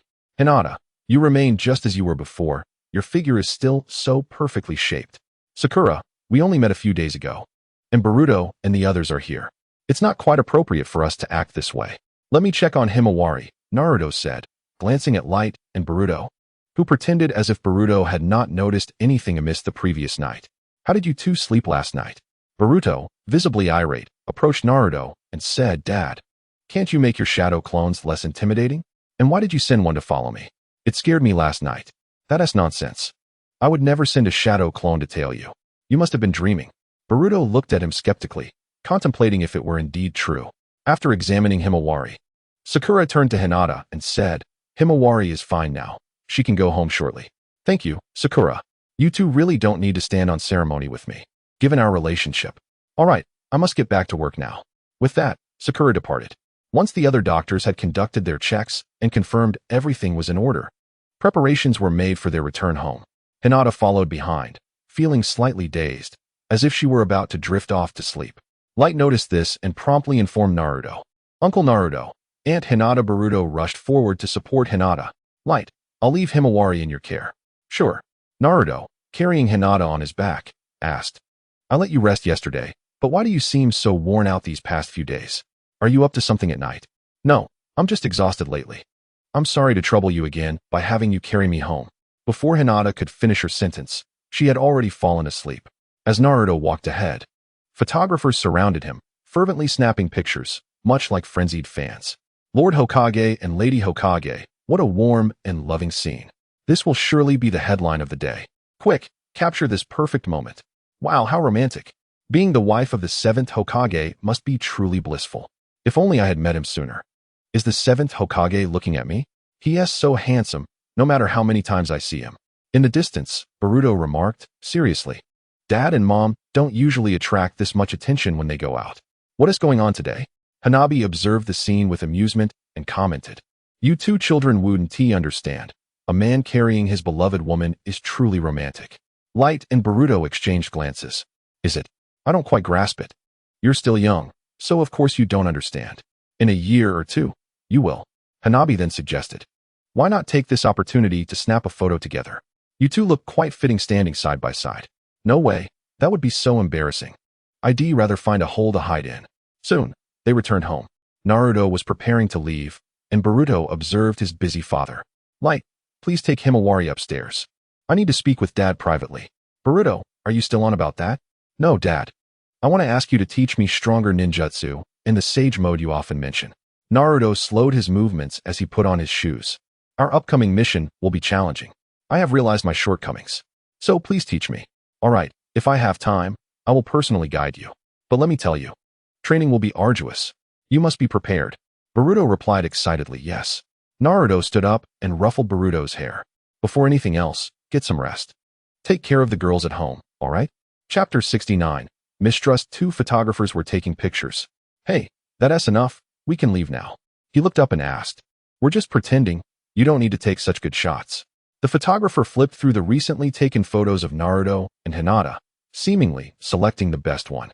He even captured a shot of Boruto, Light, and Himawari. What are you doing? I don't know. I just ended up taking so many. Well, I'm not like you. I'm just here to play my part. The two found a tea house and settled on the second floor. Watching each other brew tea in a leisurely manner, one poured 3/4 of a cup for the other and filled his own cup. Try this. The tea here should be quite good. With such scenery, enjoying tea is a delightful experience. The tea was indeed pleasant, and the view was lovely. But the person was not quite right. Are you just here for the tea? I doubt it. Didn't Tsishin assign you some task? Are you being overly cautious? Guexin, why do you always think of Tsishin? Are you aware of how many burdens you've placed on him? If it weren't for his task, why would you dare come to Konoha, especially during such a sensitive period? Tsishin has issued a silence order. Konoha is on high alert. You're not a fool. You wouldn't take such a great risk, would you? You believe you're here for a vacation? Come on, your shadow is definitely not here for a holiday. Is that a compliment or a sarcastic remark? Guexin didn't say much further and simply observed this enigmatic individual. The tea is good. Would you like another cup? Not just for bird watching. Birds also sing at night. Birds refer specifically to every checkpoint. Ingsha chuckled and said, I thought you were a clever person. How could you be so muddled? What use is birdwatching to someone of Cixin's caliber? It's merely his whims, whether to stay or leave. Ingsha poured the dregs from his cup onto the tea tray. Let him have his way. Then, let us enjoy this trip and relax. Gu Xian had just finished 1 cup of tea when Ingsha, without asking, refilled it for him. Do you think he ever trusted us? Everyone knows I'm clever. But the clever ones are often the ones who should be dealt with first. They can deduce things that shouldn't be known, even a single movement. Hey, idiot. Your tea is spilling over. Are you blind? Pay attention when I'm talking to you. The shopkeeper settled the bill. As an apology, I'll cover the costs for the gentleman at the next table as well. The two descended the stairs to continue taking photos. Gu Xian remarked, I understand now. You're here to avoid Cixin, and you must have had an opportunity, right? Despite being serious, neither expected a fool to drill in. Your words are quite sharp. Ingsha rubbed his head with one hand and placed the other on his hip, his actions appearing rather peculiar. It seems my words have struck a nerve. You're becoming agitated. Speaking with clever individuals is not exhausting for the body, but rather for the heart. Before they knew it, they had arrived at the Nara clan's residence. Ingsha questioned, why are we here? Do not inquire of me. It is you who has paved the way. I am but a follower in your footsteps. Shadow stood motionless, rooted to the spot. If we do not traverse this path, we can explore others. There are still numerous places we have yet to visit. Gu Xian, the recluse, turned to depart. Very well, travel, after all, is about wandering. Gu Xian shot him a glare, a contradictory fellow. The two meandered leisurely. How dreadfully mundane. Shadow stifled a yawn and remarked, had I known, I would not have come. Let us return. Just as they were about to leave, the voice of Lu Tai reached their ears. Mother, the clothes are dry. All right, Lu Tai, come quickly to assist. What a bother. What are you muttering about now? Nothing, I'm coming. Shadow picked up his camera and snapped a photo. Lu Tai immediately turned towards them. Who are you? What are you doing? Traveling. I thought the flowers were lovely, so I took a picture. Is there a problem? Can I see the flowers? Handing over the camera, Lu Tai said, they're merely photographing flowers. Do not be ridiculous. It's fine, madam. If your son wishes to see, let him. Lu Tai examined the camera. Aside from flowers, it contained various landscapes of wooden leaves. See, I did not deceive you, did I? Would you like to see my companioness as well? No. I was being too suspicious. I apologize. I am truly sorry. This child is overly wary. Shadow waved farewell. No matter, we are leaving. Lu Tai, have you gone too far? I do not know. It felt strange, yet I cannot articulate what was amiss. Gu Xian remarked, you can employ your ninjutsu in such a manner? What of it? If that little brat were to suddenly search your small camera, wouldn't he expose you? He has no grounds. He has not grasped my weaknesses. Then why did you take the photograph? Perhaps I could not help myself. Or perhaps it was due to that. However, this is merely my conjecture. Subsequently, the two arrived at a hot spring establishment. Lucky for you, we can indulge in a hot spring. However, the proprietor is rather unscrupulous. They left a hole. If that old lecher were to peep, I shudder to think. Indeed, it is rather unscrupulous. Hey, lecher. The two gazed straight ahead. Tsunade was watching them intently. We are here to enjoy the hot spring, not to be lechers. You were merely caught by me and dare not admit it. Gu Xian yelled at the front. Truly an unreasonable woman. Kindly step aside and do not block my path. The proprietor hurriedly emerged to apologize. I am terribly sorry. Lady Tsunade is in a foul mood today. Please forgive us. I am not in a foul mood. I simply stumbled upon their sordid antics. Gu Xian shoved Tsunade away roughly. Unreasonable lunatic. Tsunade, seeing this scoundrel's audacity, executed a grab. You claim you are not a lecher, you scoundrel. Tsunade also noticed a strand of white hair. An old lecher who still dyes his hair black, truly a pervert. Gu Xian offered no resistance, merely engaging in verbal sparring. Shadow requested a wooden board, some iron nails, and a hammer from the owner. He picked up the board and nailed it over the hole. Tsunade looked up to see him hammering. No matter how much noise Shadow made, the girls inside continued their laughter. Tsunade shouted angrily, "Stop it, you scoundrel, or I shall slay you." Tsunade carefully began to remove the nails. Fishing for evidence? Yet the proprietor, unexpectedly, conceived such a method to exploit customers. It is not as you two think.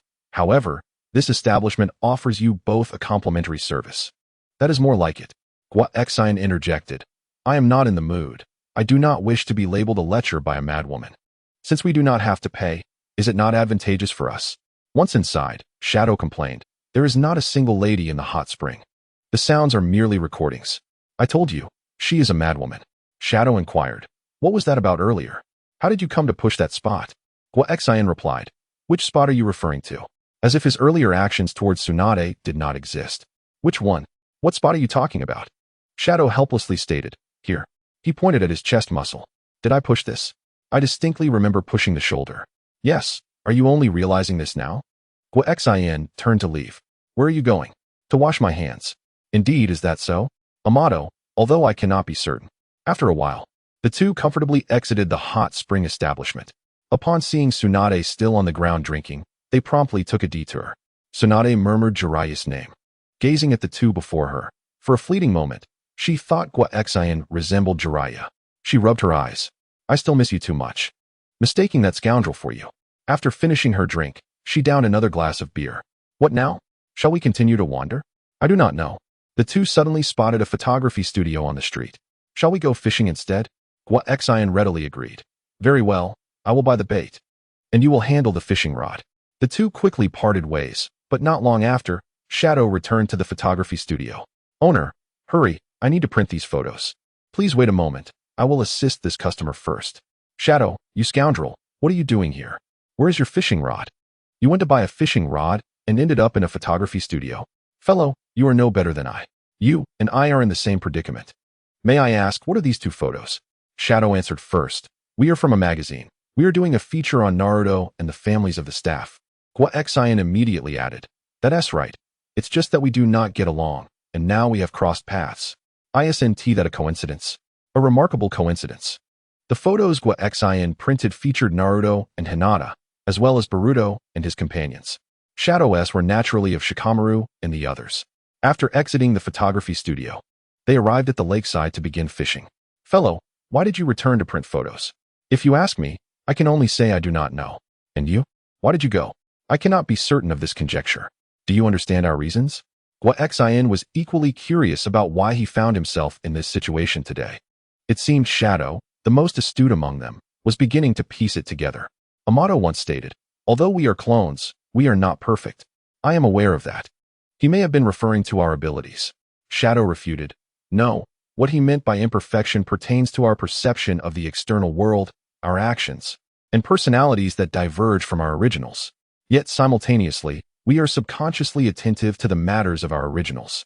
So we have inherited parts of their will and thoughts? Indeed. Every time I contemplate this, I find myself questioning my very existence. Then ponder slowly, I only know what I must do. I am who I am. Even if I am merely a substitute in the eyes of others. If you do not assist me, I will also deal with you. I too am doing what I desire. A fish has bitten. That evening, the two arrived at a river by a cliff, carrying their provisions. Are you certain you wish to proceed this way? Certainly. How long can your shadow clone endure? That will depend on your plan. Do not worry. Chizen does not have much time left. Chapter 70, Uncertain Sweetness. The following morning, Boruto and Hikari rose early. They needed to prepare for a mission briefing, generally. For high-level missions, there is no need to report directly to the Hokage's office. However, this time was different. The enemies were formidable ninjas, and there were unknown weapons involved. Thus, their task level rose from the highest estimated rating at the time to a new level. Boruto lamented aloud, expressing his disbelief that after accomplishing numerous missions, his first high-level task was not attained through merit, but rather through the influence of a few individuals. Despite their irksome nature, those individuals possessed considerable strength, which could indeed contribute to elevating their task ratings. Hikari, nervously fidgeting with her fingertips, occasionally cast her gaze towards Boruto and then around their surroundings.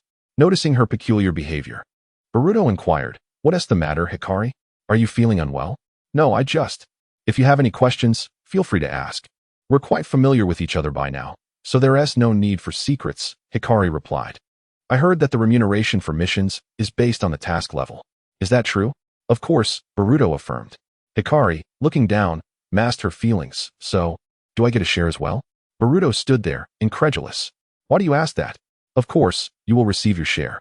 Even if it weren't for my portion, I would ensure you received half. I heard you've been working hard and must have saved quite a bit. Why do you need more money?" Hikari quickly clarified, "I'm not short on funds. I just buy a few books now and then. I have enough to cover my expenses. I merely wish to save for the future. After all, there are many things to spend money on, like a house, a dowry." and so forth. Are you trying to pry into my finances? Pointing at Boruto, she gazed at him. I swear, I never intended to pry. It was you who couldn't keep your mouth shut. Stop joking. It's you who can't control your own tongue, always spilling everything. Hikari muttered softly, who knows? I remain tight-lipped when others ask. You're the one who divulges everything. Just be mindful next time, and you'll be fine, Boruto advised. Before long, they encountered Sarada, who waved at them while holding breakfast. Boruto thought to himself, is today the day Sarada breaks her routine? After so many missions, he had never seen her buy breakfast for herself. He reached out to catch Sarada's offering, but she breezed past him as if he were invisible. Hikari, I mentioned this breakfast before. How does it taste? Isn't it absolutely delicious? Hikari, as if awakening to a new world, exclaimed, truly, this flavor is astonishingly good. Right? Right? Boruto interjected, stepping forward without hesitation to claim his share. Hey, Sarada, where's my breakfast? There's none for you. Just 2 portions, one for me and one for Hikari. Why does Hikari get one and I don't? Grasping Hikari's arms, Sarada replied, because Hikari is my sister. She is part of the Uchiha clan. Do you have an issue with that? Sarada's final words were delivered with an air of superiority. Hikari, mimicking her tone, added, do you have a problem with it? Who would have guessed that these two, once brimming with animosity upon their first meeting, now stood united? Hikari had once even contemplated harming Sarada due to the pain she associated with the Uchiha. But now, ever since Sarada learned of Hikari's Uchiha lineage, they had grown closer, like sisters. Boruto couldn't help but smile at this transformation. Sarada noticed his expression, puzzled. He usually reacted with indifference or sulking. But now he was laughing. Hey, Boruto, what is wrong with you? Are you alright? Boruto waved his hand dismissively, explaining, I just feel happy. I'm glad for Hikari. Hikari, slightly dazed, asked, for me? Why? Boruto smiled and shook his head, saying it was nothing. After uttering those words, he turned to purchase his own breakfast. Though it seemed he had said nothing, it felt as if he had said everything. As Hikari watched Boruto's retreating figure, she pondered the meaning behind his words. Sarada, curious, asked, hey, do you two share a secret? Hurry and tell me. I want to know. Hikari glanced at Sarada, replying, I don't know either. I'm uncertain about what he meant. But we're friends, sisters. I want to know. Sarada insisted. Suddenly, an unexpected gust of wind swept through, rustling the leaves of the trees and carrying with it cherry blossom petals, withered leaves, and vibrant green ones, all swirling away into the distance. Goodness, this wind is too strong, Hikari remarked, smoothing her hair. I'm not sure, but perhaps it's south because of our close friendship. It's not the first time we've seen Boruto like this. You're right. Boruto often does things we can't quite comprehend. Thank you, Boruto, for allowing me to choose my own path, for helping me make friends beyond just you. I wonder who you'll spend your life with. Perhaps it will be Sarada. If that's the case, I sincerely wish you well. Though I have feelings for you, how could I expect you to feel the same? You've given me so much that I lack, all of which I cherish. She lowered her head, watching as the soy milk in her cup slowly diminished. The wind howled fiercely. Boruto noticed a ladybug perched on her hair, crawling through her strands. Hikari remained oblivious until Boruto shifted her hair slightly, prompting her to realize. What's wrong? She asked. Nothing. Then what are you holding? This. I just caught a caterpillar. Do you want to see? Why would you catch that? You should let it go. Don't squish it. I'll leave it to you to release. It's still wriggling. Stop talking. Just hand it over, Sarada insisted. If you're scared, I'll take care of it, Sarada offered. Before Sarada could finish her sentence, Hikari had already accepted it. Yet, she looked at Boruto and questioned. This doesn't feel right. This isn't the caterpillar you mentioned. What is this little creature? Why not slowly release your grip and find out? Sarada moved closer to Hikari, saying, hurry and open your hand. Hikari slowly released her hold, and the ladybug, upon seeing the light, wasted no time in taking flight, soaring away into the distance. What? It was a ladybug all along. Boruto, how strange. All right, enough with the antics. We need to hurry along. Chapter 71. Mission reporting. Mizuki gazed into the distance, while the others nervously fixated on their own preparations. It's my first time doing a mission briefing. I thought I would never have to do this in my lifetime, Yahane confessed, somewhat apprehensive. Denki stared at the paper in disbelief. Mizuki, with a blade at her waist and the Iron Country's emblem in hand, leaned against a tree, reflecting on that night and the things she had heard. The emblem on that girl appeared to be from the Iron Country. We should not provoke her. The swordsman from their nation is not someone we can handle. Butterfly munched on chips. Spotting Sarada and the others approaching, she called out loudly, "You three, hurry up. Everyone is already waiting. You all arrived rather early." Mizuki remarked as she jumped down from the tree. "It's our first time reporting to Lord Hokage, so it's natural to feel nervous. Which is why we came early. Hey, Sarada, can you check if I have dark circles under my eyes? If the Seventh Hokage sees them during the briefing, I'll be in trouble. That would leave a bad impression." "Relax, you don't have dark circles. Just try to calm down," Butterfly reassured her. "What is there to be concerned about? It's merely a task report to my father. There's no need for tension. It's just a D-rank mission." "Oh, it seems everyone has arrived early. Where is that clever little rascal? Is he daring enough to be late for this?" Kwa said casually. Jing Jun, feeling helpless, remarked, "Are you referring to Lu Tai? I went to call him, but he said there was no rush. He'll definitely get a scolding from his father for oversleeping." Kwa said with a mischievous grin. "I'm afraid you might be disappointed, Senior." Lu Tai and his son Lu Wan approached, both munching on bread. Everyone greeted, "Greetings, Lord Lu Wan. There's no need for such formality. Besides, I find that title quite bothersome. It sounds utterly tedious." After finishing his bread, Lu Wan instructed, "You all should go inside and wait." Everyone was puzzled. After all, the Seventh Hokage was already inside. Once they had all entered, they surrounded Lu Tai, eager to know what was happening. "Do you know something?" Kwa asked, bewildered. "It's just a D-rank mission. We could report directly. Why the wait?" Lu Tai took a sip of water and replied, "What is exactly going on? I'm not sure. It could be due to the medication or perhaps those individuals. In any case, just respond as you see fit." "Then why haven't we started?" "That I cannot say." Just then, Sasuke entered the hall. Sarada, who had been resting her head on her hand, boredly looking elsewhere, immediately perked up upon his arrival. "Dad, what brings you here? Didn't you say you still had a mission and couldn't he come home? Have you finished your task and come to report to Uncle Naruto?" "My mission isn't over. I just have something to discuss with everyone." Sasuke then turned to Hikari and gently inquired, "So, Hikari, how are you? Are you enjoying yourself? How does it feel to be on your first mission?" "Thank you for your concern, Uncle. I'm doing well and quite happy. My first mission had its challenges, but it went all right. As long as you're happy, you're always welcome at my home. Feel free to visit anytime." "All right, Uncle. I'll make sure to visit when everyone is free." "Sasuke, you've arrived early." "I thought I was late," Lu Wan commented. "No, on the contrary. You're the first one here." With that, Sasuke headed towards the conference room. Boruto quickly asked, "What about me, Master?" Sasuke looked at him and asked, "What is the matter? Do you have nothing to report to your apprentice?" Sasuke surveyed him and said, "Well, you can still walk. That's good enough. Your father and I have matters to discuss.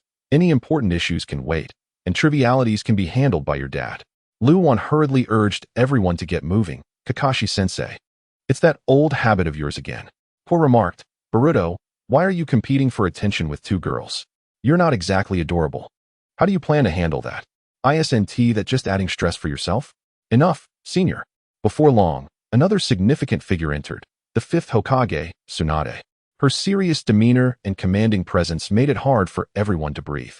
Hikari observed, "This is how Lady Tsunade looks when she is serious. No wonder she is the first female Hokage. Soon, I too shall become the second female Hokage. That is certain. For a D-rank mission, this is quite the spectacle. It seems this situation is more complex than it appears. Perhaps you will be facing formidable opponents." Kwa mused. "Could it be something else?" Yambu added, "Did any of you see anyone else when you arrived early?" Lu Tai inquired. "If not, it must be ours, but we still need to wait for the sixth Hokage." Before he could finish, they saw Kakashi hurriedly enter. Boruto remarked, "Kakashi-sensei, you really are stuck in your old habits. Still late as always." "Lu Tai, you hit the nail on the head," Lu Wan reminded the children.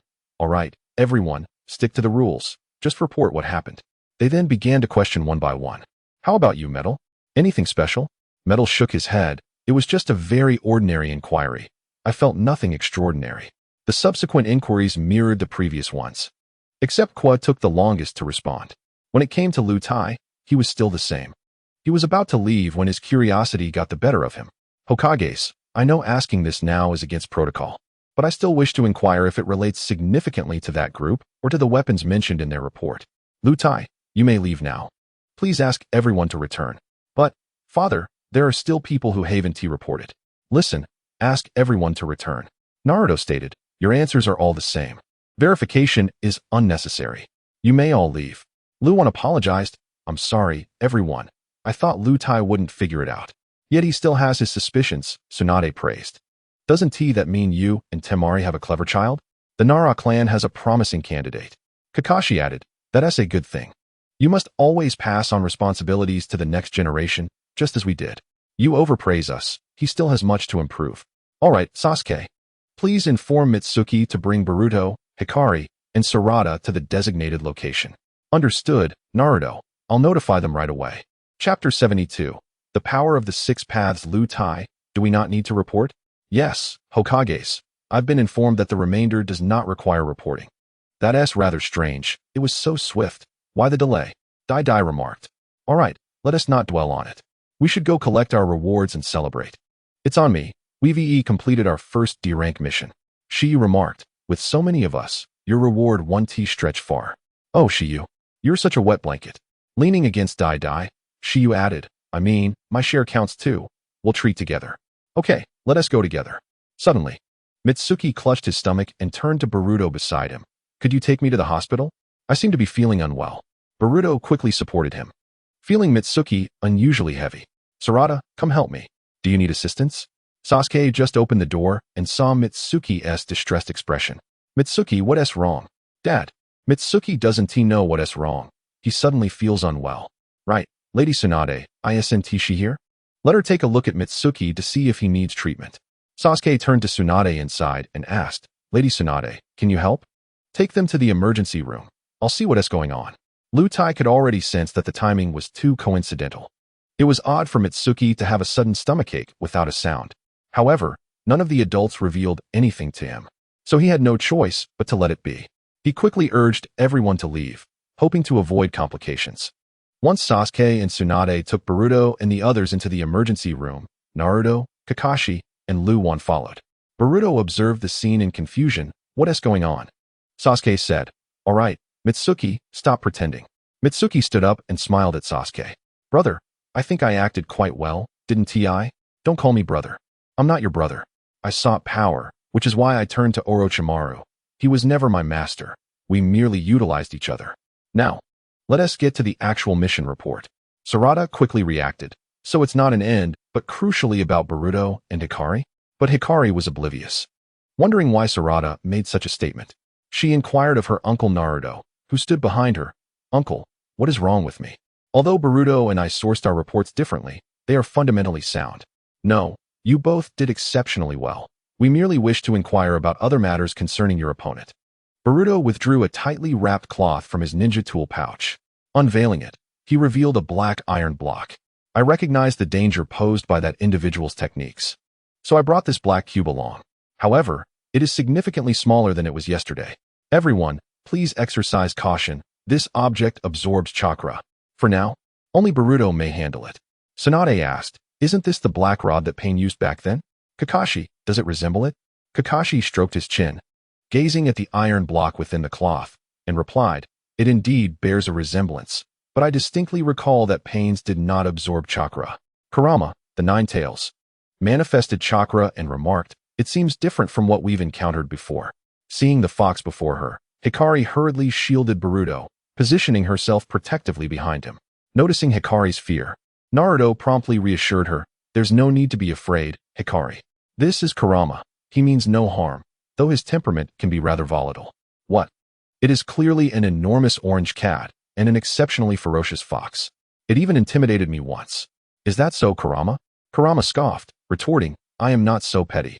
You are merely a little girl spouting nonsense. You must have had a nightmare, hence your ramblings. I certainly did. You did not. At that moment, Sasuke interjected, Apologize, and let this matter rest. Kurama, observing Sasuke's Rinnegan, gazed at it. Wow, this little one is indeed Uchiha. I was merely trying to scare her. Was it necessary to be so protective? Despite the threat, Kurama firmly stated, I have not done anything. You should examine this peculiar object instead. Hey, does Naruto have the courage to touch it now? Do you underestimate me, Kurama? Before Boruto could intervene, Naruto had already picked it up. However, Naruto wore a serious expression, while Kurama appeared grave. Boruto feared that Naruto might be having his chakra absorbed and hastily urged him to let go. Yet, Naruto tossed the iron block to Sasuke, who caught it, displaying a similar expression. How could this be the power of the Sage of Six Paths? The other three stared in astonishment. Although Shikamaru and Tsunade had merely heard Sakura and Naruto describe it, that black rod had not been usable by Naruto since his battle with Sasuke in the Valley of the End. How could it reappear now? Kakashi created a shadow clone and approached to touch it. In an instant, the clone vanished, not due to an attack or voluntary dissolution, but because it sensed its chakra being absorbed in that fleeting moment. Naruto, you've used it before, see if you can activate it. After saying this, Sasuke tossed it back into Naruto's hands. Naruto began to manipulate his chakra, and in an instant, the small black iron block transformed into a long, pitch-black rod. Boruto and the others watched in disbelief. Boruto quickly asked, "Dad, you seem fine, but how did you manage to turn it into a long rod?" Tao remarked while observing the scene, "It seems my defeat was not in vain. I initially thought they had never encountered the black iron. It appears I underestimated them." Boruto's father and the Uchiha Sasuke must have briefly wielded the power of yin and yang. However, they had never crafted black iron. Having cultivated both yin and yang to great maturity, it was evident that the individual in question must be well informed. Dealing with them would likely prove quite troublesome. Sasuke crouched down, revealing his Rinnegan. He asked Boruto and Hikari, "Does that individual also possess eyes with such contours?" Boruto and Hikari felt a wave of formidable pressure wash over them. Chapter 73. Hikari's identity exposed. The danger to the Shinobi. Sasuke noticed the fright in their eyes, and Naruto supported the two as they nearly collapsed. Tsunade scolded, "Sasuke, couldn't you have drawn it instead? Look at how terrified you've made them." "I merely wanted them to see a bit more clearly." No. Your Rinnegan's power is too overwhelming. Even those lacking strength can be intimidated. Moreover, they are just children." "It's all right, Granny. I can handle it." Naruto asked, "And Hikari, how are you?" "I'm fine, Uncle, just feeling a bit dizzy." After regaining her composure, Hikari continued, "I've never seen such eyes before. This is my first time. However, it does remind me of Kawaki, who, apart from having orange stripes, also exhibits slight variations. Can you draw that pair of eyes?" "I'll give it a try." At that moment, Boruto queried, "Those eyes resemble Tao's from back then, only differing in color." "My eyes were awakened due to having Hashirama cells and the Sage of Six Paths recognition." "The Sage of Six Paths? Isn't that just a legend?" Boruto remarked. "That legend I've heard of as well. I recall it speaks of a sage who brought chakra and ninjutsu. The sage had two sons. The younger, out of jealousy, stole the sage's power. The elder, in a bid to reclaim his strength, continuously battled his brother, even if it meant fighting across lifetimes to regain the sage's abilities." Sarada corrected, "Hikari, your story is quite well spun, but it seems the ending is less than favorable. The Sage of Six Paths only brought chakra and ninjutsu. Perhaps I misremembered." However, none noticed Naruto, Sasuke, and Kurama casting unusual glances at Hikari. Naruto shared a portion of Kurama's chakra with Sasuke. Within the mental space, Sasuke and the others pondered. Where did this child hear such stories? "I do not know. I've never mentioned our reincarnation tale. How could she possibly know?" Kurama speculated. "It seems I have an inkling of where this little girl might originate from, likely from a certain period during the Warring States." Naruto and Sasuke were puzzled as to why Kurama would think of the Warring States. "Have you forgotten how we tailed beasts were suppressed by that bastard Hashirama? Ultimately, we were imprisoned and became Jinchuriki. Damn Uchiha Madara, those carefree days of mine are irretrievably lost. It tormented me for 64 years. The stench of the Warring States is something I will remember for a lifetime. So, what you actually sensed that day was, Kurama, you really put me through torment. And you didn't even tell me. I did inform you about the Sharingan, didn't I? Besides, I knelt alongside you. I've been quite generous." Sasuke, however, was furious and glared at Naruto, saying, "So, you've known all along that Hikari is one of us Uchiha?" Naruto hurriedly explained, "No, I just stumbled upon it by chance. I wasn't certain. Then I conducted some investigation to seek a conclusion." Sasuke activated his Manjiki Sharingan and held the Kusanagi sword to Naruto's neck. In a somber tone, he inquired, "So, what did your investigation reveal? Can we speak civilly? I have already stated my case. Now it is your turn. I discovered that she belongs to your Uchiha clan." Sasuke sheathed the Kusanagi sword and retorted, "What difference does it make that you investigated for a month versus my one-day inquiry? I truly wish to hit you." Kurama, watching the drama unfold, chimed in, "I can find a few uninhabited mountaintops for you. After your meeting, You can have a brawl. The winner will be the boss. How about the Valley of the End? An old stomping ground. Sasuke gazed at Kurama and remarked, Kurama, do you wish to experience the earth-shattering star technique once more? Well then, I shall inquire about this matter with the sage later. Naruto, do you think he will respond? That guy definitely won't, came the answer. Yet Sasuke interjected, Kurama, continue your search. Hey, I was merely jesting. You wouldn't take me seriously, would you? I do not intend to confront Naruto.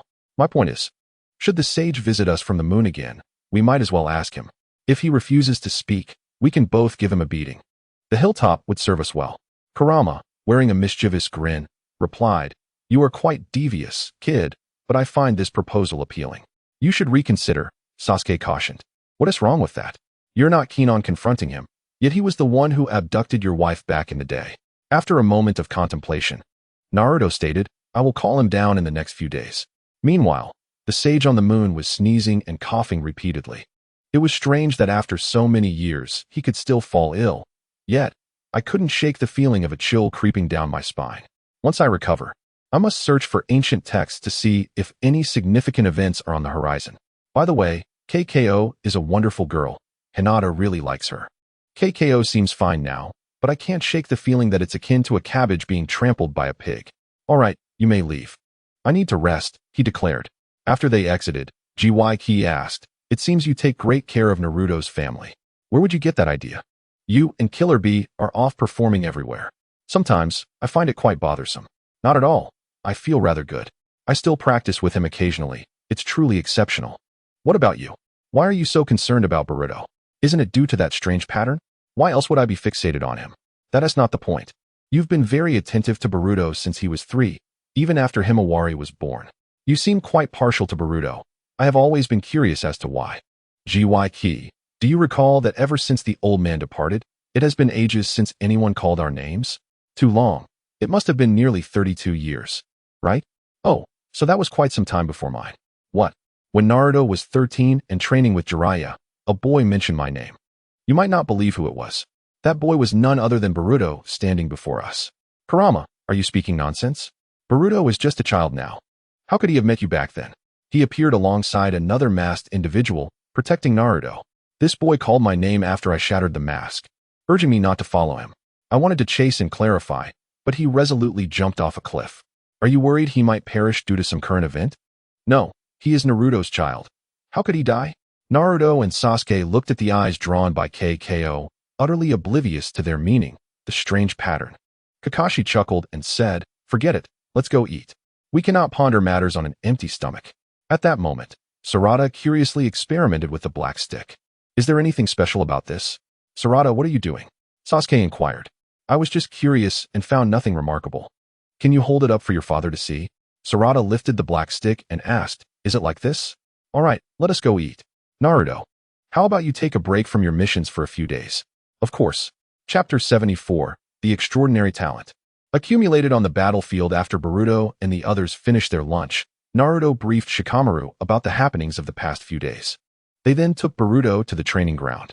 Mitsuki had Boruto break a piece of the black stick, which he then sealed in a special container before swiftly departing the village. On the way, Tsunade asked Kakashi, who had spent the longest time in the village, Hey, Kakashi, who is that girl next to Boruto? Are you referring to KKO, that little girl? Yes, I noticed how closely she clung to Boruto. All I know is her name is KKO. If it weren't for that wild night drinking with the Raikage, I would have cornered Boruto to ask. I only gathered that KKO is Boruto's friend. Due to family circumstances, she is temporarily staying with Naruto. Not long ago, I saw her working part-time at a nearby shop, and the owner spoke highly of her. Kakashi, with your extensive experience in matters of romance, what do you think? Kakashi looked at Tsunade in disbelief. Lady Tsunade, how have you become someone we barely recognize? Since when did you care about such things? What do you know? I am nearing a century in age. Seeing Naruto with a complete family brings me joy. Now, I just wonder if Boruto will experience rapid advancements. What if I get to see my great-grandson? As they spoke, Tsunade was already beaming. So, you want me to speculate as well? Kakashi glanced at the 3 little ones behind him but remained silent, signaling with a gesture. If their future relationship were to unfold in a similar manner, that would be wonderful. He was also curious about who Sarada's destined partner might be. If Sasuke were to discover that some scoundrel dared to approach Sarada, he might not survive the encounter. Upon arriving at the training ground, Naruto directed Boruto's attention to a colossal stone in the distance. Suddenly, a gust of wind swirled around his feet, and a rustling sound filled Boruto's ears. He witnessed a Rasengan, appearing akin to a shuriken beside him. Naruto then hurled a miniature wind-release Rasen shuriken, and in an instant, the massive stone erupted with a thunderous crash, shattering into fragments. The three of them were astonished by the sheer power unleashed. This technique is the wind-release Rasen shuriken. The principle is quite simple. I first create the Rasengan, then infuse it with wind-release chakra to alter its nature. Afterward, I form the outer layer into a shuriken shape, which facilitates the Rasengan's projection. However, Tsunade interjected, "No, Boruto cannot learn this technique. Have you forgotten, Naruto? The first time you used the wind-release shuriken to defeat Kakazu, your hand nearly became incapacitated. If you hadn't later mastered Sage Mode to strengthen your body, you wouldn't have been able to perform it. But Granny, I've improved. Perhaps I can modify it from a forbidden technique into a ninjutsu." "No, Granny, I want to learn. At least let me try. Are you not aware of the dangers involved?" Boruto looked up at his father. "Who healed your hand back then?" Tsunade proudly pointed to herself. "Of course, that was me. Impressive, right? So, Granny, you are here to ensure our safety, right?" "Ah, that is indeed correct. Then I can train with peace of mind, knowing you are here. We will be safe. I will just make it smaller, and if it seems wrong, I will stop." Boruto, Sarada, KKO, you all watched this technique. Sasuke formed hand seals and aimed at a wooden post 50 meters away, unleashing the Chidori sharp spear. With a swift motion of his arm, the wooden post was neatly split in two. This technique does not require the Sharingan to execute. It is well suited for KKO and Boruto. Sarada has a solid foundation and can begin training directly. This technique will test your mastery over lightning and your precise control of chakra, as well as your ability to release ninjutsu. Before Sasuke could finish explaining, KKO had already formed hand seals. She revealed a slender 10-centimeter light blade and, with a graceful motion, slashed at a nearby tree, leaving a clear and visible mark, accompanied by a crackling sound of thunder. Uncle Sasuke's technique is quite commendable. Just lifting my head to take a glance, I wonder why you all are staring at me. Have I done something wrong? Is there something I need to correct? Uncle Sasuke, you are doing wonderfully. Your learning curve is impressive. With more practice, you will surely excel. Then Kakashi interjected. I can also teach you the lightning release, purple lightning. Kakashi then performed the technique, unleashing a bolt that reduced 3 wooden stakes to charred remnants. Light immediately formed hand seals and launched a powerful lightning sphere. Though the recoil sent her flying, it was unrelated to the purple lightning. Such innate talent inevitably sparked jealousy in Sarada. This time, Sarada could no longer contain her frustration. Light, you learned far too quickly. We cannot keep up. Indeed, it is solely luck, Kakashi remarked. So, little Light, what other ninjutsu do you know? I haven't learned much yet. Let me think. I'm more proficient with fire and lightning release. Wind release is manageable, but earth and water are areas where I struggle. Ah, so you possess all 5 natures. You should learn a few more techniques. Boruto and Sarada could do the same. They also have all 5 natures. And I suspect they even have a few more unique chakra types than I do. We will practice later. You should learn first. Boruto and I will focus on mastering these techniques for now. Light, let us continue our practice over there. Light glanced at Boruto and asked, is this not a suitable place? If you remain here, they will be unable to concentrate on their training. All right then, see you shortly. Once Light and Kakashi departed, Sarada and Boruto finally exhaled in relief. It seemed that practical experience was abundant. Sasuke remarked, but it must be quite burdensome for someone so young to possess the Manjiki Sharingan. Did I hear correctly? The Manjiki, little Light, at such a tender age. Naruto pondered for a moment before adding, normally, when she brings lunch, she appears so joyful. I never considered that she might have awakened the Manjiki Sharingan. Their talents are exceptional. If we do not deal with Kaguya, we shall have to rely on them. Chapter 75, Jinjutsu ineffective on Boruto within the Konoha training grounds. The air was filled with explosive sounds and the crackling of lightning. Sarada was diligently practicing Chidori, the sweat on her brow pooling at her feet. She noted her increasing precision and chakra control, and her output of power was growing stronger. Sarada glanced over at Boruto, sighing in exasperation as she queried, "Foolish Boruto, did you not master this the day before yesterday? Why are you struggling now?" "I am merely experimenting with the nature transformation," Boruto replied. "Struggling to rise, and producing 2 shadow clones to continue his attempts. At that moment, Light returned to the training ground with lunch and a medical kit. Seeing Boruto still engrossed in his research on the Rasengan, she set her things down and dashed over. Unfortunately, Boruto's latest attempt had once again failed. As he prepared to continue, Light seized his hand, and despite his efforts to withdraw, she had firmly grasped his wrist, leaving him no choice but to clench his fists. "Open your hands. Let me see. Light, there is nothing to behold. Hurry up, or I shall use Jinjutsu on you." Upon hearing this, Boruto instinctively began to close his eyes. Light, anticipating this, quickly warned, "If you dare close your eyes, I shall run to inform Aunt Hinata." Boruto cast a displeased glance at Light, but soon realized something was amiss. Where had Sarada gone? It turned out that the moment he and Light had locked eyes, he had already fallen victim to her Jinjutsu. He quickly mobilized his chakra. Even under Jinjutsu, he stubbornly resisted, resorting to the simplest method of prying his fingers apart one by one. "You actually used Jinjutsu on me, Light," Boruto exclaimed, a hint of irritation in his voice. Light lifted her gaze to reveal her Sharingan, a look of confusion crossing her face. Her Jinjutsu, while perhaps not able to ensnare Boruto for 3 minutes, should have at least held him for a minute. Yet, he broke free in mere 5 seconds. With no other options, Light resorted to her Manjiki. She closed her eyes and then opened them, activating her Jinjutsu once more. "Light, are you attempting to cast Jinjutsu on me again?" Boruto observed as she switched to her Manjiki. Light was taken aback. It had been a fleeting moment, yet Boruto seemed entirely unaffected by the Manjiki. She had no choice but to seek Sarada's assistance. Sarada. Upon hearing Light activate her Sharingan, Sarada, though unsure of Light's intentions, chose to trust her. She looked at Boruto, who remained unresponsive. "Why are you both trying to use Jinjutsu on me?" The two girls exchanged shocked glances at Boruto's words. Their Uchiha clan's Jinjutsu was renowned, if not the best, certainly among the most formidable in the ninja world.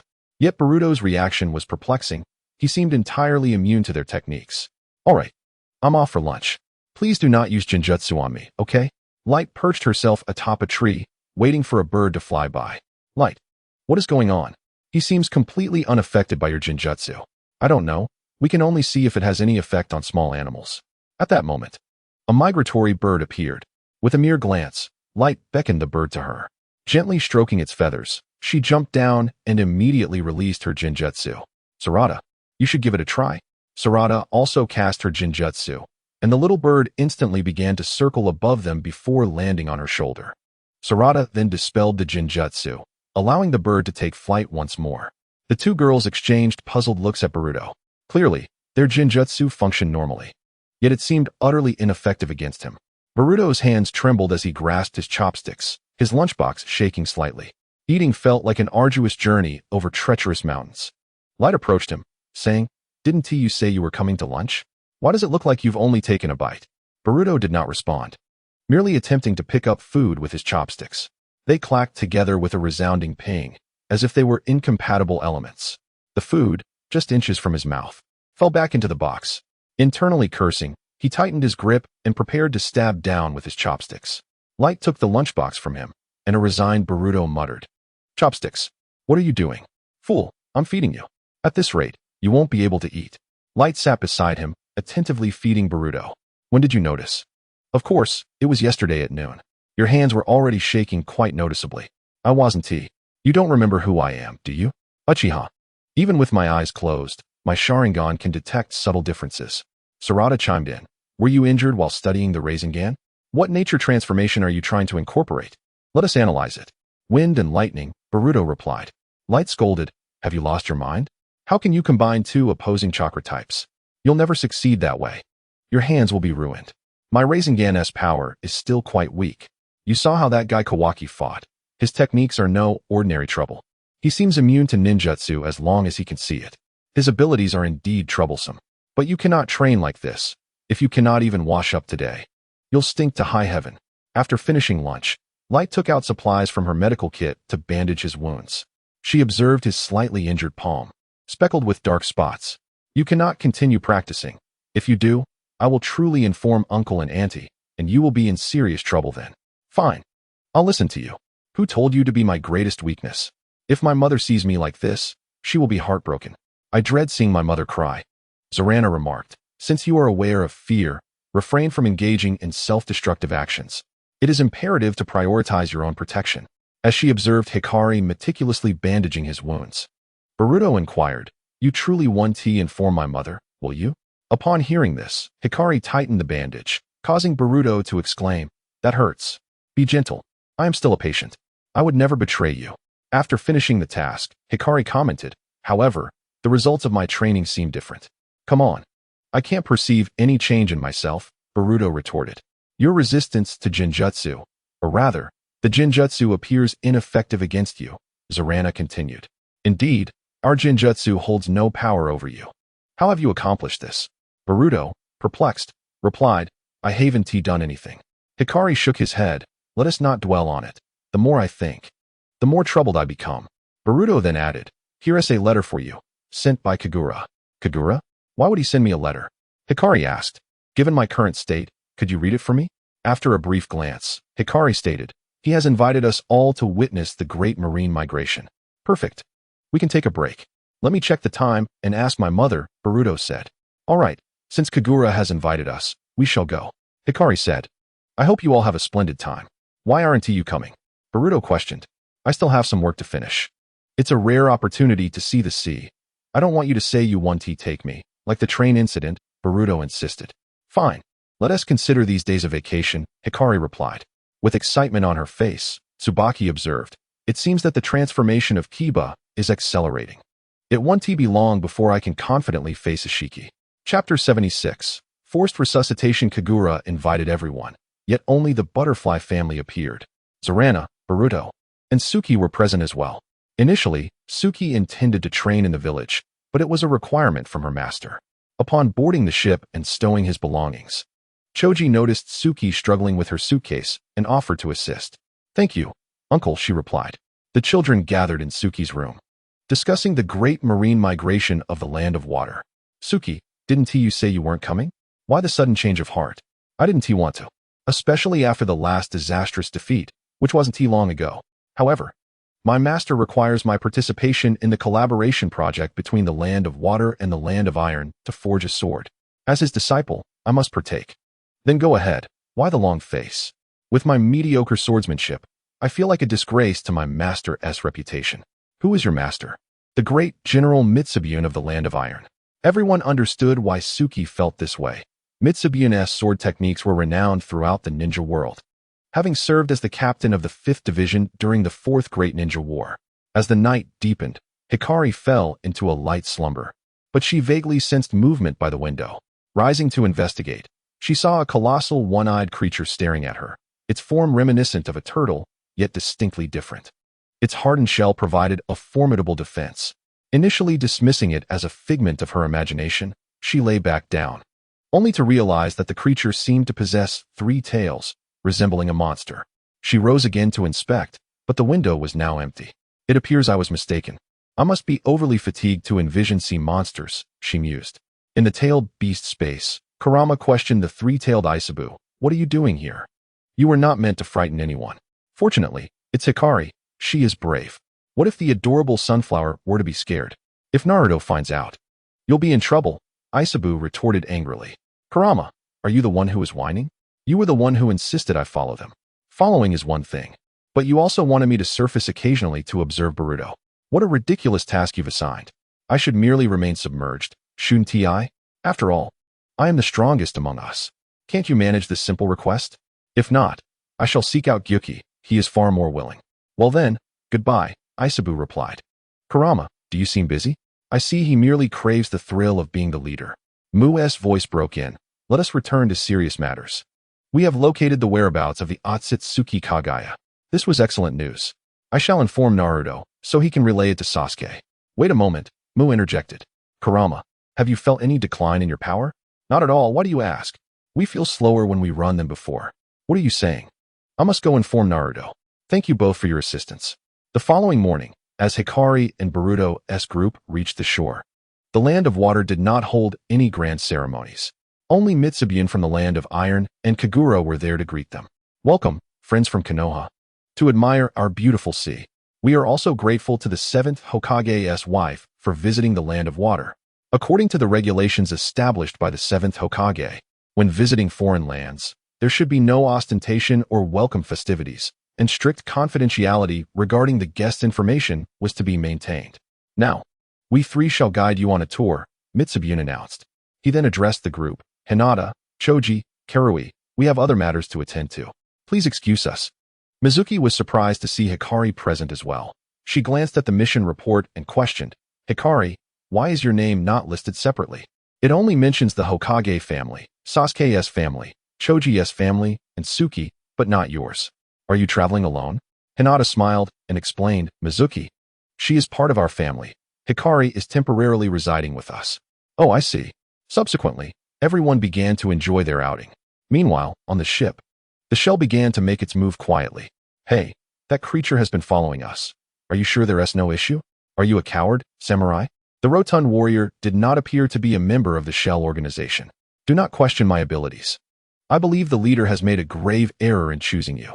As soon as he finished speaking, a glimmer of cold steel cut through the air, and both drew their swords to their throats. The one wielding the blue light blade appeared particularly terrified. A voice from Amato interrupted, Enough, Jinbu. You're too old for this childish rivalry. You both must dive. What the leader seeks is beneath the waves. The two donned their diving suits and promptly submerged into the ocean. Isabu, noticing two figures descending into the depths, followed closely behind. However, as they emitted light, Isabu realized something was amiss.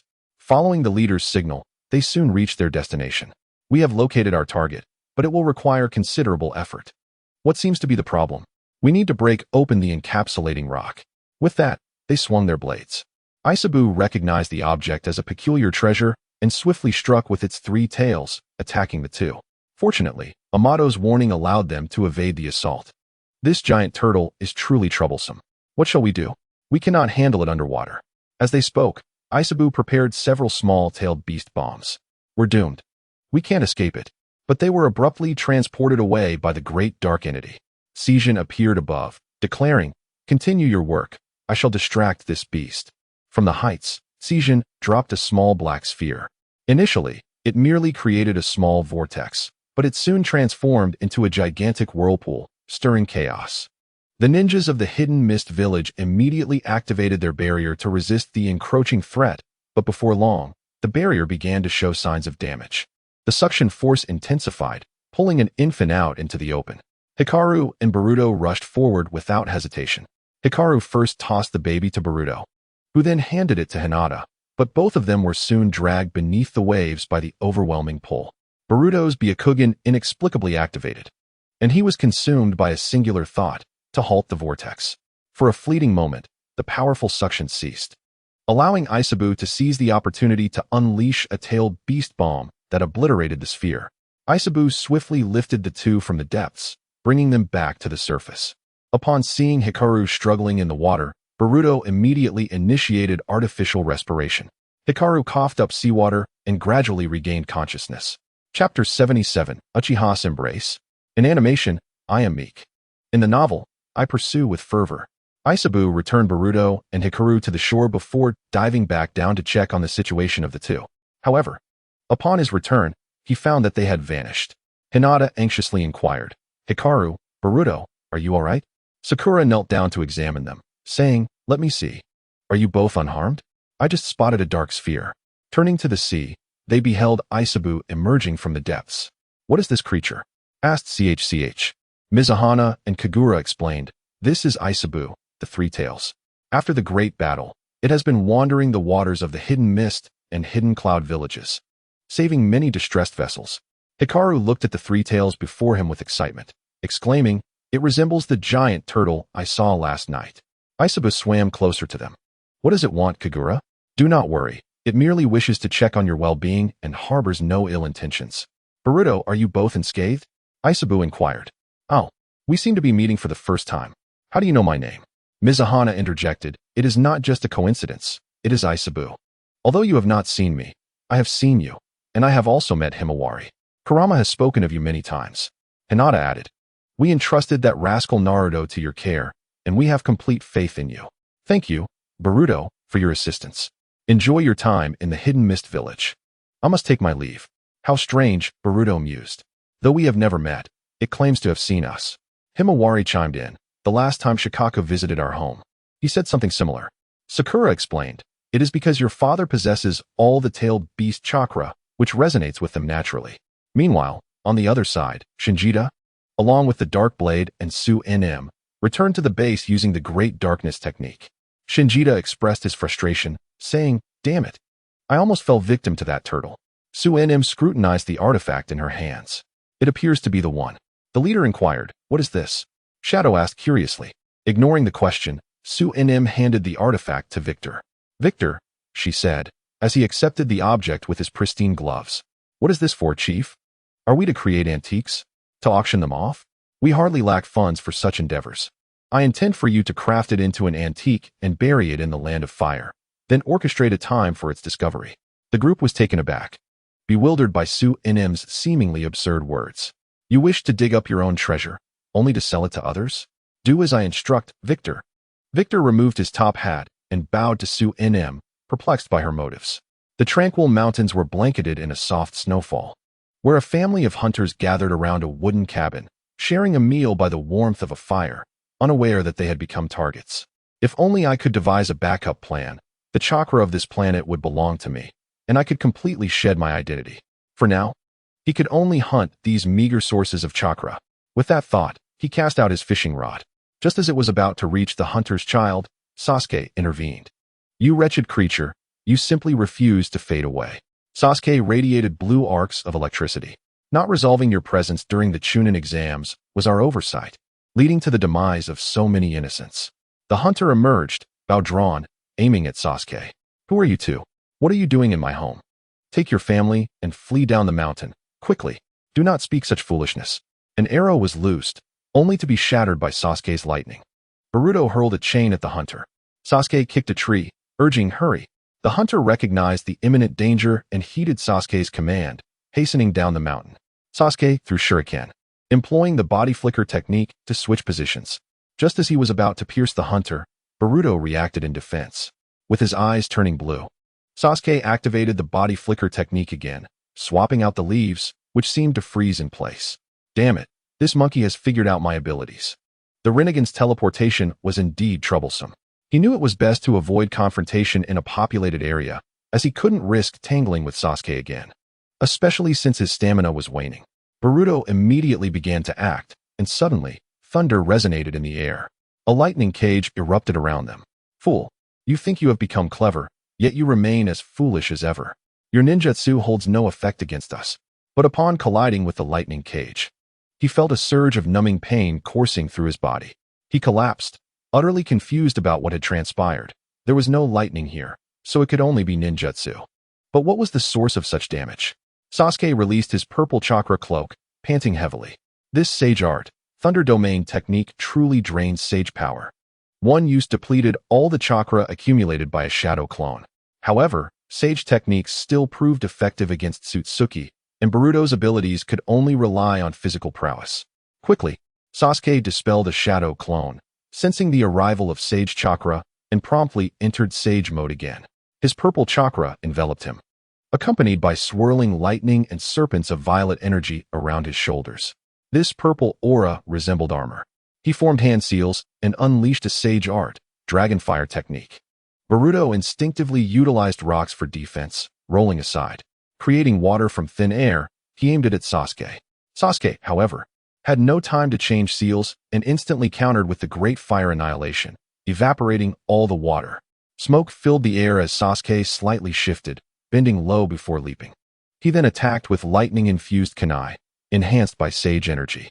Remarkable that inferior eye can be wielded so effectively.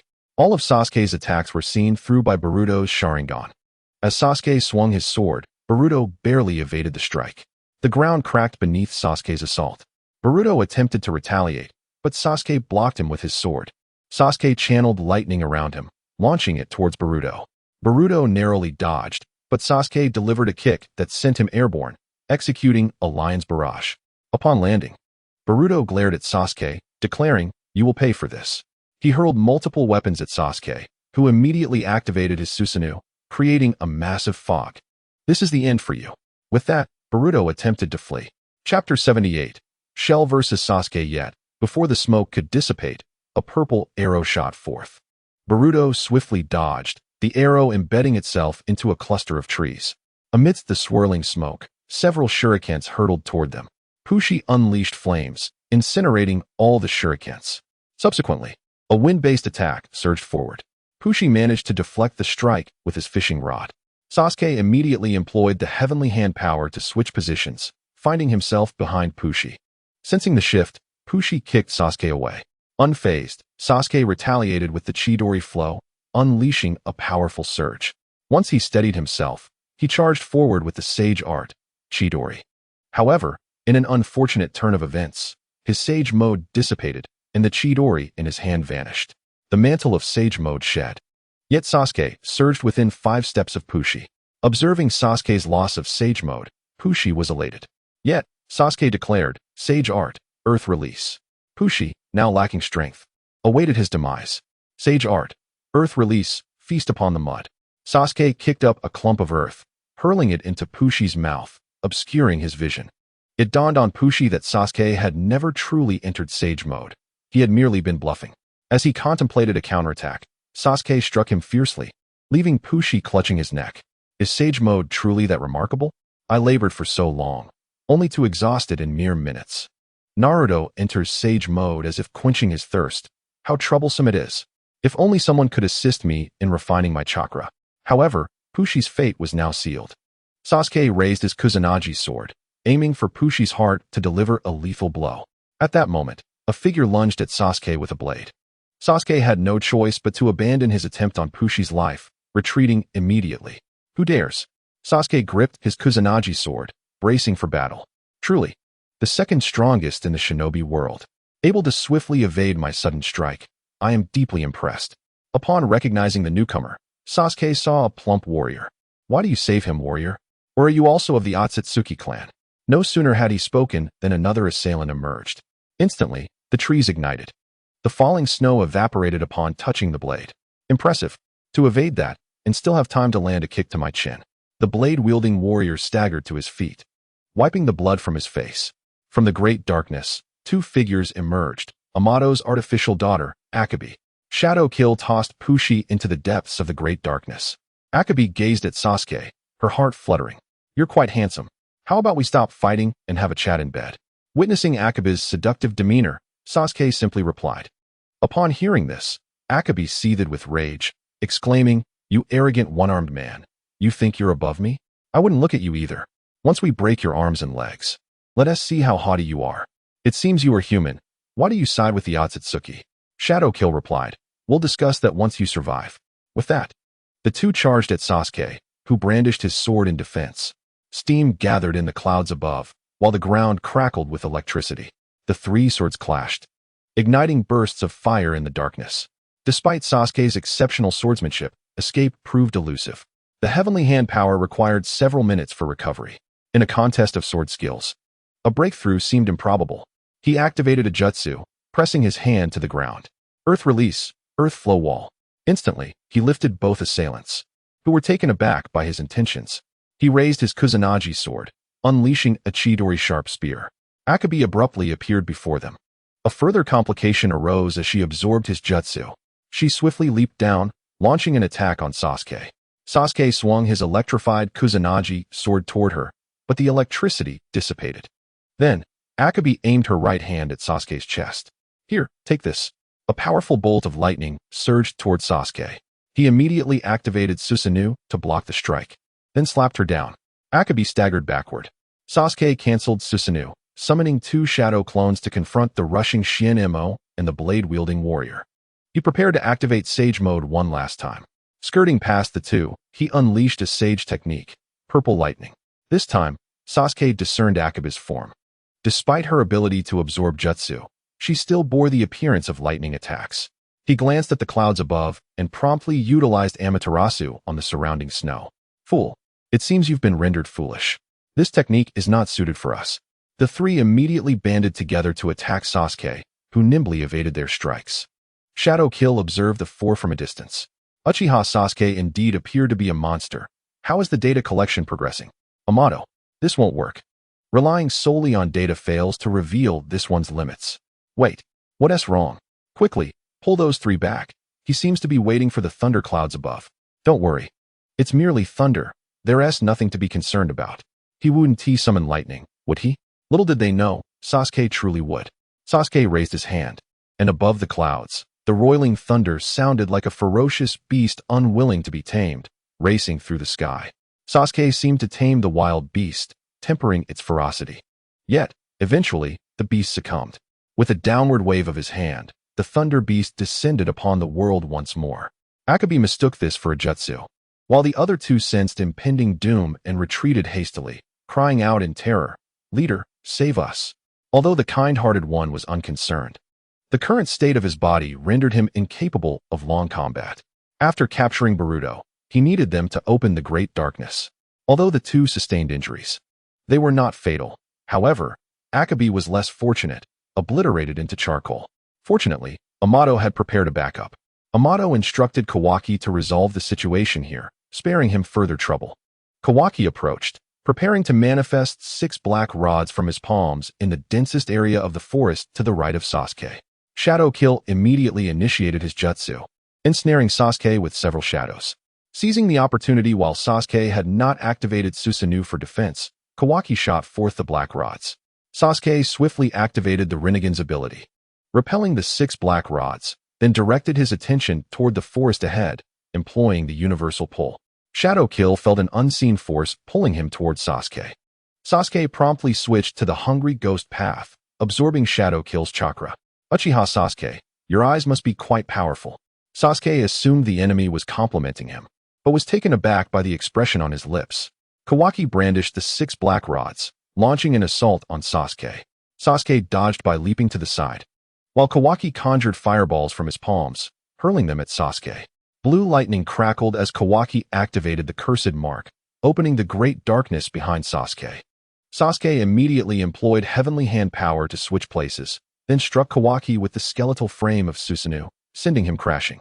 Shadow Kill quickly distanced himself, tossing several explosive kunai at Sasuke. Sasuke evaded, parrying the kunai with his Kusanagi sword. The kind-hearted one stood, and in an instant, launched an attack at Sasuke's right side.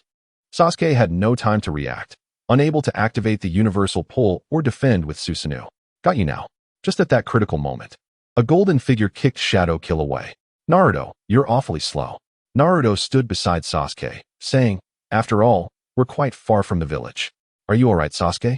Naruto was astonished, catching Sasuke's foot to prevent him from falling, though he could hardly stabilize himself.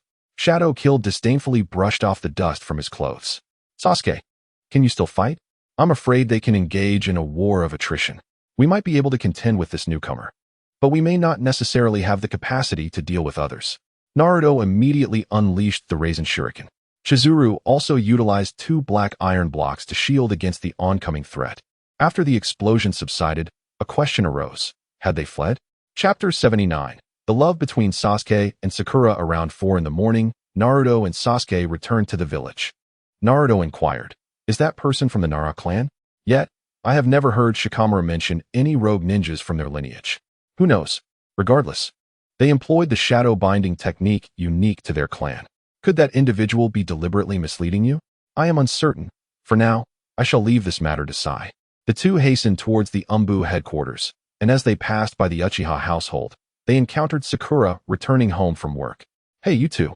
What's going on? Is there something significant? No, nothing of great importance, Sakura. You need not worry.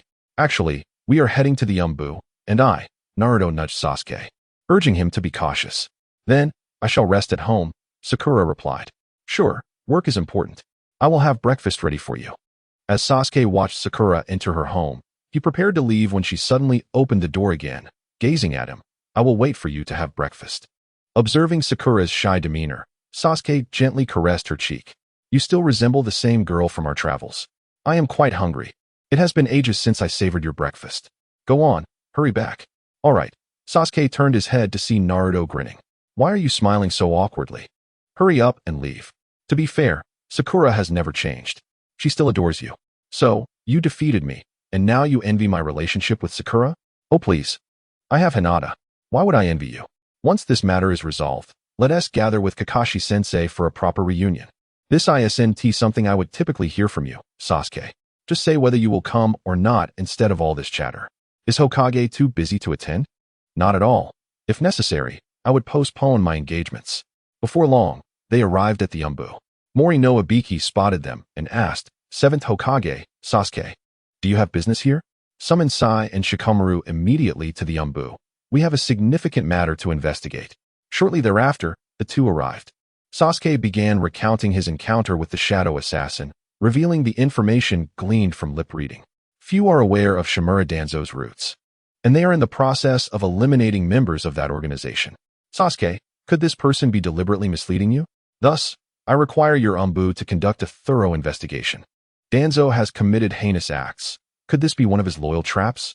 Sai swiftly countered Shikamaru's conjecture, stating, although this scoundrel has committed countless atrocities, he would never allow his hard-won efforts to result in self-destruction.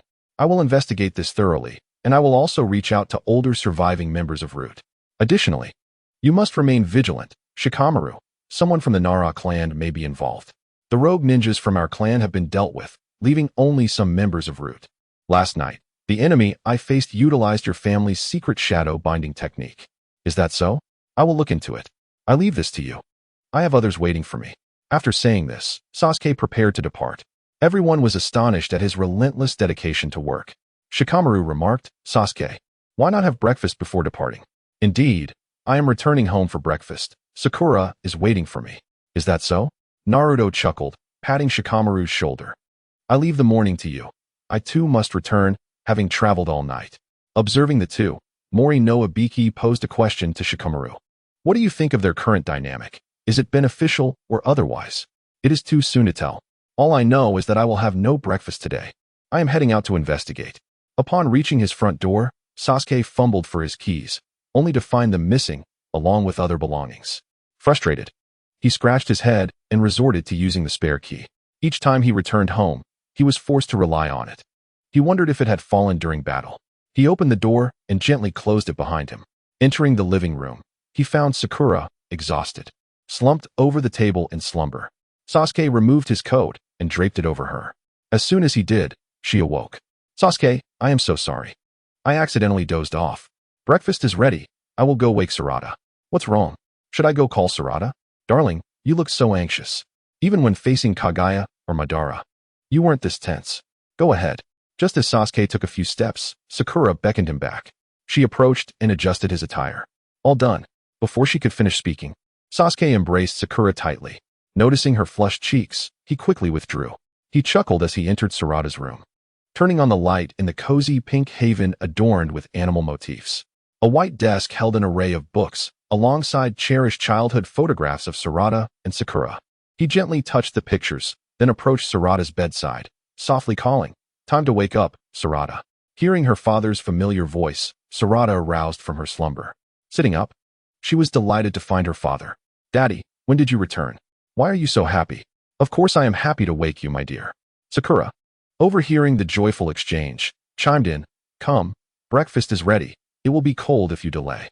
Thus, the family gathered for a rare breakfast together. "Daddy, taste this. Mom's cooking is delicious. I have my own plate, thank you. Just try it." Sasuke savored the breakfast Sarada brought him, feeling an immense sense of happiness. "Is it good?" Sarada eagerly awaited his response, while Sakura paused to listen. "Delicious. Now, hurry and finish your meal." "Papa, how did you and Mommy have me?" Both parents found it challenging to answer Sarada's question. "Please tell me. I am so curious about your past." "I can't discuss this with her," Sasuke thought. "Well, after your uncle Naruto married your mother, we traveled together. During our journey, your mother became pregnant with you. I brought her back to Konoha, and then Lady Tsunade delivered you." "Ah, that sounds so boring. You may find it dull, but your mother and I do not." Sakura pondered aloud. Who is older, Sarada or Metal? Certainly Sarada. "Why bring up Metal?" Sarada asked, puzzled. "Because we encountered their family during our travels." "Did Mommy and Daddy meet Metal's mother?" "Yes. She is a very gentle woman." "But," Sasuke interjected, changing the subject, "by the way, I had a woman throw herself at me last night." "Daddy, what do you mean? Will you be jealous, Sakura? Are you that trusting?" "As long as I don't catch you, that vixen better not dare to seduce you." With that, her fingers twitched, causing the utensils to shatter. "Sarada, do you have any plans today?" "You, Sakura?" "None. Have you finished eating?" "Yes, I'm done." Sasuke picked up Sakura and strode toward the room. Saro, when we awaken, we shall take a family portrait. Saro glanced at the clock on the wall. It was only around 6 in the morning. It was likely to be afternoon by the time they awoke. Inside the room, clothes were strewn about haphazardly. The clock now read 9 o'clock. Sakura playfully struck Sasuke's muscular chest with her fist and chided, "You are exceedingly rude and neglectful of your image." It would not be good for Saro to hear that. "You are right, but I still owe you a wedding," he replied. "The best man will be Konohamaru, and the bridesmaids will either be Moegi or Hanabi. As for the little ones, Boruto and Himawari, what do you think?" Sakura bashfully buried her head in Sasuke's embrace. "No need for that. This is perfect as it is. Once I resolve my matters, we shall proceed with the ceremony. For now, let us take a nap and then go for our family portrait." Chapter 80. The family portrait at noon. Sasuke gently stroked Sakura's hair and tucked her in. Upon leaving the room, he noticed the house was quite tidy. Saro walked by, carrying a basket of freshly washed clothes. "Dad, you're awake. Are you going to hang the clothes out to dry?" "Yes, I'll join you," Sasuke replied, taking the clothes and stepping outside. The father and daughter hung the clothes together. "Did you clean the room as well?" he asked. "Yes, this way when Mom and Dad wake up, we can take the family portrait. Your mother must work very hard, balancing the hospital, caring for you, and managing so many household chores. That's why I always help her with the chores. Perhaps it can ease her burden a little. You are quite understanding. It must be because of your father. I cannot always be by your side and have caused you both some trouble, haven't I?" "Not at all. I understand, Dad, and Mom understood long before I did." "Gurgle, gurgle. Are you hungry? Come, I'll make you something to eat." "Dad, can you really cook?" "Of course. Just tell me what you want, and I will prepare it." "Yay, Dad is the best. I'll help you," Saro exclaimed, joyfully running ahead while Sasuke followed behind. In the kitchen, the father and daughter busily prepared food, with Saro wearing a small apron and washing vegetables. Saro glanced at the clock and remarked, "Strange. What is it? Is something wrong?" "It's just that Mom, if it were any other day, would have already woken up by now. Saro, let your mother sleep well. She must be tired from last night." "That's true. She usually has many patients to diagnose and treat."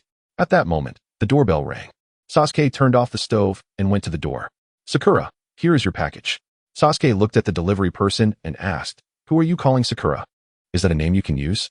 The delivery person, realizing it was neither Saro nor Dr. Sakura, looked up and saw a man wearing an apron. "Who are you? I've never seen you before." "You're not." "Indeed, I am," Sasuke interrupted. "Do not disrupt Dr. Sakura's family. She has a husband. Though I have never met him, I will not tolerate a third party." Sasuke's expression darkened as he declared, "I am Sakura's husband." Saro joined at the door to clarify. "Uncle, he is my dad."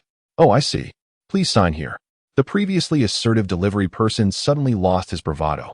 "Could you please give me a 5-star rating?" Sasuke took the rating slip and quickly filled it out, then fervently scribbled in the comments section.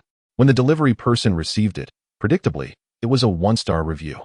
It read, "Disrespectful to customers, poor service attitude, and most importantly, calling her by the name Sakura." How ridiculous, he thought. A true jealous man. Sakura emerged from the room, yawning. "Who is it?" "No one," Sasuke replied, placing the package on the table. Sakura looked at his angry demeanor and asked Saro, "What is wrong with your dad? He seems so upset." Saro whispered the events into her ear. "I never realized my husband was so jealous. How did I not notice before?" Sakura then embraced Sasuke from behind. "I'll step back. You two look too affectionate." "All right, Sakura, wait a moment." It's already quite awkward for Saro to see this. "Okay, I'll listen to my husband." "Saro, come help your dad." Sakura rested her chin on her hand, watching the busy father and daughter in the kitchen. Before long, they emerged with dishes in hand. Sakura tasted a bite and made a face of discomfort. Saro, seeing the appealing presentation and smelling the delightful aroma, thought it would taste bad and took a bite. Sasuke sampled the dish himself. "Delicious. But why does Mom?" "Of course, I was just pretending," Sasuke replied. "You really got us. That was a great victory." After the family finished their meal, they headed to the photo studio. On the way, they encountered Shino. "Shino-sensei." "It's Saro." "Sasuke, you're here too. What are you all up to?" Sasuke responded, "We're taking a family portrait." "Oh, I see. Shino, I'd like to invite everyone for a meal sometime." "Sure, I'll be there." "Sis, you're so chatty. I'll find a good girl soon." Inuzuka Rika remarked. "You say that every time, but it hasn't happened in a year." "I will find someone." "Have you not found anyone yet?" Inazuka heard the voices and turned to see Sasuke and Sakura. Oh, it's you, Sasuke. It's rare to see you all together. What is the occasion? A good thing. But I must remind you, if you don't hurry, it may become difficult. Go on, Sasuke. Why are you so bad with words? All right, I'm just reminding you to speed up. Inazuka wiped the sweat from his forehead. Finally, I'm free. Inazuka Rika tugged at his ear. Look at Sasuke. And then look at you. Can't you be more dependable? Then, the family of 3 arrived at the photo studio to take pictures. Ms. Sakura Haruno, Mr. Sasuke Uchiha. Your album will be ready for pickup in a week. Please print this one. 4 copies, Sasuke instructed, pointing to the most ordinary photo. All right, please wait a moment. Sakura asked, aren't there 3 of us? Why do you need 4 copies? 1 for home. Let us see who dares to have ideas about you, Sasuke replied. Sakura smiled. Readers, my writing is too poor. Why is no one urging me to continue or leaving comments? Chapter 81. With this amulet. May peace be upon you. Hinata arose, feeling an unbearable chill in the room. Has it started to snow? She approached the window, drawing back the curtains to reveal the ground blanketed in pure white snow. Indeed, it had snowed, but thankfully she had managed to retrieve her scarf in time. Today, she could also give it to the 3 children. Boruto, I hope this will protect you. Hinata called for the 3 children to rise for breakfast. After changing into their clothes, she noticed Himawari had a new red scarf wrapped around her neck. Himawari, it's so warm in here. You don't need to wear a scarf. No, I want to wear it. Mom knitted this for me. In winter, it keeps me warm no matter how cold it gets. Is that so? As she opened the door, she bumped into Boruto. Good morning. Good morning. Good morning, big brother. Good morning, Himawari. Are you already wearing your scarf? Yes, it's the first snow of the year. Himawari, don't run so fast. Hinata pointed to the scarf in Boruto's hands and asked, Boruto, you have one too? This red scarf? Our whole family has one, with embroidered patterns. So we one team mix them up. Aunt Hinata, you are so skilled. Indeed. Hinata quickly finished breakfast and prepared to leave. Are you getting ready to go out? She asked. Yesterday, Aunt Sonk requested my assistance in delivering goods. Today, snow has fallen, and I must hasten to help. Wait, what's wrong, Hinata? Hinata crouched down and wrapped a scarf around Guang. Yet, Guang was shedding tears. Oh dear, is it unappealing? Boruto stepped forward and gently wiped Guang's tears with a tissue. There, if you keep crying, you won't be able to wear the scarf. Sister, what troubles you? I brought you a gift. You must smile, Guang. Why are you crying? Guang wiped her tears as Hinata secured the scarf around her. There. It looks perfect. Let us walk a bit. I want to see how it looks. Guang took a few steps, admiring her long black hair and delicate face complemented by the red scarf. Hinata thought Guang appeared even more beautiful and charming. So adorable. Let me give you a hug. Hinata then addressed the 3 little ones. You have another gift. Although this ornament may not be particularly special, many elders claim that possessing it can ward off misfortune. Mom, you're not serious. I don't believe in such things. Give it a try. It's better than not trying at all. Hinata produced 3 charms, a rabbit, a snowflake, and a sun. Xiaokuei, you choose first. I'll take the cute little bunny. Now it's your turn, Guang. To the surprise of both, Guang chose the snowflake. Boruto inquired, Guang, did you choose incorrectly? Shouldn't you take the sun? The sun brings brightness, but the snowflake is more fitting for me. All right, I'll choose this one. Hinata pulled Boruto into her embrace. Mom, what are you doing? Stay still. I'm putting this on you. Hinata held Boruto and said, with this talisman, you'll be blessed with safety. You'll be all right, won't you? Mom, what are you talking about? I'm perfectly fine. Nothing has happened to me. Besides, if anything does, I have Dad, Mom, and the whole village of Konoha. Oh, yes, perhaps I'm just being overly concerned. Mom, I want to wear one too. I'll wear one as well. Mom, we need to paint a winter-themed parent-child artwork for the competition. That is not possible. I must first deliver clothes to your father. It's so cold, and he is very busy. Mom, you've forgotten about me. Let me handle this. You make a good point. Boruto is quite sensible. Hinata returned to her room to fetch Naruto's change of clothes. You too, be careful on the way. Okay. After Boruto and Guang stepped outside, they suddenly glanced back. Yet, there was no one behind them. Is it just an illusion? It must be. I've been too tense lately. Once they had walked far enough, the 2 figures remarked, that girl's eyes must be difficult to penetrate. She is remarkably vigilant. At just 13 years of age, she has awakened the kaleidoscope Sharingan. If it were that easy, the Uchiha clan would have been eradicated long ago. So, what shall we do now, big brother? Isn't there, Qing? Let us have that fellow see what he can uncover. As long as we can lure this girl outside the village, everything will be manageable. For now, let us bury this item outside. Inside the house, Sunflower prepared her paintbrushes. What are you doing, little sister? Future sister. Why do you call me that? Because the sister knows what will happen in the future. I'm not that mystical. I just know about your brother. By the way, you seem so happy.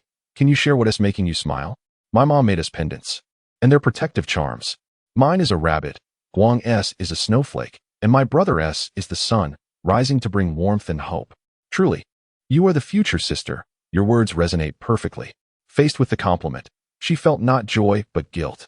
Guang, are all Uchiha so sentimental? Are they? However, I do know who treats me well and who does not. When I first met you, I felt a sense of familiarity. Later, as we faced off against those despicable clansmen together, I realized Boruto only harbored kindness towards me. Oh, is that so? By the way, do you know when work will end? I'm not sure. It doesn't matter when it ends. We'll finish when we can. Before long, Guang arrived at their meeting place. Guang, you're quite early. I thought you'd arrive late due to the snow. Not at all. I promised Aunt I would help. Boruto, you're here too. You two are quite inseparable. Aunt, can I help out as well? You're the son of the Seventh Hokage. That might be no worries. I'm bored and have nothing to do, so this is a perfect opportunity to train. All right then, but Guang, don't rush too much. Guang urged, okay. You're talking too much. You haven't even taken Uncle S clothes yet. With that, she pushed Boruto out of the shop. Honestly, Boruto and you seem to have a good relationship, Guang. No, we're merely ordinary friends. After saying this, they began their work. So Guang, do you have a type of boy you like? Not yet, but I'm still too young. I shouldn't be thinking about that now. That's true. Let us quickly get to work and aim to finish by noon. However, I can tell Boruto hopes you'll finish early. I think he wants to train. Why do I feel my heart racing after Mom said those words? Chapter 82. Qing's final battle in the house rented by Qing in Konoha. He was on a phone call while playing chess with someone. I must say, you have quite the nerve to challenge me to a game. Aren't you afraid of being discovered? He is merely cautious and has already taken precautions against me. Who would dare to be so bold? Why fear? We're merely silent. We're not dead. I still have use for him. After all, this is a thorn in my heart. He just doesn't want to expose us too quickly, once his power is restored, or if he chooses to reveal himself. We discarded pawns like us will also be expendable. I'm curious. You don't play chess with me, yet you're the one who has lost the most. In fact, I'm the least averse to playing with you because I don't want to lose. I must win back a game. That reason is rather flimsy. Like you at such an age still engaging in espionage. I don't find it flimsy. I think it's absurd that a nameless pawn like me would even catch Victor's eye. Indeed, without strength or capability, you're merely an old relic. Yet Victor has taken interest in you. I'm already considering retirement. Just then, Qing's other device rang. Lord Victor, how may I assist you? You are now under the supervision of Yun Gue and Gao Gue regarding your actions. Understood. Immediately, Yun Gue and Gao Gue began tracking Guang's information. These two clowns can't seem to stay idle. They must create some commotion. What's wrong? Have these two perverts thought of something revolting? They are fixated on a Konoha girl. Sha, do you think they're insane? It's quite laughable. It's not surprising, after all. The two brothers committed atrocious acts in the land of Sang. Fixating on a young girl doesn't surprise me. What astonishes me is Victor. A businessman knows how to weigh gains and losses. If he has any unsavory interests, they are well concealed. Do you know what's the most ridiculous part? From that laugh of yours, I can sense something is amiss. Qing then explained to Sha, according to the data, the girl named Jinchang Guang from Konoha doesn't bear the surname Jinchang, but is actually an Uchiha. Her real name should be Uchiha Guang. Do you think these three have been kicked by a donkey? The Uchiha clan has long been reduced to two. Sha pondered thoughtfully, moving the chess pieces in hand. Qing, while tidying up his belongings, remarked, it seems we must sacrifice the small for the greater good. Are you preparing to depart? What else is there to do? Sha replied, this game has reached a stalemate. I will just report my whereabouts and can return to finish the game. That girl named Hikari might indeed belong to the Uchiha clan. Upon hearing Sha's words, Qing's pupils constricted slightly, his curiosity mingling with trepidation as he inquired. What is the basis for your judgment? Gao Gue and Yun Gue, two individuals from a month and a half ago in the land of Sang, extracted distinct chakras. Yet both exhibited a peculiar pattern. Furthermore, Mu mentioned a person with crimson pupils beside Uzumaki Boruto, who could also wield their dark rods. Thus, this girl named Hikari is likely of the Uchiha lineage, seeking the power of the Sharingan. Surely, these two wouldn't be so audacious? This is Konoha. Any actions taken here, even outside, could lead to their demise 100 times over. I have informed them that I cannot gather any information. Do not be foolish. Their twisted ambitions cannot be resolved with mere words. Moreover, I suspect they are already devising plans. Now, you must comply with their directives. Did you not say that the artifact could pose a threat to Pushi? Are we truly to abandon everything for a girl? Uchiha Hikari can be sacrificed. Ching, calm yourself. You have endured within this organization for so many years for a reason. The opportunity lies before us, yet we must also consider another threat. Are you referring to Uzumaki Boruto? He is still quite young. No, I regret to inform you that, according to Amato's findings, the most compatible individuals with the Otsutsuki are Uzumaki Himawari and Uzumaki Boruto. Their transformation into Otsutsuki could be complete within a year, or perhaps even sooner, given their bloodline's closeness to the Otsutsuki. Are you jesting? Ingsha raised his voice. Do you think I am joking? We cannot provoke that boy. There is no one in this world capable of countering an Otsutsuki. Even the two strongest in the ninja world would find it exceedingly difficult to face just one of them. Ingsha, you are quite astute. Surely, you must possess another method to safeguard these two lunatics. That is not possible. They have already kicked the iron plate. Unless you can wield the great dark heaven like Mu, or employ some other space-time ninjutsu. Since you say so, we must accept our fate. There is still a chance. A momentary gain or loss does not determine the overall outcome. We still have opportunities. Ching encouraged himself. Indeed, I am someone who has survived a tailed beast bomb from the Ten Tails. This is merely a matter of time. Opportunities will arise. Make haste. I await your return to the game. Ching swiftly gathered his belongings, took a fish tank containing a turtle and goldfish, and approached the landlord. Mr. Ching, after residing here for so long, are you returning to the Hidden Mist Village to retire? Perhaps, I might travel and explore. I have grown old and fought many battles. I wish to see the world while I still can. Wishing you a happy new year. Oh, and here are some pastries for you to enjoy on your journey. Isn't it a bit early for New Year greetings? You have stayed with me for so long. We should exchange pleasantries. Since you are leaving this year, I thought it best to offer my blessings early. Ching glanced at the pastries in his hand, remarking, you even brought my favorite. Ching smiled. I wish you a happy new year as well. These fish and the turtle are a memento for you. After donning his hat and taking his suitcase and pastries, Ching departed. In the hallway, he heard the affectionate greetings from the residents. Hello, Grandfather Ching. Uncle Ching, are you heading out? Ah, old Ching, hurry back today. I will certainly show you what a defeated foe feels like. Ching looked back at the place he had called home. The Fourth Great Ninja War was fought for the benefit of the great nations. This time, however, it was his final battle for peace. What is so remarkable about the Otsutsuki? Let me demonstrate our prowess. This shall be my last battle. Chapter 83. New information. Ching arrived at the shop, where Boruto and Hikari were located. Boss, do you offer delivery? Yes, we deliver to customers near Konoha. Where would you like it sent? This package is entrusted to me by someone else. Let me check the note for confirmation. Ching opened the note, glanced at it, and began to write down the address. Looking up, he addressed the shop owner. Do you still hire child labor? It would not bode well if the Seventh Hokage were to find out. Not at all. The Seventh Hokage is aware that the girl works part-time for us. Is that boy Boruto? Indeed. You must have seen Boruto on television, right? He is quite famous as the son of the Seventh Hokage. Boruto, noticing Ching at the shop entrance, approached him. Grandfather Ching, what are you here to send? How should I know? I am merely acting on someone else's request. Boruto recalled his visit with Hikari to see Sarada at the hospital shortly before the explosion. He had seen one of the individuals there. However, when he chased the person into an alley, they had inexplicably vanished, and he had bumped into Ching. Now that he thought about it, that alley was so narrow that few would venture there. Please wait a moment. Ching continued to observe Hikari. Boruto asked, Grandfather Ching, why were you in that narrow alley that day? Ching's eyebrows twitched slightly as he responded, why do you ask? I merely passed through and happened to bump into you. Passed through?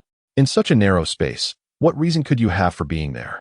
Ching rummaged through his pockets, pulling out a cigarette, then from another pocket, a lighter, lighting the cigarette and taking a puff. Is there a need for a reason to pass through? But I happened to see you just as I was pursuing that child. Isn't that quite a coincidence? What? Are you suggesting I am lying? If I said I saw nothing, then I truly did not see anything. You must have misjudged. Perhaps. But I have heard from the Konoha Police Department that a child had indeed gone missing in that alley. It seems to coincide with our timeline. Upon hearing this, Ching paused and looked at Boruto. However, I did not hear any police summons. How could that be? I was called in to investigate the matter. It appears you did indeed see me chasing a child. He was slightly shorter than I am. Ching observed Boruto and noted, he seemed to be shorter than you. Ching initially intended to give Boruto a hint, but inadvertently fell into his trap with casual remarks. If Boruto figured it out, he would be in trouble, even if discovered. It was not the right time. Ching turned his gaze to Hikari and said, "Young lady, you are quite beautiful, especially your eyes. They shine as brightly as the stars in the sky. Thank you for the compliment. Do not veer off topic. Mr. Ching, your tracking number will be sent shortly. Thank you." Ching bowed politely.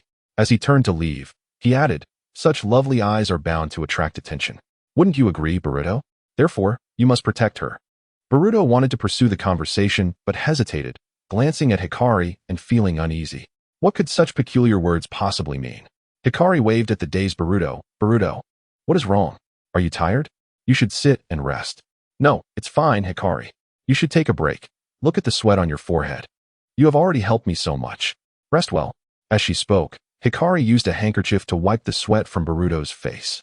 Once she finished, she intended to see if there were any other tasks that required her attention. However, Boruto grasped her hand. "What is it, Boruto? Do you have something else on your mind? Recently, you must avoid acting alone. Always inform me of your whereabouts. Be exceedingly cautious. I have a persistent feeling that someone is watching you. This is a village, it's quite safe." I remain unconvinced. "All right, I understand. But you shall become my little assistant and accompany me everywhere." Upon hearing this, Boruto felt a sense of relief. He closed his eyes to rest. "Oh, so it is you, Boruto." Boruto opened his eyes and looked towards the source of the voice. Kanzaki stood before him. "Class representative, what is it? Do you need something from me?" Kanzaki shook her head and said, "Nothing much. I just bought too many snacks, especially chocolates. I can't finish them alone, so I brought some for Dai. Since you're here, I'll give you a portion as well." "Hikari, is that a rival?" "Andy, what are you saying?" "Kanzaki.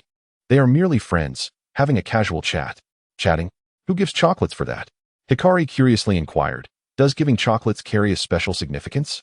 Seeing that Hikari did not comprehend, the shopkeeper picked up a calendar and said, "There are 15 days left until Valentine's Day.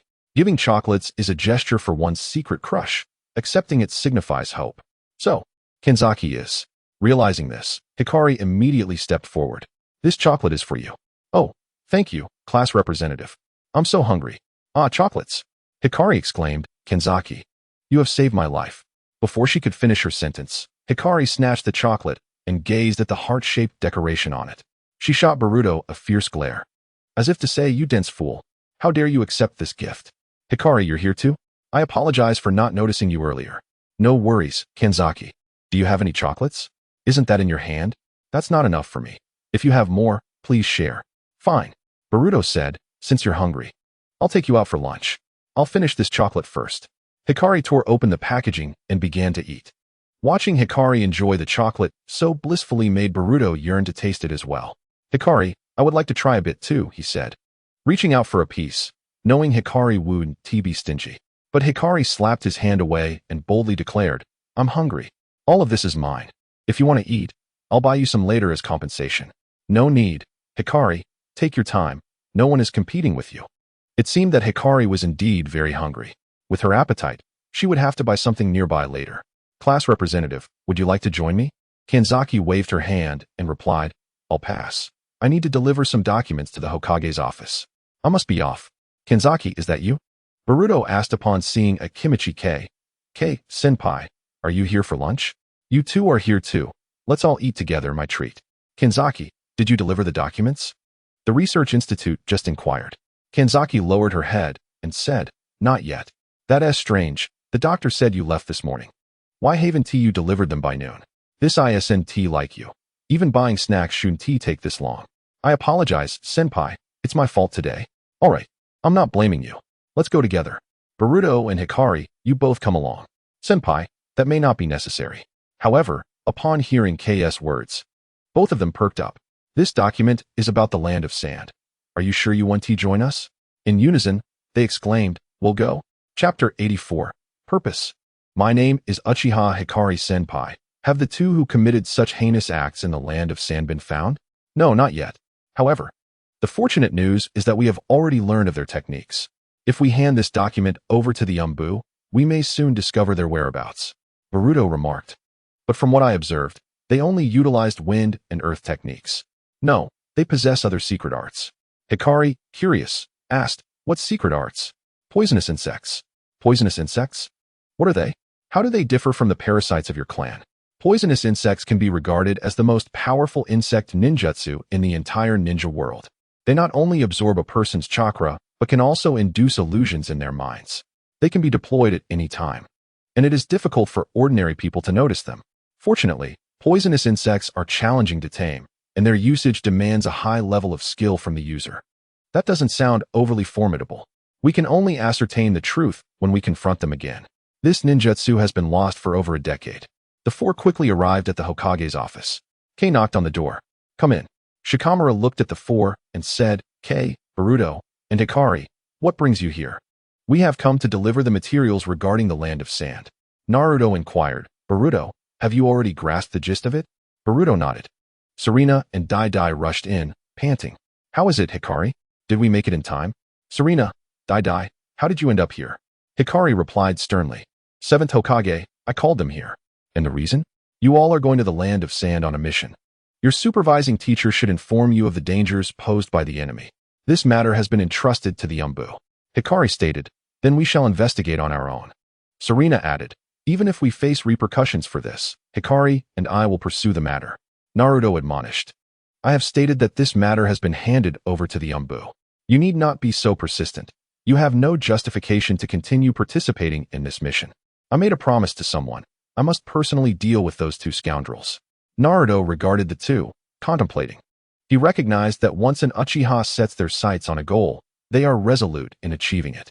Rather than allowing them to act freely, it would be better to impose some restrictions. Very well, I consent. Hey, they are still just children. You must think this through. I understand, Shikamaru. And I am aware of my decisions. All right, let us proceed to the conference room. Once everyone arrived at the conference room, Naruto addressed the others. Based on your descriptions, the Umbu has located a matching pair, Ikeda Goku and his brother Ikeda Yunbu, now aged 45. Due to their dwarfism, they appear indistinguishable from children. They were sold into a ninja theater at a young age, performing various tasks and acting in numerous shows. Over the span of 8 years, they brutally murdered many, including adults, children, the elderly, and even infants. Because of their dwarfism, no one would suspect that they could combine to resemble an adult. They have also mastered poisonous insects, a ninjutsu that is nearly lost. 16 years ago, they vanished, only to resurface now in the land of sand. It seems they have returned once more to the land of fire, though their intentions remain unknown. The Umbu is investigating vigorously. Your task is to conduct inquiries around Konoha. This is my final decision. There will be no further discussion. Listening to his father's words, Boruto pondered deeply. He contemplated the words of Ao, but found no possible connections. Until Hikari exclaimed, damn those two scoundrels. They dare to covet my eyes. I will not let them escape. Upon hearing this, Boruto immediately grasped Ao's implications. He stood up and shouted at Naruto, hurry, Dad. Have the guards at the entrance stop Ao. He is suspicious. He might still be their accomplice. Understood. We shall pursue him at once. Everyone follow me. Let us catch up to Ao and bring him back. Yet Ao had already slipped away to the other side, demonstrating impressive speed. It's all right. At least Boruto has come to understand. Now, as a distinguished contributor to the ninja world, I have become a rogue ninja. Am I regretting it now? My life has been a roller coaster. How could I not feel something from it? Well, let those two madmen play their games. Ching is likely their accomplice. A month and a half ago, I was pursuing one of the brothers, and Ching happened to be nearby. His actions and expressions were quite peculiar. He seemed flustered while handling a cigarette and took a long time to find his lighter. When I mentioned the boy I was pursuing, he listened intently. Shikamaru remarked, as a former member of the Mist's Umbu and an intelligence officer, do you think he can effectively control his expressions and movements? Is he deliberately revealing something to you? Despite the potential exposure of the Uchiha clan's affairs, Boruto insisted on speaking out because he did not want to see Hikari harmed. Perhaps the purpose of their arrival in the Land of Fire was indeed to target Hikari. After all, Ching had been observing Hikari's eyes closely, and our conversation revolved around them. Dai Dai said, "Hikari's eyes are beautiful. They only want to extract them. It's truly perverse." Sarada, looking terrified, turned to Hikari and exclaimed, "Could it be that they saw something?" Shikamaru interjected, questioning the need to take such a significant risk for a pair of ordinary eyes. Just as Boruto was about to explain, Hikari stopped him. "Boruto, let me clarify this to everyone. After all, I've never interacted with my true surname." The term true surname left everyone puzzled. Hikari took a deep breath and declared, "My name is not Hikari Jinshong, but I belong to the Uchiha clan with Sarada. My real name is Uchiha Hikari." The group was in disbelief.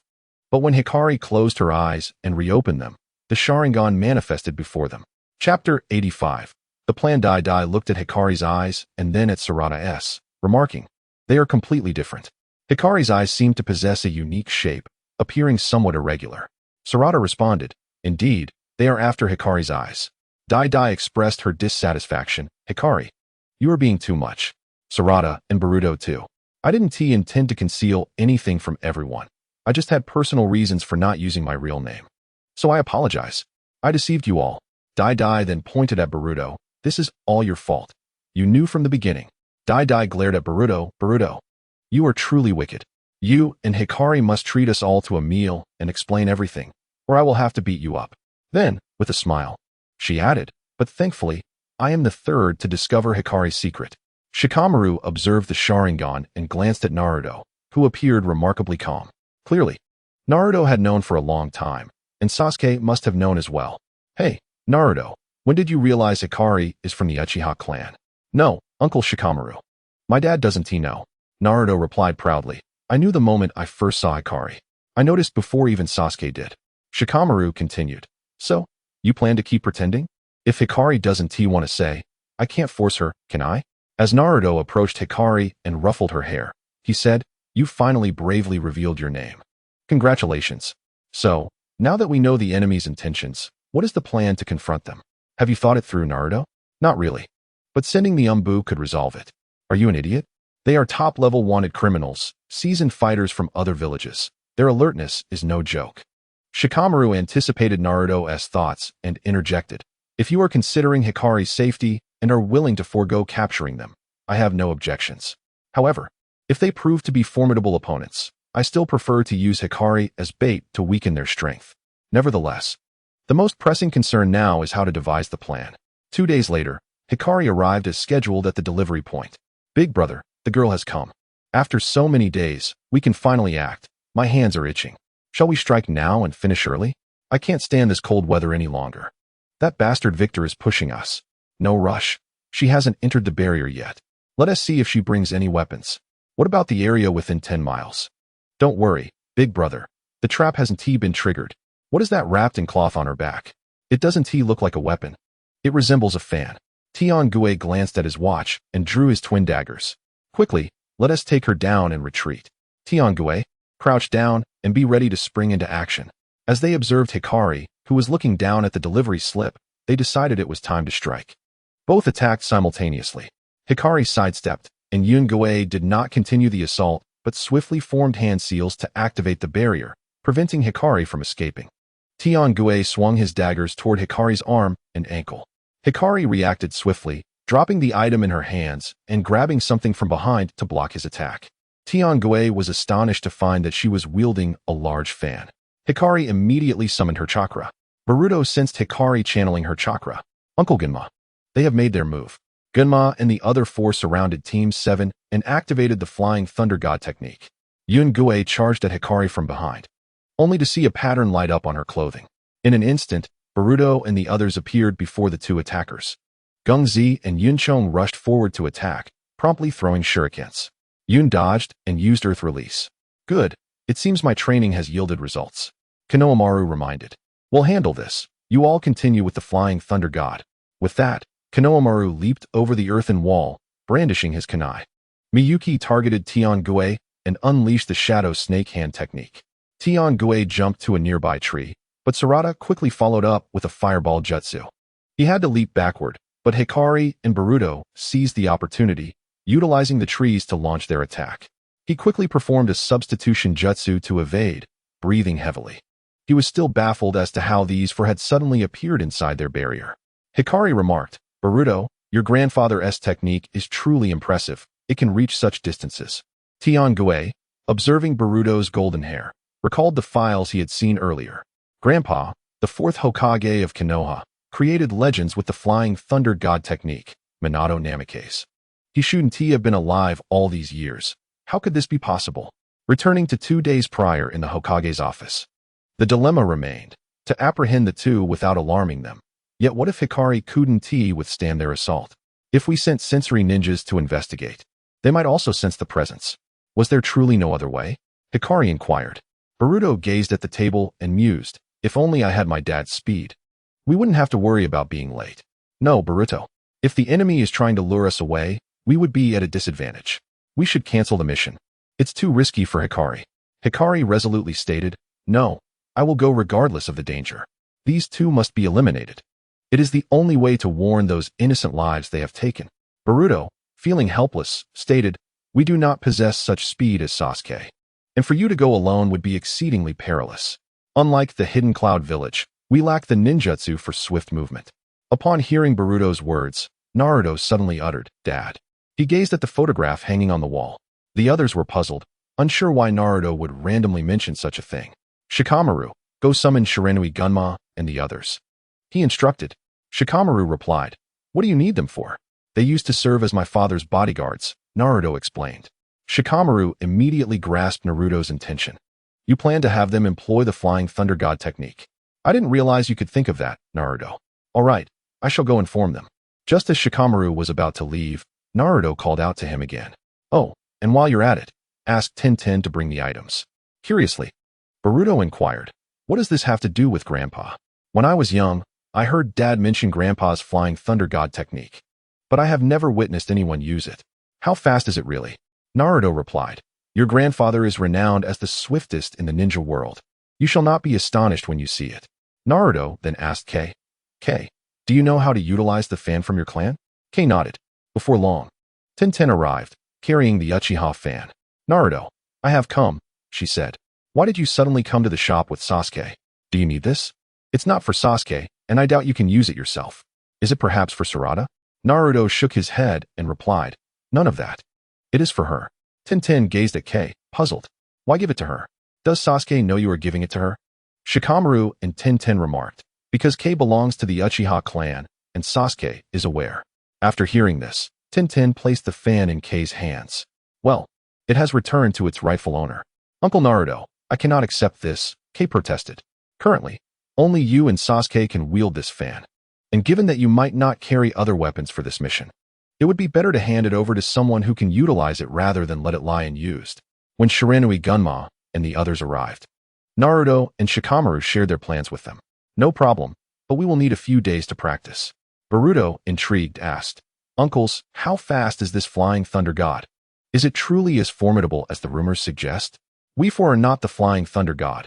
We merely possess a simplified version, Keizuki replied with a smile. Our marks cannot be placed on a person, but only on clothing or stationary objects. What is the difference? Boruto inquired. Your grandfather, the fourth Hokage, could mark a target within seconds. Could you allow us to experience my grandfather's Flying Thunder God? Boruto asked eagerly. Of course. Sarada and Chocho also expressed their desire to try, and Kei was equally curious. Once everyone was prepared, Shiranui Gunma and the others initiated the Flying Thunder God technique.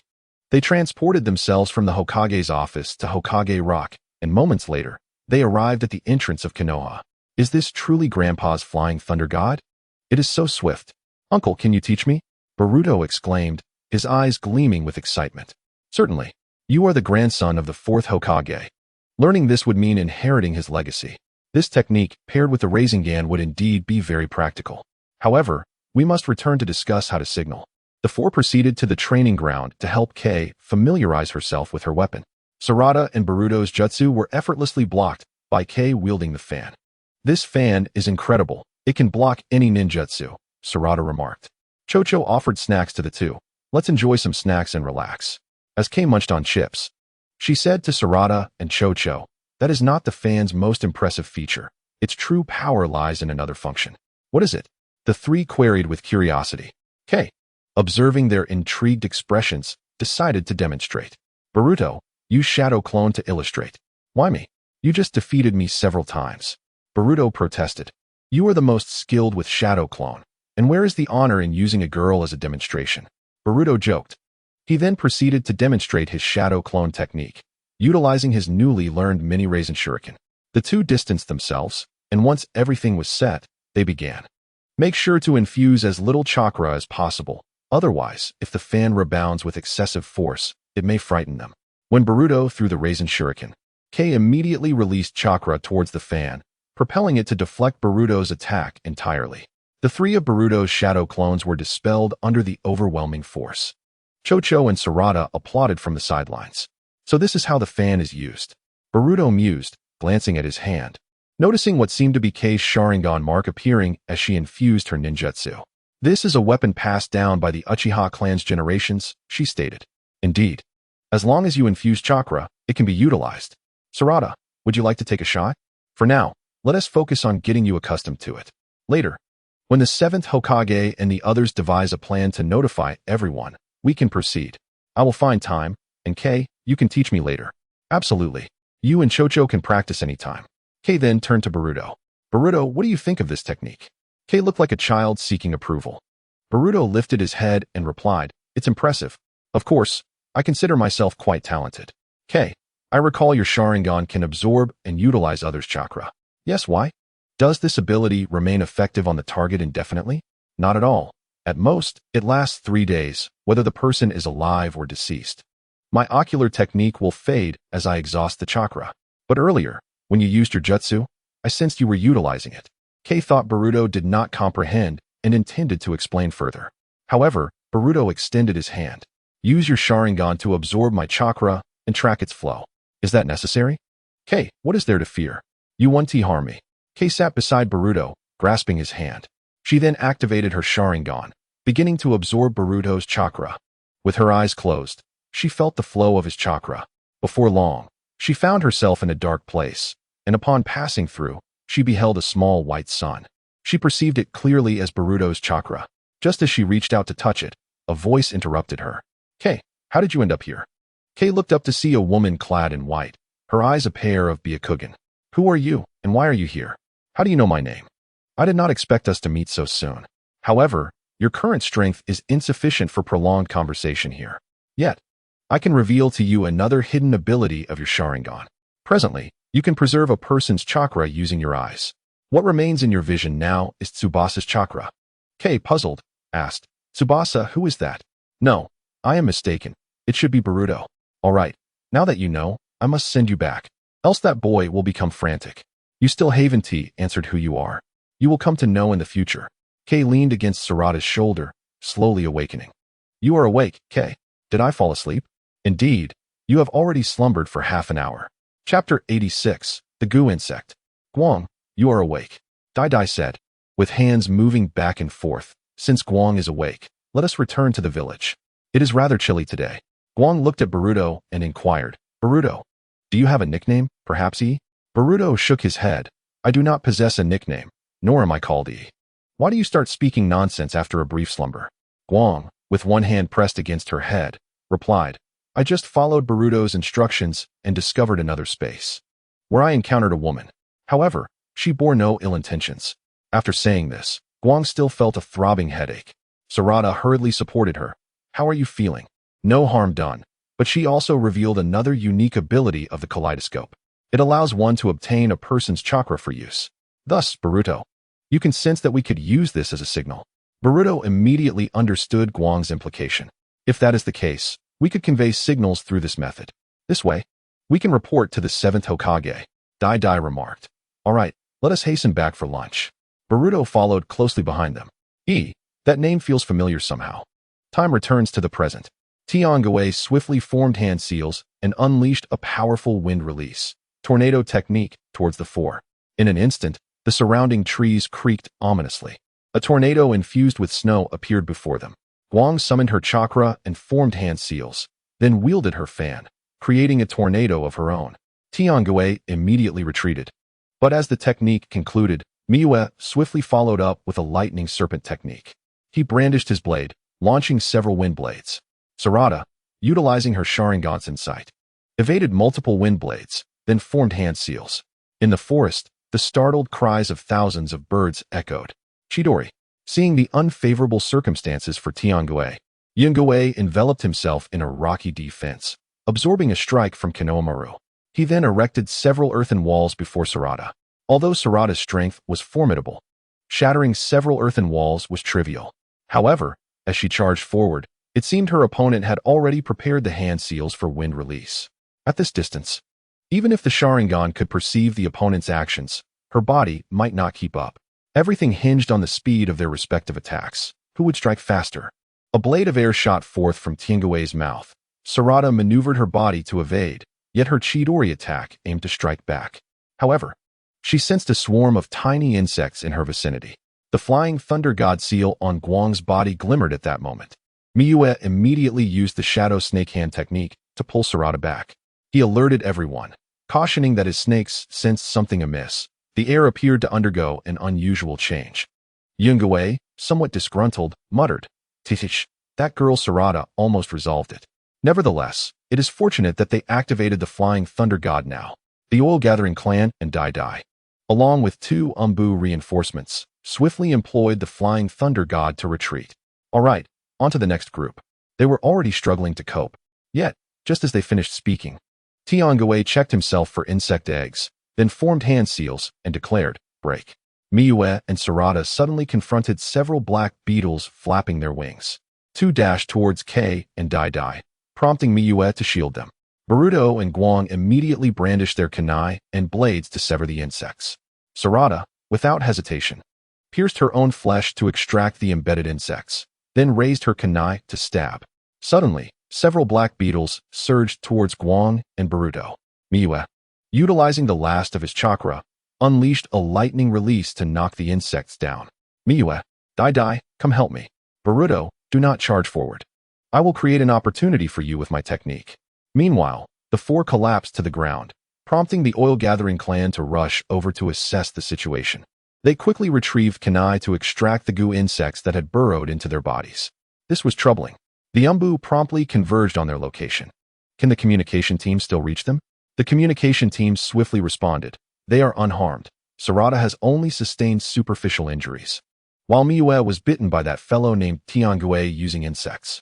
An elder from the oil-gathering clan remarked, "This is far better than I anticipated. I thought they would suffer total annihilation from this sudden attack. Uncle, is this technique really as exaggerated as you claimed?" "No. You do not comprehend the nature of goo insects. They possess unique abilities, much like ours. However, most lean towards offensive capabilities, and some can even control a person's mind. This technique is exceedingly difficult to cultivate, and one more thing, the goo insects do not distinguish between friend and foe. Otherwise, our clan would have no involvement." Tiangue produced a scroll and addressed Yungue in the distance. "Let us get serious." The 2 simultaneously released their scrolls and donned oxygen masks. Everyone was utterly bewildered by their intentions. Subsequently, they summoned 4th mice, humans, dogs, and wildcats from the scrolls. All shared 2 characteristics. Their eyes glowed with a violet hue, and their bodies were suffused with a purplish tint, accompanied by a foul odor. Upon witnessing this, Konohamaru quickly retreated. The 2 Umbu members promptly hurled explosive tags as a test.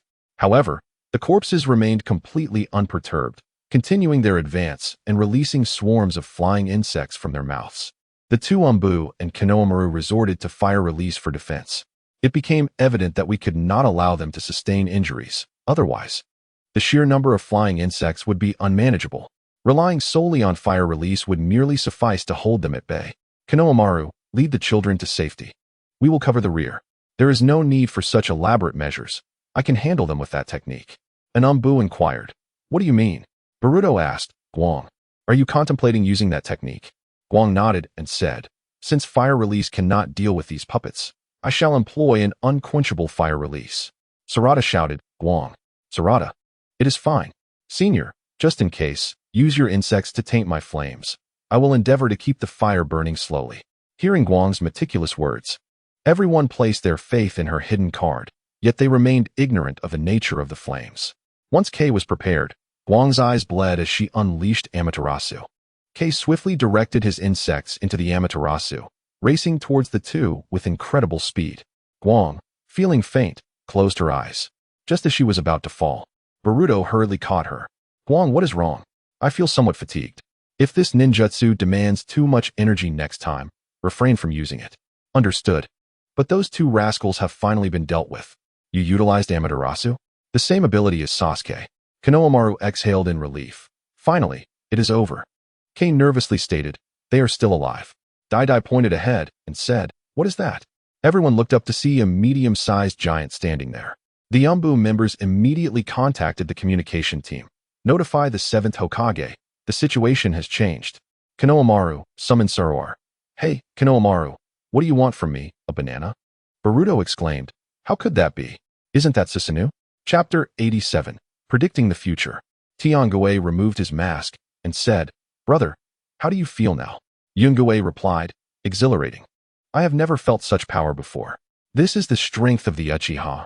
It is truly remarkable. Tiangue praised, merely extracting a portion of their chakra. And we have attained such power.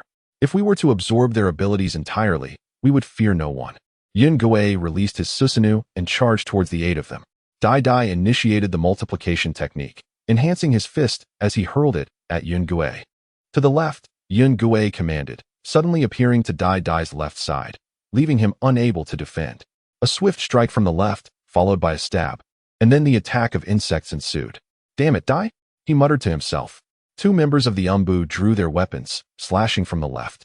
After dodging, one of them followed with a direct thrust. Seeing that he had evaded all attacks, Kwa swiftly executed a bug attack, but it was also avoided. As Dai rushed forward, Yungue continued, multiply your palm and launch a meatball attack. Dai complied, and upon landing, Yungue instructed, simultaneously, unleash shuriken at me. The Umbu immediately threw shuriken, and he conjured an earth release wall, hoping to trap them. Utilizing the four surrounding walls, they aimed to attack. Dai shattered his multiplied fist, and the Umbu member swiftly used earth release to tunnel behind Yungue, slashing with his blade. You will slip, he taunted. But the Umbu, unwilling to believe it, ultimately lost his footing. Seizing the opportunity, Yungue snatched the Umbu's knife and plunged it into his chest. Hearing footsteps behind him, Yungue proclaimed, Shadow Clone, collective attack, then unleash fire release. The mortally wounded Umbu, realizing his companion was using Shadow Clone, complied and desperately clutched his hand. Forget about me. Just use fire release and finish him off. You are utterly powerless now. Yungue easily evaded, stepping back without continuing his assault. The injured Umbu lamented, why don't you listen to me? Killing him together is the best outcome. Don't speak foolishly. Timely treatment can save you, another Umbu replied. Have you noticed? Every attack we make is predicted by him, as if he can foresee the future. It's bizarre. I sense he possesses Sarada's chakra. Could he be this formidable? Dai then inquired of Konohamaru. Konohamaru-sensei, was that bastard really that powerful? Observing the situation behind him, Dai concluded, this guy is now in your hands. With that, Dai launched a meatball attack towards the golden Susanoo. There was no turning back. They could only strive with all their might until reinforcements arrived. Meanwhile, Yungue, perched in the trees, attempted to tap into another ability, sensing something else within him that he could not utilize. Amato's machine had extracted chakra, but unexpectedly carried the ability to extract as well. Unfortunately, it was not permanent, and he felt a strange, painful sensation throughout his body, as if it were being torn apart. Nevertheless, Sarada's chakra and this newfound ability had rendered him invincible. Even if he could predict the future, they needed to take the initiative and maintain control. They must not allow the others to regroup. Otherwise, they would not withstand the arrival of the Seventh Hokage. You all focus on the offense, while the two of us provide support, Kwa urged. But your body can't take much more. How can just the two of you have a chance? An Umbu handed over half of his ninja tools. Be careful, kid. After that, the Umbu member charged at Yungue with his blade. Yungue swiftly drew a short knife to block it, then retaliated with a stone fist. He sidestepped Kwa's insect attack. Yungue jumped back and stated, 6 shurikens, followed by 2 explosive shurikens. He quickly summoned a stone shield to block the attack, then scattered the shield and hurled it like a throwing spear. Kwa immediately cast Earth Release to defend. The Umbu member quickly infused lightning into his shuriken and launched them at Yun-Gue, who tilted his head to dodge, raising his left hand to block a side kick and swinging his short knife. The Umbu member raised his left hand to deflect it, gripping Yun-Gue's arm tightly with his right. Yun-Gue reacted instantly, kicking towards the opponent's chin, then delivering a powerful blow to the abdomen. The Umbu member winced in pain and released his grip. Qua had already positioned himself behind Yun-Gue, but lamented, "Unfortunately, you missed." After failing, Quo intended to use insects to disrupt the opponent, but was met with the glint of a blade before he could release them. His arm was slashed, and the Umbu immediately unleashed fire release. Yun-Gue kicked him away and executed earth release, creating a rock spike as a barrier. Two shadow clones then charged at him. Adjusting his stance, Yun-Gue dispatched both clones with a kick and a punch. The Umbu member swung his blade at him, and Yun-Gue declared, "Enough games. You insects can perish. You stand no chance against me." Yun-Gue's eyes revealed a pattern, and his movements quickened beyond what they had been. He disarmed his opponent, stabbing him in the shoulder, then flicking the blade upward, severing his arm entirely. Subsequently, he hurled all his ninja tools, shuriken, and kunai. Yun-Gue remained unperturbed, erecting an earth release wall to block everything. He suddenly sensed something approaching rapidly from below. Retreating swiftly, he said, "Farewell, brother. Guide me on the path to the underworld." The already severely wounded Umbu used earth release to appear before him again. He ignited the explosive tags on his body with his unique self-immolation fire release, blue flames engulfing him as an explosion reverberated through the forest. Yun-Gue utilized Susanu's absolute defense to withstand the blast. Surveying the destruction around him, he remarked, "If it weren't for the power of this eye, I reckon I wouldn't survive such a powerful explosion even with 10 lives. I wonder, why did you two fight so fiercely, losing your arms? One was completely obliterated by the explosion. What was the point?" The Umbu member remained silent, lifting the broken kunai with his remaining left hand, his gaze unfocused, unsure if he retained consciousness. "I will be the one to end you, for you shall witness the demise of the others." As he spoke, he advanced towards the last remaining light and Sarada. Suddenly, he felt a formidable force approaching him. Before he could finish his sentence, he was struck down by golden chakra, losing consciousness. The Umbu, seeing the Seventh Hokage, could no longer hold on and collapsed. Chapter 88. The third power of the Manjiki Sharingan Hikari, Boruto, Konohamaru, and Sarada confronted Tengu. Tengu swallowed several pills and charged towards the four. "Was that Susanu just now? Something only Dad possesses?" Hikari inquired. "What is that?" Konohamaru explained. "I've heard the 7th and 6th Hokage mention it. It's the third power found within the Manjiki Sharingan, Susanu." Boruto remarked, "While I find that surprising, I'm more curious as to how they can use it. They clearly lack the Uchiha bloodline. Yet that guy possesses chakra. Why is that?" Hikari, upon hearing Boruto's words, sensed the chakra emanating from the opponent. "How can he have my chakra?" Sarada quickly analyzed. "That machine from the land of Tsushima extracted our chakra, and they are utilizing our power. I wonder if that chakra will disappear. Now is not the time for such concerns. Block his path." Konohamaru initiated a Rasengan attack, but Tengu deftly sidestepped it, prompting Konohamaru to form shadow clones. He swiftly positioned himself in 3 directions, forming seals and employing the sealing technique of the 3-direction seal. Konohamaru observed that his movements had been restrained and urged, "Hurry. Go assist Kaku. I've got him under control now." Tiangue laughed heartily. "Do you truly believe your sealing technique can restrain such formidable ocular power?" With that, he closed his eyes, then reopened them. A golden Susanoo materialized before them, shattering Konohamaru's seal in an instant. He swung the Susanoo's arm, launching an assault against them. Konohamaru quickly dodged, shouting, "Saru-ro." Instantly, Saru-ro transformed into a slender golden rod. Wielding the rod, Konohamaru took advantage of its ability to enlarge and elongate, charging toward the Susanoo. However, the slender rod collided with the Susanoo, producing a sound akin to metal clashing. "Damn, is it truly this hard?" Yun-Gue proclaimed with great satisfaction. "There is no way you can breach such defenses. It is virtually indestructible."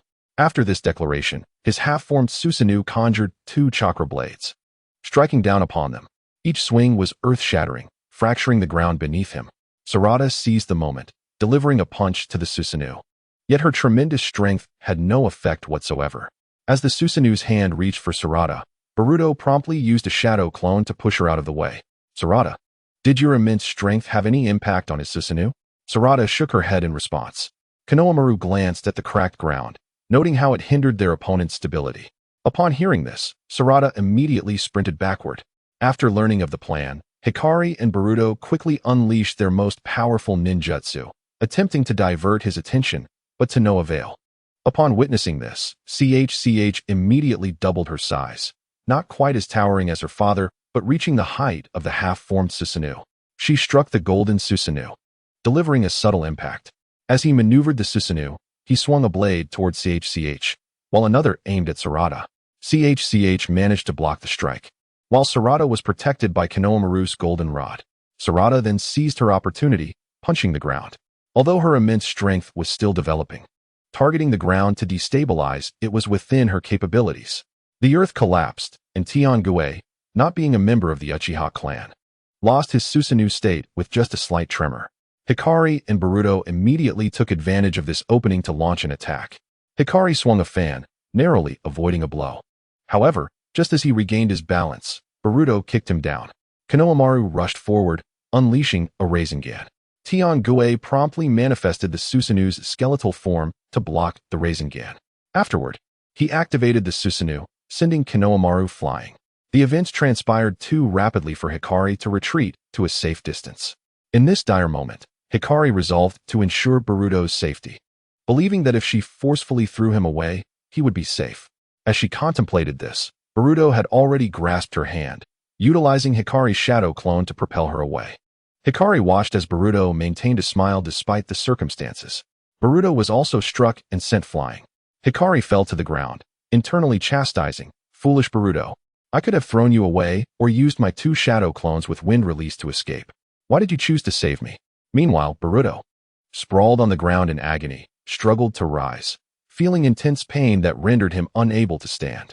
"I told you to let me handle it," Mochizuki scolded. "I could have drained his chakra. If you refused, that's one thing, but why didn't you follow my instructions? You could have escaped using your shadow clones or by using that girl Hikari as a cushion. Instead, you tossed her aside. I'm truly at a loss. Now you're left with broken bones, feeling the pain, aren't you?" Mochizuki's concern wasn't for Boruto, but rather for fear that Ishiki would notice his current weakness. At that point, he would be left at Ishiki's mercy. Boruto managed to utter, "Mochizuki, what about Hikari? Just an insignificant insect. Why should I care about her?" "Look at that lowly person," Mochizuki retorted. Boruto shouted, "I want you to see what has become of her." With that, Boruto coughed up blood. Seeing Boruto in such a state, Mochizuki thought, "Little ancestor, please don't get agitated. If your heart falters and you perish, no one will save you. I will have to use my reincarnation cells to save your life. You better not die over this," Mochizuki continued, maintaining his haughty demeanor. "Fine. I'm begging you. Surely this will suffice." Hearing the tone, Mochizuki reflected on the importance of patience for greater strategy, knowing that in just a few months, he could gain control of the body. At that time, he could do as he pleased. Mochizuki glanced and remarked, "That girl named Hikari is merely a little black girl. Nothing more." Boruto immediately inquired, "Are you talking about CHCH? What has happened to her?" Just then, Tiangue reached out to grasp Hikari and Sarada. CHCH charged forward to intercept him, even managing to scold, "You turtle, if you have the guts, come out of your shell. I'll teach you how to swim." Tiangue, observing the colossal CHCH, declared, "Since you are such a nuisance, I shall eliminate you." The Susanoo extended 2 blades, aiming to pierce her. CHCH swiftly slimmed down to evade the attack. However, she heard Hikari call her name, prompting her to glance back. Sarada urgently urged her to return to her normal size. Though CHCH did not understand the reason, she complied with Sarada's request. Once she returned to her original size, a golden chakra blade pierced Tiangue. Black flames engulfed him. CHCH turned to see it was Hikari's Susanoo. Had it not been for Sarada's warning, she might have faced dire consequences. Chapter 89. The helpless harp string. Hikari hurried over to check on CHCH. "Are you alright?" "I'm fine, Hikari." Hikari surveyed CHCH, relieved to see she was unharmed. "What about that bastard? He has been consumed by your flames." Still uneasy, Hikari had CHCH support her as she approached to inspect. Upon seeing the enemy utterly defeated, reduced to ashes, she then wondered about Boruto. Before Hikari could finish her thought, she fainted. CHCH, what about Hikari and Boruto? CHCH looked back and saw the Seventh Hokage. Hikari seems to have exhausted her chakra and fainted. Boruto and Konohamaru are on either side. What about Mitsuki? The previous battle didn't affect him, did it? We have already notified someone to take Mitsuki away. You and Sarada should bring Hikari to the medical team. With that, Naruto approached Boruto. The shadow clone rushed toward Konohamaru's position. Naruto checked Boruto, feeling for his pulse. Boruto, he called out anxiously, shaking him. Boruto, feeling pain, weakly protested, don't shake me. It hurts. My bones are broken. Hearing Boruto could still speak, Naruto wiped sweat from his brow, relieved that they were not gravely injured. When the medical team arrived to take Boruto away, Naruto turned to Sai. Sai, how are things? Sai replied, we lost one Umbu, and another is severely injured and still under treatment. In this instance, amidst the misfortune, we managed to capture a tongue. Are we able to interrogate now? No objections. Subsequently, dozens of Umbu escorted Yungue, who was shouting, where are my eyes? I can't see anything. Where have my eyes gone? Boruto, witnessing this, turned to Sai and asked, did I not instruct you to leave him untouched? How is it that he can no longer see? Sai shook his head, explaining Yungue's condition. When he regained consciousness, he transformed into the state you now observe. I did not inflict any harm upon him. Very well then, in light of the potential unforeseen events for the village, we shall conduct the interrogation here. The Umbu proceeded towards Yungue to commence the questioning, connecting their minds. Just as they were about to begin extracting information, an intricate sealing technique was deployed. Naruto, in his Nine-Tails mode, attempted to extricate the Umbu members. However, as Naruto and Kurama made contact with the seal, they sensed something amiss. Quick, retreat. Upon hearing this, everyone swiftly ran backwards. After 3 minutes, the substantial entity was absorbed into the sealing technique. The Otsutsuki clan proves to be troublesome. They employed a sealing technique specifically to prevent information leakage. Fortunately, Naruto, your timely warning was invaluable. What shall we do now? Is our only recourse to seek out Danzo's former subordinates? We presently have no alternative but to search. Meanwhile, within the Shell organization, Victor grasped his staff, disregarding the snow on his attire, and made his way to the hall. At the entrance, Kawaki leaned against the door. Hey, Kawaki, why did the leader suddenly summon me? How should I know? I just sense his anger. How angry? I have no idea, but I've already warned you to be cautious. When Victor opened the door, a teacup unexpectedly struck him from behind. Zichian sat at the center, pointing at Victor, ready to scold him, but restrained from doing so. He glared at Victor, whose mercenary demeanor infuriated him, smashing the chair with a single slap. Everyone else leave. Only Victor remains. Once the others departed, Zichian raised his hand, pressing Victor against the wall. Victor continuously pleaded for mercy. Zichian ignored him until Victor's body began to show signs of collapse. Only then did he cease his assault. After regaining composure, Victor addressed Zichian. Chief, I never anticipated that those two would provoke Konoha. Hearing this, Zichian swiftly approached and kicked him in the stomach, sending him crashing into the ceiling. As he fell, Zichian's foot slammed him against the wall. Victor, you are clever. As a merchant, you understand how to seek profit and avoid danger. Yet your greed has cost me an opportunity to deal with them effectively. You have rendered someone useful into a worthless pawn. No, worse than a pawn, a mere speck of dust. This is merely an accident. Zichian snapped his fingers, and 2 black rods pierced Victor's limbs. An accident? Zichian's face contorted in rage as he gripped Victor's head, applying pressure. Victor felt as if his skull would burst, his eyes threatening to pop out. I despise accidents. I loathe betrayal even more. If those 3 were not of any use, they would have already vanished. You are no different. If I could fully recover, why would I need you? Remember, do not make decisions autonomously again. Otherwise, your fate will be far worse than that of those 3 traitors. Victor shouted, Yes, Chief.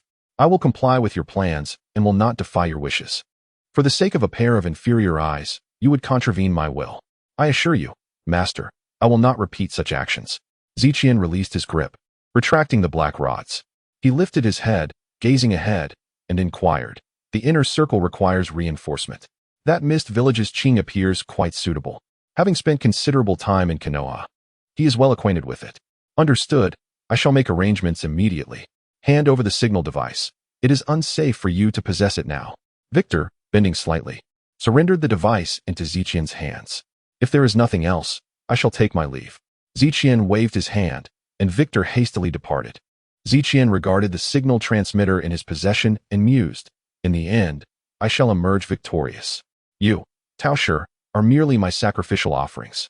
In a secure corner, ensuring no one was tailing them, Guixin inquired of Sha, "What has that fellow lost his mind over?" Sha replied, "This time, we are fortunate. A blind cat has stumbled upon a dead mouse. That scoundrel Ziqian must have performed some sorcery on Yungue and Tiangue," prompting Konoha's response. Guixin comprehended. "So this grand gift was intended for us, yet it has been misdelivered. Now we can take a well-deserved rest." Chapter 90. Journey to Orochimaru's base within Konoha Hospital. Hikari gradually regained consciousness, her first words expressing concern for Boruto. Hikari assisted Hikari to sit up and offered her a sip of water, noticing Hikari beside her. Hikari disregarded her own condition and inquired, "Hikari, how is your brother?" Hikari responded, "Sister Hikari, please focus on yourself first. How are you feeling?" "He is injured more severely than I." "What of him?" At that moment, Boruto's voice emerged from a nearby bed. "I'm fine." Hikari drew back the curtains, revealing Boruto, bandaged from head to toe. Hinata was nearby, feeding him porridge. Hikari remarked, "You look like a mummy yet claim to be fine." Boruto replied confidently, "That is just now. I was perfectly fine until the hospital insisted on wrapping me up like this." As he spoke, Boruto felt a twinge in his neck. Hinata warned, "Stop fidgeting. If Aunt Sakura sees you, she will confine you to a separate room for care, and then it will be Senior Do feeding you. Mom can only look after Hikari and Hikari." Upon hearing that Do would be caring for him, Boruto immediately became more compliant. "Well, I suppose it's not so bad. I don't need a separate room for supervision." Hinata blew on the porridge to cool it down before feeding it to Boruto. "By the way, Mom, I want a hamburger. Once you are discharged, we'll take you, Hikari, and Hikari out for one. Hikari, can you take care of Hikari? If not, let Mom come." Hikari quickly waved her hands, insisting, "No need, Aunt. I can take care of myself." Hikari, feeling somewhat dissatisfied, remarked, "Sister Hikari, do you not trust me? I am not playing house. I am serious." Hikari gently patted Hikari's head, saying, "Then I shall rely on you, Hikari." Hikari, emulating her mother, began feeding Hikari porridge. "Delicious," Hikari smiled. "Then, Sister Hikari, eat a bit more. You have been asleep for 2 days and must be very hungry." Shortly after Hikari awoke, Sakura hurried over without having changed into her surgical attire. "Aunt Sakura!" Both Hikari and Hikari exclaimed. Sakura skillfully examined Hikari's condition and then asked, "Hikari, can you walk?" "Yes, I should be fine. You need to rest well now. Hikari will take good care of you." "I will," Hikari assured. With that, Sakura hurriedly departed. After lunch, Hinata cleaned up and prepared some fruit. Hikari and Hikari said, "Sister, can we see your eyes?" "Hikari, let your sister rest a bit." Hikari reassured, "It's all right, Aunt. If Hikari wants to see, let her have a look." Hikari activated her Sharingan and gazed at Hikari. Light could already envision the words that Kawakama had spoken to her. So remarkable, so terrifying, so peculiar, so beautiful. Yet, Kawakama remarked, "What sorrowful eyes you have, Sister Hikari. They are as mournful as the ones I see." Hinata hastily interrupted, "What nonsense are you spouting, child?" Hikari chimed in, "Indeed, Kawakama, what are you saying? My eyes are not sorrowful. Why do you all love to lie? Do both brother and sister share this penchant for deceit? Concealing one's surname is for one's safety. But what is the reason for lying now?" Hinata inquired, "Kawakama, what troubles you? Why speak such strange words?" "It's nothing. I just need to visit the restroom," Kawakama replied. In the restroom, she gazed into the mirror, lamenting, "I truly shouldn't have learned so much from my sister." Meanwhile, Hikari was enjoying fruit and conversing with Hinata when Sarada entered the hospital room. "Sarada, what brings you here?" Hikari asked. "My mother summoned me, and I thought I'd check on Boruto and Hikari," Sarada responded. "How are you feeling now?" "I'm perfectly well," Hikari replied. After chatting for a while, the four began to play cards, leaving Boruto staring blankly at the ceiling. In the afternoon, Kabuto arrived with Sasuke at the hospital. Sasuke approached Boruto's bedside, asking how he was. Boruto replied, "I'm fine, sensei." Sasuke then turned to Hikari. "Hikari, can you get out of bed?" "Uncle Sasuke, can I get up?" "Where are we going?" Hikari asked. "I will take you and Sarada somewhere," Sasuke replied. Boruto shouted, "Sensei, where are we going? Wait for me. Can you take me too?" Kabuto, checking Hikari's condition, responded, "They are going to find Orochimaru. Boruto, do you want to come?" But once Kabuto finished speaking, Boruto, who had been so lively, fell silent. Why is Boruto so quiet? Sasuke wondered. I don't know. He has passed out, Kabuto said. Passed out. After I finish checking, I'll go see Boruto. How could this happen? Just moments ago, he was so full of life, and now there's no response. All right, Hikari is fine. Sasuke, be careful on your way. Hikari remarked, Uncle Sasuke. May I take a shower before we set off? I feel so dirty. Of course. Soon after, the three arrived at Naruto's home. If you want water, feel free to help yourselves, Sarada said, sitting on the couch. Sarada turned and noticed her father had not yet entered. Dad, why are you just standing there? Come in. Upon hearing Sarada's voice, Sasuke finally stepped inside. Dad, this isn't your first time at Uncle Naruto's house, is it? Indeed, it is my first time, he admitted. But Mom said Uncle Naruto and you are best friends. How is this your first visit? Sasuke approached the area where photos were displayed and continued. I missed even his wedding due to missions. Dad, you really have it tough, Sarada empathized. Sasuke picked up Naruto and Hinata's wedding photo, saying, this fool. I never expected him to look so handsome in the pictures. But Sarada asked curiously, but what? Not as handsome as me, Sasuke remarked, eliciting an awkward chuckle from Sarada. By the way, Sarada, do you know where Naruto's study is? It's at the very back, just turn left. Sasuke opened the study door and approached the desk. Seeing Naruto still displaying their Team 7 group photo, remembering their days in Team 7 filled him with joy. Nearby was their group photo from the Chunin exams. He then glanced at 2 cabinets. This guy, he even bought 2 cabinets just to store 2 outfits. He even locked them. It seems Boruto scared him when he lost his clothes. But this is the Naruto I know. After looking around, he closed the door and went to join Sarada. Meanwhile, inside the cabinets, one outfit was from his childhood, and the other was from the Valley of the End, though the latter was severely damaged. It had been stitched back together. Chapter 91. Reunion of Team Hawk. The 3 departed from the Hidden Leaf Village, heading toward Orochimaru's research facility. Dad, why are we seeking out one of the legendary Sannin, Orochimaru? Sasuke explained, this is due to your eyes, especially Hikari, who has awakened the Mangekyou Sharingan. But it may lead to blindness. However, didn't Dad mention that the Mangekyou requires a close relative? Yes, but if there is a possibility of resolving it through other means. Perhaps only Orochimaru can accomplish this. He is obsessively brilliant in science, and his abilities are unparalleled in my experience. We must seek him out to address this issue. As evening approached, they were nearing Orochimaru's base. Let's take a break. We will arrive shortly. Hikari and Sarada found a stone to sit on. Sarada remarked, why are they so far away? For the safety of the village, do you two want to eat soldier pills? Just as Hikari reached for one, it was shattered by a water bullet. Both Hikari and Sarada quickly realized they were under attack and drew their weapons in preparation to fight. However, Sasuke instructed them to sit down. Confused, Sarada watched as Sasuke stepped forward, saying, if you want to fight, come at me with another water bullet. A water bullet struck Sasuke's foot precisely. Subsequently, a barrage of water bullets rained down on him. Sasuke dodged and immediately charged toward the source of the attack. Hikari and Sarada were about to assist when Karen pulled them back. Don't mind those two. It's merely a friendly spar. Karen then glanced at Hikari and said, little girl, you're quite impressive. You recognized me as a member of the Uzumaki clan right away. Hikari, is she your friend? She is a friend. But Sasuke shouldn't have brought her, Sarada explained.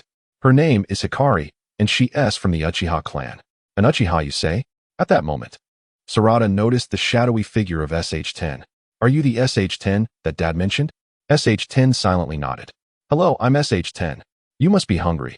When we return, I'll prepare something delicious for you. Karen then stood up and urged the direction of Suigetsu and Sasuke. You two need to move faster, Suigetsu. Admit defeat quickly. The little ones are waiting to eat. In the forest, Sasuke wielded the Kusanagi sword, defending against Suigetsu's water bullets. The two weaved through the trees, closing the distance until Sasuke pressed the blade against Suigetsu's throat. Suigetsu aimed at Sasuke. You're still as quick as ever, Sasuke, but this time, I've won. With that, Suigetsu tapped Sasuke on the head with his finger. Sasuke lowered his sword, but his voice came from behind Suigetsu. Suigetsu, you've grown stronger. As he spoke, the clone in front of Suigetsu exploded into a puddle of water. Suigetsu looked back at Sasuke and said, you're still impressive. If it came down to it, I wouldn't stand a chance. Afterward, Sasuke landed and remarked, I never expected my Team Hawk members would come to fetch me. SH-10 replied, you are the team leader. We had to come. Karen added, After all, you're quite the busy man now. It's only fitting to make a grand entrance. All right, let's go, you chatterbox. At that, Karen swiftly approached Suigetsu and delivered a punch. Enough, you two. There are children present. The three individuals walked ahead, with Ringwu leading the way, followed closely by Hikari and Sarada. Sarada turned to Ringwu and inquired, "Did they used to bicker like this?" Ringwu explained, "The dynamics of our team are just as you see. However, we take our battles seriously." "Then you must be quite formidable," Sarada remarked. Ringwu chuckled, "Not really. We've only participated in 3 battles, and none of them went well. But your camaraderie must be strong, like Dad's 7th squad. Indeed, many aspects are quite similar, with one notable difference." "What is that?" The quarrels shifted from Naruto and Sasuke to Suigetsu and Karen. "Hey, Sasuke, when are you and Sakura going to have another child? I'm looking forward to being a godfather. With your temperament, you might scare the child. You should be the one to be their godmother instead. You're the one who would frighten them with your fiery temper." With that, Karen lunged at Suigetsu, who cleverly used Sasuke as a human shield, thwarting her attack. Sasuke chuckled, "With all your bickering, how did you evade the Konoha guards? Those guys are merely here for training under Yamato. They're not much of a threat," he said, disappearing in an instant to the front line. Suigetsu took a punch from Karen's assault, enduring her relentless onslaught as she continued to stomp on him. Sasuke turned to Sarada and said, "Quick, tell your godfather and godmother to cease their antics. I fear your godmother will tire out before cooking." Sarada stepped forward, and only then did the two cease their scuffle. Ringwu, standing behind them, asked, "Did you not hear that?" "Hear what?" "There's nothing unusual," they replied. "It's merely about a godfather and godmother. It doesn't affect us." Sasuke had a different interpretation. Upon hearing this, Suigetsu and Karen exchanged glances, both displaying disdain. "I certainly don't want to be associated with her." Meanwhile, a member of the guard squad crouched in a thicket, intently observing the Orochimaru base ahead. "Excuse me, is Captain Yamato on duty today?" The guard looked up and saw Sasuke, responding, "Everything is normal." "Normal, but soon you'll be in for a reprimand." The guard grimaced upon seeing Suigetsu and Karen behind Sasuke. "Please follow me." Sasuke bowed respectfully, saying, "Hello, Captain Yamato." Yamato looked up, seeing Sasuke and the others. "You came to see me. All right, go find Orochimaru." After they departed, Yamato instructed the surveillance team, "Gather this squad. You know what to do." Sarada observed the surrounding equipment and asked Karen, "Aunt Karen, where is Mitsuki?" Karen, engrossed in conversation with Sasuke, absent-mindedly pointed in a direction. Sarada went to check, but found no sign of Mitsuki. At that moment, she accidentally caught a glimpse of an open cabinet labeled with 4th Hokage sample, Kushina sample, 2nd Hokage sample, 1st Hokage sample. Chapter 92. Important information. Sarada rubbed her eyes, convinced she was mistaken. She jumped up to grab one labeled 2nd Hokage sample. It displayed some unfamiliar symbols just as she was about to open it, when Orochimaru snatched it away. With a gentle gaze, he patted her head and said, "Sarada, you mustn't meddle with the equipment in my laboratory." "I'm sorry, I was merely curious," she replied. Orochimaru returned the items to their original place just as Suigetsu noticed them. "Oh, so you're here.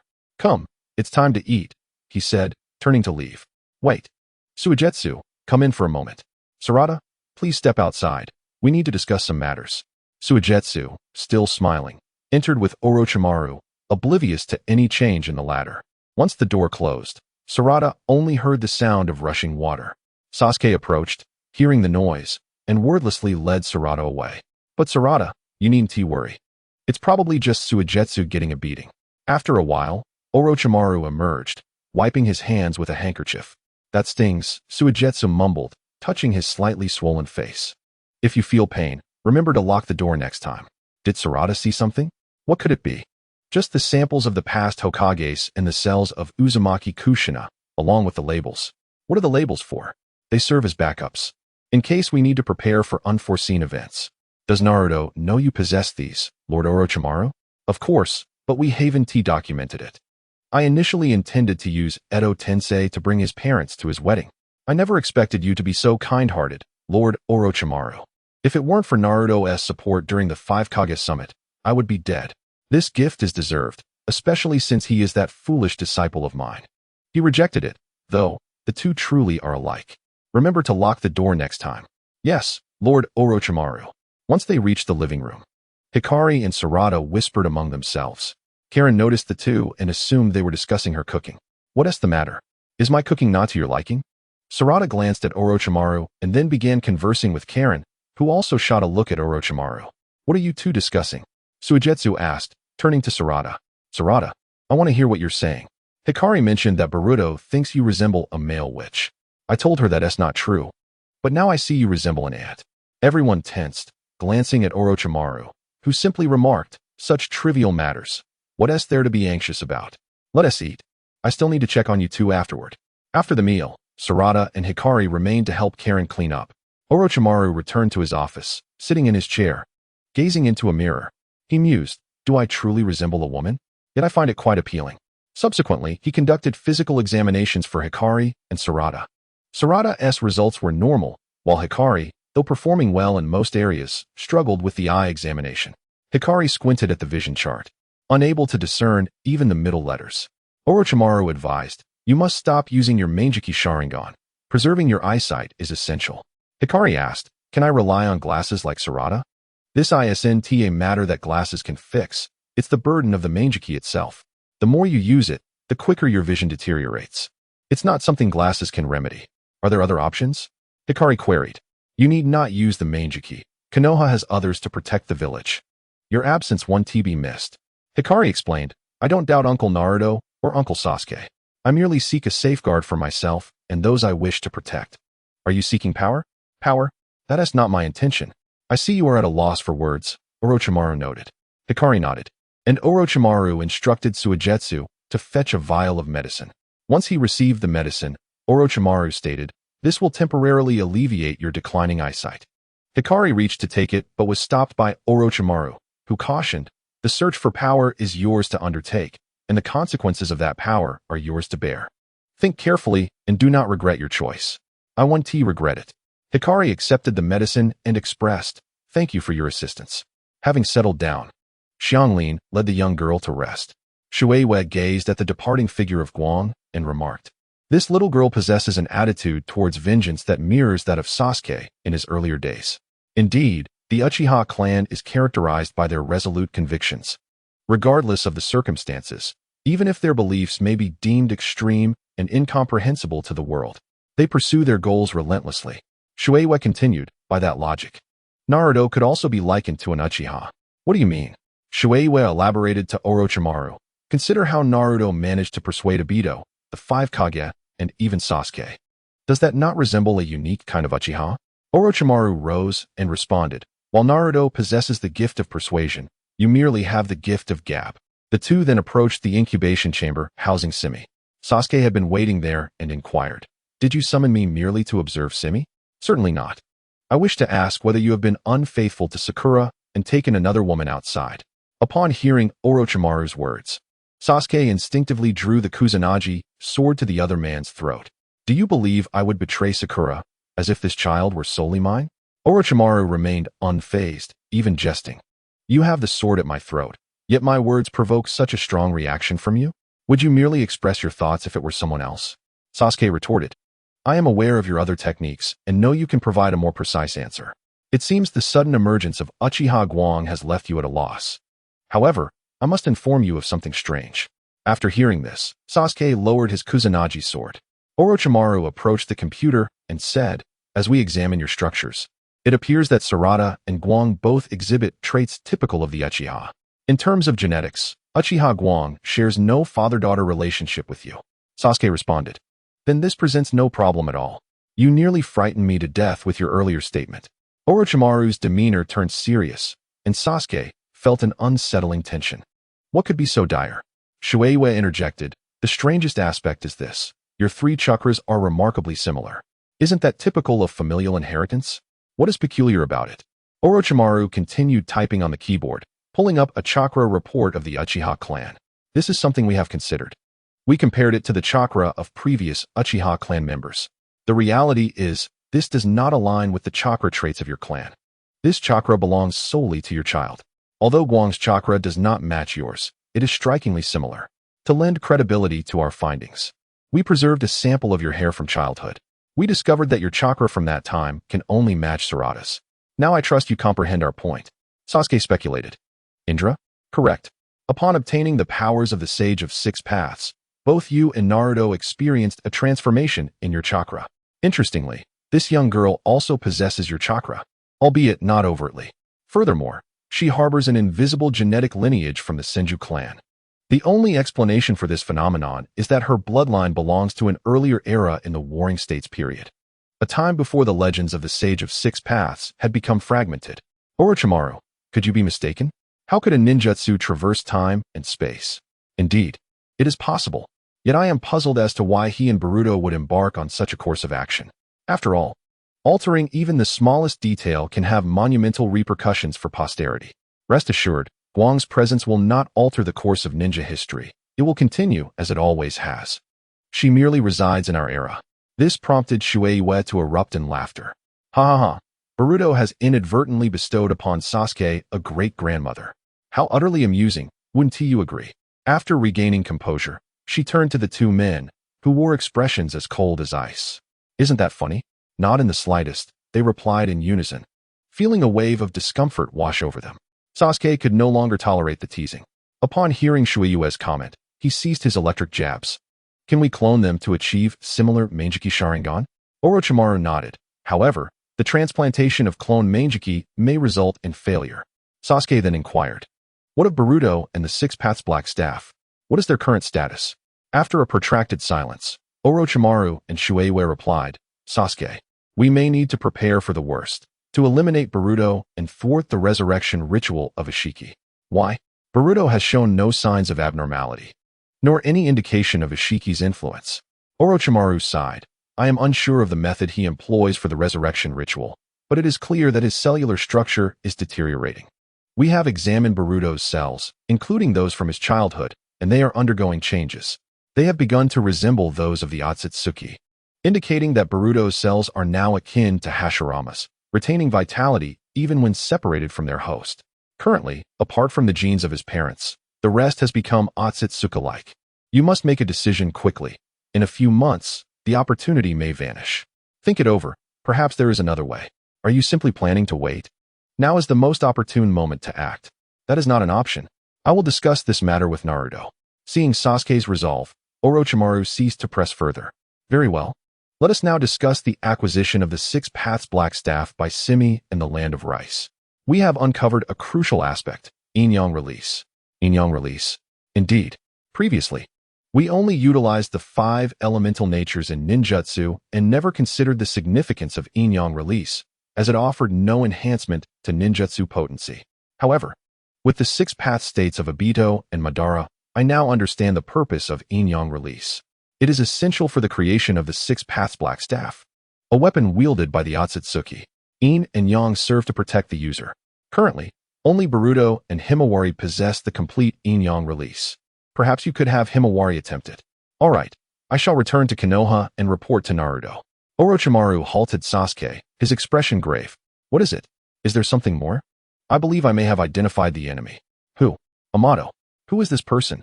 Orochimaru began to explain. He is one of the earliest researchers of cloning technology. I collaborated with him 22 years ago.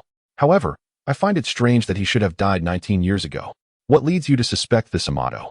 The core of Simi's cloning was nearly compromised by their insects, and only Amato would possess such knowledge. Is his cloning technique formidable?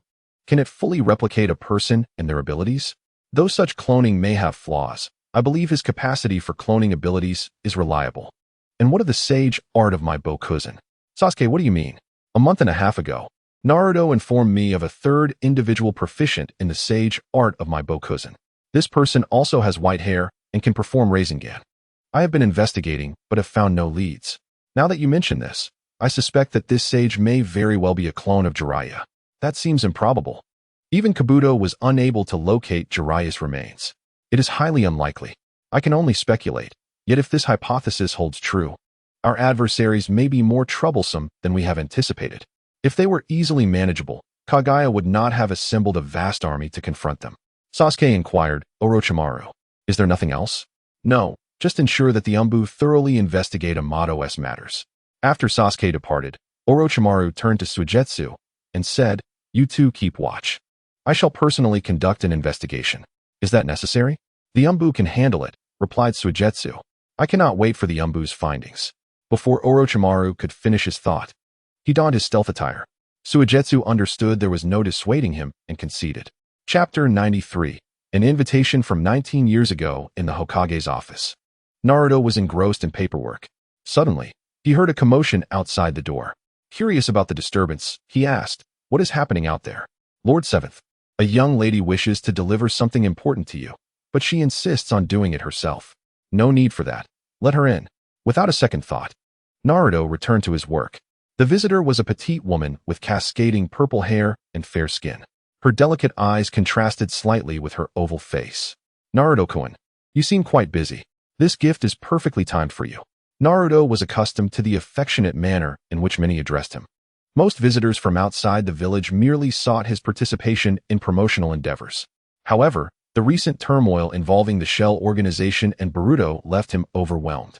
He gently said, "Please, state your business swiftly and then take your leave. I have much to attend to." The young lady hurriedly retrieved a ticket for a hot spring inn from her bag and placed it on Naruto's desk. "This is a ticket to a hot spring inn from your friend." "Friend?" Naruto, feeling exasperated by the triviality of the matter, finally snapped, "I said you may leave. I do not need this. Kindly take the ticket and go." The young lady, undeterred by Naruto's outburst, insisted, "But you clearly need it. And this friend is," Naruto shouted. "Get her out of here." As the guards entered to escort her away, she revealed the name of the gift sender. Jiraiya. This gift was delivered by someone named Jiraiya. 19 years ago, the mention of Jiraiya left everyone momentarily speechless. Like the snow outside, the name poured into Naruto's heart, transforming his fury into an unexpected calm. He instructed the guards to leave. The young lady settled onto the couch as Naruto poured her a glass of water. "Thank you." Naruto scrutinized the woman before him. "What do you think? Do you still remember me?" "I apologize, but I do not recall," Naruto replied. The woman sighed, yet she remained composed. "I am Yinshuan Inhuan, the current owner of the Yixixiang Hot Spring." Yixixiang Hot Spring? The name struck a chord with Naruto. "Isn't that the inn where Jiraiya often took me? Renowned for its many female patrons?" Inhuan laughed awkwardly. "As a child, I had no idea of Jiraiya's intentions. Now, I find it rather peculiar. I thought someone like him should have been apprehended." She continued, "Indeed, you once saved my life. You are Inhuan. Your hair was once black. How did it turn purple?" "I dyed it. By the way, Naruto-kun, do you plan to visit the hot spring? He even left a letter for you." "Unfortunately, I cannot. As you can see, I am swamped with work. Could you bring it to me?" Inhuan shook her head. "No, he paid a substantial deposit, so you must go in person. If you want it delivered, you will have to pay double." Confident in the modest amount of the deposit, Naruto replied, "Name your price. I will pay it." Inhuan raised her finger, slowly indicating 2. "4 times the amount, no problem. I will deliver it, but you must make the trip." Inhuan lowered her head and quietly added, "It is not double."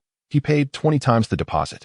Holding a frog-shaped wallet in one hand and preparing to extract cash with the other, Naruto froze at the revelation of the 20-fold deposit. In disbelief, he repeated, "How much?" 20 times. Naruto felt as if he might faint from the shock of Jiraiya's extravagant payment. He had never imagined such a hefty sum. Yet, knowing it was from Jiraiya, he felt compelled to go. "Can I go tomorrow?" "Yes. Then I shall take my leave." Utilizing the shadow clone technique, Naruto swiftly managed his paperwork. Ko and Himawari sat on the couch engrossed in a book, while Boruto was glued to the television. "This story is rather good, isn't it?" "Indeed, it's not bad." As recommended by Himawari. Ko nodded in agreement, but Boruto countered, "What is so interesting? Training is far more beneficial." Ko remarked, "If we dragged you along, you would likely do nothing but train every day. A little rest is wonderful.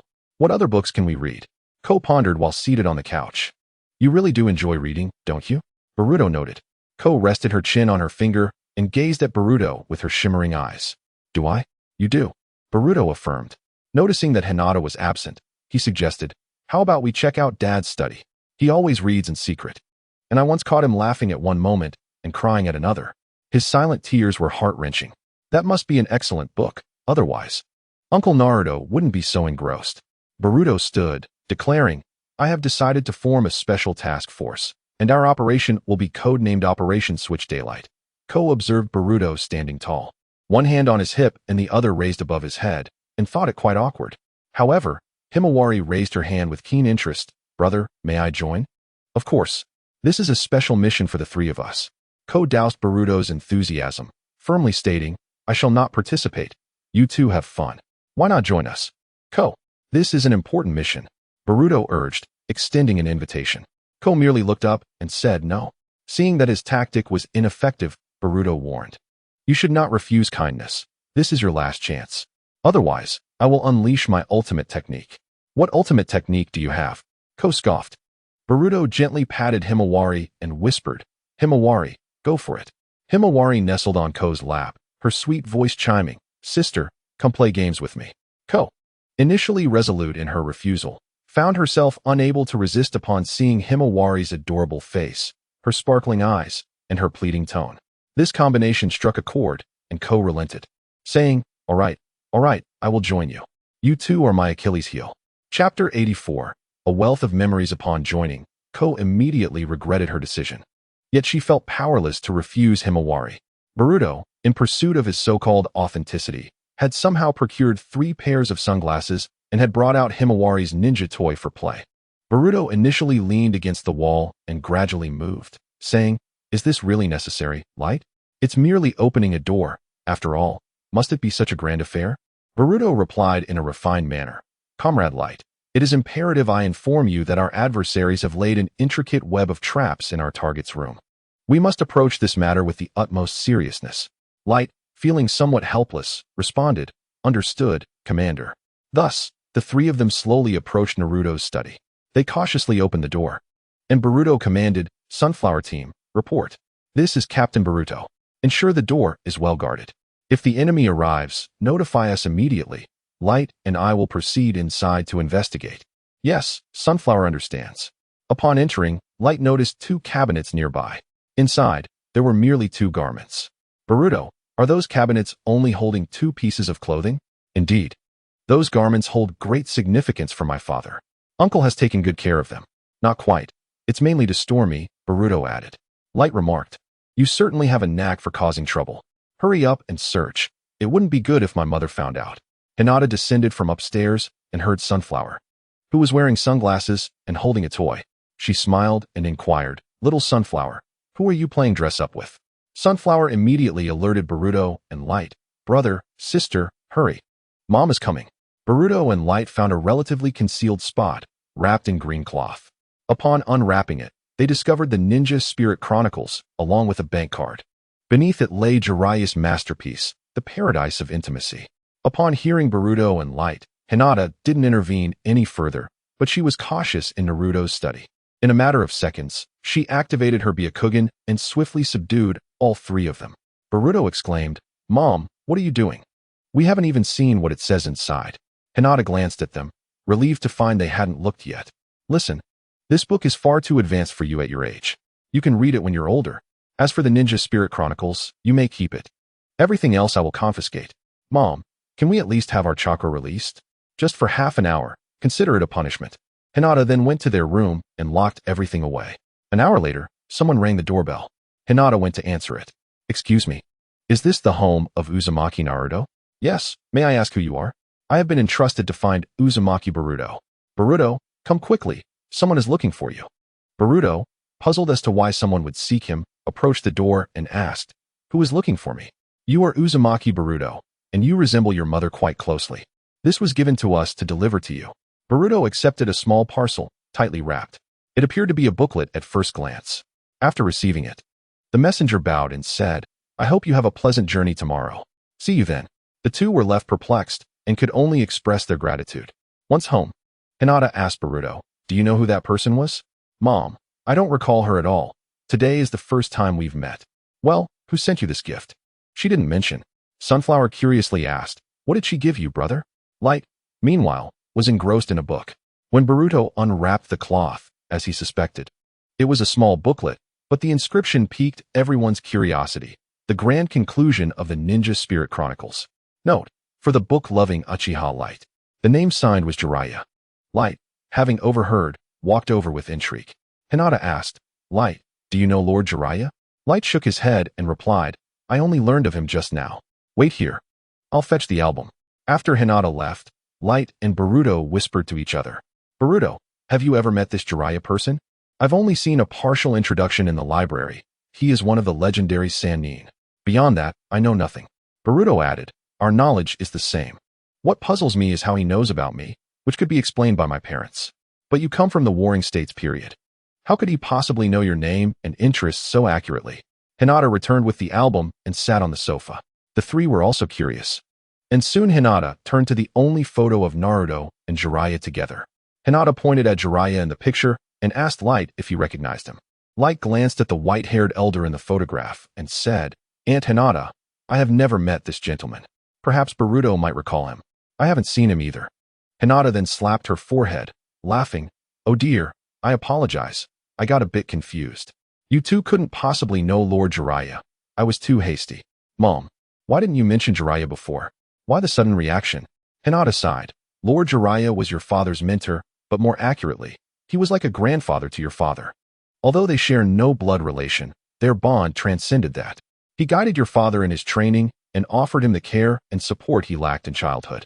Your father often spoke of him during the summers, and whenever he felt weary or disheartened, they would lean on each other's backs, sharing a popsicle. Such an important figure. And neither my brother nor I have ever met him. He met with an unfortunate accident while undertaking a perilous mission. That evening, when Naruto returned home, he found the children more exuberant than usual. Sitting at the dining table, Naruto announced, tomorrow, our family will embark on a day trip to the hot springs in the land of hot water.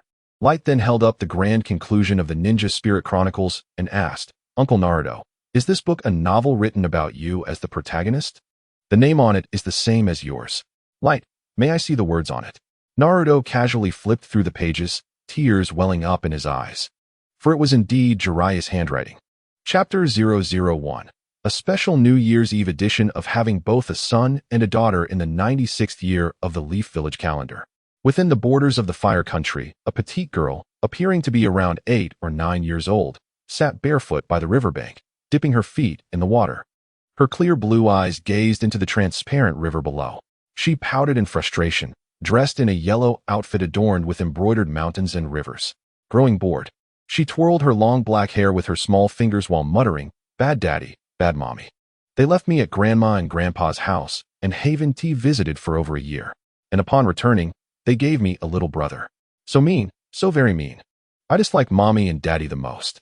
Thus, the little girl continued her soliloquy, venting her grievances. After a while, she took out some bread and started munching on it. Suddenly, a school of fish swam up to her. Looking down, she asked, Do you want some too? She tore off a small piece of bread and tossed it into the water. Watching as the fish quickly devoured it, she tossed in another morsel. Abruptly, her eyes lit up as she spotted a large fish staring back at her, its size being half her own. She carefully stored the remaining bread, and the large fish, ever vigilant, turned its head, flapping its fins and swimming swiftly. Without bothering to put on her shoes, she dashed after the fish. At that moment, Sunflower arrived at the riverbank, calling out, Xiaojin, come back with your aunt for dinner. Bending down, she picked up 2 pairs of small shoes from the riverbank. Her azure eyes transformed into the Rinnegan. How mischievous Xiaojin was, chasing after fish just like her brother did when he was young. Xiaojin caught up with the fish and, without a moment's hesitation, leaped into the water, embracing the large fish. The fish, wanting to play, wriggled around in her arms, trying to escape this little imp with its smooth scales, but to no avail. A wild gust of wind swept through, knocking a bird's nest from its perch. Xiaojin noticed there were still eggs inside. She set the fish down and rushed towards the nest. Activating her kaleidoscopic Sharingan, she deftly caught the nest and the eggs. Looking down at the nest in her hands, she saw that everything was intact, except one egg had cracked. Xiaojin, what are you doing? Sunflower approached. Auntie, one of the bird eggs has cracked. Please help it. Xiaojin cried. Sunflower glanced over, gently patting Xiaojin's head, and said, It's all right. This is the beginning of a little life. Really? Is it going to be okay? Yes, it is about to hatch. You too. Aren't you coming home for dinner? At that moment, they turned to see Boruto approaching. Xiaojin exclaimed joyfully, Daddy, before pretending to ignore him. Brother, you're back. Just arrived.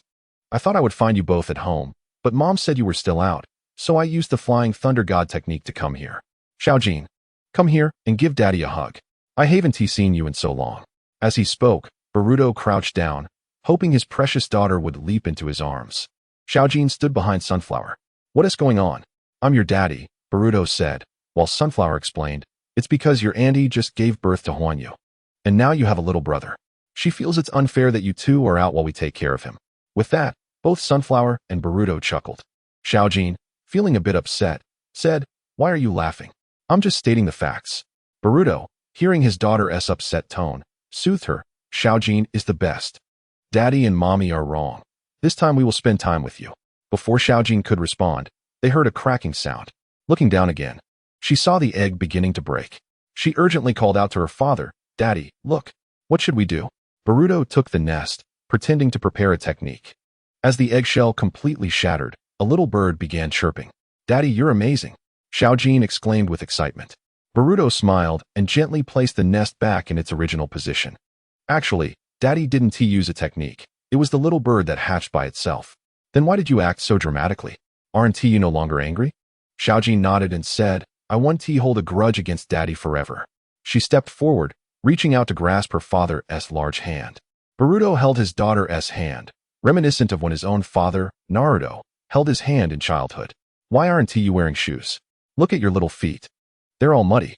With that, Boruto lifted her up and carried her to the riverbank to wash her feet. Daddy, can you and mommy take Xiaojin with you this time? I will be very good, she asked. Boruto gently stroked her head and replied, we're not going anywhere. We're staying here. Xiaojin, in disbelief, confirmed, really? Indeed, Daddy has never lied to you. That is wonderful. Now, let us go back for dinner and see how mommy and my little brother are doing. Daddy, I don't want to use the flying thunder god technique to go back. I want to walk with you. Xiaojin still wants to ride on a horse. Sunflower, with a serious expression, said to Xiaojin, your clothes are wet. What if you catch a cold? That is okay. I have mommy and daddy with me. If I get sick, they will take care of me. All right, you little ingrate. Annie has really spoiled you. Boruto placed Xiaojin on his head, and she laughed, saying, because Annie doesn't have to keep taking care of me. You little rascal, at least you have some conscience. With that, they headed towards the Hidden Leaf Village. Brother, are you really planning to walk back? Yes. You're spoiling her. You're going to spoil her even more. After walking for a while, Sarada sensed them. Why aren't you back yet? We've already arrived. Sunflower explained, little Xiaojin wants to walk back. We're still on our way. Boruto, hurry up. My dad is punishing my little brother at the door. Boruto laughed. Sarada, what's wrong? You used to argue with him all the time. But now that you're married, your relationship is so much better. Let me correct you. We bicker, but we care for each other. Oh, is that what you heard? A male voice chimed in. Thank you. I knew you cared for me, dear. Boruto, you're teasing me. All right, let us head back. In an instant, the three of them arrived at the Hidden Leaf Village. Finally, you've arrived. I could hardly wait. Is that all it takes for you to be on the edge? When you fought against the old Tsutsuki clan, you weren't even phased. You even raided my master's cabbage. How could he let you off? That's a different matter. This is incomparable. Upon entering the courtyard, Boruto saw Hikari sitting in a rocking chair, cradling a child, surrounded by Sarada and the others. After placing Xiaojin down, he encouraged her to find her mother. He then walked to another courtyard, where he observed the two elderly figures who had aged. In the pavilion, one was fishing while the other played chess. Boruto approached and said, Dad, Master, I'm back. Welcome back. Let us go eat. Naruto stood up, ready to dash, but was pulled back by Sasuke. Let us finish this game first. We can't let the kids wait. You think I don't know? You just want to stall. Not at all. Finish the game. You owe me that. Naruto signaled Boruto with his eyes, and Sasuke immediately said, Boruto, go tell everyone to wait. We'll be done soon. Oh, and bring that kid in too. After Boruto left, Naruto helplessly continued the game. You still have such a grudge against that kid. Don't you love your two grandsons? Grandsons are one thing. Sons-in-law are another. Xiaojin leaned in, observing her brother's yellow hair and black eyes. Mommy, my brother looks just like Daddy and Grandpa. Hikari gently replied, you look like Mommy, and your brother looks like Daddy. Isn't that normal? Why are your clothes so wet? Go change in your room and come back for dinner. Okay. Boruto patted his mother's shoulder and said, Mom, please help take care of Huanyu with Xiao Kuei while I have a word with Hikari. Once they were alone, Boruto took Hikari's hand. Honey, do you have something to discuss with me? No, I just wanted to see my wife. After all these years, don't you feel bored? I'm not bored. I will never be bored for a lifetime. Me too. Boruto scrutinized her closely and added, I think I've noticed you have indeed changed. Hikari, curious, asked, how so? You've gained some weight. Hikari, upon hearing this, playfully punched Boruto's arm. Chapter 95. The White Glove. Pudding. The next afternoon, Naruto's family arrived at a hot spring inn in the land of soup. As Naruto gazed at the exterior of the inn, he noticed it was quite similar to his memories. The statues of the two cats, one white and one black, had been refurbished. By the way, what happened to that pair of black and white kittens that used to follow you around when we were young? They are no longer here, but their offspring still remains. Allow me to show you. Oh, and the white glove I found during the heavy rain is still around. Naruto and Yonghwan walked ahead. Hinata turned to Naruto and remarked, "It seems your father is quite happy to be out this time." Boruto chuckled, "Indeed, especially with the gifts." Himawari cheerfully added, "Winter hot springs are the most comfortable." At that moment, Kurama stealthily approached Boruto using chakra and asked, "Boruto, do you still recognize this place?" Boruto looked at him with a puzzled expression and replied, "What do you mean? This is my first time here, so your question is rather odd." Kurama, "Come play with me." Kurama merely glanced at him, and Himawari responded with a smile, "Next time, for sure." Once those words were spoken, Kurama darted away. Himawari, "That girl is truly frightening," Boruto mused. However, he vaguely recalled that it was around this time, 19 years ago, when he first encountered her. Could it be that some event next year would send him back to the past? As they entered the lobby, they spotted a figure clad in a trench coat. Feeling an oddly familiar chakra. "What's wrong, Kay?" Hinata asked, noticing Kay lost in thought. "Nothing, Auntie. Look at that adorable little cat." "Mom, sis, come quick." Little Pudding was still the same as before, lounging and sleeping at the front desk. "Excuse me, will touching it disturb its slumber?" "Not at all, little sister. It's quite well behaved." The group approached and gently stroked the cat, discovering its gentle nature. Kay turned and said, "Really, Boruto, you should come and pet it too." "All right, I'm coming right away. Let me hand my luggage to the attendant." After Boruto entrusted his bags to the staff, he walked over to where the cat was located. "If you want to hold it, you'll need some dried fish. I'll get some for you." Himawari and the others were enticing Little Pudding with the fish. Little Pudding, can I hold you?"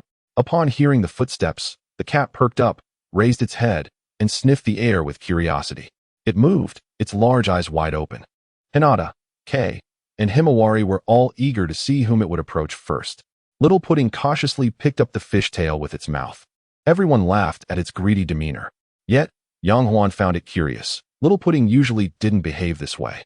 To everyone's surprise, it leaped to the ground and quickly trotted over to Boruto, dropping all the dried fish at his feet. Then, with all its might, it meowed at Boruto, appearing quite pleased. "Oh, are you so well behaved?" Boruto knelt down to pet its head, and Little Pudding rubbed against him. Boruto then joined the others, with the cat still nuzzling at his feet. "Do you want me to hold you?" Little Pudding mewed in affirmation. How strange. Why did Little Pudding run over to my brother? Does it perhaps prefer Boruto more? Yonghwan wondered aloud. It's unusual for Little Pudding to be so affectionate with someone it just met. Moreover, its earlier actions seemed to express gratitude towards Boruto. Chapter 105. Collaboration. Ching approached the group, prompting Boruto and the others to swiftly draw their kunai. Everyone was startled, unsure of what was happening. But it was evident that the danger did not lie with the four-leaf village ninjas, but rather with the stout man standing before them. The baby's cries on the train made Ching look up at the infant. Both Miue and Kei noticed his gaze and quickly positioned themselves in front of the family. Ching removed his already deactivated earpiece and said, "Who is the attendant for this train car? Could you please step forward?"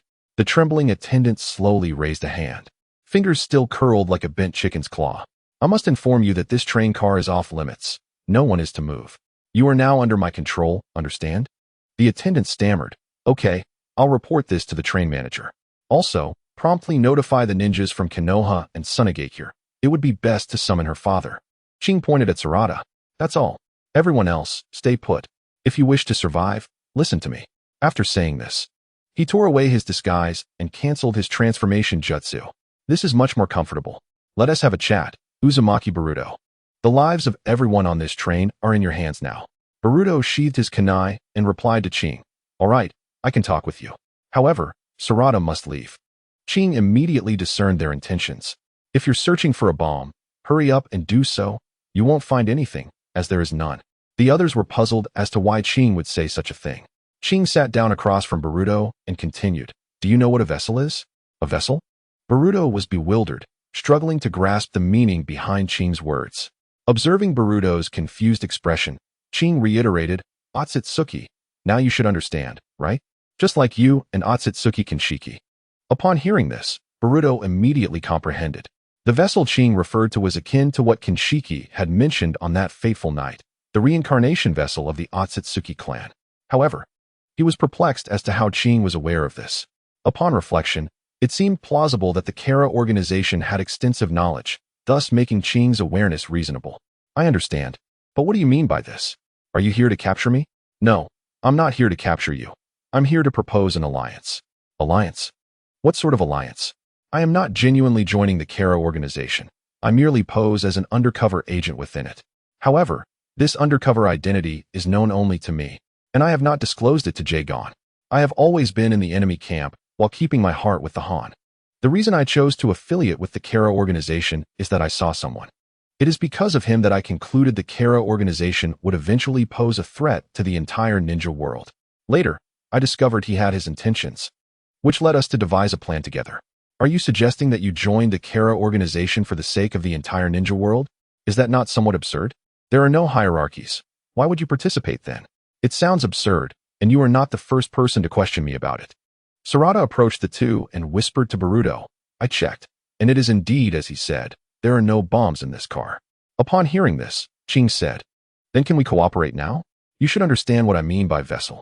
If we choose to collaborate, the chances of success will increase. Sarada voiced the confusion of the three. What is a vessel? What are you talking about?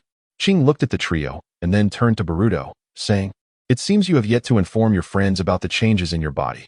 Boruto assured Sarada and the others, I'll tell you once this is all over.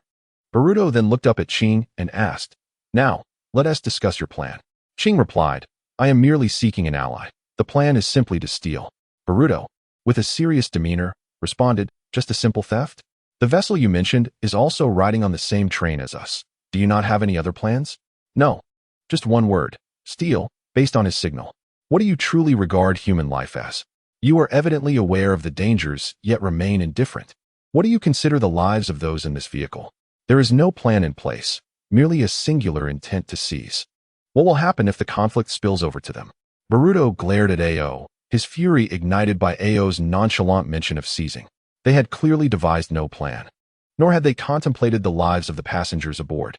Ao noticed the rage burning in Boruto's eyes, as if it were poised to consume him. Yet, undeterred, he stated, if we proceed with the initial two plans, most aboard this lightning car will perish. With a swift motion, Boruto hurled a kunai, which Ao narrowly evaded by tilting his head. Drawing forth the blade concealed within his prosthetic limb, Ao halted its edge merely 5 centimeters from Boruto's throat. It was not a matter of Ao lacking strength. Rather, the speed of the four was overwhelming. Mitsuki ensnared him with the shadow snake hand technique, while Sarada aimed at his throat and Light targeted his abdomen. Boruto had just managed to deflect their assault. If you regard human life as mere fodder, save your words for the courtroom in the land of water. This was our original plan, but with your presence now, our odds of success have significantly increased, albeit the losses remain unchanged. Ao continued, you would do well to make a swift decision, otherwise, more lives will be lost. Once this is over, if I am still alive, I hold no objections to whatever judgment awaits me. Mitsuki, Light, Sarada, stand down. We can collaborate. Light inquired, Boruto, what are you contemplating? Are you truly going to trust his words? Sarada added, don't believe him. He is a rogue ninja from the Mist Village. Boruto, undeterred, pressed Ao further. Which compartment are they in? Compartment 7, seats 32, 31, and 30. By the way, what signal are you referring to? If Kawaki chooses to confront those two, it signifies the commencement of action. Boruto cursed under his breath before swiftly communicating his plan to the conductor. I believe the train conductor can assist us in ensuring all passengers vacate compartment 7. How long until we reach the next tunnel? Approximately 15 minutes. Before entering the tunnel, please extinguish the lights in compartment 7. We will do our utmost to contain the 3 suspects. It seems your battle strategy is quickly devised. However, how many lives we can save depends on our capabilities. Let us proceed, and I hope you are not deceiving us. Though Light and the others were perplexed, they recognized the gravity of the situation reflected in Boruto's demeanor. The 5 made their way to the mezzanine of compartment 7, where Ao produced photographs of the 3 individuals for the conductor to identify. Indeed, those are the three, the conductor confirmed. Upon hearing this, the trio could not help but believe Ao's earlier assertions. All right, everyone prepare yourselves. Ao remarked to Boruto, it appears you are not like your father. My father is merely slow to react, not foolish. However, your demeanor mirrors his, an affinity for peace and a desire to assist others. Is that so? Boruto, adjusting his ninja tools, addressed Light and the others. I apologize for involving you in this. What are you saying? Light replied, we are friends, and besides, we are here to save lives. Sarada added, do not feel burdened. We will exert our utmost efforts to rescue everyone aboard. Light and Sarada looked to Mitsuki, hoping he would contribute.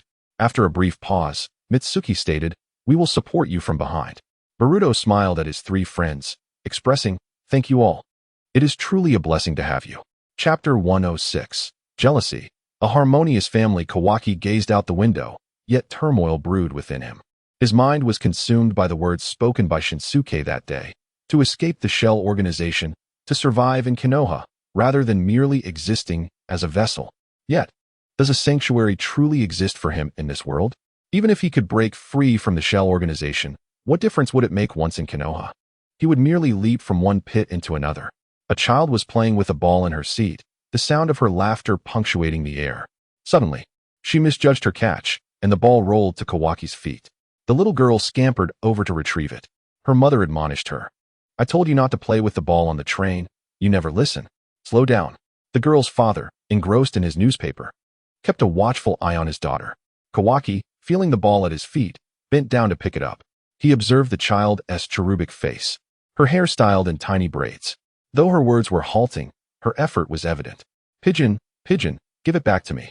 The mother interjected. You need to say excuse me and add please. The little girl turned, her voice sweet. Oh. Kawaki lifted his gaze to the blissful family and felt a wave of disgust.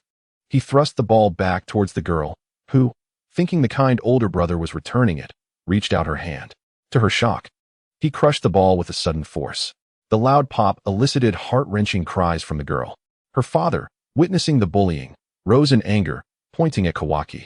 You little boy, I could overlook you not returning it, but why frighten my daughter? She is so young. Kawaki yawned, nonchalantly digging at his ear and flinging the earwax toward the family. I simply refuse to return it. I find your family utterly distasteful. The girl's father, ready to retaliate, was restrained by his wife. What are you doing? Our daughter is being bullied. I must teach him a lesson to be a proper father. Kate stood up, brashly declaring, what? You think you can hit anyone? You are no more than an ant. You couldn't even harm a fly. A cab interjected, you all better hurry. Don't disturb my beauty's sleep. Seeing that the situation was escalating, the father relented. Forget it. They don't seem worth the trouble. Our daughter is fine. Let it go. The girl buried her head into her father's lap, clutching his leg, sobbing, Daddy, I'm scared. The man comforted his daughter, casting a glance at Kawaki. It's all right. Daddy's here. You're safe now. After we get off the train, I'll buy you something delicious and fun. Cade, witnessing the matter resolve, resumed his seat, commenting, how dull. There is no blood in that man. What do you think, Kawaki? I merely find it repulsive and irritating. Then why do you keep staring at them? Kawaki observed the harmonious family, reflecting on his own past. From his earliest memories, he recalled his parents perpetually quarreling, the home in disarray. Whenever he cried, their anger would be unleashed upon him. Lacking any semblance of paternal or maternal love, he could not even recall what his mother looked like or her name. He never inquired about her from his father or the villagers, nor did he dare to ask why she had left. There was no need. He had merely sought to extricate himself from the abyss, yet he found himself ensnared in a chasm of despair. From the moment he could remember, he regarded his father as a vessel for his own rage. His father, perpetually intoxicated, was neglectful of his duties, forcing Kawaki to resort to thievery to survive on the scraps discarded by others. In a village where his troubled nature rendered him friendless, he had once believed he might meet his end at the hands of his abusive father. Yet, one fateful encounter transformed his existence. He vividly recalled the day Victor and Amato arrived in the village, distributing free food, and recognizing his potential due to his unique physique. They struck a deal with their despicable father. Yes, their wretched father sold him to them. He recalled the price, which he heard from Victor. A phrase he would never forget. A year's worth of ordinary liquor was all it took for a father to sell his own son to us. Truly, a foolish drunkard. I had thought he might barter his son for something more valuable, perhaps some fine spirits or a parcel of land with a house. Yet he settled for a mere year's supply of common drink. It was utterly laughable. Out of sheer benevolence, I bestowed upon him 3 years' worth of alcohol. Kawaki, do you comprehend? In your father's eyes, you are merely worth a year's supply of liquor. You are not his son. To him, you are merely a commodity, one that can be discarded or traded. A year's worth of drink allowed a man possessed by his vice to sell me into another abyss. Within the Shell organization, I endured Amato's relentless experiments daily, subjected to forced training and beatings by Chikage. Then there were those 2 perverts, along with the torment of the injury blade. Chikage regarded him solely as a vessel for reincarnation. He was not a son, but merely a tool or a punching bag for others. Was there truly a necessity to venture to Konoha? No matter where one goes in this world, it is all a cage, indistinguishable from one another. Chapter 107. Battlefield Relocation. Kawaki pondered whether to take action or resign himself to his fate.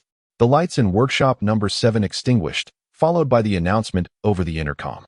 Dear passengers, please fasten your seatbelts. The train is about to enter a bumpy section. Please take care of your families.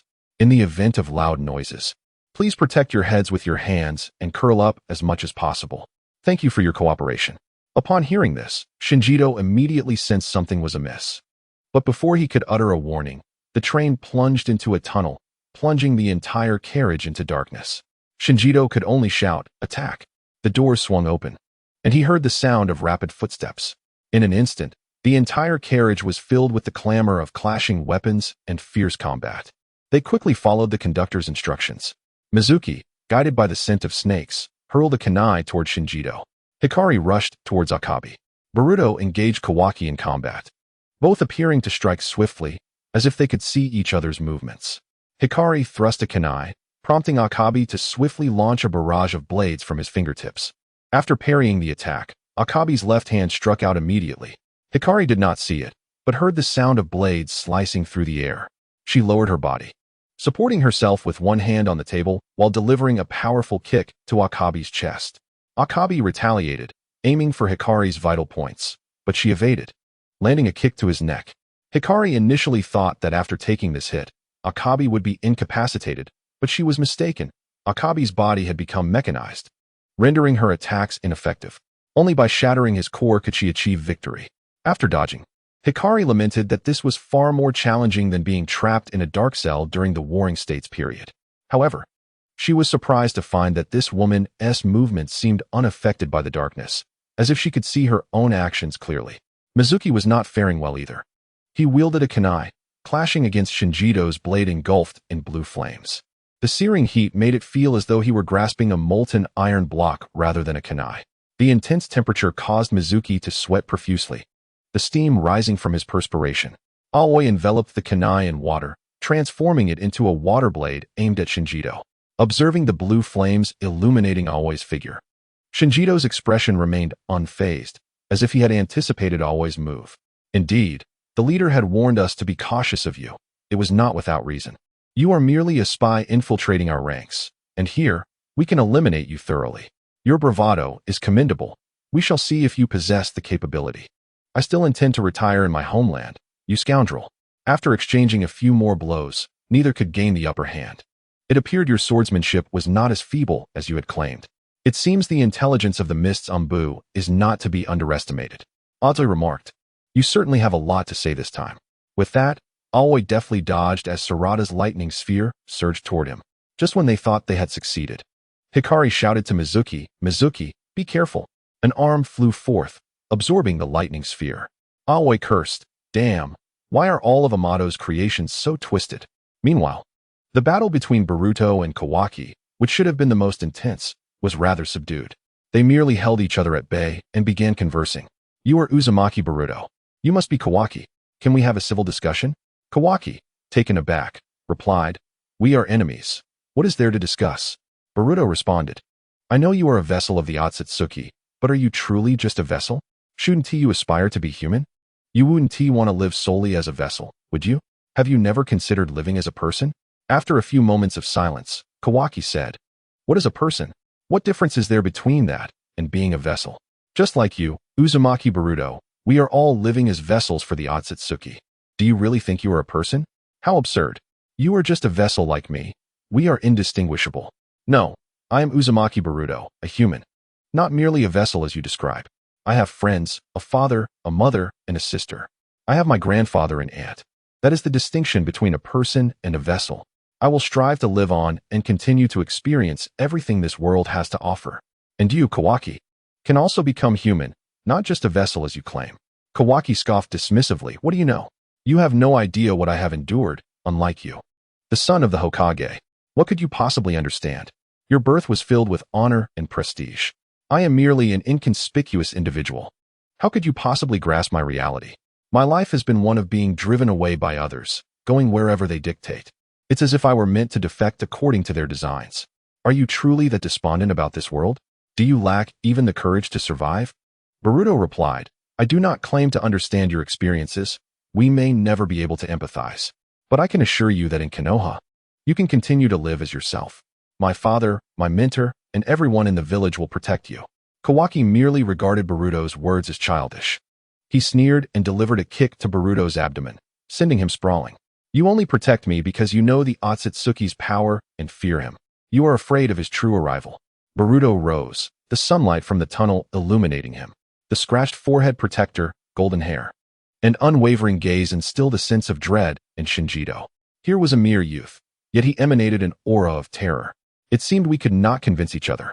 Thus, let our actions speak for us. However, before that, we must take you back, Kawaki. Even if it means resorting to cruel measures, breaking your limbs, and dragging you to Konoha. It is a better fate than succumbing to destiny. Huh, how amusing. Since you are also my target, then come with us. Just ensure you do not meet your end completely. With that, Akabe fired bullets at Boruto and the others. Light activated Susanoo, enveloping everything in protection. Bullets struck Susanoo as if they were merely hitting iron. Susanoo stood firm and resolute. The sword of injury amplified the chakra along its blade, rendering it swift and searing. By merging two swords, it transformed into a colossal blade. With a mere flick, it tore through the entire workshop. He swung the enormous sword towards Susanoo. Light converted chakra into a shield, absorbing the impact.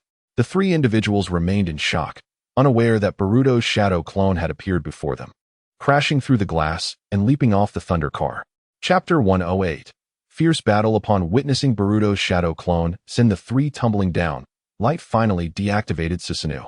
Boruto quickly inquired, Light, are you alright? I'm fine. Hurry and pursue those three, Light replied. Boruto could not linger on the matter and swiftly leaped from the window towards Kawaki's position. Mitsuki and Ao followed closely behind, intent on pursuing Kawaki. Sarada checked on Light, asking, how are you, Light? Are you hurt? What about the passengers? Sarada surveyed the surroundings and reassured, don't worry, everyone is safe. Light stood up, noticing the parents shielding their daughter protectively. The little girl was still wailing in fright. Light retrieved some candies from her belongings. It's all right now. You are all safe. Little sister, don't cry. I have candies. Eating them will chase away your fears. Thank you. Thank you so much. You've saved our family, the mother expressed gratefully. Light merely shook her head and said to Sarada, we should hurry and catch up to Boruto. Sarada, concerned, urged, Light, you should return in the thunder car. I'll pursue them. No, the opponent is Kawaki, and he is formidable. I must assist. It will increase our chances of success. Sarada refrained from further arguing, fearing that any delay would hinder their pursuit. She jumped off the thunder car with Light and supported her as they rushed forward, seeing fierce explosions in the distance. They understood that Boruto and the others had engaged in combat. Sarada wished to accelerate their pace. Light insisted, Sarada, put me down. You won't be able to move quickly like this. I can rest and catch up shortly. All right, but don't push yourself too hard. If you truly cannot fight, wait for support, Sarada cautioned. I know what I can handle. Please, go help Boruto. Once Sarada departed, Light took out the medicine given to her by Orochimaru. After consuming it, she leaned against a tree to rest, tears streaming down her face. As Light witnessed the parents sheltering their daughter, she was reminded of her own parents' desperate efforts to keep her alive. Regardless of the era, the outcome remained the same. She retrieved a space-time scroll and extracted the Uchiha fan from within. She remained a weapon, albeit a different kind, not a tool of slaughter from the warring states, but a guardian for Boruto and a protector of everyone and their friends. Boruto swiftly utilized shadow clones. rapidly closing in on Kawaki. The Sword of Injury attempted to obstruct Boruto, but was forced back by Mitsuki's lightning release, Serpent Lightning. The Sword of Injury, seeing the young face before him, erupted in curses. "You damned brat. You want to go against me? Just wait until I chop you up and serve your little snakes as soup." He charged at Mitsuki with fervor. Mitsuki replied with a scoff. "I don't want a son that big. I'd rather not be scolded by my father." Mitsuki infused wind chakra into his kunai, forming a blade of wind. He wielded the wind blade with ease, devoid of the earlier searing sensation. The Sword of Injury realized that the earlier encounter had merely showcased Mitsuki's limitations as a passenger. Now, they faced the true strength of their adversary. Yet, after years as a bounty hunter, he possessed considerable skill. Mitsuki summoned a snake clone, moving to flank his opponent. The Sword of Injury took a few steps back before plunging his sword into the ground, unleashing flames that consumed them and the approaching snake clone. When the flames subsided, the two swords that were once fused with his hands now bore handles, their blue flames transforming into a vivid crimson. His feet were encased in machinery, essential for protection against the ground's fiery onslaught.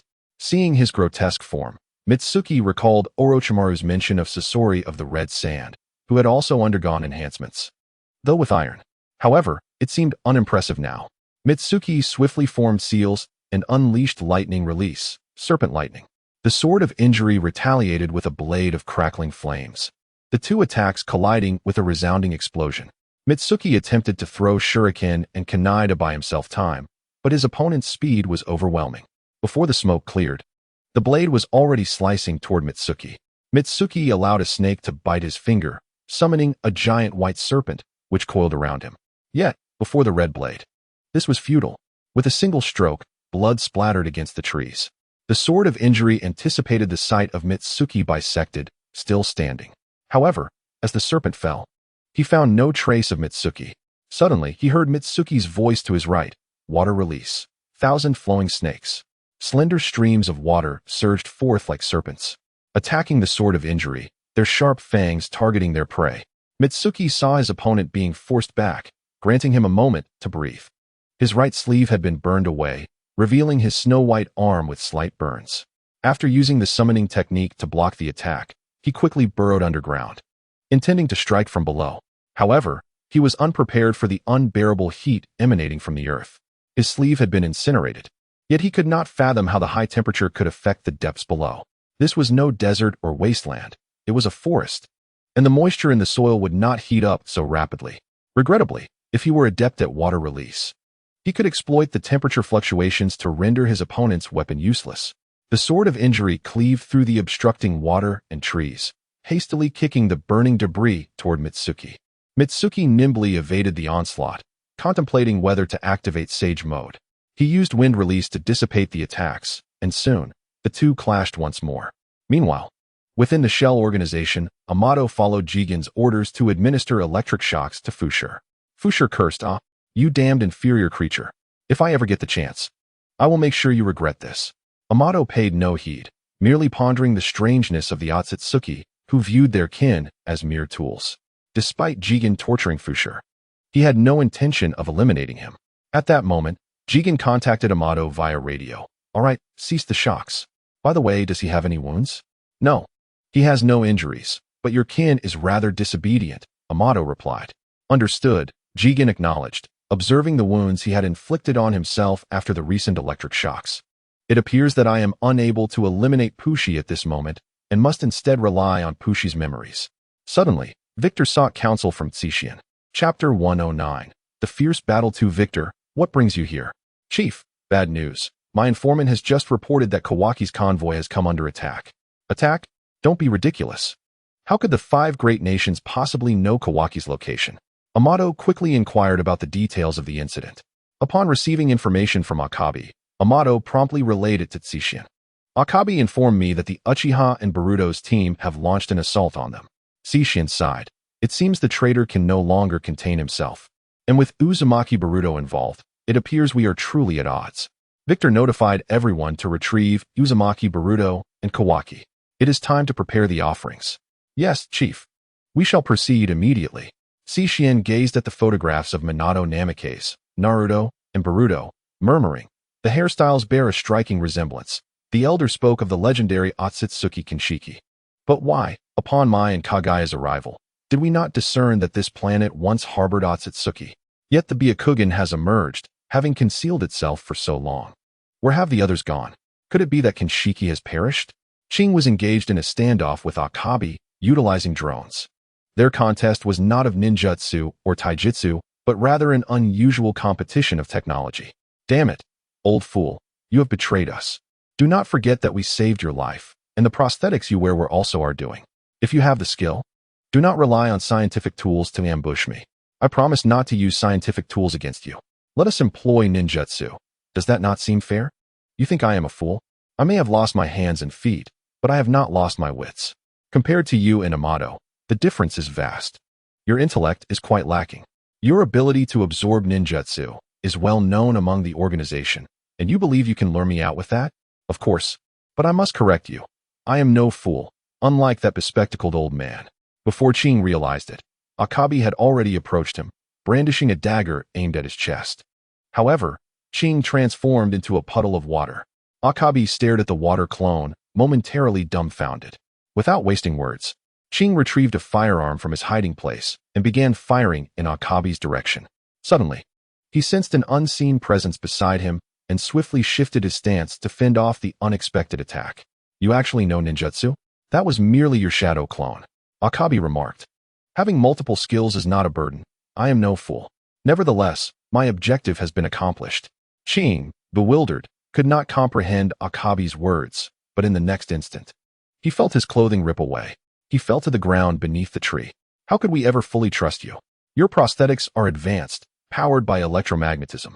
Amato specifically brought an electromagnetic disruptor to counter this. Observing Ching bleeding on the ground, she raised her hand to finish him off. At that critical moment, Sarada arrived just in time, delivering a punch to Akabi's chest. Grandpa Ching, are you alright? Sarada, do not concern yourself with me. Focus on the enemy before you. Do not use ninjutsu against her. She can absorb it. Only taijutsu will be effective. Understood, Grandpa Ching. Once I deal with that troublesome foe, I will come to your aid. Akabi raised her hand, unleashing a powerful attack toward Sarada. A mere child still in her infancy dares to challenge me? Sarada swiftly closed the distance, delivering a kick. Akabi retaliated with a kick of her own, and they both staggered backward. Sarada activated her Sharingan, channeling power into her right leg, and once again advanced toward Akabi with a direct punch. Akabi evaded by tilting her head and countered with a left hook. Sarada, with quick reflexes, retreated and seized Akabi's hand, executing a shoulder throw to take her down. Sarada swiftly followed up with a powerful punch. Akabi, however, performed a single-handed spin and swept Sarada off her feet. As Sarada's head struck the ground, she performed a backflip to evade further harm. But before she could regain her footing, she was kicked away, crashing into a tree. As Sarada opened her eyes, bullets were mere inches from her.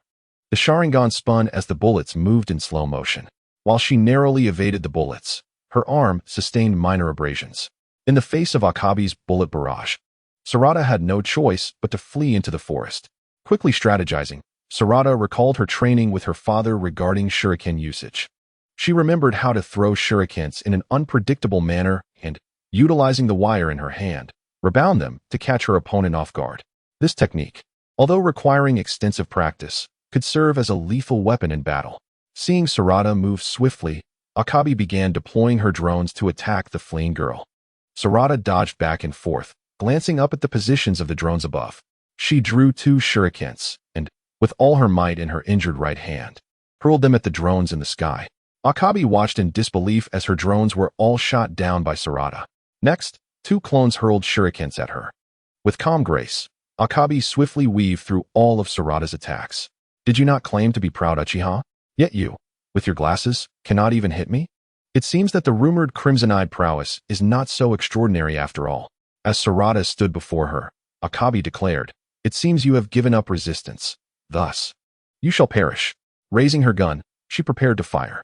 In a sudden twist, Sarada pulled on the wire in her hand, turning the tide of the confrontation. Chapter 110. Kawaki's abilities. Meanwhile, Boruto was engaged in a fierce struggle with Kawaki. Boruto's 3 clones charged forward as Kawaki steadied himself, swiftly generating a black rod from his right hand. With a flick of his left hand, His eyes lit up as several small black rods materialized, scattering the leading shadow clone. Boruto, wielding lightning in his hands, seized the opportunity. As Kawaki swung the black rod to attack Boruto's shadow clone, Boruto unleashed a lightning-infused arrow aimed straight at Kawaki. Struck by the lightning, Kawaki felt a surge of paralysis coursing through him, eliciting joy from Boruto. It appears that Taosher was correct. Before fully transforming into Otsutsuki, offensive ninjutsu remains effective. However, he quickly regained his composure. Wielding his black staff, he immediately unleashed a fireball aimed at Boruto. Boruto dodged and retaliated with a kunai.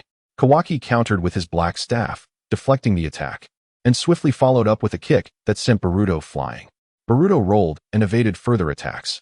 The two maintained their distance as Kawaki remarked, "You have many tactics, but you pale in comparison to those others. Is that so? But as long as I can hold you off, that suffices," Boruto replied. With that, the two engaged in rapid combat once more. Their martial prowess was evenly matched, making it difficult to determine a victor. Kawaki, unable to find an opening, resorted to his ocular technique again. Boruto, seeing Kawaki utilize his powers, mistakenly believed he would summon the Six Paths Black Staff. He rapidly shifted his gaze, keenly observing for its appearance. However, the anticipated event did not occur. Instead, Kawaki vanished from his sight. Before Boruto could react, he was struck under the chin, then attacked from behind, followed by a blow to his side. Boruto hastily leaped upwards, but astonishingly, even atop the trees, he was still struck down. Panicking, he searched for his opponent, but it was all in vain, feeling like a headless fly in search of direction. Suddenly, he devised a countermeasure and hastily formed hand seals. Even as he was interrupted midway, he unleashed the Great Tornado technique around himself. Yet, contrary to his expectations, he was still vulnerable to attacks. Boruto's frustration grew. What had Kawaki done? Despite his disappearance, he could still sense Kawaki's chakra. Growing increasingly agitated, Boruto formed a Rasengan and slammed it into the ground, recklessly attacking in hopes of forcing his opponent to reveal himself, but it merely drained his stamina. One must be observant. Without careful scrutiny of your enemy, you become mere prey. It is vital to maintain composure, for you and your father share a keen intellect, often observing during battle. However, your impatience is evident, a trait also seen in Sarada. We, as adults, cannot assist you. You must learn from formidable opponents. Being pushed to the brink is the best way to cultivate calmness. Boruto stood still, neither attacking nor evading, as he contemplated how to accurately sense his opponent's position. This was paramount. If Kawaki could strike with such speed, it was certain that he would not be beyond 2 meters from Boruto's position. He focused intently on sensing Kawaki's whereabouts. Kawaki regarded the towering Boruto, resembling a giant. Yet now, this giant appeared bewildered and had seemingly surrendered resistance. Despite claims of changing fate, he stood idly by, unable to counter even the simplest of techniques. Did he still harbor hopes of transformation? With that, Kawaki leaped and aimed a kick at Boruto's lower back. To everyone's surprise, Boruto spun around without warning and landed a kick to Kawaki's abdomen. Upon landing, he noticed Boruto smiling. Boruto was now certain of Kawaki's proximity, and the attack had originated from the very position he had sensed earlier. Chapter 111. The arrival of reinforcements. Boruto swiftly pondered where the issue lay. He had sensed Kawaki's position correctly, but not as an invisible foe. Yet, he felt as though there were flies buzzing around him. Suddenly, he recalled Kawaki's eyes and his abilities. Since the light had seemingly diminished the technique's size and power, perhaps Kawaki had applied the ocular technique to himself. This realization clarified the earlier circumstances. However, as Boruto turned around, he was met with a slap from Light. Still in a daze, he quickly spotted her preparing to unleash a wind release technique with her fan.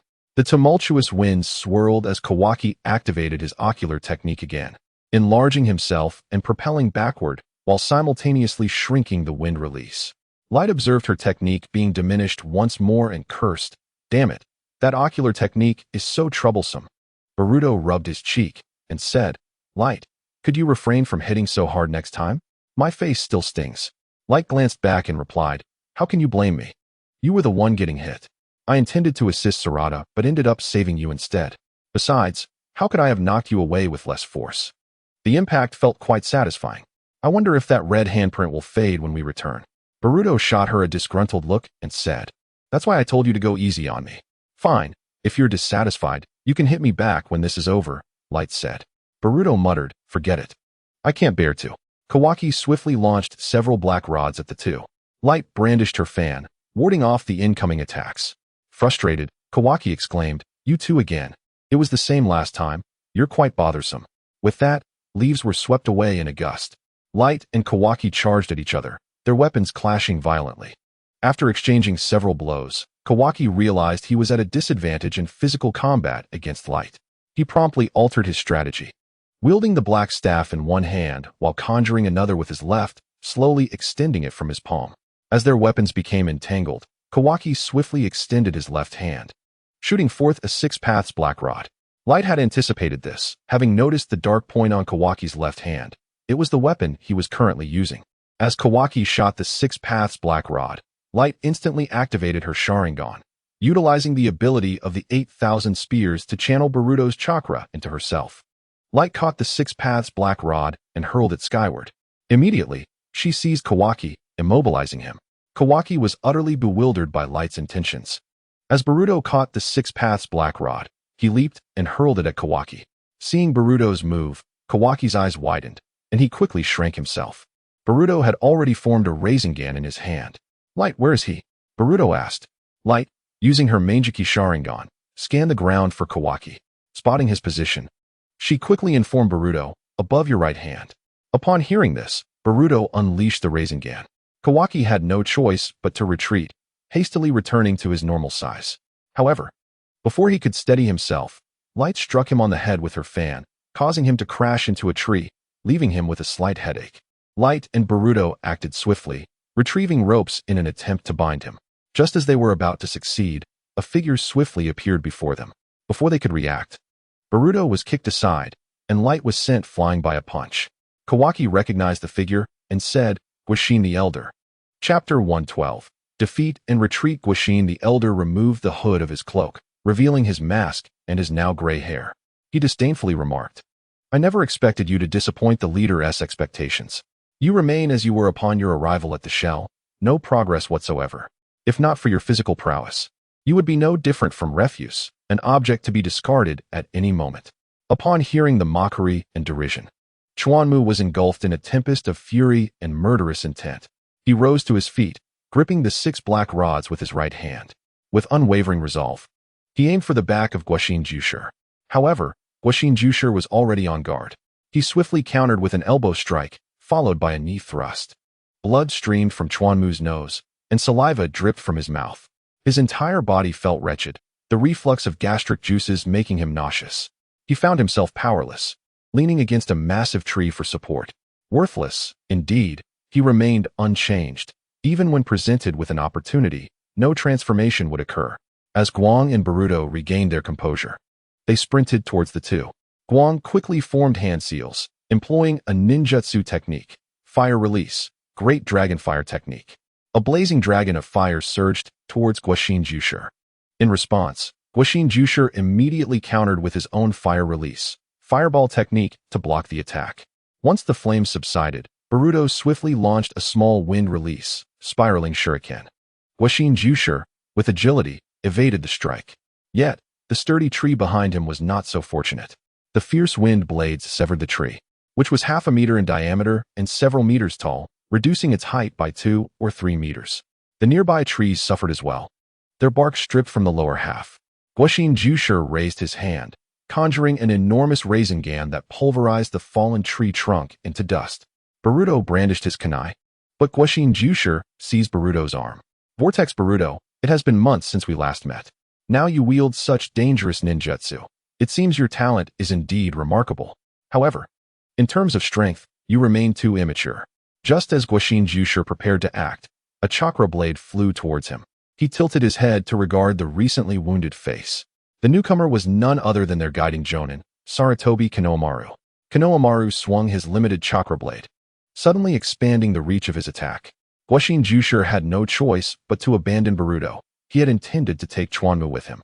At that moment, Shinshi launched iron sand from above. Guishin Jushir had to retreat in another direction. Boruto gazed up at the airborne Shinshi, astonished. Shinshi, how could it be you? Not only he, but also the others. Guang and Boruto turned to see Shea and Feng Huan. Feng Huan was supporting the injured Sarada. Guang inquired, "What are you all doing here?" Feng Huan replied, "The three of us happened to be nearby and received a request for support from Konoha, so we hurried over. We just didn't expect that the ones needing assistance would be you." Shea added, "However, the enemies you are facing are exceptionally strong. That fellow wielding the Crimson Blade surprisingly survived being poisoned twice, thanks to their reinforcements." Noticing that Mitsuki was absent, Boruto immediately asked where he had gone. Sarada replied, "I don't know. But he activated Sage Mode, so he must be pursuing those guys. What about you and Guang?" "We're fine. We need to get that boy back to Konoha," Boruto said, pointing to the injured Chuanmu. Feng Huan remarked, "But why do I see marks on you that resemble handprints?" Guang clarified, "Earlier, I had to deal with Chuanmu beneath the tree. His ninjutsu is quite peculiar. I had no choice but to strike Boruto." Feng Huan wore a mischievous grin. "But I can't shake the feeling that you two had a quarrel. And you struck Boruto." Guang felt a wave of frustration and anger. He loudly defended, "That is not true. Who would quarrel with him? Do you think Boruto has the audacity to argue with me? You can ask him right now." Feng Huan glanced at Boruto, who, in Guang's presence, dared not utter a word. "I don't even need to ask. You two are clearly the dominant ones here, quite imposing indeed." "Feng Huan, you're doomed today," Guang declared, activating his Sharingan, as if ready to sever Feng Huan's tongue. At that moment, Konohamaru and Mitsuki were in pursuit of the fleeing shell organization. Even as they fled, the injured Jedi cursed, "That Shin truly deserves to die for betraying us. And that guy in white, I never expected him to mix poison into the serpent's blood during summoning. I can't believe I was hit twice. I truly underestimated them." Akabe inquired of the nearby Ingsha, "Why are we retreating? There are only a few of them. Just one adult. What is there to fear? We could easily take them all down, yet we're allowing them to chase us." Ingsha explained, "This time, you not only acted carelessly, but have also essentially lost your combat capability. One is poisoned and has his hands incapacitated by iron sand.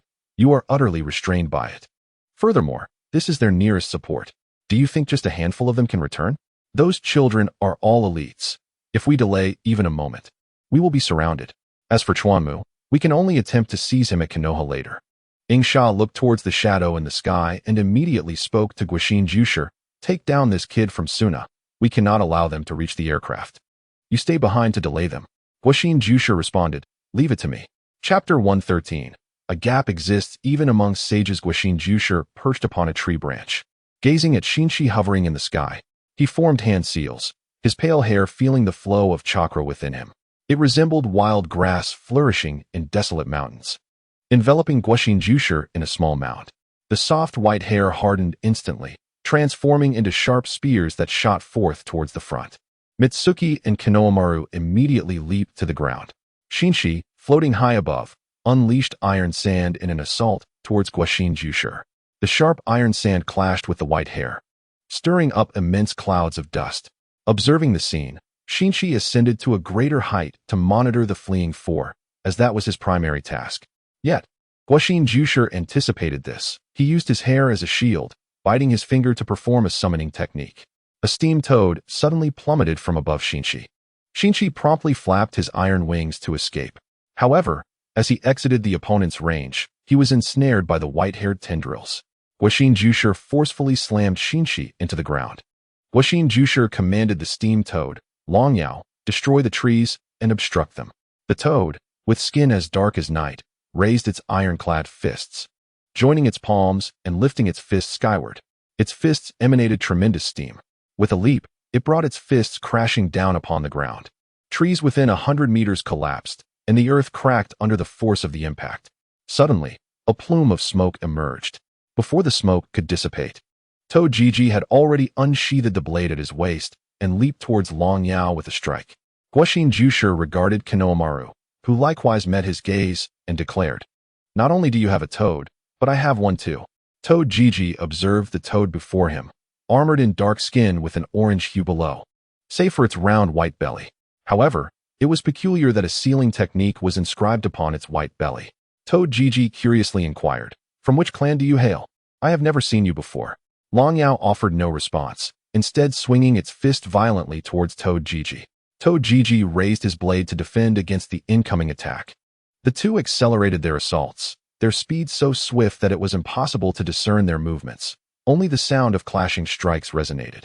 Toad Gigi expelled a massive cloud of smoke, directing it towards the toad's face. Then, he exhaled secondhand smoke to obscure the opponent's vision. With a backward leap, he formed hand seals for a water release, iron water cannon. Toad Gigi believed he had gained the upper hand. However, he was unprepared for the fact that Long Yao would also unleash a similar water release, iron water cannon, even employing the mystical technique of the frog call. Reminiscent of the great sage Deep Work and Elder Shima, the piercing croaks caused him discomfort as he clutched his ears. Frog G gazed at the frog before him, perplexed, and inquired, "What are you?" Meanwhile, during the confrontation with Guaxin, both Konohamaru and Mitsuki found themselves at a distinct disadvantage, akin to Frog G. Konohamaru wielded his chakra blade, relentlessly slashing towards Guaxin in an attempt to catch him off guard. However, Guaxin effortlessly dodged every strike. Mitsuki activated Sage Mode of the Dragon Cave, enhancing his speed in hopes of overcoming Guaxin before he could unleash his own Sage Mode. Yet, Guaxin promptly entered Sage Mode, his eyes transforming into those of a frog. Utilizing the heightened perception granted by this form, Guaxin evaded the onslaught. A swift elbow strike sent Mitsuki reeling. Immediately, Konohamaru formed hand seals and unleashed a plume of dark gray ash. Upon seeing this, Guaxin swiftly performed the frog transformation technique, concealing himself within the body of a frog. Konohamaru ignited his attack with fire release, ash accumulation burn. In the blink of an eye, the mass of ash ignited, resulting in a deafening explosion. Once the smoke cleared, both Konohamaru and Mitsuki approached to find a frog, lifeless from the blast. Reacting swiftly, they witnessed Guaxin emerge from the frog's mouth, brandishing an enormous Rasengan aimed at them. Konohamaru retaliated with his own colossal Rasengan to counter the assault. The sheer force of their clash sent both flying. Observing this, Mitsuki immediately unleashed Sage Art, Snake Lightning. However, Konohamaru shouted a warning. "Mitsuki, no? That's a shadow clone." Unfortunately, his warning came too late. By the time Mitsuki registered the danger, Guaxin had already emerged from the frog's maw, delivering a kick to Mitsuki's face. As Guaxin regained his balance, an enraged Konohamaru charged with a powerful punch. Guaxin firmly caught this furious blow. Gazing at Konohamaru, whose face was marred by swelling and who bore the frog-like eyes, Guaxin remarked, "I did not expect you to master the Sage Mode of Mayaboku. Truly a delightful surprise. I hope you can play a significant role in the battle against Zihuan." Konohamaru paid little heed to Guaxin's words, continuing to unleash one heavy fist after another upon him. Guaxin commented, "Ah, I see you intend to employ all your sage techniques through the frog-blocking hand? A reasonable application of your limited sage chakra. However, you remain woefully weak. Behold, this is the authentic frog-blocking hand of Mayaboku." After this, he merely relaxed his fist and struck Konohamaru in the abdomen. Although Konohamaru winced in pain, he persisted in his assault, throwing a right punch, which Guaxin deftly dodged. An elbow strike followed, causing Konohamaru considerable discomfort, and then a kick to his knee rendered him unable to resist any further. Suddenly, Mitsuki launched a lightning strike towards Guaxin, who managed to evade it. Yet the lightning unexpectedly veered back towards him. Guaxin swiftly charged at Mitsuki. The lightning struck him squarely in the back, leaving him with a numbing sensation coursing through his body. Mitsuki panted heavily, sweat cascading down his face like rain. Forced to withdraw from Sage Mode, he struggled to raise his hand, executing the Shadow Snake Hand. Observing the serpent approaching him, Guaxin shattered the attack with a Rasengan. He then moved in front of Mitsuki, lifting him and stating, "Orochimaru's intellect is on par with Amato's. Yet why does he not enhance your cloning cells, instead treating you like a child?"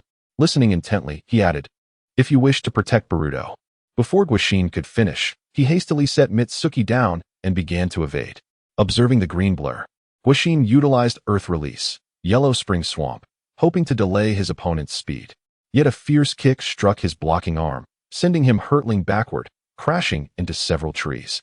Guaxin lamented, "With just one strike, my left arm is rendered useless. Even if I react, my body cannot keep pace." This is the ferocity of Konoha, Rock Lee. Guaxin watched as Rock Lee approached, enveloped in green steam. Suddenly, a barrage of projectiles was launched from a flying machine, not aimed at the approaching Lee, but rather at Konohamaru and Mitsuki. Lee quickly turned to defend, executing a spinning kick that redirected one of the large projectiles, causing an explosion. Seated in the pilot's seat, Akabe exclaimed incredulously. This defies logic. He actually kicked a fired projectile back. Well, now you've witnessed it, including the rumored 8 gates, a forbidden technique that enhances physical strength. However, judging by the color of that steam, it seems to be merely the opening of the second gate, the rest gate. There are still 2 more gates. I wonder if he has mastered them. The injured blade retorted angrily. You old fool. He could kill us at any moment. Shadow Kill added. Launch the smoke missiles immediately. Akabe shouted back. Are you mad? We need to flee. I am in command. Act quickly. Akabe continued. Then we should launch the smaller missiles. Execute my orders. I do not wish to repeat myself. Reluctantly, Akabe fired the smoke missiles. Lee observed several smaller projectiles heading his way.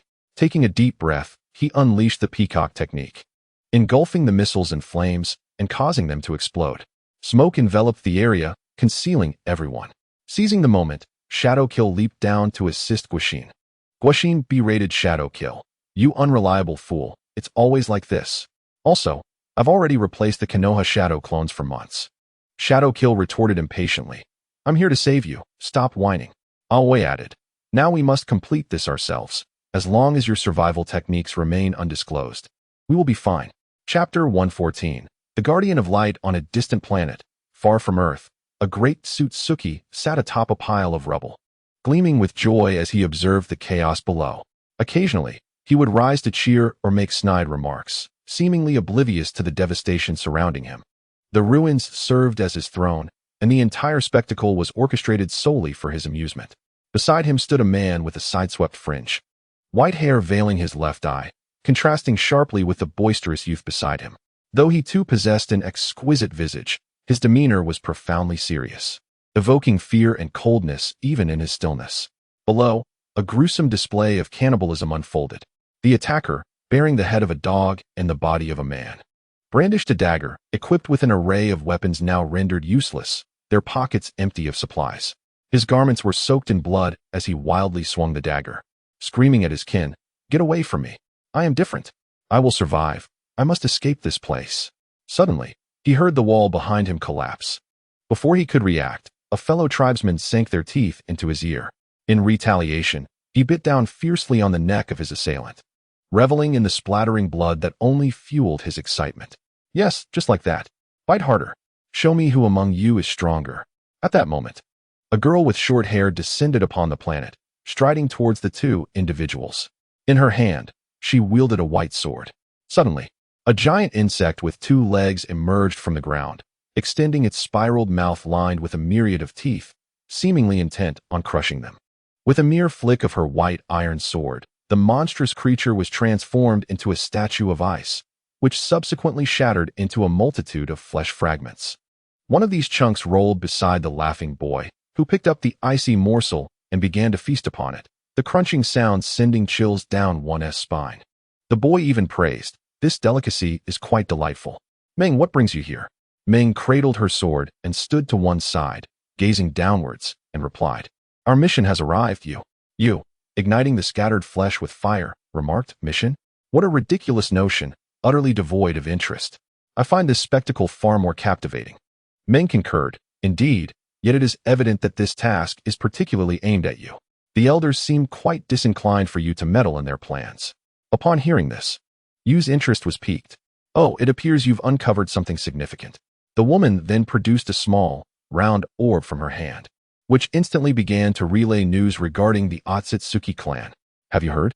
The Eye of the Beginning has emerged, and it seems this matter is related to Ishiki.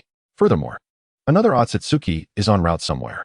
Yu gazed at Meng with suspicion, inquiring, "Why does this information feel somewhat amiss? What if I told you that even the reserve team, the Otsutsuki named Momoshiki, has vanished?" After hearing this, Yu replied, "Those 3 useless individuals, what purpose do they serve? However, they were indeed a backup for Ishiki.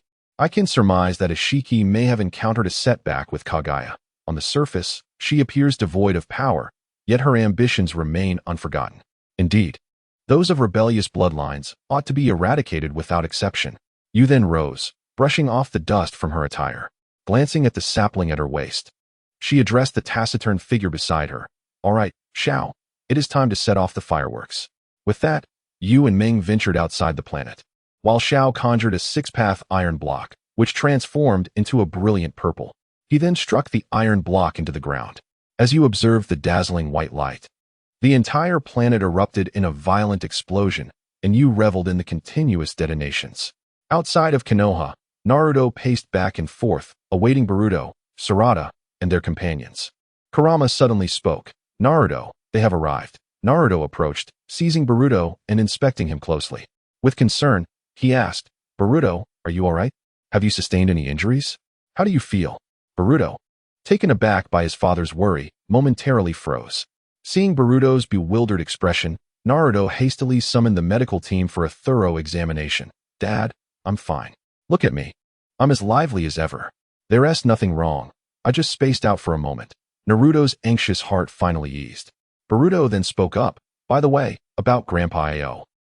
He patted his shoulder and approached Konohamaru, asking, "Konohamaru, you mentioned earlier that there was something important to report to me. What is it?" Konohamaru grasped Naruto's hand and exclaimed, "It's Jiraiya. It's Jiraiya." Naruto was somewhat puzzled by this statement. Lying on a stretcher, Ao interjected, "Seventh Hokage, after your inquiry, could you grant me one request? Once I have answered your questions, please send me to the court in the land of water. I am weary." At this, Boruto declared, "Dad, this mission's success is entirely due to Grandpa Ao's intelligence. He must not be condemned. He has contributed greatly. Sarada, Mitsuki, and I can all vouch for him." Naruto clarified. The external narrative is that it was a terrorist attack, as Ao is still deemed a rogue ninja. However, rest assured, we will not impose blame unjustly. This will be seen as a merit. "That cannot be," Ao interjected. "This man must bear the consequences of his actions. While I may have merit, I have also erred. Besides, perhaps prison is far more tranquil than the outside world. You should be more concerned about your own safety, Boruto. You are the one in peril." Kawaki observed Boruto's life with a sense of irony, for the villagers were oblivious to the ticking time bomb they had created. As they entered the village, Kawaki watched the villagers greet Boruto warmly, feeling a twinge of envy. When they reached a street corner, Naruto knelt down and said to Boruto and Mitsuki, "You two should head home first. I'll be home for dinner today, so please help out." Boruto nodded, while Mitsuki cheerfully replied, "All right, Uncle." Kawaki then asked, "Excuse me, what title should I use? If I share an important matter, will I be able to live normally?" The two ANBU beside him responded, "You should refer to him as Hokage-sama. It is a term of respect. It matters not. It is merely a title. As long as what you say is true, you will be fine." Kawaki pointed at Boruto and declared loudly, "Vortex Boruto, your son is the vessel of Otsutsuki Momoshiki. His seal has reached 70%. If it reaches 100%, Momoshiki will be resurrected, and he will annihilate you all." As soon as he finished speaking, the crowd began to murmur. Mitsuki observed the surrounding reactions and then glanced at Boruto, whose expression was grave. Activating his Sharingan, Mitsuki stepped forward and unleashed his Susanoo, striking Kawaki, who slammed against the wall. Naruto quickly intervened, urging Mitsuki to calm down. Mitsuki retorted, "Kawaki, if you dare to falsely accuse Boruto without any basis, I will surely kill you." Kawaki glared at Mitsuki. "You foolish girl who knows only violence." Mitsuki shot back, "I apologize. But I am indeed the violent girl you speak of, so mind your words. Don't lose your life." Naruto interjected, "Mitsuki, let us not frighten him." Mitsuki turned to Naruto, her face serious. "Uncle, I am dead serious. If he dares act, I will end him." With that, Mitsuki dismissed her Susanoo and took Boruto by the hand, leading him home. Kurama then remarked, "I must admit, I quite admire her style, fearless and daring. What do you think, Naruto? She is quite a fine girl." Reminiscent of our early days, Kurama grinned mischievously. "It seems both you and Sasuke are quite pleased with little Mitsuki. Enough of your banter. Just call her Mitsuki from now on," Naruto replied. Chapter 115. Mitsuki's birthday. Mitsuki grasped Boruto's hand, racing towards home. Boruto watched her silhouette, her long black hair dancing in the breeze.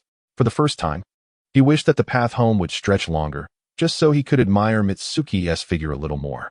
Growing weary, Mitsuki leaned against a wall to rest, yet she showed no signs of releasing Boruto's hands, instead tightening her grip. "Mitsuki, holding onto me like this isn't quite right," Boruto said. "What's wrong with that? If someone sees us, so what? I'm not afraid of you. Why should I be afraid of a man?" Boruto replied, but holding on so tightly actually hurts. Mitsuki didn't loosen her grip as she usually would. Rather, she clung even tighter. Boruto, puzzled, asked, "Why haven't you let go?" "You're only holding on more tightly," Mitsuki stubbornly explained. "I am just afraid that you want to keep up with my pace." "We need to hurry home." Boruto raised their hands and said, "We're not far from home now. Let us just take it slow." Mitsuki, wanting to brush her hair back with her left hand, added, "You just said your hand hurt and promised to let go once we reach the door. And now, it's you who doesn't want to let go. How peculiar." Boruto noticed Hikari's actions and stepped in front of her, gently brushing her hair. "Look, let's take it slow. Your hair is a mess." "All right, I'll listen to you." As they walked slowly, Boruto remarked, "Hikari, you were quite fierce earlier, weren't you?" Hikari reflected on her earlier demeanor, which could indeed be described as fearsome, leaving a rather negative impression on Boruto. To her surprise, Boruto said, "You were really cool." Hikari, her eyes sparkling, responded, "Really?" But in the next moment, she regained her composure. With an air of discernment, she said, "You must be comforting me. I was so intimidating. And you dare to call me cool?" Boruto smiled and insisted, "You were truly cool, like an angel descending from the heavens. Handsome, beautiful, and strong. The key is, this angel treats me well." Hikari replied, "I just couldn't stand it when that scoundrel Kawaki was slandering you. You're such a good person. Why would you kill anyone? Talking about Otsutsuki is utterly ridiculous. Those adults must be terrified of you. He is truly despicable." Boruto looked ahead and said, "Hikari, thank you for helping me today." Hikari, with a proud expression, replied, "No problem. It's just a small matter. After all, we are friends." Boruto suddenly asked, "What if I really became the Otsutsuki he speaks of? What would you do?" "Don't say such foolish things. I don't want to hear it again. I will find a way to help you." Boruto stood still and proposed, "Let us make a pact. If either of us encounters trouble, we must stop the other." Hikari looked at him in confusion. His smile and the gesture of pinky promise made her heart race with fear. She waved her left hand and said, "Let us skip the pact." Boruto coaxed her, "It's just a verbal agreement, merely symbolic. Honestly, you're such a child." Before Hikari could extend her hand, Boruto pressed her thumb down. Hikari looked at him and then at her own thumb, thinking he was overly eager, yet something felt amiss, leaving her feeling uneasy. As they reached the door, they did not rush to enter. Boruto warned Hikari, "Please don't mention what happened on the street to my mom. I want tea. Let us go home. I smell like sweat. It's unpleasant." After Hikari finished bathing, she was playing with Himawari on the sofa.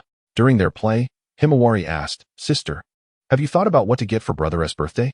Hikari shook her head helplessly. She was distressed over what to gift Boruto, unsure of what he wanted. She initially thought of giving him a hamburger voucher, but it had already been selected by Tenten and the others. As for ninja cards, Boruto nearly had a complete set. Himawari noticed Hikari's worry and comforted her. "Actually, you don't need to be in such a rush. There's still over a month. My brother doesn't care much about gifts. He'll like whatever you give." Hikari, still lacking confidence, asked, "Really?" Just then, Boruto approached with a game console, jokingly saying, "You can ask me directly what I think." Afterward, he went to the side of the sofa to play the game. Hikari straightforwardly asked Boruto, "So what do you want?" Boruto casually replied, "I guess just the game console." Himawari scolded, "Brother, how can you be like this?" Boruto seemed not to hear, engrossed in pressing the buttons on the game console. Hikari stood up to check the calendar. Boruto glanced at the calendar and inquired, "Hikari, when is your birthday?" Upon hearing this, Hikari paused at March 10th. Boruto noted this and finally learned the date of Hikari's birthday. In Chapter 116, Naruto was supervising Kawaki. Boruto observed Hikari lingering on March 10th in the calendar.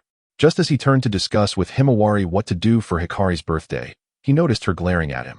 Boruto whispered, "Himawari, why are you looking at me like that? Did I do something wrong?" Himawari defended Hikari, saying, "Brother, you only care about Hikari. You're such a bad guy to her." She picked up a fluffy pink rabbit stuffed toy from the sofa and playfully hit Boruto. Hikari, witnessing the playful banter between the siblings, said to Himawari, "All right, Himawari, stop messing around. Let your brother have his way today."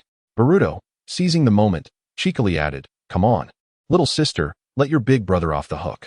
Himawari frowned at her brother's childishness, scolding, "Can't you act your age? You're a big kid now." She then turned to Hikari, reproaching her, "Sister, you shouldn't indulge him so much. You should tell him no, don't just give him no reaction." Hikari gazed at the little adult like Himawari, tenderly stroking her cheek, saying, "With you backing me up, how could I be afraid of your brother? Isn't Himawari the strongest?" Himawari shook the rabbit toy's hand and replied, "Sister, the strongest is Dad. The most powerful at home is Mom because Dad loves Mom. Then comes me, followed by you. And brother is at the bottom with Dad." Hikari playfully poked Himawari's nose, saying, "Your words are as sweet as honey, making you so endearing." At that moment, Boruto said, "Hikari, could you go upstairs and grab some snacks for me? I don't feel like moving." Hikari turned around, poked Boruto's forehead, and said, "Himawari is right. You're getting too demanding. Today, I'll let it slide because I bought you snacks." With that, Hikari went upstairs to fetch the snacks. As soon as Hikari left, Boruto quickly beckoned Himawari over.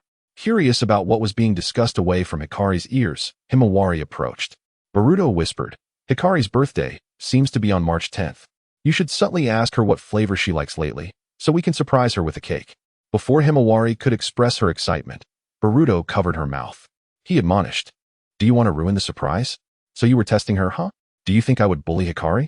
Himawari scrutinized him, stating, "I don't think you have the guts to bully sister. If Mom and I find out you've wronged her, you're in trouble."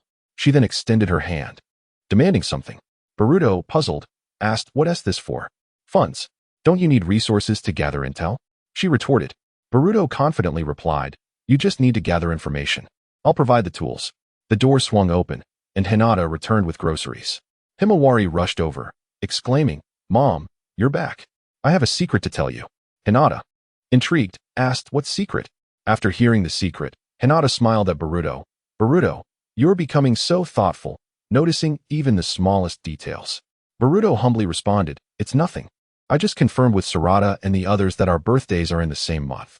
I was merely verifying the date." Hinata gave her son a thumbs up. Beaming with pride, "My son is much more proactive than his father." Boruto, confused, asked, "What does that have to do with Dad? You're more proactive than your father." Meanwhile, in the Konoha security department, Kawaki gazed out at the scenery through the glass, uncertain if he would see the sun rise again tomorrow. Outside the Konoha guard department, Naruto and Shikamaru were engaged in a serious discussion regarding how to handle Kawaki. It appeared that Kawaki's account aligned almost perfectly with the intelligence they had received. With one notable exception, Boruto. It was truly unexpected that Boruto's time had dwindled to mere months. Nevertheless, I still suggested that he be confined by the Umbu. Allowing this boy to reside in your home with the freedom to roam seemed far too perilous. Shikamaru glanced at Naruto with concern, who remained silent, his head bowed, fingers fidgeting incessantly, unable to find respite. It was only natural for him to feel fear, even with the unparalleled strength of the entire shinobi world at his disposal. Yet, in the face of Boruto, his role was not that of Hokage, but rather that of a father. According to Kawaki, the process of transformation into a vessel was utterly irreversible. It was merely a matter of time. The strength of code was evident to all. Once reborn, it would spell significant trouble. But could Naruto truly bring himself to act against his own son? No matter the circumstances, it would be an arduous decision for him. Shikamaru pondered deeply. Naruto's life had been fraught with suffering. All he could do was offer suggestions to arrive at the best possible decision. Yet, despite his formidable intellect, there was little he could do. Perhaps the only thing he could offer as a friend was solace.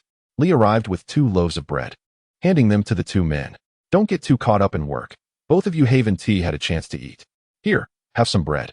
Naruto accepted the bread, stating he would keep watch, before retreating inside again. Lee, observing Naruto's demeanor, inquired of Shikamaru, "What's the current situation?" Shikamaru scratched his head, sighing. "We can only search for alternative means to save Boruto. We also need to bring Sasuke back. There's no need for further investigation outside. I feel as though something significant is about to transpire in the coming days." Kawaki, noticing Naruto re-enter with the bread, fixed his gaze hungrily upon it, swallowing hard, as if the bread were a succulent feast, and he, a ravenous wolf. Naruto noticed Kawaki's change in demeanor and asked, "Child, are you hungry?" Kawaki stubbornly replied, "No, I'm not hungry." Naruto did not press further, instead placing the bread on the seat in front of Kawaki. The sight of the golden brown crust proved irresistible, and Kawaki quickly devoured it. Within minutes, 1 loaf was gone. Naruto regarded the pitiful youth before him, reminiscent of his own younger self. Leaning back in his chair, he asked, "Did they not provide you with food on your way here?" Kawaki licked his fingers and replied, "They did, but 3 bowls were insufficient." At this point, Naruto tentatively inquired, "Would you like to come to my home? I have food." Kawaki, surprised, asked, "You're not planning to imprison me?" Naruto smiled at Kawaki, revealing his broad, white teeth. "You are but a child. There is no need for such strictness." Eventually, Kawaki agreed to the proposal.